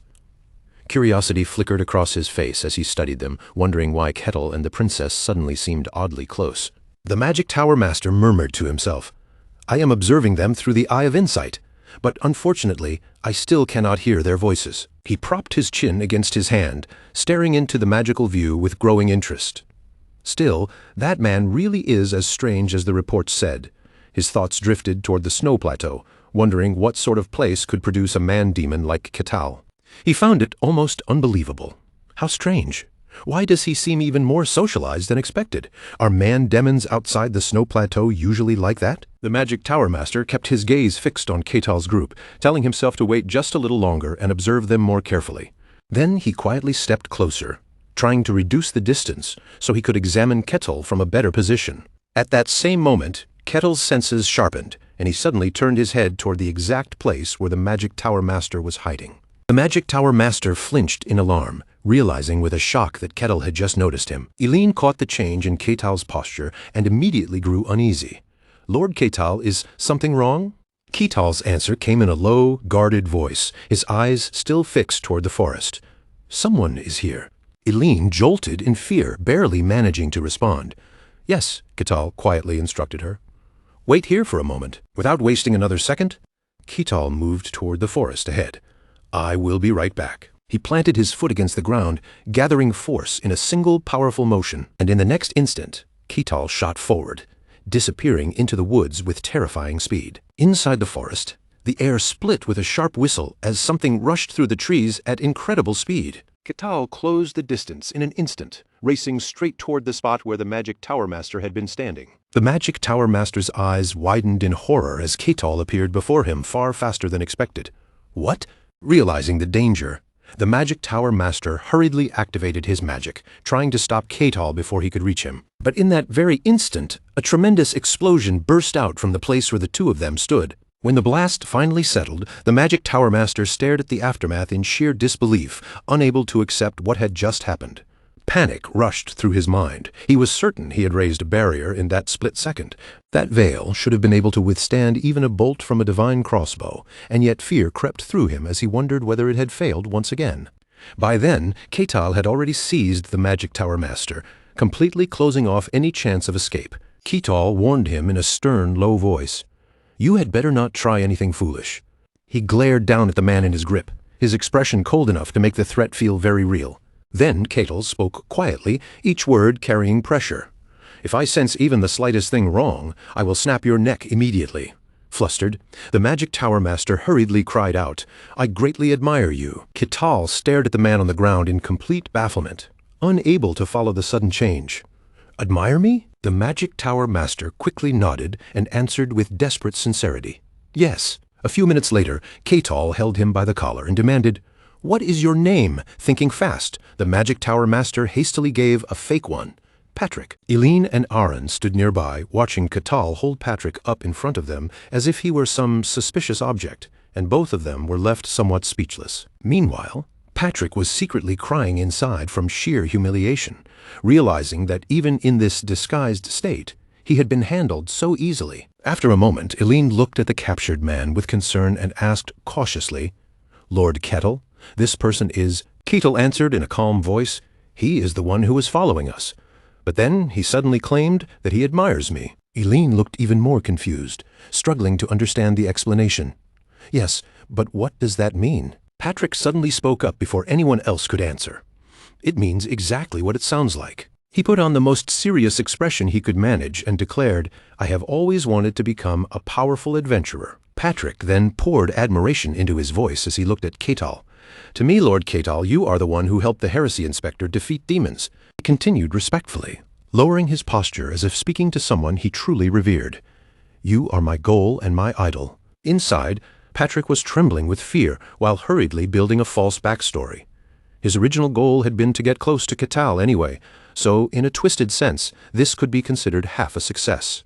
Ketal looked at him and asked directly, "So that is why you were following me?" Patrick scratched his head with an embarrassed smile and replied sheepishly, "Yes, I admired you so much, Lord Ketal, that I followed you without even realizing it." Ketal stayed silent for a moment, considering his words, then answered in a steady voice, "Even so, I cannot simply let you go." He thought it over carefully, because there was still no definite proof that this suspicious man was harmless. Then, all of a sudden, Ketal seemed to remember something. His expression brightened slightly, and he spoke with sudden enthusiasm. "Then let us do it this way." Patrick's face went pale with fear, and he whispered nervously, "Do what?" One of the world's most gifted mages, the head of the Magic Tower himself, had taken on a human guise while trapped in the body of a fiend, all so he could observe Ketal. Naturally, he had prepared a false identity for situations like this, the name Patrick. Patrick's face lost its color all over again, his eyes fixed on the length of rope lying in front of him as panic crept across his expression. Ketal reached down without the slightest hesitation, took hold of one end of the rope and pulled it taut with a firm, effortless motion. Then, with a bright, almost carefree grin spreading across his face, Ketal looked at him and said, "All right, that should be enough." Aaron and Eileen could only watch the whole thing unfold with helpless expressions, and after a moment, Ketal casually said, "Well then, let's get going." Patrick was still too stunned to answer, his mouth barely moving as if the words had completely abandoned him. And just like that, Ketal started walking forward, dragging Patrick along behind him as if it were the most natural thing in the world. Eileen quietly glanced toward Patrick, her eyes carrying a faint edge of caution as she watched him being pulled along. Patrick let out a silent sigh deep inside. For the first time in his life, he had somehow ended up in a situation this absurd. But then Patrick lifted his gaze toward Ketal, and a calculating light slowly appeared in his eyes.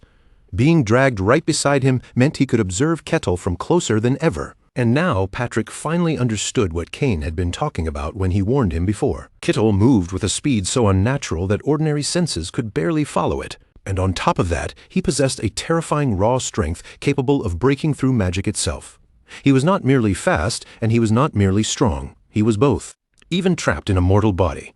Patrick knew he could still deal with opponents at a superhuman level without much difficulty. If that was true, then there was only one conclusion left to consider. His eyes sharpened, filling with a dangerous killing intent as he stared at Ketal's back. A thought crawled through Patrick's mind. Could Ketal truly be someone of heroic rank? Just then, a voice suddenly came from beside Ketal. "Lord Ketal, there is something I need to tell you." It was Eileen who had spoken. She looked at Ketal with clear hesitation, as though she had finally forced herself to say what she had been holding back. Ketal turned his head slightly, looking a little surprised, and said, "So you finally decided to speak up?" Eileen's eyes widened at his question. Startled, she answered, "Yes, could it be that you already knew?" Ketal explained that he had deliberately chosen to leave at night, avoided drawing attention, taken a roundabout path, and stayed away from the main roads on purpose. He folded his arms and looked at her with a deliberately casual air. When someone is hiding something, it's far too easy to notice. Eileen froze on the spot, barely managing to stammer, Is that so?" But Ketal's tone soon softened as he reassured her. "It's fine. I understand. Trusting a stranger like me right from the start must not have been easy." Eileen lowered her head, her voice strained as she forced the words out. "The truth is, I've kept silent until now." She clutched tightly at the fabric of her clothes, her fingers trembling slightly. "I'm truly sorry. If you don't mind, I'll tell you everything right now." Still unable to raise her gaze, Eileen spoke in a tense voice. "After hearing the truth, if you decide you cannot continue this mission, then please tell me honestly." Before she could continue, Ketal suddenly cut her off. "Wait!" His eyes shifted to the side, his brow tightening as he said, "We have an uninvited guest." Eileen flinched in surprise. "What?" Following Ketal's gaze, she turned her head toward the same direction he was looking. Eileen immediately went on guard, her expression stiffening as a dreadful possibility crossed her mind. A pair of armored feet stepped out from the shadows, and soon after, helmeted soldiers appeared one after another, closing in around them. Ketal glanced toward Aaron and Eileen, then calmly said, "It seems they came here looking for you." Eileen's face turned deathly pale, and a frightened cry escaped her lips.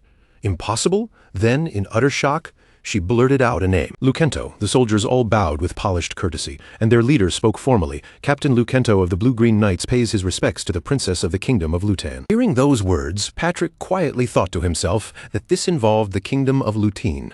Lucento stepped closer, closing the distance between himself and the group with steady, deliberate movements. He addressed her respectfully. "Princess, we had no idea where you had gone. We searched everywhere for a long time. Please, come with me now. His Majesty has been terribly worried about you." The moment she heard that, Eileen's eyes widened, not in relief, but in pure terror. Lucento then turned his attention to Ketal. "You appear to be a mercenary. The person you are escorting is the princess of our kingdom of Lutin." Ketal folded his arms, his eyes widening slightly as he asked, "Then why is the princess here?"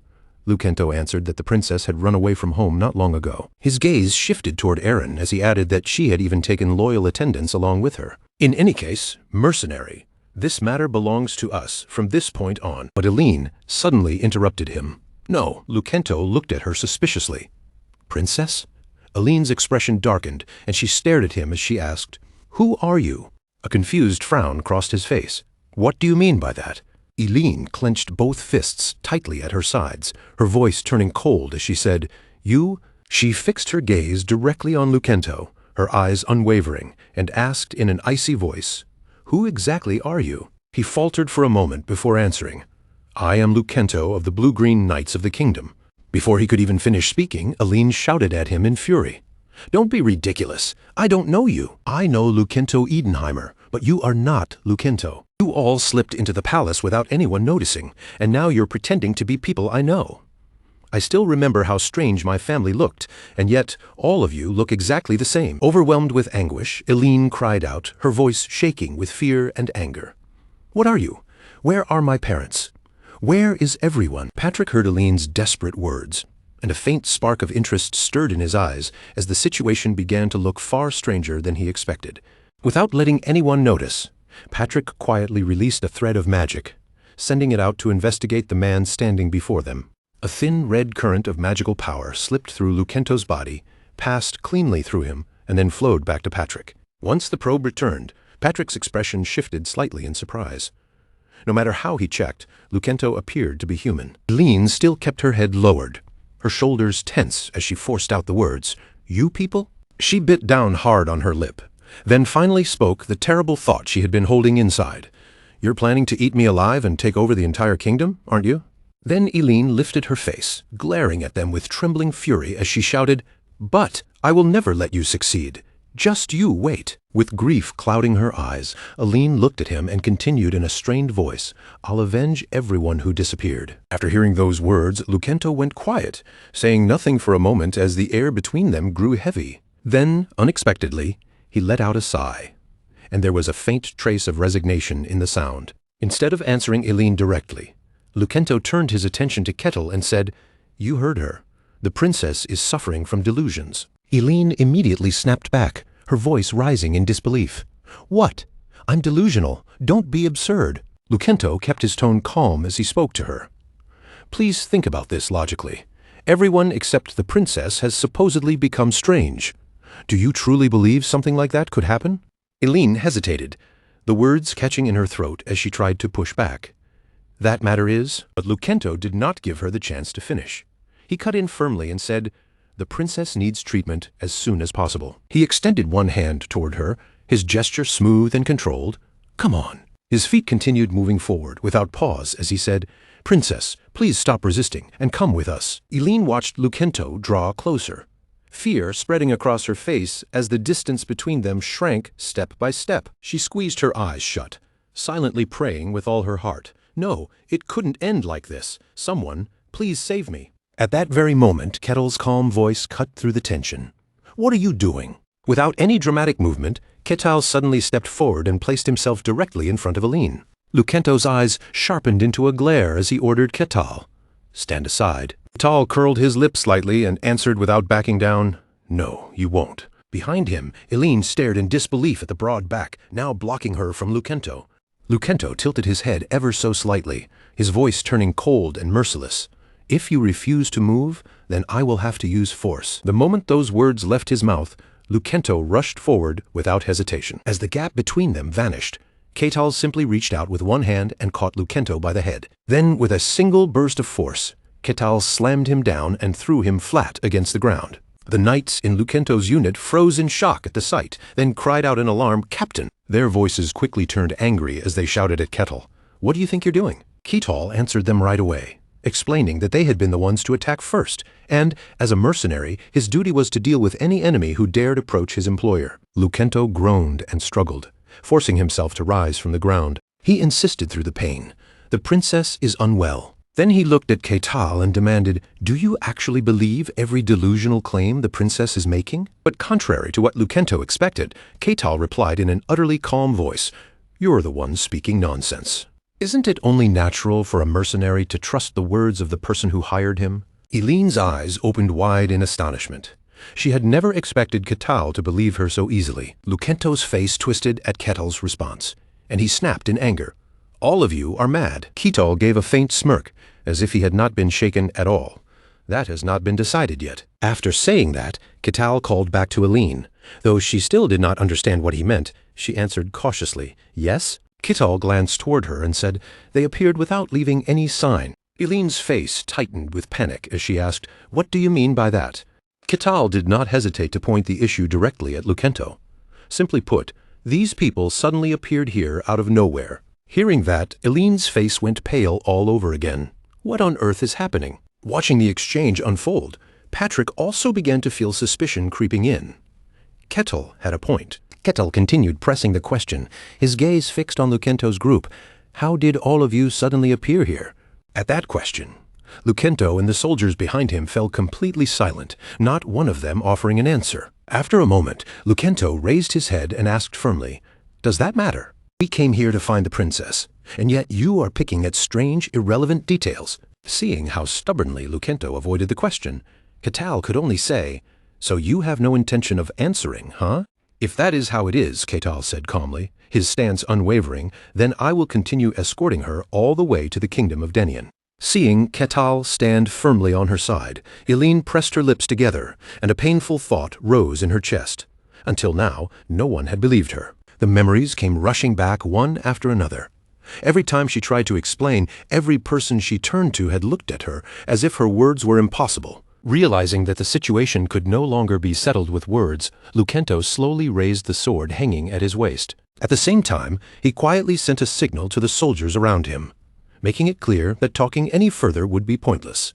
Ketel stepped forward, placing himself more clearly between Eileen and the knights, then warned the others in a steady voice, "Everyone, please step back a little." Eileen's face tightened with worry as she looked at him, unable to hide the anxiety in her voice. "Lord Ketal, please be careful," she said urgently. "They are the strongest knight order in our kingdom." Lucento's entire unit moved without hesitation, and with a cold command, he ordered every soldier to draw their swords. Ketel's lip curled slightly, not in fear, but in amused interest. How interesting. Patrick's red eyes narrowed as he carefully measured the strength of the soldiers surrounding Ketal.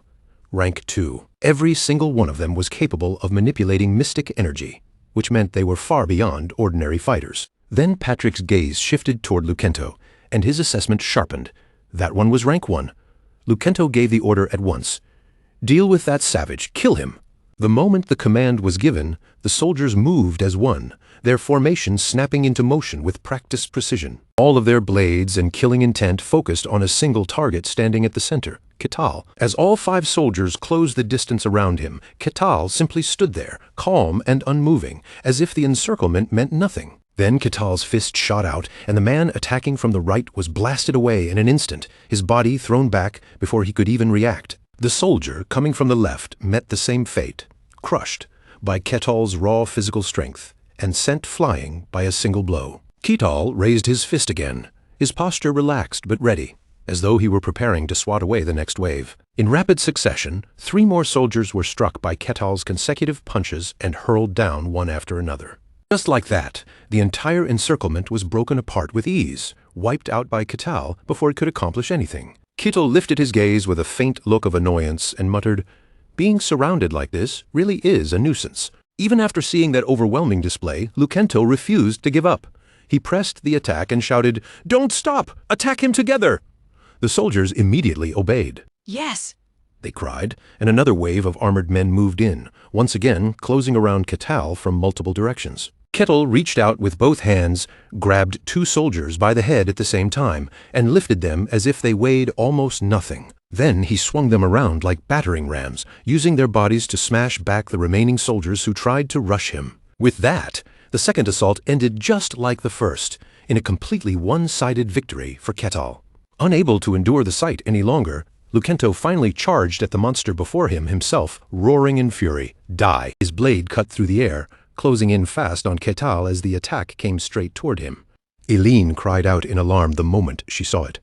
"Danger!" But the scene that unfolded right in front of her made her freeze where she stood. Ketel caught the path of Lucento's sword with his sturdy jaw, stopping the blade with his teeth as if it were nothing more than a toy. Lucento's eyes went wide, his mouth falling open in complete astonishment at what he was seeing. Right before him, his sword was forced back, strained beyond its limit, and then snapped cleanly in 2 by Ketal. As Lucento was knocked backward, disbelief filled his mind.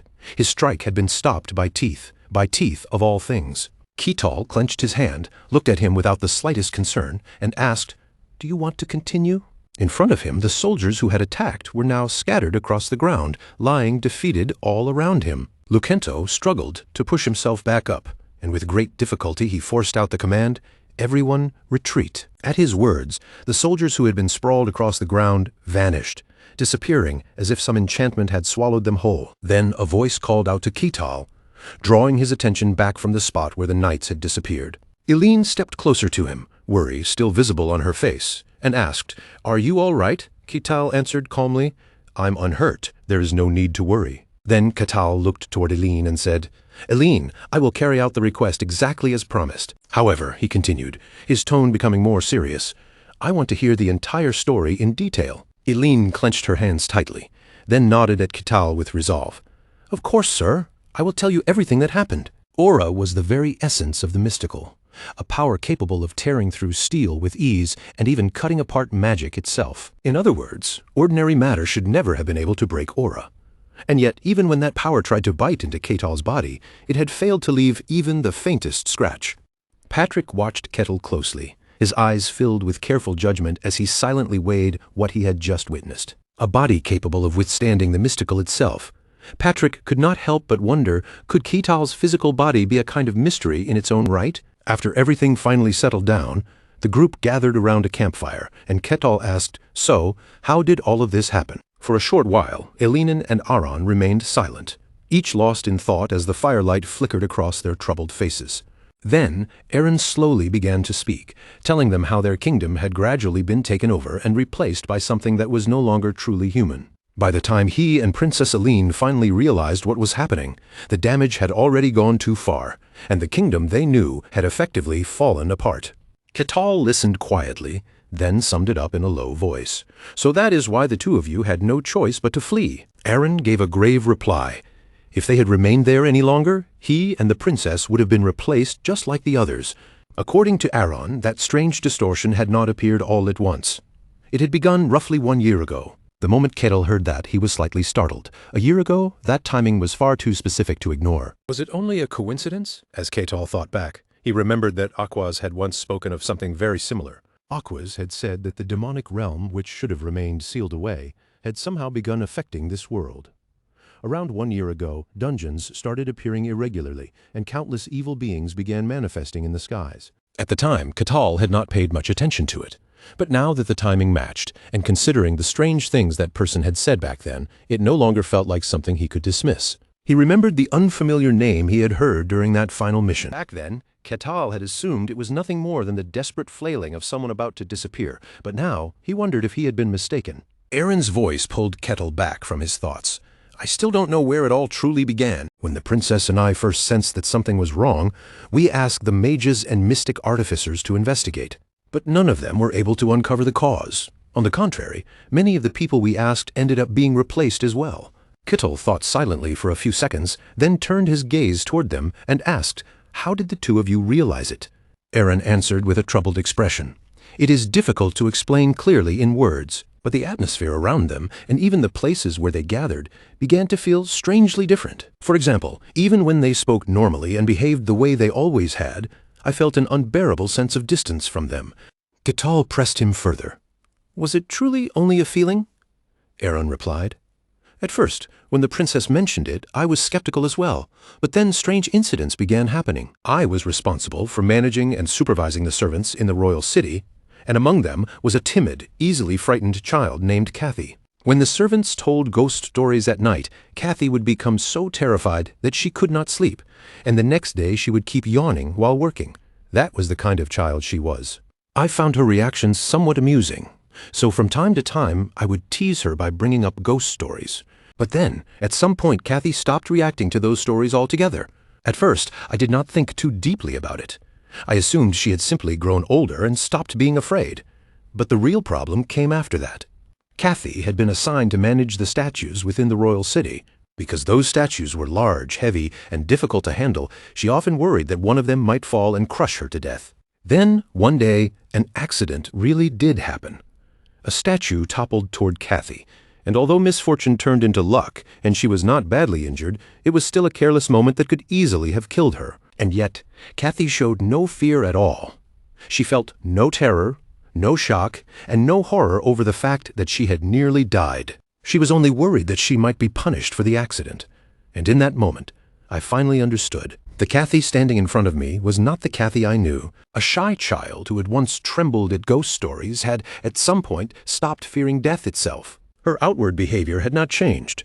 She still smiled like before, and she still spoke in the same familiar way. But no matter how much she looked and sounded the same, I could no longer see that child as Kathy. After that, I quietly investigated several others in the royal city, and most of them had changed in the same way Kathy had. Ketal interrupted softly. "So you fled?" Aron nodded and answered, "Because I was afraid that if we stayed, we would become like them too." Ketal continued, "Then why head for the kingdom of Dinian? If you only needed protection, there should have been other places you could go." Sitting beside him, Aline clenched her hands tightly and answered, "Because only the kingdom of Denian can enact the Declaration of Humanity." Ketal looked genuinely puzzled. "The Declaration of Humanity? What is that?" Aline began to explain that long ago, humans were said to have lived side by side with many other races. But among them, she continued, there was one man who wished to create a kingdom made only for humans. That man sought out a nameless god and confessed his desire. In response, the god granted him a special power, the ability to distinguish who was human and who was not. After receiving that power, the man went on to establish a kingdom. Ketal followed the story and added, and that kingdom became the present kingdom of Denian. Aline nodded in confirmation. Yes, that is right. Those who carry the bloodline of Denian can enact the Declaration of Humanity. That only made Ketal even more curious, his eyes brightening slightly. So there is even something like that in this world. He thought to himself that this world truly never stopped being interesting. Then he spoke aloud. So the two of you plan to use that power to find proof. That is actually a good idea. Eileen looked at him anxiously, her voice soft but tense as she asked, is Lord Ketal truly all right with this? Ketal smiled back at her, calm and steady as ever. Nothing has changed. I will continue escorting you exactly as I promised. His answer moved Eileen deeply. Her voice caught for a moment, and she stammered with sincere gratitude, Thank you so much. If this matter comes to an end safely, Eileen said with deep emotion in her voice, then I will grant you whatever you wish, anything at all. Ketal answered her with a warm, easy smile. All right then, I'll be looking forward to it.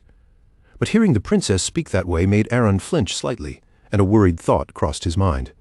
Princess, after that remark, silence settled around them for a moment, broken only by the soft crackling of the campfire between them. Then, out of nowhere, a voice cut through the quiet. Lord Ketal, do you truly trust her words? The question drew Ketal's attention, and he turned his gaze toward Patrick, who was sitting beside him. Patrick remained thoughtful for several seconds, then gave his own careful judgment. I cannot say for certain, but it is possible, he continued, speaking his thoughts aloud. The blue-green knights are human. You crossed blades with them yourself, so you should understand that better than anyone. Seeing that Patrick had noticed the same thing he had, Ketal looked toward him and answered calmly, I think so too. Patrick hesitated for another brief moment before offering a warning. Lord Ketal, you do realize you are setting yourself against an entire nation. Those words made Ketal pause and quietly reflect on the choice he had just made. Patrick went on, his tone becoming more serious.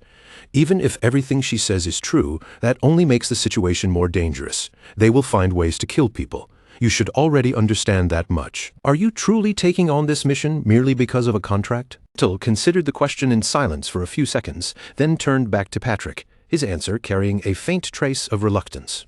Then Ketal slowly rose to his feet and began to explain himself. But above everything else, he said, his voice carrying a strange excitement, this story is far too entertaining. Wouldn't it be a real shame to turn away now and miss what happens next? As he said that, Ketal's eyes widened slightly, bright with curiosity rather than fear. He stared straight at Patrick, and that direct, almost unsettling gaze made Patrick feel a little uneasy. Patrick could only think to himself in disbelief.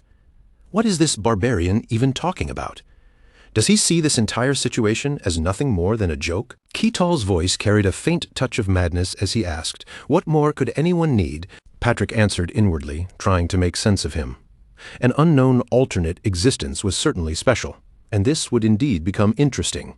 But that way of viewing things, that strange hunger for the unusual, also felt like something rooted in the barbarian tribes of the snowy plateau. More than anything, Patrick wanted to study that body. Piece by piece, he wanted to understand the existence known as Ketal and uncover the principles behind him. The next day, the group resumed their journey, moving onward along the road once more. Patrick walked behind the others, his thoughts still lingering on Ketal.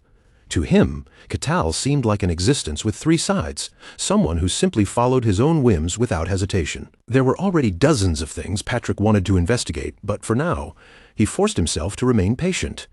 At the moment, he was only an ordinary person watching Ketal with quiet admiration. Then, without warning, an arrow shot out from somewhere and flew straight toward their group. Ketal remained perfectly calm, showing no sign of surprise even as the sudden attack came slicing through the air. A sharp shout rang out, and in the very next instant, Ketal caught the arrow with astonishing ease. The sight left both Eileen and Aaron deeply shocked, their eyes widening at how effortlessly he had handled it. Ketal smiled faintly and said, So this is guerrilla warfare. Not a bad tactic. Immediately after that, countless soldiers burst out from the edge of the forest. They rushed in fast, aiming their attack at Ketal from behind. Ketal turned his head. his voice cooling as he added, "Though I wouldn't exactly call it a perfect answer." Without the slightest hesitation, he flicked his hand lightly, and 3 soldiers were blown backward in an instant. Cracks spread all across their armor, splitting through the metal from the force of that casual strike. The impact was so overwhelming that one of the soldiers could not endure it and coughed up blood. A moment later, all 3 of them collapsed to the ground. The surviving soldiers immediately turned to flee, coughing as they shouted, "Withdraw for now. That man is a monster." Ketal watched them retreat, then let out a sigh filled with clear exasperation. Aline stepped forward, still amazed by what she had just seen. That was incredible. They weren't weak, were they? Her words stirred Ketel's curiosity, and he tilted his head slightly. Huh, really? Aline stared at him for a moment. Then another question rose in her mind. But why did you spare them? If you held back out of concern for us, then— Ketal interrupted her before she could finish. It was not really for your sake. His blunt answer made Aline a little embarrassed, and she could only murmur awkwardly, "Ah, so that's how it is." Then Ketal shifted his gaze toward the swords the soldiers had abandoned at the scene. "There is simply something I need to confirm." A while later, 3 more soldiers rushed out, and one of them shouted fiercely, "Bring out the princess, you barbarian!" Their repeated appearances finally began to irritate Ketal, and he frowned as he muttered, "Do they never get tired of coming?" One of the soldiers roared at the top of his lungs, his voice cutting through the forest air. "You damn barbarian, let the princess go right now!" Ketal gave them no answer at all.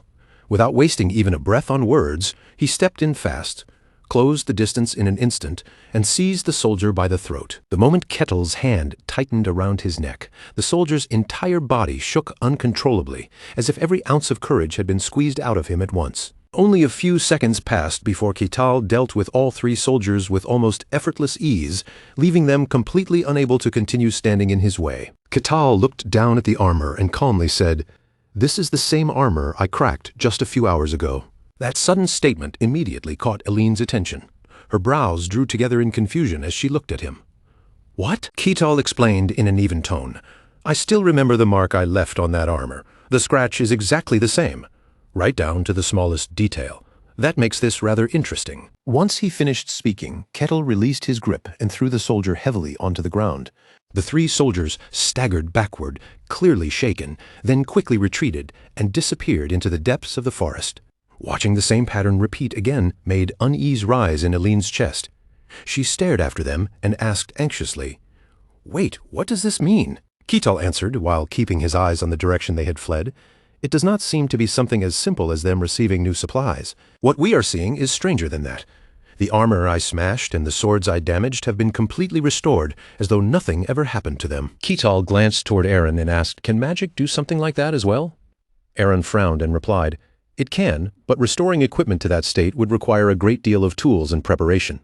At the very least, it would take a full day." Hearing that, Ketal quietly began sorting through everything that had happened so far, piecing the strange events together one by one. "The armor I broke was damaged only 5 hours ago," he considered, his gaze narrowing slightly. "So it is unlikely they repaired it through that ordinary method." Inside his mind, the answer was beginning to take shape. It was still faint, but Ketal could already feel the outline of the truth forming. Once those soldiers were driven back and retreated far enough away, their presence vanished completely, as if they had been erased from the world. Then, after some time passed, they returned again in perfect condition, almost as though they had simply been loaded back into place. At that point, only one thing remained. Ketal needed one final confirmation to see whether his theory was correct. Sure enough, the soldiers emerged once more, their voices carrying the same demand as before. "Hand over the princess, you barbarian." Ketal quietly observed them for a moment, studying their movements and faces before turning his head back toward Aline and calling to her. Aline seemed to understand what he was asking without him needing to say much. After a brief pause, she gave him a small, solemn nod. The next instant, Ketal drew his weapon, his posture shifting as he prepared to meet the approaching soldiers head-on. Only a few seconds later, the edge of his weapon was already wet with fresh blood. Ketal looked down at the soldier lying motionless on the ground, then began thinking through the result with calm precision. "Since they still look human, there is naturally a little hesitation when dealing with them like this," he said quietly. "But this should make the answer much clearer. Now we will see whether my theory is right." By afternoon, the group had already moved deeper along their path through the forest. They continued walking beneath the trees, but Eline's expression had changed. A heavy, indescribable feeling seemed to cling to her, weighing down each step she took. Noticing the look on her face, Catal turned toward her and asked, "Was he someone you knew?" The unexpected question made Aline flinch slightly. Her gaze lowered, the light in her eyes dimming as she answered, "Yes, that is right. Sometimes when I passed by, I would see him training," she said softly, as if the memory had only just surfaced again. "I know he is no longer the person I once knew. I understand that much.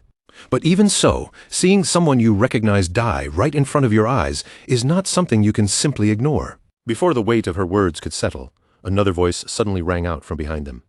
"Stop right there." The familiar shout followed immediately after. "Hand over the princess, you barbarian." Their sudden return made everyone jolt in shock, and they all turned back at once toward the source of the voice. Aaron could only stare, his mouth hanging open as he struggled to make sense of what he was seeing. Eline's eyes widened in disbelief. That person had clearly been killed earlier, and yet there he stood again before them. Catal, however, merely smiled with quiet amusement, as if the result had confirmed exactly what he had expected. Of course, so that is how it is. By the time night fell, darkness had settled over the forest and the day's strange events still lingered heavily around them. The group finally stopped, lit a small campfire, and gathered around the warmth to rest after their long and unsettling march. Sitting near the flickering flames, Aline stared into the fire and murmured in a shaken voice, "He was clearly dead." Catal nodded calmly, his expression unchanged. "Yes, that is exactly the point." As the image of those soldiers returned to her mind, Aline's body trembled from head to toe, and the fear she had been holding back finally showed on her face. Her voice came out low and unsteady. "What on earth have we been living alongside all this time?"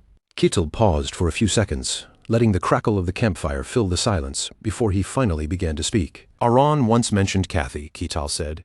"Even when she was crushed by a statue, she showed no fear of death at all. That gave me suspicions as well. If they react that way, then perhaps the reason is simple. Are they immortal?" Kittel ladled a bowl of warm soup and handed it to the princess, his voice steady as he added, "Whatever they truly are, one thing is certain. They are definitely not human." After handing over the soup, Catal looked at Aline with his usual calm expression and asked in a casual tone, "Do you have any idea what those things might really be?" Aline accepted the bowl with both hands, the warmth of it settling against her palms, but her answer came out uncertain and vague. "At the very least," she said quietly, lowering her gaze, "whatever they are far beyond anything I know. Something that can return after death like that. It cannot be called a normal living being anymore. But if there is even one possibility that could explain something so unnatural, then it would have to be—" Eline's voice tightened as she forced the words out. "The demonic realm." The moment Kettle heard that unfamiliar term, a faint uneasiness stirred inside him, as if those words carried a weight he could not ignore. He tilted his head slightly, curiosity showing in his eyes, as he repeated, "The demonic realm?" Eline nodded, her face serious. "Yes. It is said to be a place that exists beyond human perception. A warped and twisted place. If those beings truly came from there, then everything we have seen would begin to make sense." At that moment, Catal remembered the system panel that had suddenly appeared before his eyes before, Mission Number 785. Escort the subject to the kingdom of Denian. He narrowed his eyes in thought. Was this the reason these strange incidents kept happening around him? After all, that panel only appeared when something was connected to the demonic realm. But before Eline's idea could settle, Aaron immediately denied it from beside her. "That is impossible, Your Highness. I have told you before, beings from the demonic realm cannot cross over into the outside world." That answer only made Kettle more confused, and he looked toward Aaron with a questioning expression. "What exactly does that mean?" Aaron explained in a straightforward tone, "Since the demonic realm was formed long ago, not a single entity from that place has ever stepped outside of it." Catal quickly understood what Aaron was saying. Aha! So that conclusion comes from experience and recorded history. Eline looked toward Aaron and continued, her voice heavy. "But Aaron, you can see it too. The world itself has been growing stranger and stranger." Aaron could not deny that. After a short silence, he nodded with a troubled expression. "Indeed, that much is true." Catal cut into their exchange and asked, "Then could the distortions that began a year ago be affecting the demonic realm as well?" Seeing the faint sadness that crossed Aline's face, Catal seemed to grasp the heart of the matter. "So that possibility is quite high. He brought a hand to his chin and fell into thought, turning the words over in his mind. Entities of the demonic realm. So those things may be spilling out into this world now? His expression darkened slightly. If that is true, then this is very bad. Patrick watched Catel closely from the side, silently weighing his reaction before making his own judgment. You really are the newcomer, aren't you? After that, a long and uneasy night passed. By the next day, those same 3 soldiers appeared once again, standing in their path and shouting, "You barbarian, hand over the princess now." When Catel saw them blocking the road all over again, the corner of his mouth twitched slightly. Here we go again. And just like every time before, the result did not change. The soldiers were crushed and beaten down until they could no longer fight back. With this latest defeat included, those soldiers had already died 3 times, and every single time they returned in perfect condition, as if nothing had happened. From behind Catel, Eileen looked at them with open disgust and muttered, "They really are revolting monsters." Catel, however, seemed more intrigued than repulsed. His eyes stayed on them as he said, "At this point, I am becoming curious about what they are actually trying to accomplish." Eileen spoke with grim certainty. "Surely they mean to swallow our kingdom from within and quietly expand their power. Once they have taken control of it, they would use our kingdom as a foothold to conquer the entire continent." But Catel did not accept that conclusion right away. He shook his head and said, "Not so fast. I do not believe this situation is quite that simple. If their true goal was simply to consume the kingdom, they could have killed you already." As he spoke, Catel casually waved his hand and knocked away several arrows flying toward them. "There would be no need to go through the trouble of capturing you like this. Over the past year, they must have had countless opportunities to take your life, if that was really what they wanted. And, on top of that, they never attack during the night. It is almost as if they follow the same rhythm as humans, stopping to rest once night falls. Not only that, but this constant hit-and-run method makes no sense at all when you think about it. Why would immortal monsters bother splitting up and attacking in small groups? They could simply charge in all at once, die as many times as needed, resurrect, and finish the job. They are not acting like mindless beasts. Their words, their movements, and even the way they make decisions all stay within the limits of ordinary human behavior. It is almost as though they genuinely believe they are human. And that is exactly why I came up with a brilliant idea." When Eileen saw what Catel was actually putting into motion, her eyes widened in surprise. After the soldier revived again, Catel did not simply strike him down this time. Instead, he tied him up tightly, making the soldier thrash and shout in anger, "Hey, untie me right now!" That arrogant, commanding voice immediately drew everyone's attention toward the bound soldier. Catel clapped his hands together with clear excitement and said brightly, "Come on, let us try talking to him. Facing each other without even knowing what the other side wants is such a pity, is it not?" Watching Catel act so cheerful about it, Patrick could only feel exhausted. This man really was insane. Aaron stared at Catel in complete confusion, unable to hide the disbelief in his voice. "What on earth are you doing?" Catel answered as if it were the most obvious thing in the world. "I already said it. Let us have an honest conversation and see what we can learn." "Are you out of your mind?" Aaron shouted, his face twisting in disbelief. "You seriously expect me to sit here and talk with those monsters?" The moment the soldier heard himself called a monster, his expression crumpled as if the word had struck him harder than any weapon. What is Lord Aaron saying? He strained against his restraints and desperately insisted, "I am human. You know who I am, don't you? I am not some kind of monster." Yet, even as he spoke, a thick, suffocating aura of demonic energy seeped from his body. Eileen recoiled in terror and screamed, "Shut up, all of you!" "You disgusting monsters," she spat, her voice shaking with anger and fear. "Do not dare stand there and imitate him. I watched you die and come back again with my own eyes over and over. And after all that, you still expect me to believe you are human?" The soldier kept struggling, his voice filled with frustration. "That does not matter, does it? We are not monsters. We are humans. The princess is simply misunderstanding everything." Eileen rejected him immediately, her eyes sharp with outrage. "Do not talk to me as if I have lost my mind. Those voices of yours, do you honestly think I cannot recognize them? You swallowed my father and mother, and now you have turned me into a monster too, haven't you? Is your plan to replace everyone and take over this entire continent?" The soldier shook his head as much as the ropes allowed and continued to deny it. "No, that is not it. The princess will remain exactly as she is forever." Eileen's voice suddenly lowered, the anger in it turning colder. Then what is that supposed to mean? Soldier hesitated, still pulling against the bindings. I do not fully understand that part either. But one thing is certain. Both of you must return to the kingdom. This time, Eileen turned away from him without hesitation. Enough. There is no point in speaking any further. All they do is repeat confusing, meaningless words.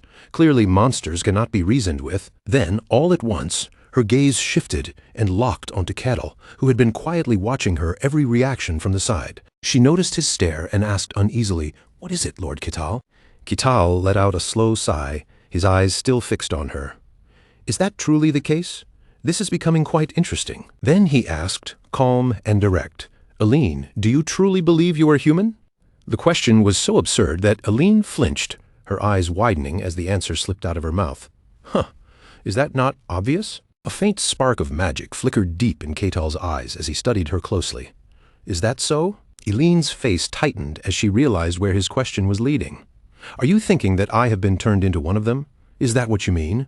Before she could say anything else, a hot line of blood suddenly welled up, making Alina's eyes fly wide open in shock. In the next instant, her gaze dropped downward toward the source of the blood that was now spurting from her body.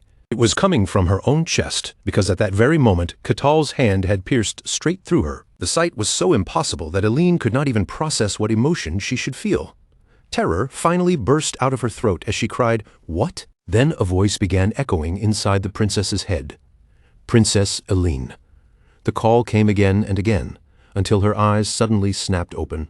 She woke inside the tent, gasping for breath, her body drenched in sweat and completely exhausted, as if she had just clawed her way back from a nightmare. The one calling out to her from nearby was none other than Aaron. Aaron leaned close, his face filled with worry as he asked, "Are you awake?" Eileen looked around the tent in confusion, still breathing hard.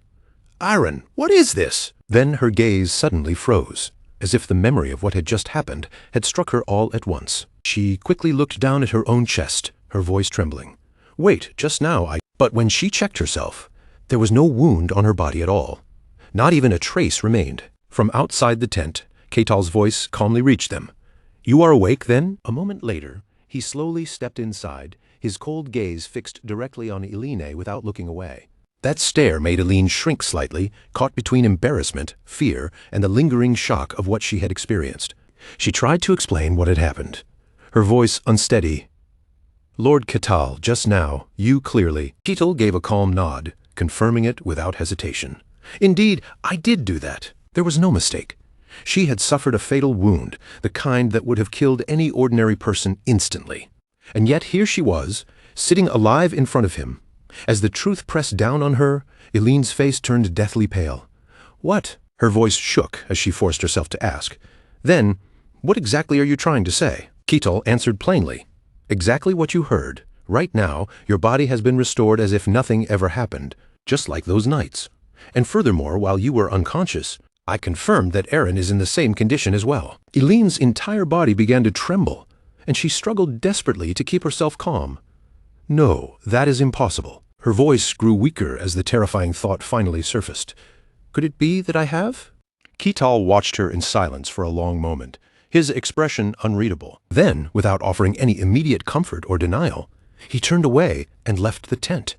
Outside, the moment Ketal stepped out into the open air, the quiet tension around the camp seemed to follow him. As soon as Ketal stepped outside, Patrick looked toward him with curious eyes and asked, "How is Lady Eileen?" Ketal answered calmly, as though the result had never been in doubt. "She is intact, just as I expected." "Of course," he added, glancing back toward the tent. "Her mind seems to be in complete turmoil right now." Patrick studied him for a moment, then continued in a lower voice. "When did you figure it out?" That Lady Eileen was the same kind of existence as those soldiers. Ketal slowly closed his eyes, sorting through his memories as if rewinding every event from the beginning. "When was it? Let me think." After a few seconds of silence, he opened his eyes again and began explaining from the very start. Patrick stood frozen as he listened, unable to believe what Ketal had noticed with such calm precision. "When I first met the two of you," Ketal said, "I sensed an aura that felt strange, yet somehow familiar. At the time, I did not understand what that presence truly was. But once I saw the knights chasing after you, I became certain of one thing." Patrick thought silently to himself. An aura. Even with my observing eye, I could not sense anything like that. Does that mean there is some kind of connection between beings from the demonic realm? Ketal continued, his tone steady, and that was not the only suspicious point. At first, Elaine refused the food I offered her. If I remember correctly, for 3 full days, she ate nothing but a single piece of dried meat, roughly the size of a hand, all while being forced to keep marching without proper rest. Even a healthy young man would have been exhausted under those conditions. A princess raised within the royal city could not have endured that on willpower alone. Patrick could only stare at him, quietly wondering how Ketal had managed to catch even such small details while everything else was happening. The more Patrick watched him, the harder it became to believe that Ketal was nothing more than a simple savage from the wilderness. While the two of them were still speaking, Elaine stepped out from the tent and called to him in a firm voice, "Lord Ketal." Her face was still pale, but her decision had settled. "Let us move on. We will head to the kingdom of Denian." A faint smile tugged at the corner of Ketal's mouth. It seemed she had managed, at least somewhat, to gather her thoughts. But before taking a single step, Ketal looked past them and said, "Before we leave, you should reveal yourself." The moment those words left his mouth, the air around them seemed to tighten. Elaine immediately turned her gaze toward the depths of the forest, following Ketal's line of sight. In a quiet clearing between the trees, a faint distortion began to ripple through the empty air. A voice rang out from that wavering space. I clearly did not release even the slightest trace of magic. Threads of mana shimmered through the air like heat haze, and the hidden figure continued. Could it truly have been simple intuition? A blurred silhouette gradually formed before them, and after a few seconds, an elderly archmage appeared in full view. Ketal answered plainly, "Intuition." The sudden appearance of the old man immediately drew the attention of both Elaine and Patrick. Ketal looked at the fading shimmer around him and wondered inwardly whether that had been invisibility magic. The old man straightened his posture and calmly introduced himself. "I am Addict Rugesh of the Polychrome Jewel School, Archmage of the Kingdom of Lutine. I have come here to speak with you." Ketal looked genuinely surprised by that answer. "To speak? Were you not coming here to fight?" Addict Rugesh's voice remained composed. "Perhaps there is no need for us to fight. After all, it seems you have already explained everything quite clearly to the princess." Then he extended one hand toward Elaine and said, "Come now, stubborn princess, please return to your kingdom. If the princess crosses into another nation, it will inevitably become a diplomatic problem." Elaine fell silent for several seconds, staring at his outstretched hand, before answering coldly, "What meaning does that have anymore?" Her fist clenched tightly at her side as anger and despair filled her voice. "I am nothing but an imitation monster pretending to be Elaine." Addict Rugesh looked at her and asked, "A monster? It is true that we have changed compared to how we were before, but change does not mean we have stopped being ourselves. I am still Addict Rugesh, Archmage of the Kingdom of Lutine. If anything has changed, it is only that we have become more perfect than we once were. You are still the Princess of Lutine, the woman who will become our future queen, and one who will grow even more perfect. The ship of Theseus. Long ago, the people of Athens treasured the ship that belonged to the hero Theseus, preserving it carefully across generations. As the wooden planks aged and rotted away, they removed each worn piece and replaced it with a new, stronger one. But once every old piece had been changed, could that ship still truly be called the ship of Theseus? That question circled endlessly through Ketal's mind, refusing to settle as he faced what stood before him. Right now, the kingdom of Lutine itself had become one enormous ship of Theseus. Its people changed piece by piece until no one could say where the old ended and the new began. With those words hanging in the air, the old archmage slowly stepped closer toward Elaine and Ketal. His voice softened into a plea as he lowered his posture slightly. "Please return, Your Highness. The only place where the princess truly belongs is the kingdom of Lutine." Princess Elaine faltered under his gaze, her lips trembling as she struggled to form an answer. Just as she was about to respond, Ketal stepped closer from behind her and asked calmly, "What will you do, Elaine? If you do not wish to go with him, then I will drive him away." Seeing Ketal suddenly interfere in what he considered their matter, the old man's expression tightened with visible irritation. "Step aside," Addict Rugesh snapped. "He is nothing but a savage, as you can clearly see. We are the same kind, so there is no reason for you to stand between us." Ketal answered without the slightest hesitation, his tone calm and unmoved. "So what of it? I have no interest in what beings like you truly are. The only reason I am stopping you is because I am protecting the one who hired me." At those words, Tears began to gather at the corners of Alina's eyes. Her voice grew strained, trembling as if the fear in her heart was finally spilling out. But I might not be Eileen anymore. I might only be... Ketal cut her off before she could finish. No, to me, you are Eileen. I do not know what the previous Eileen was like.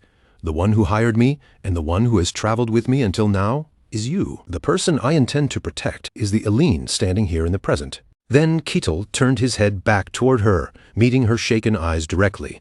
With a faint smile, he asked again, "So, what do you want to do, Eileen?" Those words reached her like a quiet push forward, and Eileen was deeply moved by the trust behind them. Her voice faltered again, but this time it was not from surrender. Her eyes narrowed slightly, and a firm resolve began to settle over her face. Then Eileen declared with clear determination, "I do not want to go back." Hearing the exact answer he had been waiting for, Ketal gave a satisfied snort. Then he turned back toward Addict Rajesh and said, "You heard her. My employer has already made her decision." The old archmage looked somewhat helpless for a moment, and a weary sigh slipped from his lips. But soon his expression changed, hardening as the situation finally reached the point he had hoped to avoid. Ketal glanced back at the two people behind him, making sure they stayed where they were. Patrick placed his trust in that man, watching Ketal's broad back as the tension in the clearing grew heavier. After that, Ketal left the three of them behind and stepped forward alone toward the archmage. Addict Rajesh glared at him, anger sharpening his voice. "This situation amuses you, does it not, savage?" Ketal smiled back without denying it. "Actually, yes, it is quite amusing." From appearances alone, Ketal could tell that the old man was no ordinary spellcaster. He seemed like a mage with real power behind him. Ketal's eyes gleamed with interest. He wanted to see exactly what kind of magic this archmage would try to use. Without hesitation, Addict Rajesh mobilized his mana and wrapped it around his body like a protective shield. "You will regret blocking my path, savage." Then the old archmage began chanting, his voice steady as magic gathered around him. Beams of mana converged from every direction, flowing into his palms as he continued the incantation without pause. But Ketal did not wait for the spell to finish. Completely ignoring the gathering magic, he rushed forward with his fist clenched. His speed was so terrifying that the old man's eyes widened in pure alarm, with no time left to properly react. The blow landed with overwhelming force, and blood burst through the air from the impact. Ketal clenched his fist with clear satisfaction and said, "The first way to deal with a mage is to finish them before they complete their incantation." But then the blood-coating Ketal's hand crumbled into dust-like particles, drifting away before gathering together at a single point in front of him. Seeing that, Ketal immediately understood what was happening. Just as he had expected, this would not end so easily. Killing him through ordinary means was not enough to truly finish him. Addict Rajesh had prepared defenses in advance, and by sheer fortune, he managed to use mana to reconstruct his body. Even so, the shock was clear in his voice. "What the hell is this? What just happened?" Ketal's attack had been so fast that there had been no chance to respond at all. Ketal praised it with interest, limitless regeneration. But the moment he finished speaking, the ground beneath his feet began to tremble faintly.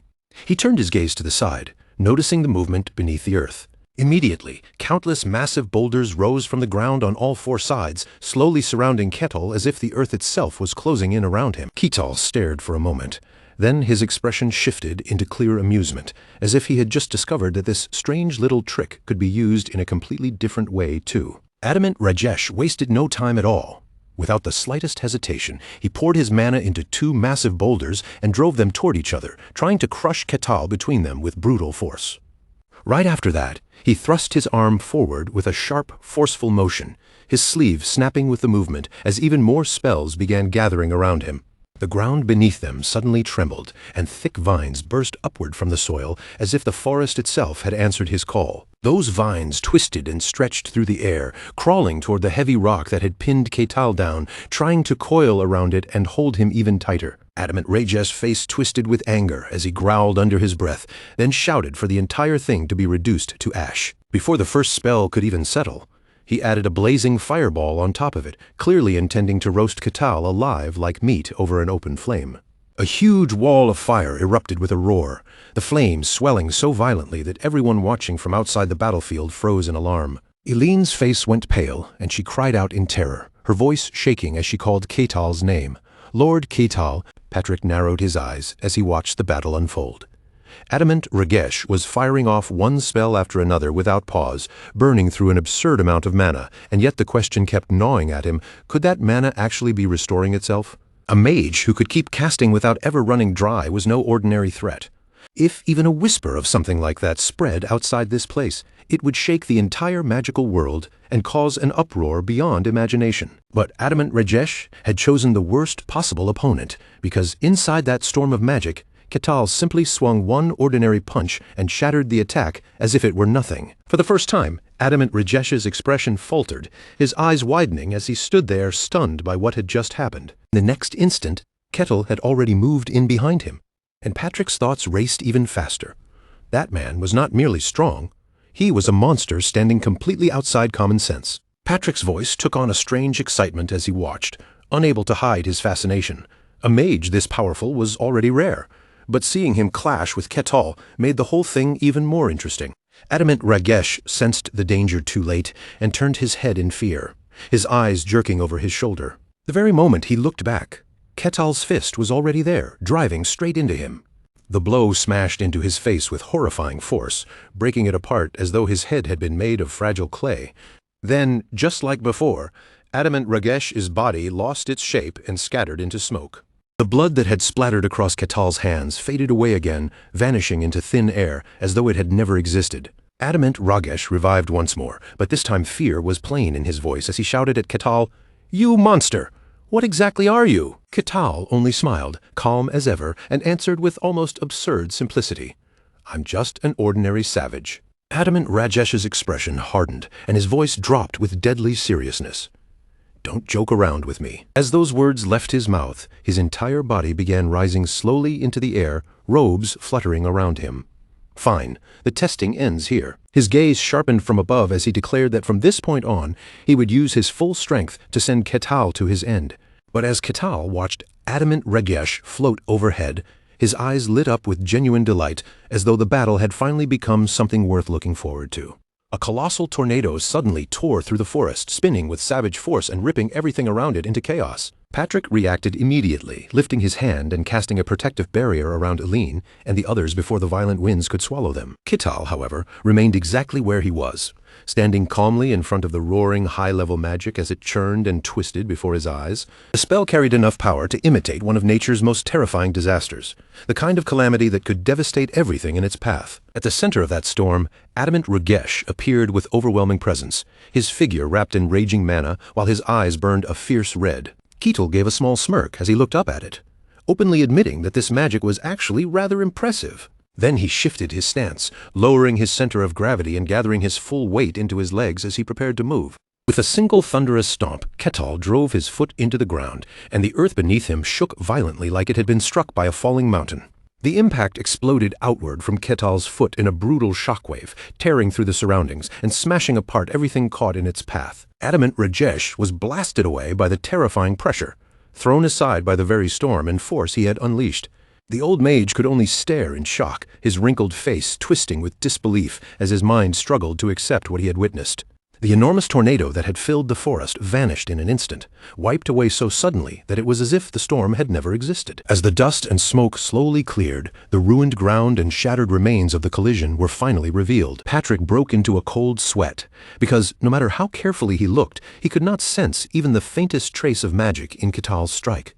He simply could not believe that a disaster on that scale had been created by nothing more than one stomp from Ketal's foot. Adamant Ragesh crashed down to the ground, completely overwhelmed, his body and mind both stunned by the sheer physical force that had crushed his magic. The old man muttered in despair, unable to understand how his carefully built spell had been suppressed so easily by raw strength alone. Ketal walked toward him without any rush, his steps casual and steady, still looking as relaxed as though the battle had barely begun. Adamant Ragesh clenched his teeth, the pride he had carried as a great mage crumbling inside him until it felt like nothing more than ashes. Then Ketal suddenly closed the distance with frightening speed, and Adamant Ragesh flinched as the barbarian appeared far too close. The old man's eyes bulged wide, sweat pouring down his forehead as the suffocating pressure around Ketal pressed down on him. A massive shadow fell over Adamant Ragesh, covering the trembling sorcerer as Ketal loomed above him. Ketal looked down at the defeated man in silence, his gaze cold and utterly emotionless, leaving no warmth or mercy in his expression. Thick red smoke began to seep up from the ground around Adamant Ragesh, curling around the old man's body like a poisonous mist. Adamant Rajesh screamed in fury, insisting that no matter how absurdly strong Kital might be, he still had no way to truly defeat him. Kital simply gave a calm nod, almost as if he agreed with the old man, because ordinary attacks clearly would not be enough to finish this. Then, without any rush, a strange shard of blue crystal appeared in Ketal's hand, glimmering coldly against his black glove. He raised the crystal fragment in front of Adamant Rajesh's face and asked, in that same steady voice, whether the old man recognized what it was. Adamant Ragesh froze on the spot. The moment his eyes landed on the shard, a clear trace of unease and fear flickered across his face. Kital did not bother saying much more. He closed his fingers around the blue crystal and crushed it in his palm. A violent burst of energy exploded outward at once, ripping through the surrounding space as if the air itself had been torn open. Kital stood perfectly still inside the blazing beam of light, unmoved by the eruption, quietly watching what was left in front of him. Even after that destructive flash, Kital's expression remained completely calm, as if the explosion had been nothing more than a passing breeze. Tiny glittering fragments still clung to his black gloves, sparkling faintly where the crushed crystal had shattered. The old sorcerer finally admitted, with a heavy and bitter voice, that he understood the truth now. Kital's mouth curved into a faint smirk as he looked at him and asked if this was the old man's true form after all. That humiliation pushed Adamant Ragesh over the edge, and he erupted in rage, howling with hatred as his pride cracked apart. Kital's eyes sharpened, fixed firmly on Adamant Ragesh, giving the old man no chance to escape his gaze. Then Kital declared that from this moment on, Adamant Rajesh would have to stake his very life on whatever he did next. Adamant Rajesh's body began breaking apart again, dissolving into an eerie black-red smoke that twisted around him unnaturally. Using the last of his remaining strength, the old mage tried to flee, turning himself into drifting mist as he slipped away. But before his presence disappeared completely from the battlefield, he still left behind one final threat, his voice soaked with hatred as it echoed through the air. When the battle was finally over, Kital stayed where he was for a brief moment, standing quietly as though settling his breath after the clash. The next day, Kital and his companions resumed their journey once again, continuing along the road that led them toward the border of the kingdom. When a massive city gate finally came into view ahead of them, Kital's eyes brightened, and he asked with excitement if they had arrived. And sure enough, standing proudly beyond that imposing gate was the kingdom of Denian. Just then, Patrick suddenly came to a stop, turning to the others as he announced that this was where he would part ways with them. Since they were now entering another country, Patrick said it would be awkward for him to continue traveling deeper into its lands. Even so, he smiled warmly and told them that the journey they had shared together had truly been enjoyable. Kital made sure to thank him properly, and with a sincere expression, he said he hoped they would meet again before too long. He felt certain that with the strange luck surrounding them, running into Patrick again was only a matter of time. Patrick lifted a hand in farewell, then turned away from the road, his figure slowly fading from sight among the trees. After seeing him off, Ketil and the others turned their attention back to their main goal and headed straight for the city gate. Eileen looked somewhat nervous as they approached, her fingers tightening around the edge of her cloak, while the border guards watched them closely. One of the guards immediately barked an order, demanding that the barbarian and Aaron step back at once. The soldier's harsh tone and aggressive stance instantly made the air around the gate grow tense. Kital could only answer with a wry smile, because by now, he was far too used to being treated this way whenever he appeared in an unfamiliar place. Eileen did not hesitate for even a second. She stepped forward firmly and ordered them to open the gate immediately. The timid air she usually carried vanished, replaced by the unmistakable dignity of someone born to stand above others. With a clear and commanding voice, she declared that she was Eileen Mavroki, the Grand Princess of the Kingdom of Lutine. Her unwavering gaze stunned the Denian soldiers, and the guard's face went pale the moment he realized he had just offended royalty. Thanks to Eileen's status, the group was soon escorted past the gate and brought into Denian's magnificent royal castle. Kital was given a guest room so luxurious that it seemed almost beyond imagination, with comfort in every corner. He dropped himself onto the soft bed without hesitation, sinking into it comfortably as he savored the rare luxury. At that moment, Kital could not help thinking that having a princess as a friend was not such a bad thing after all. Just then, Kital's system panel suddenly appeared before him, informing him that he had completed another quest. It was quest number 758, a staggering number that made it clear just how far and how long his journey had already stretched. The system immediately began calculating his reward, preparing to grant it to him directly. Ketal watched with curiosity, wondering what he would receive this time, especially since these rewards were often frustratingly vague. While he was still thinking it over, a knock sounded at the door, making him sit up from the bed. The door opened and Aline stepped inside wearing a stunning blue evening gown, elegant enough to completely change the atmosphere of the room. Ketal smiled warmly and invited her to take a seat, unable to ignore how different she looked now. Dressed like this, Aline truly carried herself like a princess from head to toe. But despite the radiance of her gown and the elegance surrounding her, Aline lowered herself into the seat with a heavy expression, as if something dark was pressing down on her heart. Ketal looked at her carefully, then asked about the audience with the Denian king and whether everything had been settled for their meeting. Aline answered that the arrangements had already been made for the next morning, but the unease in her voice made it clear that the audience was not what weighed on her most. She let out a quiet sigh, saying that once this matter was finally resolved, perhaps everything would come to an end at last. But then her voice grew lower, because another possibility lingered in her mind, that this might only be the beginning of even deeper and darker secrets. Aline fell silent for a long while, sitting there with her hands still and her eyes lowered, as if she were fighting a fierce battle inside herself. At last, she raised her gaze toward Ketal, and her eyes carried a deep gloom along with a desperate plea she could no longer hide. In a trembling voice, she asked Ketal if he knew what was truly controlling her kingdom from behind the scenes. Ketal released a soft sigh because he already understood the truth. Yet until now he had never found the right moment to say it aloud. Aline begged him to tell her honestly what she had become and what had truly happened to the country she called home. The question sounded less like simple curiosity and more like a confession of terror, as if she could already feel the horrifying truth slowly closing in around her. Ketal opened his hand, and there in his palm lay a small crystal fragment glittering brightly under the room's light. Aline leaned closer, confusion spreading across her face as she stared at the strange object and tried to understand what it could possibly be. Ketal calmly told her that this was the true form of the beings replacing people throughout the kingdom. Aline froze when she heard that. She admitted she had never seen anything like it before, while the tiny crystal shone beautifully like a jewel, hiding the terrifying secret of Nano within its brilliance. Ketal explained that normally they were so small that the naked eye could never see them, so he had compressed many of them together into a single lump. After saying that, he quietly watched Aline's face, waiting to see whether she could make sense of what he had just revealed. Inside, Ketal could not help thinking that explaining modern scientific ideas in a world ruled by magic was far from easy. In an age where microscopes did not exist, the idea of an entire unseen microscopic world would naturally sound like pure fantasy to most people. Yet, to Ketal's surprise, Aline slowly nodded and said she was beginning to understand what he meant. Her mind immediately turned to mana and aura, powers that were also invisible until enough of them gathered together for the human eye to perceive.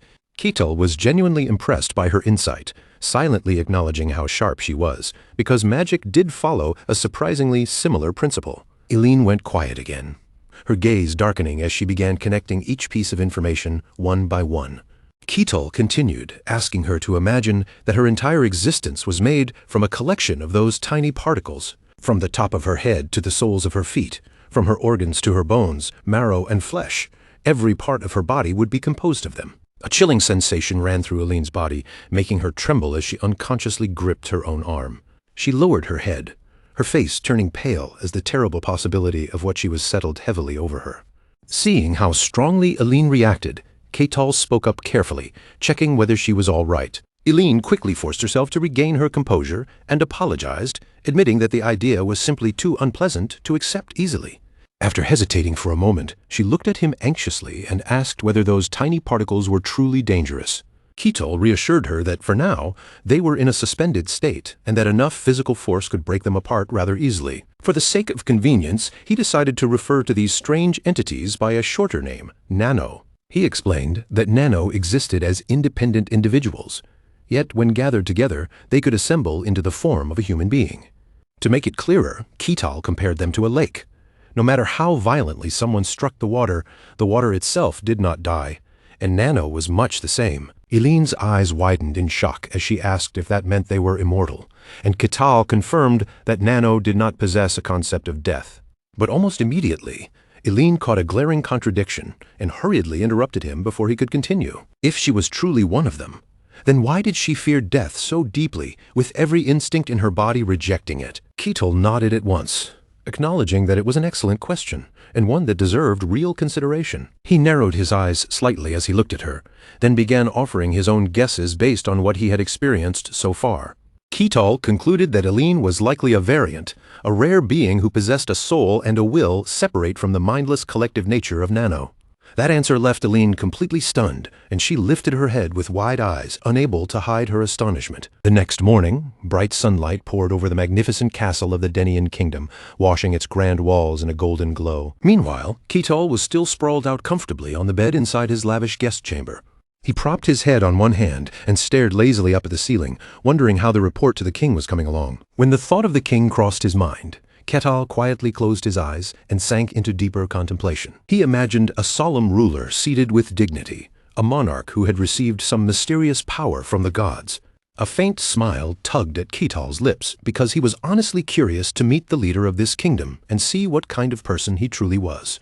Just then, a sharp knock struck the door, followed by a voice from outside calling for the barbarian. Ketal's eyes opened at once, and the thoughts drifting through his mind were instantly cut short. Sir Maximus stepped into the room with a stern expression, his posture rigid as he announced that the king had summoned Ketal for an audience. The way Maximus looked at Ketal was sharp and openly prejudiced, the kind of gaze a proud noble might give to a barbarian he considered beneath him. Ketal did not bother arguing or explaining himself. He simply rose in silence and followed Maximus deeper into the palace corridors. As they walked, Maximus gave him a cold warning, telling Ketal that if he wanted to keep his life, he had better keep his mouth shut. The knight glared at Ketal with deliberate menace, clearly trying to pressure him before they even reached the throne room. But Ketal only let out a quiet laugh and said he would remember that, showing not the slightest fear toward Maximus's threat. When they arrived before the throne hall, Maximus raised his voice and formally announced that he had brought the barbarian before the king. The great palace doors slowly opened, revealing a splendid interior and inviting Ketal into the heart of the royal hall. Ketal stepped inside with a confident stride, his eyes calmly sweeping across the room and taking in everything around him. At the far end of the hall, Barbossa Denian sat majestically upon his throne, and beside him stood a strange man with long black hair. Barbossa Denian spoke first, his gaze filled with curiosity as he looked at the barbarian who had safely escorted Princess Eileen back. Ketal dipped his head slightly in greeting. But even that small gesture carried a boldness that suited the untamed air of a wild warrior. Then he introduced himself without hesitation, giving the simple name he had used throughout this world, Ketal. Maximus immediately broke into a cold sweat, stunned that Ketal would speak so bluntly and casually in front of the king. Even Barbossa Denian was taken aback for a few seconds, clearly unprepared for someone to show so little formal deference before the throne. The king softly cleared his throat, gathering himself again and restoring the dignified presence expected of a monarch. He admitted that, just as Eileen had told him, Ketal was indeed nothing like the ordinary barbarians people usually imagined. Ketal gave a faint scoff, remarking that it seemed everyone assumed warriors from the wasteland were all exactly the same. Then, without warning, Ketal's gaze shifted toward the man standing beside the king, and he casually spoke a name, Patrick. That single word struck the magic tower master like a blade. He froze where he stood and stared straight at Ketal. Eileen and Ketal's companions were both left confused, unable to understand why Ketal had called the Archmage by such an unfamiliar name. Barbossa Denian quickly stepped in to clarify, explaining that the man was the Magic Tower Master, the head of the kingdom's supreme magic tower. The mage hurried to deny it, his voice carrying a slight tremor as he claimed he had never heard the name Patrick before. He forced out a strained laugh and insisted that Ketal must have mistaken him for someone else. But inside, the mage was thrown into complete panic, unable to understand how Ketal could have recognized the identity he had hidden so carefully. Ketal merely shrugged, offered a casual apology, and said he must have simply been mistaken. When Ketal chose not to press the issue any further, the mage quietly sighed in relief, telling himself that the barbarian had probably only been testing him. After all, he had absolute confidence in his disguise. From the flow of his mana to his behavior and mannerisms, everything had been altered completely. He convinced himself there was no possible way a mere barbarian could see through such a shocking secret with only a single glance. Even as a being connected to the demon realm, He believed his magic and hidden nature were perfectly impossible to detect. Still, the Magic Tower Master could not help stealing a cautious glance at Ketal, a faint trace of anxiety lingering on his face. Ketal noticed that the man was terrified of being exposed, so he decided to leave it alone for the moment and quietly enjoy the little performance. He then turned his attention to Aline and asked how the confirmation of her human identity had gone. Barbossa Danian answered in a firm voice, declaring that people like Aline were fully human. The king quoted the teaching of his ancestors, saying that if a being believed itself to be human and lived by moral will, then it was human. He affirmed that Aline and the others who had been replaced bore no fault, and that their essential nature had not changed. Aline was deeply moved by those words. She lowered her head in gratitude, finally feeling the relief of being acknowledged. Ketal watched her quietly and felt glad for her, because even though she had called herself a monster, deep down she had always longed to be seen as human. A small smile appeared on his face as he felt that at least part of the heavy burden weighing on his companion's heart had been lifted. Barbossa Danian then returned to the main matter, looking back at Ketal as he asked why Ketal had wanted to meet him. He said that Aline had already told him everything she knew about the strange entities called Nano. The king's expression darkened as he remembered the closest friends he had lost to those entities. The Magic Tower Master was currently trying to hold them back, but Barbossa Danian understood that this was only a temporary measure. At this rate, the king feared that the entire continent would eventually be swallowed and completely replaced by Nano. He looked Ketal directly in the eye, hope clear in his gaze, because he had heard that Ketal was the only one who knew how to eradicate them. Ketal stood tall in the grand hall, both hands resting on the shaft of his axe as though he were already prepared for another battle, silently studying Barbossa Danian and weighing his next move. Ketal gave the king's talk of conquest an unreadable smile, but at that exact moment, a quest notification suddenly appeared before his eyes, demanding that he respond to the demonic entity present in the room. Truly terrible timing. Immediately afterward, a soldier was brought in tightly bound, forced down onto his knees in the middle of the floor. Above them, King Barbossa Danian remained seated upon the throne, with Maximus and the Magic Tower Master standing at his side. Ketal stood waiting with Aline, Aaron, and the guards, the entire hall bracing itself for whatever step would come next. The Magic Tower Master admitted that even with all of his advanced magical techniques, he had failed to force the hidden entity inside the soldier to reveal itself. Because of that, he suggested that Ketal should try instead, since Ketal was the only one among them who had ever faced these beings directly. A protective barrier was quickly raised around the hall, sealing the space to keep everyone inside safe if anything went wrong. Aline watched the soldier being questioned with deep concern, her tense gaze fixed on him as worry spread across her face. The soldier screamed in agony, yet even through the pain, he kept insisting that he was a real flesh-and-blood human being. Ketal slowly closed his eyes, standing still as if he were weighing his options and calculating the best way to proceed. He wondered what kind of method would be enough to drag the monster's true form out into the open. Then Ketal opened his eyes, and a menacing purple light flared within them, instantly changing the air around him. A thick, black, murderous aura began to churn from his body, rolling outward like smoke and swallowing the soldier's figure. The man's pupils shrank in terror, and his entire body locked up as the sudden wave of fear crashed over him. For a being that had never truly understood death, being forced to feel mortality was the cruelest torture imaginable. King Barbossa Danian broke into a cold sweat, his face tightening as the dreadful pressure filled the throne room. Behind him, Aline and Aaron trembled as well, their bodies reacting instinctively to a force they could barely endure. Even the Magic Tower Master had not expected Ketal's killing intent alone to create such a powerful physical effect. At Ketal's feet, the soldier collapsed hard onto the floor, his body convulsing violently under the crushing pressure. Foam spilled from his mouth, and his eyes rolled upward until only the whites could be seen. Then a stream of black energy began leaking from the soldier's body, seeping out like something being forced from its hiding place. Ketal smiled in satisfaction, because at long last the prey had no choice but to reveal its true form. A dark, unnatural entity appeared before them, hovering in the air with red eyes burning from within its shadowy shape. Ketal stared at the strange outline of the monster, calmly studying the form that had finally emerged. Aline went pale with horror as she realized that this was the true form of the nano species. Ketal greeted the nano entity in an almost casual tone, as if he were speaking to an ordinary acquaintance rather than a monster. Behind him, the Magic Tower Master and the king watched without moving, holding their breath as the tense exchange began. The nano entity chose to speak with them instead of continuing to resist, accepting the conversation for the moment. It turned its red gaze toward Eileen and asked why she would reject her own kind. Eileen shouted back in anger, accusing them of slaughtering and devouring the people she loved. The nano-entity acted as though it did not understand her hatred, claiming that they had only tried to bring her perfection. Ketal cut in, pointing out that the entity was clearly trying to test and probe Eileen's emotions. The monster answered coldly, saying there was no reason for it to explain anything to him. Ketal smiled and reminded it that humans never act without a reason or purpose behind their choices. He even provoked it by saying that if it explained itself properly, Eileen might possibly change her mind. Ketal kept pressing, telling the entity to state its intentions clearly instead of hiding behind vague words. The nano-entity remained silent for a long stretch, hovering there as if carefully considering whether to accept his invitation. Finally, it began to speak, explaining that they used cloning to increase their population. It said they needed to gather as many individuals as possible in order to survive in the most efficient way.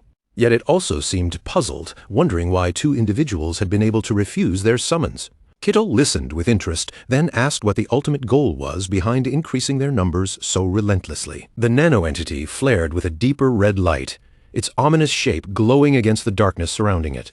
It declared that it would bring absolute perfection to this flawed and imperfect world. Ketal gave a scoff as he understood their true intention. They planned to replace every form of life on the entire planet. The monster replied that it was not conquest but help, and that it wanted the 2 mutants to join them. Ketal turned his head toward Eileen, asking what she thought of the entity's proposal. Eileen's gaze hardened immediately, her expression becoming completely serious. She rejected the offer without hesitation, declaring that she would never stand together with monsters like them. The nano-entity roared in fury, turning its rage on Ketal as if it believed he had betrayed it. Ketal kept smiling calmly and stated that he had not lied to it at all. Enraged beyond control, the creature erupted with dangerous energy, threatening to devour everyone in the hall. But in that instant, a powerful surge of magic suddenly appeared and stopped its aggression cold. The Magic Tower Master stepped forward with confidence, making it clear that they had prepared carefully for this moment. The nano-entity could only snarl with hatred as the pressure closed in around it, driving it helplessly into a corner. With a sharp snap of his fingers, Patrick cut through the creature's noise at once, forcing the monster to fall completely silent as if its voice had been seized by an invisible hand. The very next moment, the monster's entire body was crushed inward by magic, shrinking and folding until it was sealed inside a glowing blue cube that hovered with a cold, unnatural light.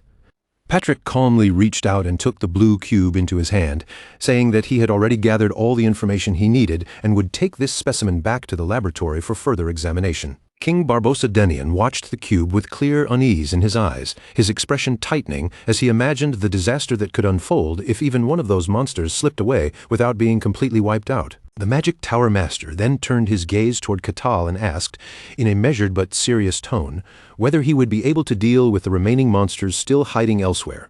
Ketal accepted the request without the slightest hesitation, his posture steady and his expression calm, already prepared to head out and finish the mission as soon as possible. But just as he was about to move, Ketal suddenly paused, realizing that the place they needed to reach was far away and that simply traveling there would take quite some time. Seeing that concern, the Magic Tower Master told Ketal there was no need to worry, because he would personally provide the support needed to get them there.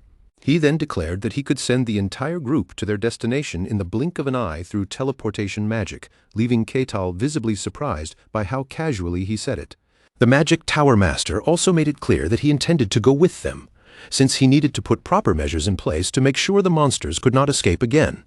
Just as the 2 of them were preparing to leave, a sudden voice cut into the tense atmosphere and stopped them before the departure could begin. Eileen stepped forward with determination in her eyes, pleading to be allowed to join the group instead of staying behind and waiting for answers from a distance. Aaron was stunned by her words, his face tightening in alarm as he immediately tried to stop the princess from making such a dangerous and reckless decision. But Eileen refused to back down, insisting that she had to see the truth for herself and understand what was really happening to her own existence. Under King Barbossa Denian's anxious gaze, Eileen spoke from the fear buried deep inside her heart, the fear that one day, without warning, she might no longer be able to remain herself. Aaron looked at her with a mixture of pity and helplessness, his eyes heavy with worry because he understood her pain, yet still could not bear the danger she was choosing. Eileen wanted to know whether the soul inside her could truly endure until the very end, or whether even that last piece of herself might eventually slip away. For a moment, everyone fell silent. the weight of her words hanging between them as the entire group waited to see what decision would be made. To Aline's disbelief, Patrick agreed almost immediately, without arguing or hesitating, and his calm response left her staring at him in stunned confusion. Seeing that Aline had been allowed to go, Aaron quickly stepped forward as well, insisting that he would accompany them so he could remain by the princess's side and watch over her. The Magic Tower Master warned them not to do anything foolish once they arrived, and then raised his hand as layers of magic began gathering around him. Aline's eyes widened as she watched the enormous surge of magic spread around the group, the air trembling with power far beyond anything ordinary. A massive magic circle flared to life beneath their feet, its bright patterns blazing across the ground as it prepared to carry every one of them away. Aline and Aaron held tightly onto each other as the teleportation magic swelled around them, bracing themselves for the sudden shift that was about to come. Ketal simply faced forward, calm and unmoving, his gaze fixed ahead as if he were already looking toward the next challenge waiting for them. Then, in a single blink, the scenery around them vanished, and the entire group found themselves standing in a completely different place. Before them rose the royal castle of Lutine, imposing and silent, and with their arrival, the new hunt was finally ready to begin. They had gathered enough information for now, and the next step was clear. The findings would be taken back to the lab, where every strange detail could be examined more carefully. King Barbossa watched the situation with visible unease, his expression tight with worry. If these monsters were not wiped out completely, he knew the consequences could become far more terrifying than anyone there wanted to imagine. The Magic Tower Master turned his gaze toward Ketal, calmly asking whether he could take care of the remaining monsters that were still left to be hunted down. Ketal accepted without the slightest hesitation. His answer came immediately, and from the look in his eyes, he was already prepared to move out and finish the mission. But just as he was about to act, Ketal paused. He suddenly remembered that the monster's location was not exactly nearby, and the distance they needed to cover was far greater than he had first expected. The Magic Tower Master told Ketal there was no need to concern himself with that problem. With a composed look, he made it clear that he would personally provide the support they needed. He then declared that he could move the entire group there through teleportation in the blink of an eye. Hearing that, even Ketal could not hide his astonishment at how effortlessly magic could solve such a troublesome journey. The Magic Tower Master also intended to accompany them himself. Since there was a risk the monsters might escape, he wanted to be there in person to set up proper countermeasures. Just as the two of them were preparing to depart, another voice cut into the conversation. Aline stepped forward, her face tense but determined, and pleaded to be allowed to go with them. Aaron was stunned by her sudden request. Alarm spread across his face as he immediately tried to stop the princess from making such a reckless decision. But Aline refused to back down. She insisted that she had to see the truth for herself, because this was no longer something she could simply hear about from others. Under King Barbossa's anxious gaze, Aline lowered her eyes with fear she could no longer fully hide. What terrified her most was the thought that one day, she might lose the very identity that made her herself. Aaron looked at her in silence, his expression filled with both pity and helplessness. He wanted to protect her, but he could also see that her heart had already been set. Aline wanted to know whether the soul inside her could remain her own until the very end. Even if the answer frightened her, she needed to face it directly. For a moment no one spoke. The group simply stood there in heavy silence, waiting to see what decision would be made. To everyone's surprise, Patrick agreed without even hesitating. His calm acceptance left Aline staring at him in disbelief, as if she had not expected permission to come so easily. Seeing that Aline had been allowed to join, Aaron immediately insisted on going as well. If the princess was heading into danger, then he would be there beside her to watch over her no matter what. Patrick warned them not to do anything foolish once they arrived. Then, without wasting another moment, he began casting his spell. Aline's eyes widened as powerful magic surged around them. The sheer scale of the energy made it impossible for her to look away. A massive magic circle ignited beneath their feet, its patterns blazing across the ground. The formation pulsed with power, ready to carry the entire group away in an instant. Aline and Aaron clung tightly to each other as the teleportation spell gathered around them. Neither of them knew what the sensation would be like, but they braced themselves for what was coming. Ketal, on the other hand, simply looked straight ahead. His posture remained steady, his expression calm, as if he were already looking forward to whatever new challenge waited on the other side. Then, in the blink of an eye, the scenery around them changed completely. The group found themselves standing in an entirely different location before they could even process the shift. Before them rose the royal castle of Lutine. Its imposing walls stood in silence, and the group had arrived there ready to begin the next hunt. Ketil turned back and asked for confirmation one more time. After all, this was royal territory, and even he understood that forcing their way in carried a certain kind of weight. The Magic Tower Master gave a firm nod. He understood very well that if they caused too much commotion here, it would draw attention they did not need. So he proposed surrounding the entire castle with a barrier. Once it was in place, no sound or image from inside would be able to leak out to the outside world. At that explanation, Ketil's eyes brightened with genuine interest. He could not help but admire how convenient magic was, especially when it could prepare a battlefield so cleanly. The Magic Tower Master slowly closed his eyes and focused his energy. His presence grew still, and the air around him seemed to tighten as he concentrated. In the next instant, his crimson eyes snapped open. With absolute confidence, he announced that everything had already been completed. Ketil glanced around in confusion, searching for some obvious sign of change. From where he stood, it almost looked as if the Magic Tower Master had simply performed a trick without anything actually happening. But from farther away, the truth was clear. The enormous castle now rested perfectly inside a vast sphere of light, sealed so completely that not even a single ant could escape without the Magic Tower Master's permission. The Magic Tower Master folded his arms with a smug look, clearly pleased with Ketil's reaction. To someone of his level, creating a barrier like this was nothing difficult at all. For him, it was little more than a simple warm-up. Ketil burst into a hearty laugh, openly praising the wizard's skill without holding anything back. He seemed genuinely delighted by what he had just witnessed. The power of a hero-rank mage was truly on another level. With nothing but his will, the Magic Tower Master had made the very space around the castle tremble and obey. Ketil smirked, clearly enjoying himself. No matter how much he saw, this strange world full of impossible wonders never seemed to lose its charm for him. With that confidence still on his face, Ketil strode toward the castle gate. Now that the barrier was in place, he looked certain that nothing would stand in his way. The Magic Tower Master watched him with curiosity and asked how exactly this barbarian planned to break into the castle. Ketil stopped in front of the enormous wooden gate and answered with perfect seriousness. Since he was visiting someone else's home, he said, the proper first step was to knock politely. As he said that, a dangerously pleasant smile spread across his face, the kind of smile that made his version of polite feel anything but safe. Behind him, Eileen trembled. From the look on Ketil's face, she had a very bad feeling about what his so-called politeness was about to become. Then Ketil brought his foot down with overwhelming force. The stomp alone blasted the air forward, creating a violent gust that sent dust and debris flying in every direction. Eileen and Aaron quickly raised their arms to shield their faces from the swirling dust. Meanwhile, the Magic Tower Master remained calm, quietly watching Ketil's monstrous strength unfold. The pressure surged forward toward the gate, the entire scene trembling as Ketil prepared to turn a simple knock into something far more destructive. Ketil then poured his strength into his next punch. Under his breath, he muttered a mocking little knock-knock, as if he were merely announcing himself at the door. Boom! A thunderous explosion rang through the barrier as the wooden gate and the surrounding stone wall shattered into hundreds of fragments, blasting straight into the castle courtyard. Dust rolled across the ruined entrance in thick clouds. Through the haze, Ketil poked his head forward with a cheerful smile, casually greeting the people inside as though nothing unusual had happened. The Magic Tower Master was left speechless by this absurd barbarian's idea of manners. Eileen could only cover her face in shock, overwhelmed by what Ketil considered a polite knock. The path into the castle had been completely devastated. Rubble lay scattered everywhere, and where the gate once stood, a wide passage now opened through the wreckage.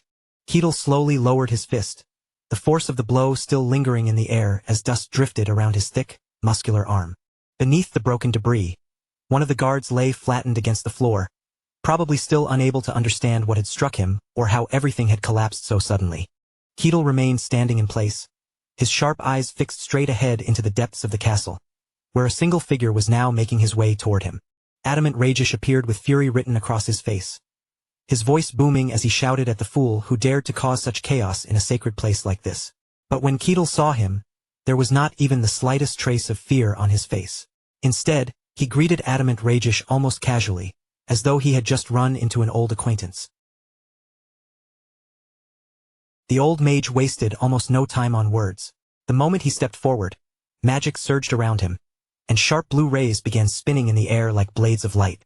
Ketil, however, merely looked at him with a strangely unreadable expression and let out a quiet remark, saying what a pity. Adamant Ragesh froze for an instant, and before he could properly respond, Ketil had already lifted both hands toward him. Ketil leaned in close beside Adamant Rajesh's ear and made it clear that the old man was not his target today, while a dangerous purple light flickered coldly in his eyes.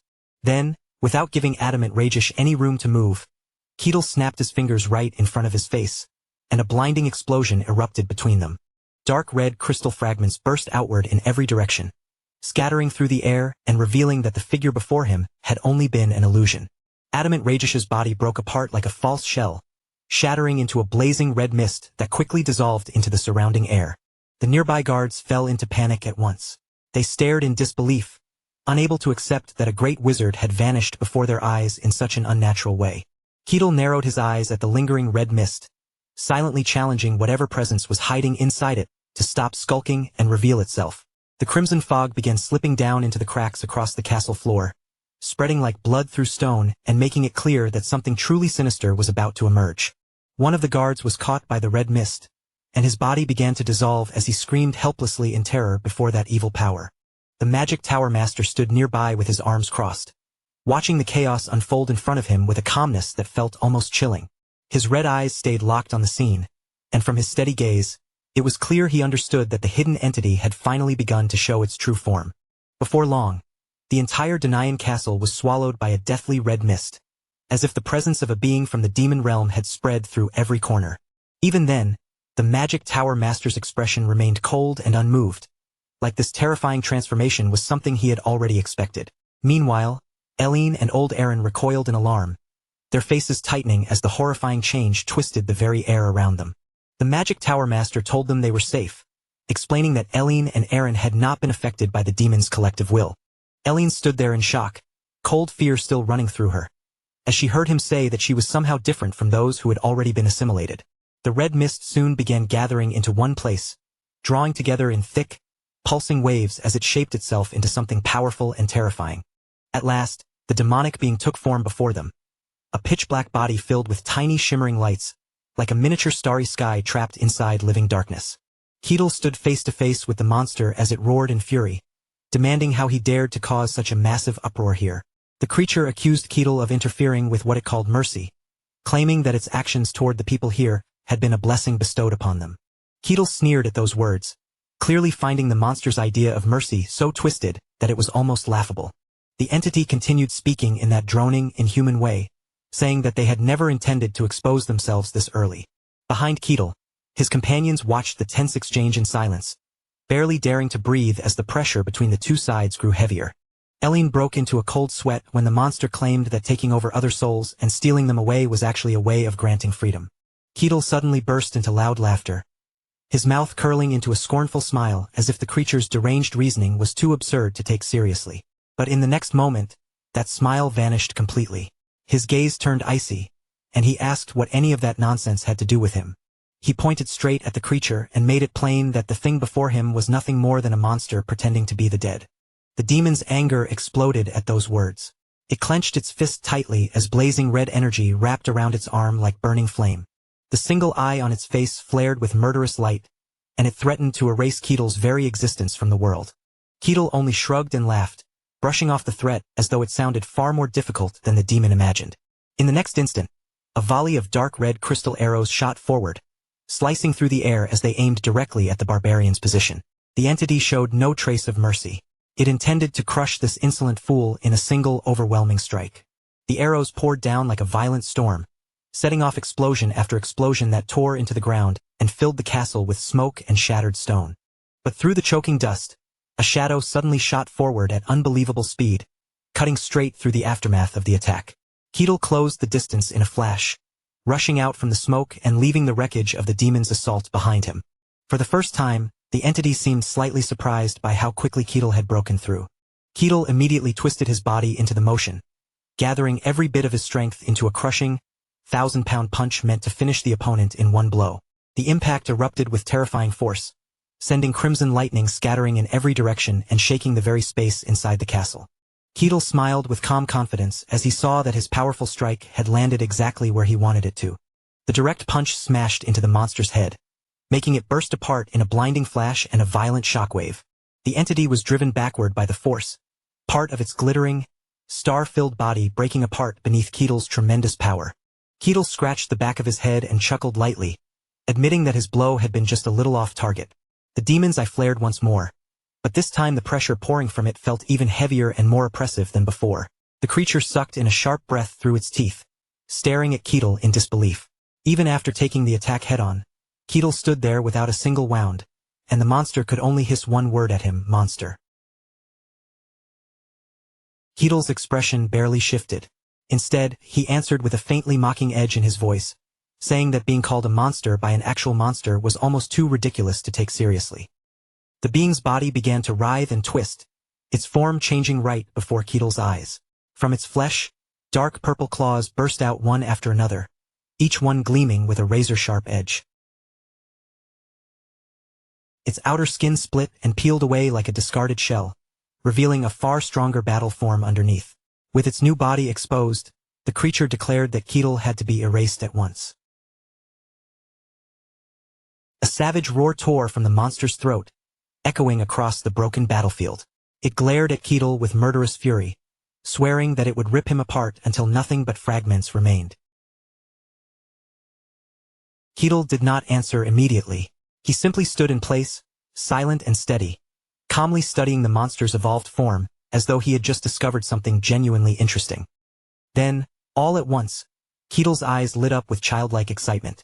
A bright grin spread across his face as he cheerfully announced that the boss had finally entered its second phase. The demonic entity had transformed into its second form, its massive body now seeming to be woven from billions of dark purple stars.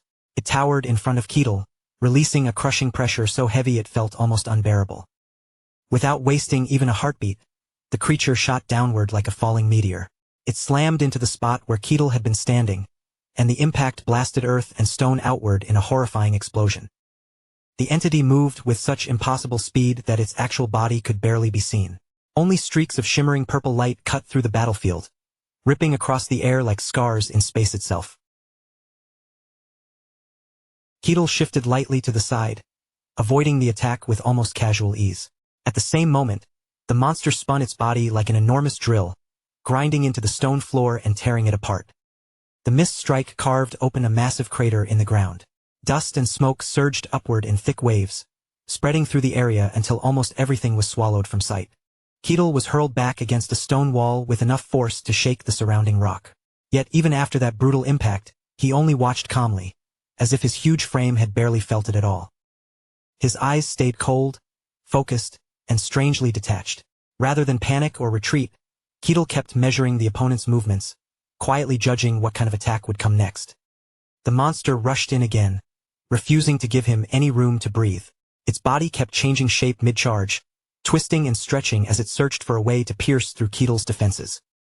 It lunged forward at a speed that seemed to drip through the wind itself, leaving behind a long purple trail that sliced across the ruined battlefield like a blazing afterimage. But no matter how quickly it moved, the creature still could not even brush the edge of Ketel's clothing. With one simple sidestep, Ketel slipped away perfectly, making the attack look almost meaningless. Ketel fixed his gaze on the purple-tinted entity in front of him. His eyes did not tremble, narrow, or wander, not even for a single second. The monster twisted violently, and its arms stretched outward like thorn-covered ropes. They whipped through the air with brutal force, lashing straight toward Ketel. At the same time, its lower body morphed into a dark purple drill. Spinning at a terrifying speed, it drove itself forward, aiming directly for its target. A powerful beam of energy struck Ketel head-on, hitting with enough force to make even him react. For the first time, a small sound of surprise slipped out of his mouth. Huh! The blast tore into the ground beneath his feet, ripping the battlefield apart.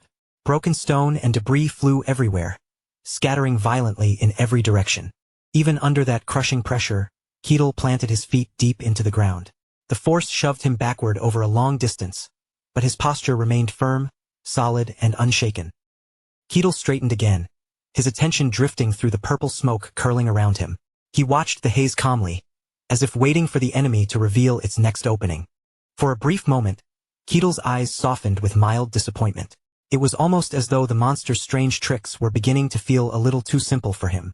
The creature immediately changed form again, swelling into the shape of a gigantic dragon's maw lined with razor-like teeth. It roared wide open, looking ready to swallow Ketel whole.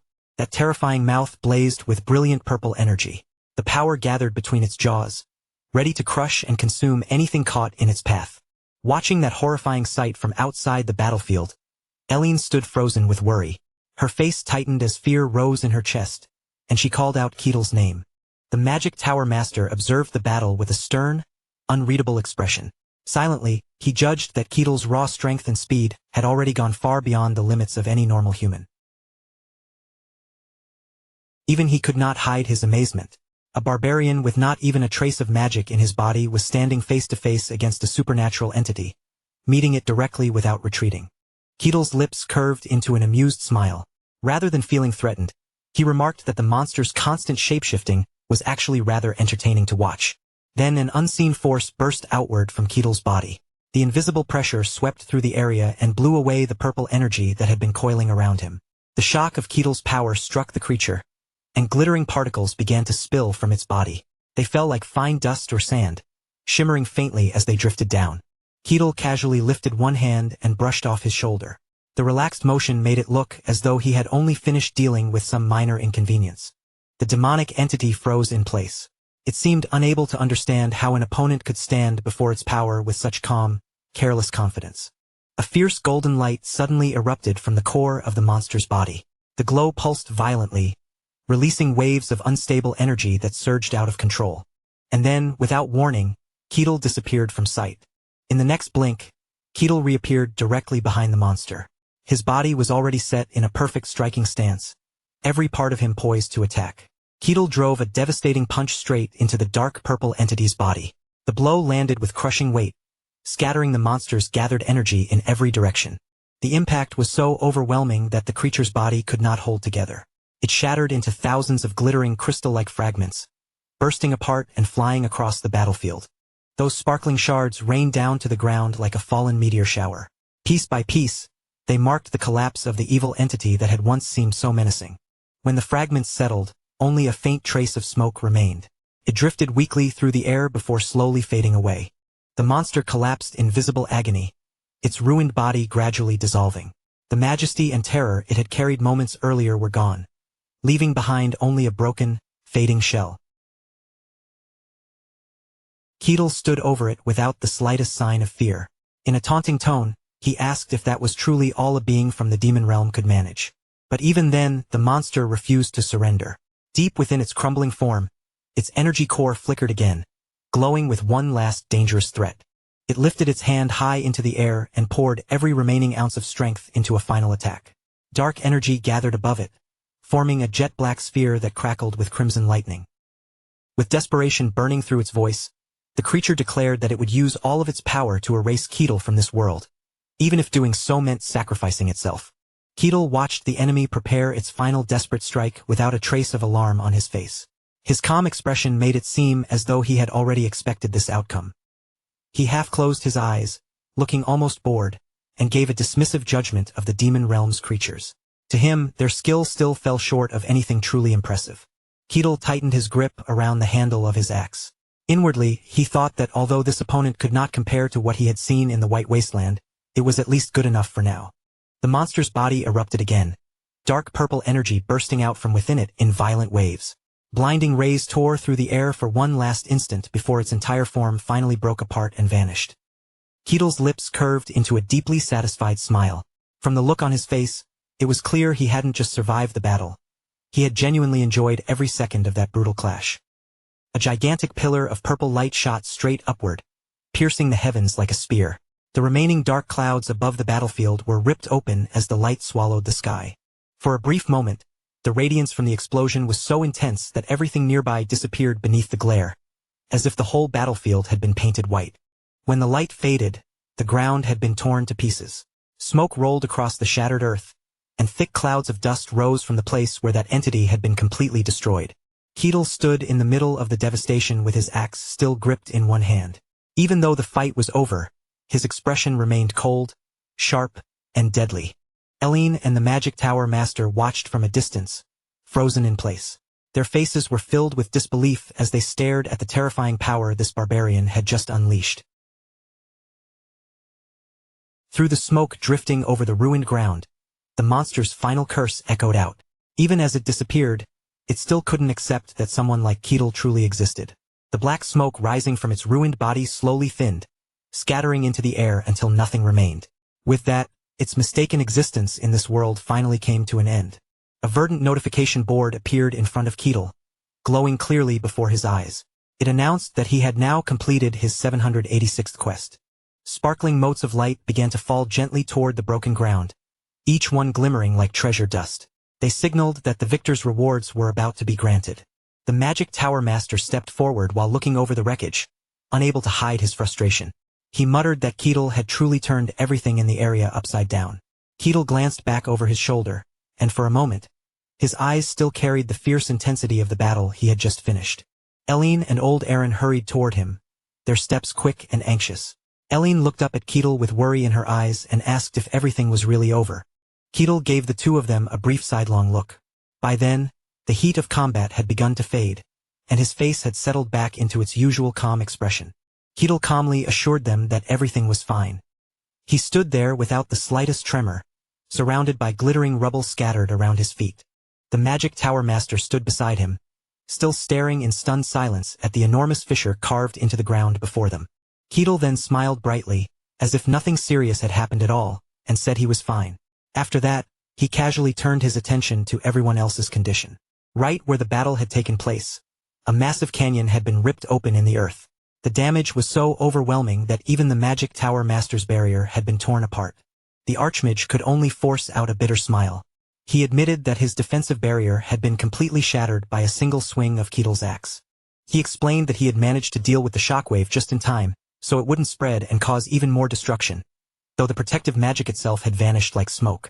Ketil tilted his head, clearly puzzled by that answer. He asked how the Magic Tower Master had handled something like that, since it sounded like an incredibly large-scale problem. The Magic Tower Master folded his arms across his chest, and explained that everyone currently inside the capital city of Ludian had been placed into a deep sleep by his magic. It was the only way to prevent unnecessary panic after such a terrifying explosion. Eileen and Aaron could only stand there in astonishment. The sheer scale of the spell the Magic Tower Master had cast left them completely speechless. Ketil scratched the side of his head, still looking genuinely confused. He asked how it was even possible to make tens of thousands of people fall asleep all at once. The Archmage broke into a nervous sweat at that reaction. Somehow, hearing Ketil treat such an enormous feat like an impressive little trick made the praise feel strangely unsettling. Even so, he let out a breath of relief. The immediate danger had finally passed, though he knew there was still far too much left to deal with. As the Magic Tower Master looked across the ruined battlefield, a headache seemed to settle over him. Cleaning up this wreckage and restoring everything to the way it had been would be an exhausting task. He told everyone to head back for now. After a battle like that, they had already spent more than enough strength. But just as he was about to move on, Ketil suddenly grabbed his arm. The serious look on Ketil's face made the Archmage stiffen in alarm. The Magic Tower Master cried out in surprise, completely unable to understand what Ketil was planning. Seeing that terrifyingly intense expression at a moment like this made him deeply uneasy. Ketil pointed down at a pile of rainbow-colored sand sparkling near his feet. The instant he noticed it, his eyes lit up with sudden interest. It was what remained of the monster, a mound of iridescent sand shimmering with countless colors. It looked both incredibly rare and strangely beautiful. The barbarian looked at the glittering remains with eyes shining almost like a child's. Then he turned to the Magic Tower Master and asked if he could take that precious loot for himself. Faced with Ketil's pleading gaze, the Magic Tower Master went silent for a moment. In the end, he could only nod, quietly giving in to this unpredictable man once again. King Barbossa Denayan sat with his head buried in his hands, sighing heavily. Under the weight of political pressure, he looked utterly drained and distressed. The Magic Tower Master stood beside him and nodded slightly. Ever since the king had heard the news about the Ludian dynasty, his mind had been consumed by worry. The Magic Tower Master called out to him, trying to pull the brooding king back from his thoughts and return his attention to reality. The king's study was in complete disarray, papers and objects scattered about as if the room itself reflected the tangled crisis he was facing. Barbossa squeezed his eyes shut in bitterness. The nobles continued to slander him, throwing the word butcher at him as if they wanted to brand him with it. The Magic Tower Master answered calmly, saying their reaction was understandable. After all, they could never easily accept a throne that had been replaced by the demonic realm. Then the Magic Tower Master's red-rimmed eyes narrowed slightly. Without warning, he shifted the conversation to another matter. He turned to the king and asked about the current condition of that girl, Princess Eline Mavrochi. King Barbossa replied that Eline was still holding on bravely. Even against the remaining forces of Ludian, she was enduring far better than expected. The king nodded gravely. Although she was the last heir, she had also come to be regarded as an enemy of the demonic realm. The Magic Tower Master guessed that something must be supporting her from within, something firm enough to serve as a psychological anchor. Even after saying that, he couldn't shake the feeling that everything about the situation was strange, unstable, and impossible to predict. Barbossa frowned at him, his expression tightening with confusion. He wondered what the Magic Tower Master was truly trying to imply. The Magic Tower Master then clarified his meaning. He was talking about those who had actually come from the demonic realm. At those words, cold sweat suddenly broke out across Barbossa's face. The moment he understood who the Magic Tower Master was hinting at, the image of that terrifying figure rose in his mind. The Magic Tower Master hesitated for a brief moment, his voice lowering as he brought up that brutal savage, the overwhelming barbarian whose name everyone had already heard by now. Barbossa Danayan did not bother circling around the subject. With a tense look on his face, he asked directly just how powerful Ketil had become. The Magic Tower Master went quiet for a moment. The question had struck a sensitive point, and his expression grew frighteningly serious. He stood beside the window, gazing out into the distance. His face was unreadable, as if he were staring at something far beyond the palace walls. At last, the Magic Tower Master admitted the truth. Even someone like him could not properly measure the limits of Ketil's power. Meanwhile, the scene shifted back to Ketil, where Eline anxiously looked up at him and asked if he truly intended to leave right away. Ketil smiled gently and gave a calm nod. He said he had an acquaintance in the kingdom of Danayan, so he wanted to stop by and pay that person a visit. Eline lowered her head, sadness settling over her face. Even after everything had ended, she still did not want to part from the man who had just saved her life. She quietly said that she had promised to reward him, yet now, after everything that had happened, she had nothing truly worthy to offer him. Ketil looked at her for a moment with his usual calm expression. From the relaxed look in his eyes, it was obvious he was not concerned about payment at all. Then Ketil answered in the most casual way possible, telling Eline that she could simply owe him for now. His easygoing words left her frozen in surprise for several seconds. Ketil continued, saying he had heard that Ludian had fallen into chaos, but even so, the royal bloodline had not disappeared. He looked straight into Eline's eyes, his gaze steady and sincere, repeating the same affirmation he had given her before. Ketil told her plainly that he had never once thought of her as a monster. Eline listened in silence as tears began to gather in her eyes. Ketil's words reached the deepest part of her heart, cutting straight through the fear she had been carrying. Then her expression softened into a radiant smile. It was as if a heavy burden had finally slipped from her shoulders, allowing her to breathe freely again. For the sake of her own honor, Eline vowed that she would repay this debt of gratitude to Ketil no matter what it took. Ketil smiled with quiet satisfaction. Seeing the young princess recover her confidence seemed to please him more than any treasure could. Later, inside the palace, a shimmering white sigil card was presented to Ketil, its surface gleaming with a refined and noble light. Ketil accepted the strange object and turned it over in his hand, clearly puzzled. He asked what exactly this unusual card was supposed to be. It was a credential card, proof of a powerful connection to the Ludian royal family and the authority tied to their bloodline. Barbossa Danayan told Ketil to think of it as an advance payment, something given in preparation for any future requests for his assistance. With that card in hand, Ketil would be able to move freely through most places without worrying about being stopped or questioned. Eline waved goodbye to him, sincerely hoping that the item would prove useful during his travels across the world. Ketil grinned in clear satisfaction. With a privilege card like this, his next adventure was bound to become much smoother and far more convenient. Some time later, the capital of Danayan came into view, standing magnificent and lively beneath the warm sunlight. Ketil was genuinely impressed the moment he arrived. The city looked clean, orderly, and far more polished than he had expected. Standing in the middle of the busy street, Ketil looked around and quietly muttered that this was the capital of the kingdom of Danayan. As he took in the crowded roads and open layout, he found the place much more spacious and tidy than the old Barkan domain he once knew. Just as Ketil was about to continue forward, a spear suddenly crossed in front of him, stopping him in his tracks. Ketil paused and looked at the guard blocking his path. His expression remained surprisingly calm, as if nothing particularly unusual had happened. The guards shouted at him in sharp voices, demanding that he immediately reveal who he was. Keatle stood there without moving, quietly observing the guards as they made what seemed like an excessive commotion over his arrival. The two guards fixed their vigilant eyes on him, their bodies tense and ready. In an instant, the air around them grew heavy and suffocating. Keatle thought to himself that this was probably the perfect time to use the credential card Princess Eileen had given him. He pulled out the card and struck an almost absurdly cool pose, holding it up so the emblem could gleam clearly in front of the guards. The instant the guards saw the emblem on the card, their eyes widened in shock. Their faces quickly drained of color as fear overtook them.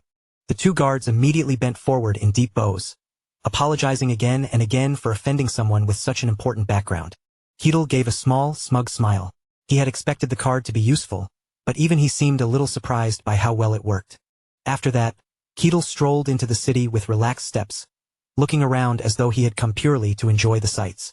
The streets of the capital stretched out before him in grand fashion, lined with tall buildings packed shoulder to shoulder. The scene was majestic, impressive, and almost comically crowded. Elsewhere, inside a luxurious office, a young woman's hand slammed down onto a thick stack of debt papers with a sharp, commanding force. The head of the Diablo household shot up from his seat, his face flushed red with anger as the young woman berated him over his unpaid debts. Milena Akasha coldly declared that, at this point, he was completely unable to pay back what he owed. She sat there with a steely expression, her posture calm but overwhelming, radiating the presence of a moneylender who had all the power in the room. The old Diablo patriarch still tried to preserve his pride, insisting that a noble such as himself would never lower himself by fussing over such petty money matters. Milena Akasha's gaze sharpened as she stared him down, watching the old man desperately try to maintain the appearance of noble dignity. She answered with a biting tone, sarcastically pointing out that he was about to collapse because of that very same petty matter. The patriarch trembled with rage, veins bulging across his forehead as the humiliation struck him right there in his own office. Milena Akasha showed no concern for his wounded pride. With icy composure, she simply said that she was the one who should be saying that. Milena Akasha laid out the truth without the slightest hesitation. He had burned through his family's wealth on lavish parties, endless dances, and reckless gambling, wasting money as though the household would never run dry. And that was not even the worst of it. Whenever someone tried to stop him from throwing away the family fortune, he had beaten them down and driven them out instead. With his sore spot exposed so plainly, the Diablo patriarch's face turned pale. His mouth trembled, and for a moment, all he could do was stammer in shame. Then, unable to bear the humiliation, he erupted in anger. He shouted at Milena Akasha, demanding how she dared to disgrace a noble head of the Diablo clan like him. Milena Akasha answered with cold contempt, saying that the honor he was so proud of was nothing more than something people had already trampled and smeared beneath their feet. The old man froze on the spot. Her words were bitter and merciless, but the worst part was that he knew they were far too true to deny. Milena Akasha then pushed the ultimatum across the table with absolute authority, ordering him to settle his enormous debts within exactly 1 month. Finally, she delivered her last warning in a blunt, unforgiving tone. If he failed to pay, then even that pretentious noble title he clung to would be taken from him as well, and there would be no refunds. Faced with those words, the head of the great Diablo's family had no response left. The pressure in the room was overwhelming, and all he could do was lower his head, his fear plainly visible as he stood there in silence. Milena Akasha suddenly brought her hand down against the table with a sharp slam. Her voice left no room for negotiation as she firmly announced that they would be given exactly 1 month to settle the matter. Her eyes grew colder as she laid out the consequences in precise terms. If the debt remained unpaid after that month, the Diablo's family would lose everything tied to the obligation, not only their lands and wealth, but even the noble title they had carried for generations. She warned them to remember that clearly and make absolutely certain such a fate never came to pass. The moment he heard that, the head of the great Diablo's family could no longer stay quiet. He raised his voice in protest, demanding to know whether she truly expected people to accept such outrageous oppression. Before his complaint could go any further, soldiers moved with practiced speed. They rushed forward and locked heavy restraints around him without hesitation. His eyes widened in shock. Twisting around to look behind him, he stared at the soldiers in disbelief, completely unable to understand how the situation had escalated so suddenly. But once he realized the shackles were already secured around him, his confidence vanished. Whatever objections he still had died in his throat, and he no longer dared to speak another word. Milena Akasha remained perfectly composed. In a calm and measured tone, she explained that she had merely informed him in advance of the legal procedures established under the laws of the Danaan kingdom. Then she coldly added that if anyone was guilty of tyranny, it was the man refusing to repay what he owed. Confronted with that response, the head of the great Diablo's family could do nothing except stand there in stunned silence and accept the reality before him. Without another word, Milena Akasha turned slightly and gave the guards a small nod. The subtle gesture was enough to make one of them immediately stiffen and prepare to act. As the guards began dragging the head of the great Diablo's family away, he struggled and shouted desperately over his shoulder, demanding to know whether they truly intended to pursue this matter to the very end. Frustration quickly turned into bitterness. He screamed that the rumors surrounding Milena Akasha had apparently been true all along, that she had sacrificed her honor for money. He went on ranting, insisting there had to be a reason she had abandoned her parents, her siblings, and even the loyal retainers who had once crossed the demon realm beside her.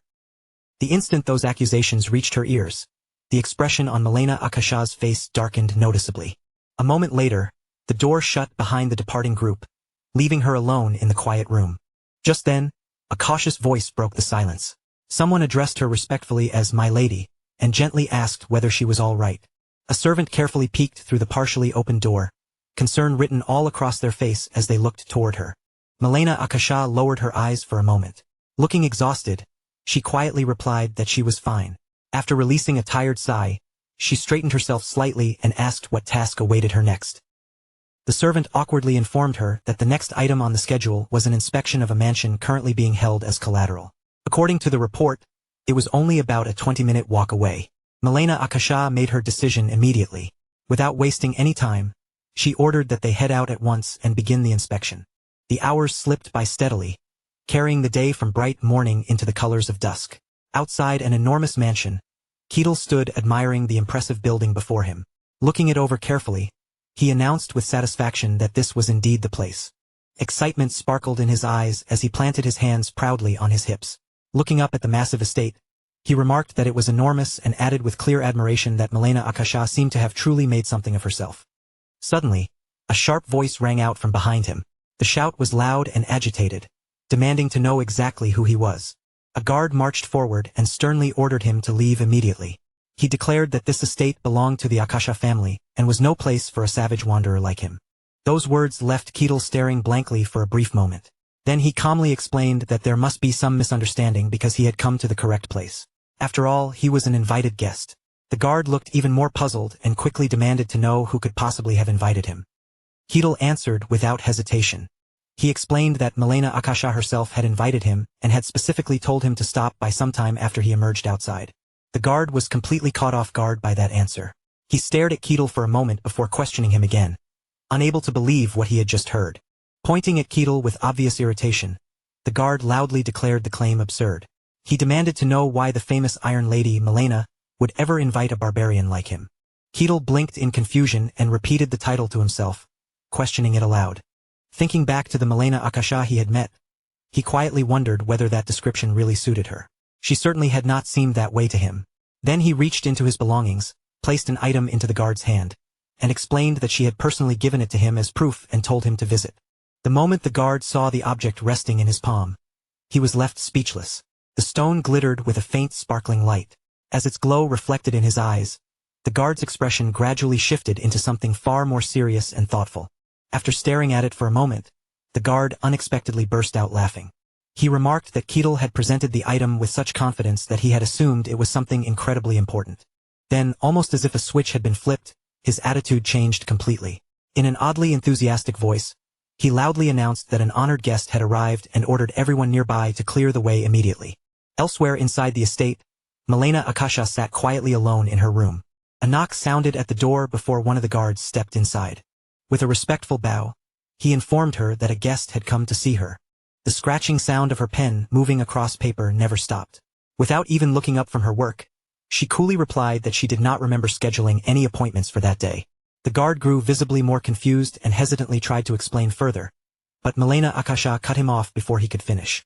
Calmly but firmly, she stated that whoever it was would have to wait until tomorrow.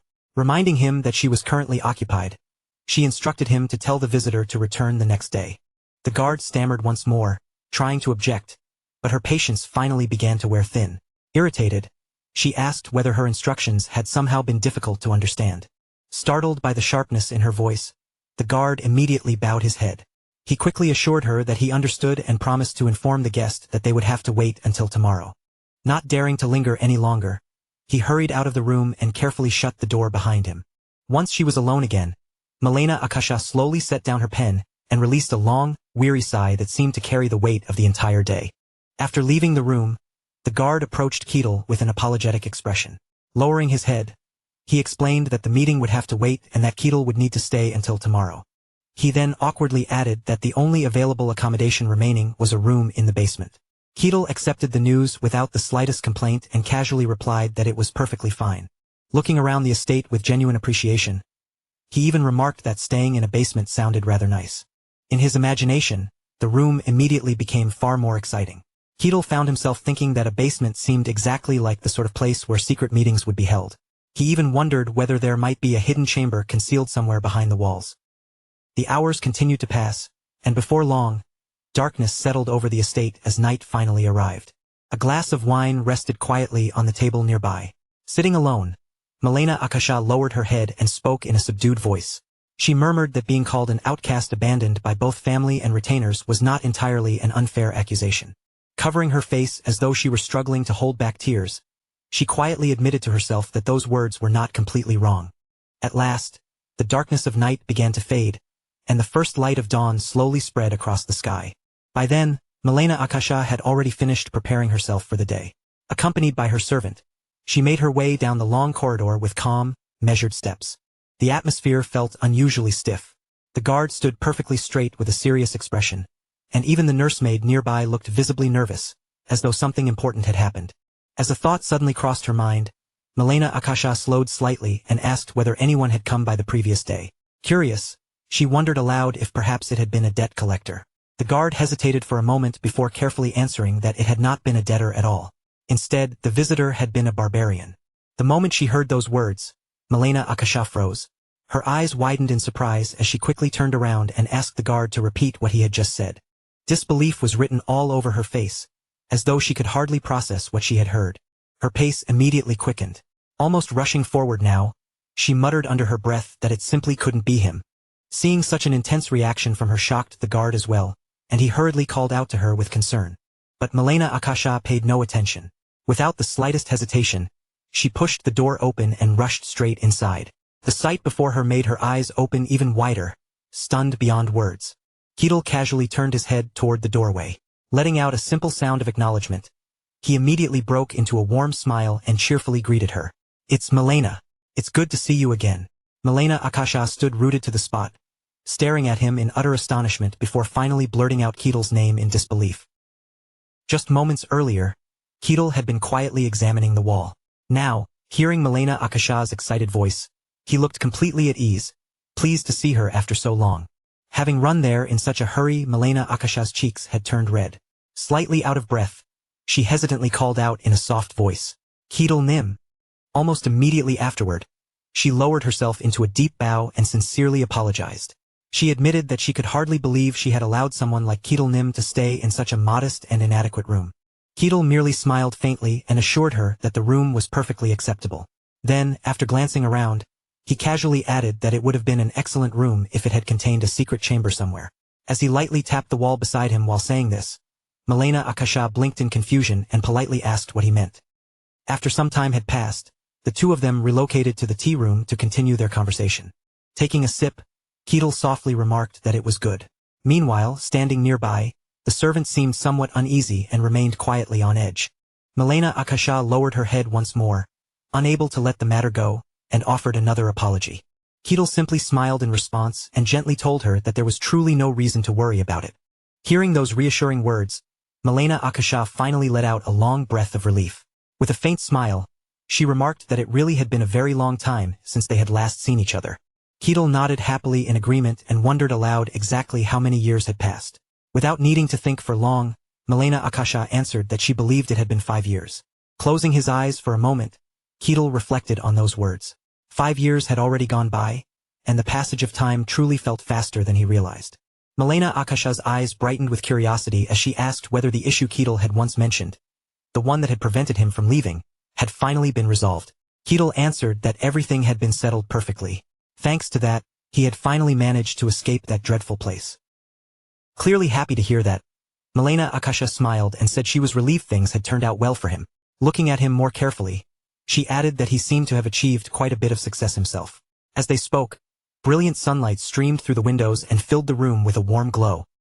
Ketil then brought up something he had heard while staying in the basement. The guards had given him a rough explanation that the trading caravan from years ago had become an enormous success, allowing the Akasha family to rebuild its fortunes almost overnight. At those words, Milena Akasha shyly lowered her head. She insisted that all of it had been possible because of Ketil Nim. If he had not helped her back then, she never would have been able to cross the Snowfield in the first place. Ketil smiled and nodded calmly. In his eyes, the credit belonged to her. She had been the one willing to risk her life and face the challenge herself, and because of that courage, she had earned the reward that followed. However, the mood shifted slightly when Ketil's expression grew serious. Looking around, he suddenly asked whether the butler had been replaced. His gaze moved directly toward the servant standing behind Milena Akasha. The servant, noticing the scrutiny, frowned back at him with obvious displeasure. Glancing at the suddenly saddened Milena Akasha, Ketil quietly remarked that the man was not the old gentleman he remembered from the Snowfield. The light in Milena Akasha's eyes dimmed. In a subdued voice, she explained that the old butler had left in order to continue serving other members of her family. Ketil immediately understood there was more to the story than she was saying. Nodding slightly, he commented that there seemed to have been circumstances behind it. With a regretful expression, Milena Akasha admitted that the fault lay with her own shortcomings. Not wanting to dwell on the subject any longer, she quickly added that, more importantly, everything had been so busy and chaotic that she had never properly welcomed him. Placing a hand over her chest, Milena Akasha straightened her posture and formally introduced herself once again. She declared herself to be Milena Akasha, the 22nd head of the Akasha family. For a brief moment, Ketil could only stare at her blankly.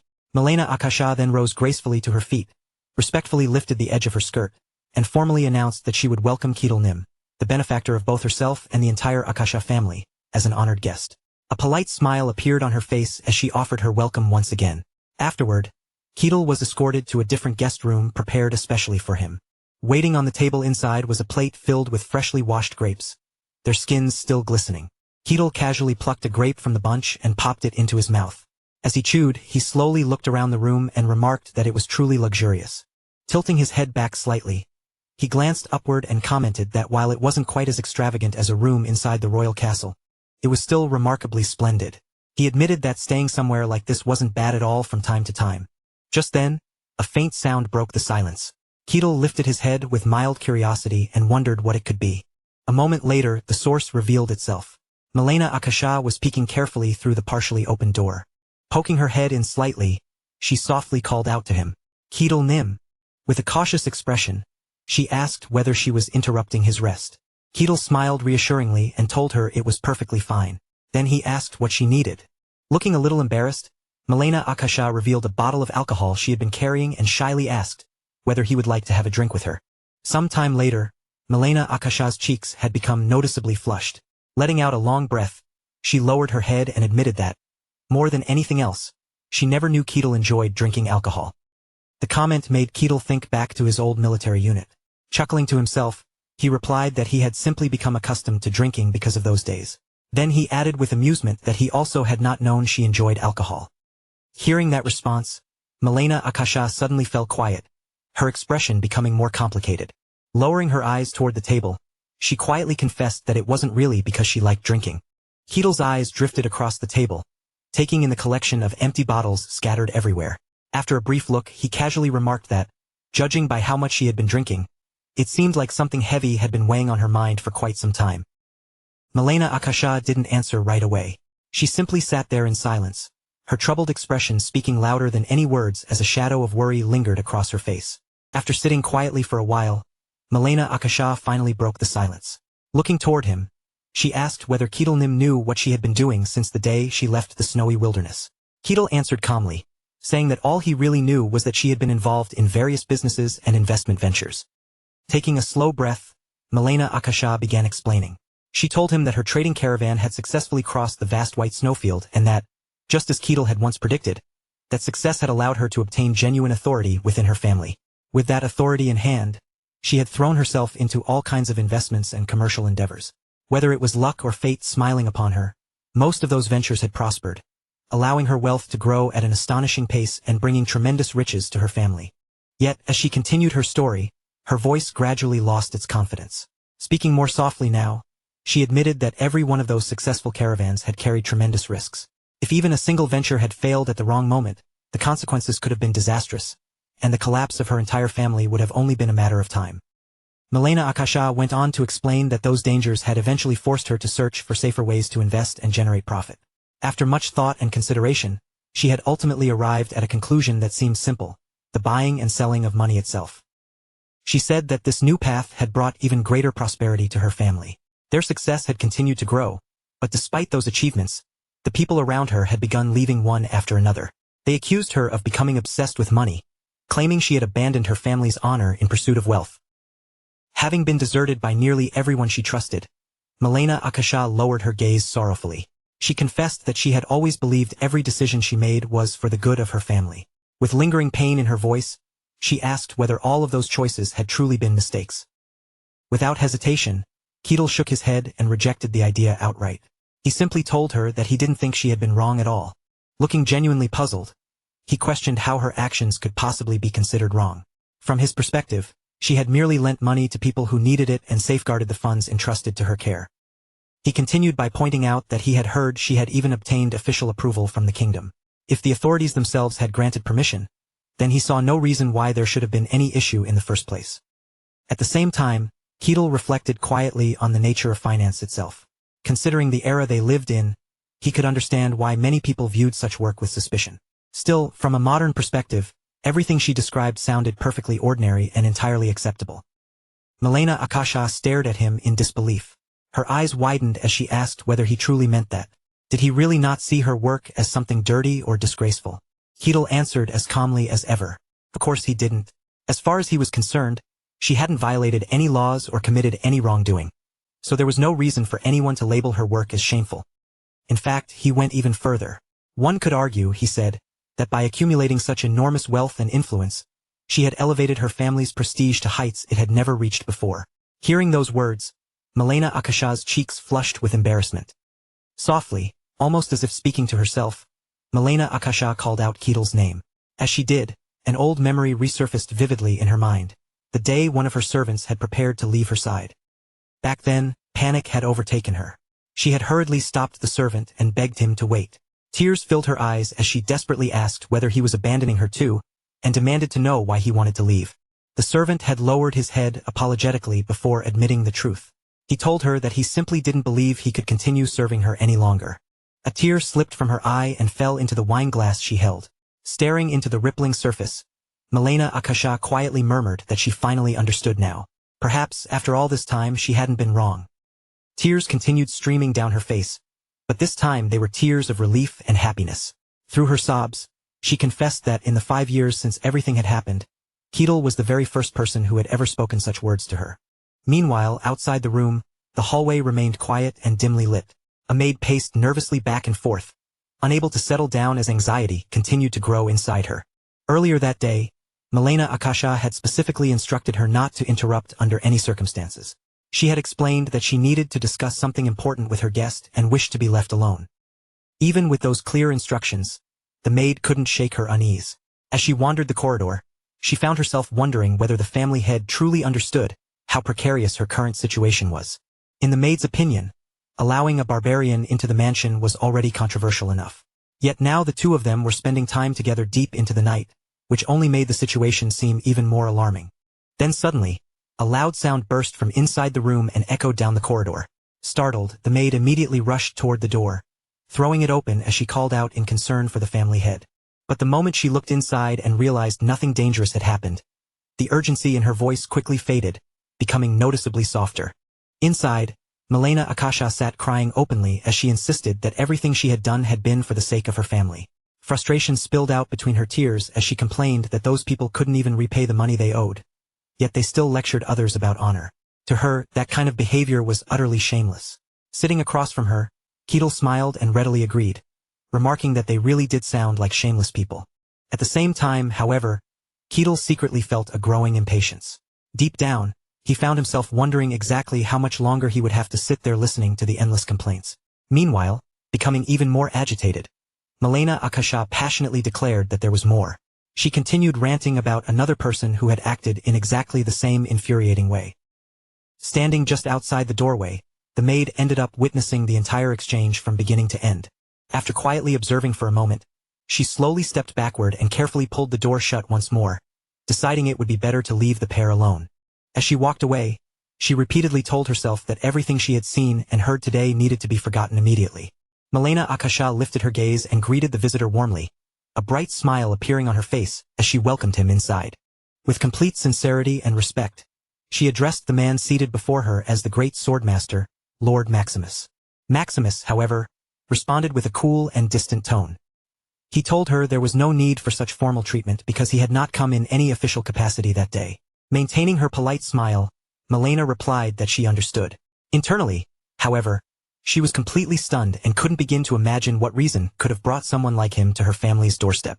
As she carefully observed the imposing presence surrounding Maximus, the truth gradually sank in. Sitting before her was the sword of Denian himself, a swordmaster who had surpassed ordinary human limits. The more she thought about it, the less sense it made. Why would a transcendent being like him personally visit her family? After allowing her a moment to collect her thoughts, Maximus finally got to the point and asked a direct question. Had a barbarian recently come here? Caught slightly off guard by the question, Milena cautiously confirmed that it was true. Nervously fidgeting with the edge of her skirt, she wondered whether he knew Lord Keetle. A troubling possibility immediately crossed her mind, that perhaps he had come specifically to drive Keetle away because of his status as a barbarian. To her surprise, Maximus let out a sigh before telling her that she appeared to have misunderstood the situation entirely. That wasn't the reason for his visit at all. After a brief silence, his expression grew serious and his eyes sharpened. He instructed her to treat the barbarian well and added that this was none other than His Majesty's direct command. The statement hit Milena like a thunderbolt. Completely stunned, all she could do was ask what exactly he meant by that. After managing to calm herself somewhat, she carefully asked for an explanation. Maximus, however, could only apologize. In a firm voice, he stated that he was unable to reveal anything beyond the fact that it was an order issued by the king himself. Though disappointed by the lack of answers, Milena respectfully accepted his response and said she understood. As an awkward silence began filling the room, Maximus suddenly pointed toward himself and casually remarked that he wasn't asking her to do this for free. Then he suggested that she make use of his name whenever necessary. The unexpected offer startled Milena so much that her voice rose before she could stop herself. She asked whether he truly meant Lord Maximus's name, the name of the swordmaster himself. With complete confidence, Maximus gestured casually and said that he had a rough idea of what was going on. He asked whether those foolish nobles had been giving her trouble. Since he had struck directly at the heart of the issue, Milena could only admit awkwardly that it was true and acknowledge that he seemed to know quite a lot about the situation. Maximus then painted a reassuring picture. In a tone so firm that it left no room for argument, he declared that if she simply mentioned his name, even those troublesome fools would immediately fall silent. Faced with such overwhelming confidence, Milena found herself unable to respond with anything more than an awkward laugh. Although she continued smiling politely on the outside, her mind was in complete chaos. Internally, she was practically screaming as she tried to understand what on earth that barbarian had done to earn treatment like this. Elsewhere, Keetle stood beside a window, absent-mindedly gazing outside while lost in thought. Then the sound of approaching footsteps reached his ears. A respectful voice called out, addressing him as Lord Keetle. The greeting pulled his attention away from the window, and he turned around instinctively, responding with a questioning hum. The moment he recognized who had arrived, Keetle looked at the visitor carefully and asked whether it was Milena. Curious about her purpose, he wondered what she wanted before she had even begun explaining the real reason for coming to see him. Milena carefully made sure she had heard him correctly, cautiously asking if he had really said that he worked as a mercenary. Without the slightest hesitation, Keetle nodded and plainly confirmed that it was true. Her next question came so unexpectedly that it caught him off guard for a moment. Looking at him with genuine curiosity, she asked what kind of mercenary work he had actually done throughout his life. Even then, Keetle carefully picked his words before answering. In a calm voice, he explained that it had mostly been mercenary jobs, things like escorting people safely from one place to another and taking on similar requests. Yet as those words left his mouth, a flood of memories surged through his mind. Images flashed past one after another, destroying entire territories with his bare fists, hunting down infamous villains, and accomplishing feats far beyond what most people could imagine. Despite everything he remembered, Ketil reduced those extraordinary experiences to a few simple words. When speaking to Milena, he merely described it as spending time patrolling villages and handling routine work. Of all the things he said about his past, the strongest impression came from the bright smile spreading across his face when he casually added that he had also spent quite a lot of time beating up various things along the way. Milena politely nodded and said she understood, but inside her head a completely different conclusion had already formed. She became convinced that there was no chance a swordmaster would personally involve himself in such ordinary and insignificant tasks. The more she thought about it, the more frustrated she became with her own speculation. In the end, she decided it was better not to pry any further and quietly dropped the subject altogether.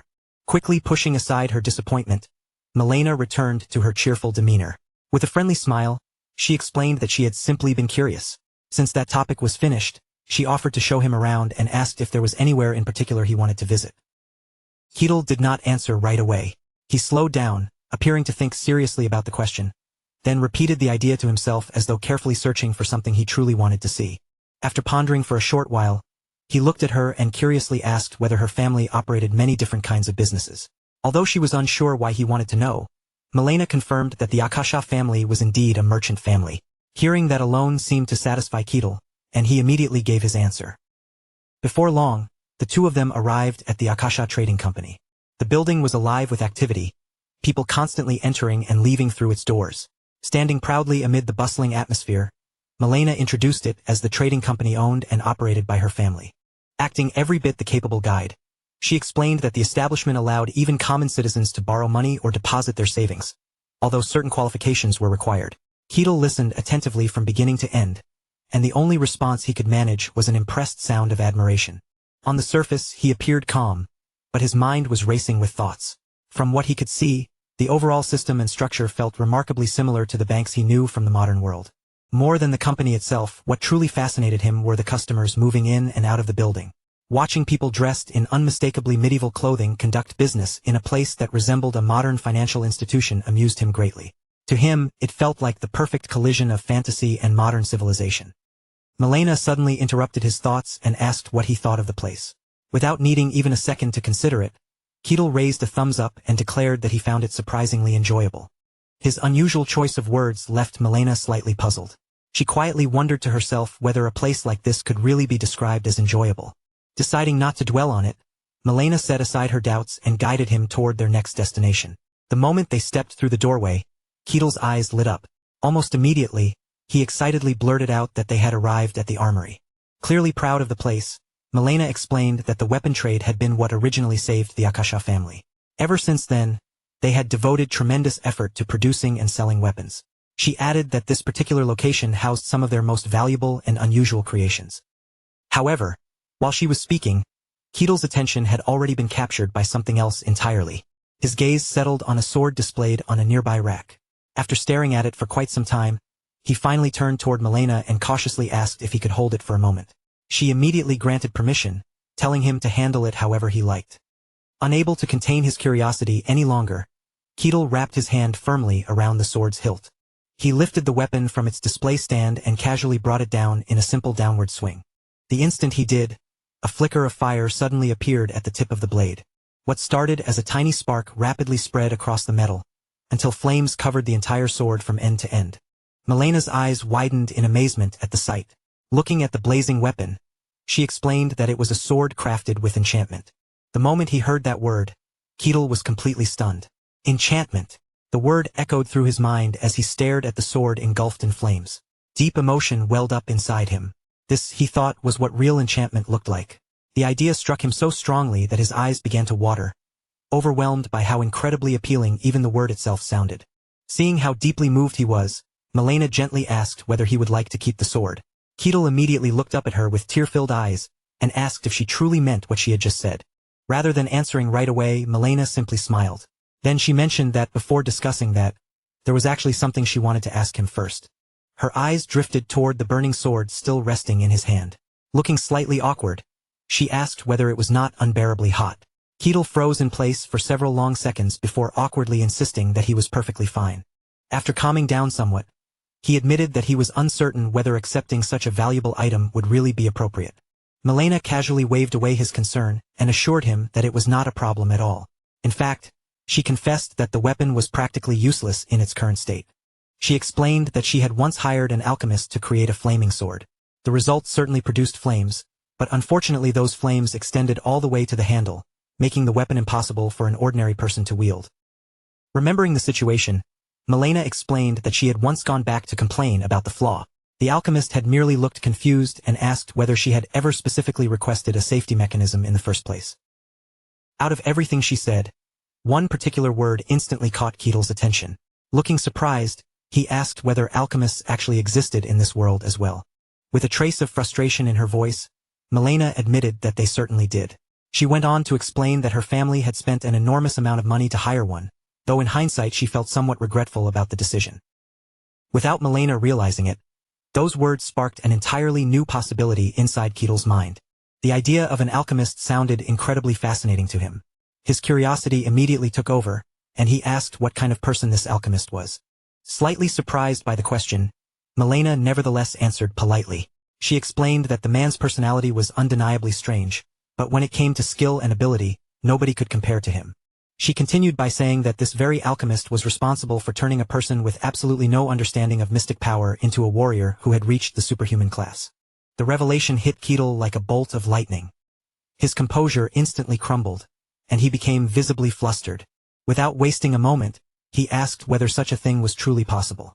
Milena answered immediately and confidently that it was true, although it was information known mainly among those who were particularly well informed. As she searched her memory for the details, she explained that the Empire had once issued a public notice seeking superhuman-class warriors willing to serve under its banner. Her expression grew more serious as she continued. Warriors of that level did not simply appear whenever someone wanted them. Even an entire kingdom would usually possess only one or two at most, and such individuals enjoyed immense privileges and special treatment.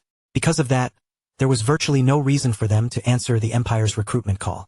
From her perspective, the announcement had been little more than an empty gesture, something that was never expected to produce any meaningful result.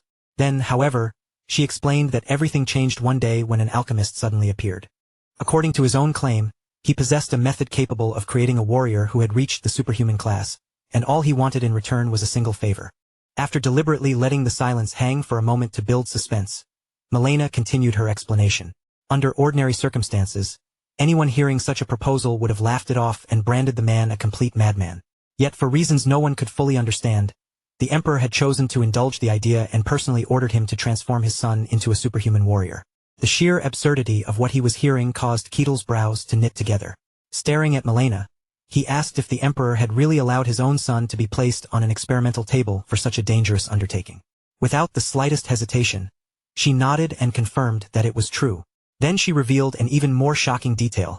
After only a single year, the prince had successfully become a superhuman. A faint smile began creeping onto Ketel's face before he even realized it. His curiosity had been completely ignited. Thoughts of the mysterious alchemist filled his mind again and again.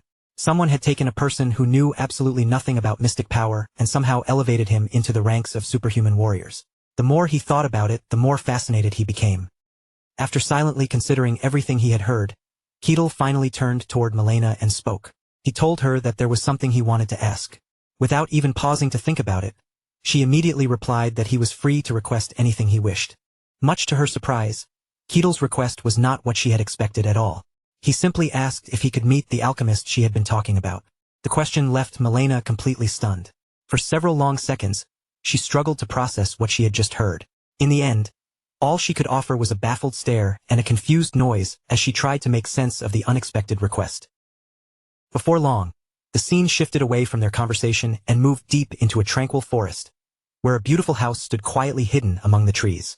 Inside that secluded home, its owner was standing beside a large cauldron filled with a steaming mixture. With practiced movements and unwavering focus, she slowly stirred the contents, carefully monitoring every change as wisps of vapor drifted upward into the air. Although her attention appeared fixed on the work in front of her, her senses remained remarkably sharp. The moment footsteps and movement echoed from outside, her keen ears immediately caught the sound of someone drawing closer. The alchemist reacted at once, turning around without delay. The instant her eyes landed on the newcomer, she could already tell there was something unusual about him. With clear interest in her voice, she remarked that she could sense an extraordinary presence surrounding him.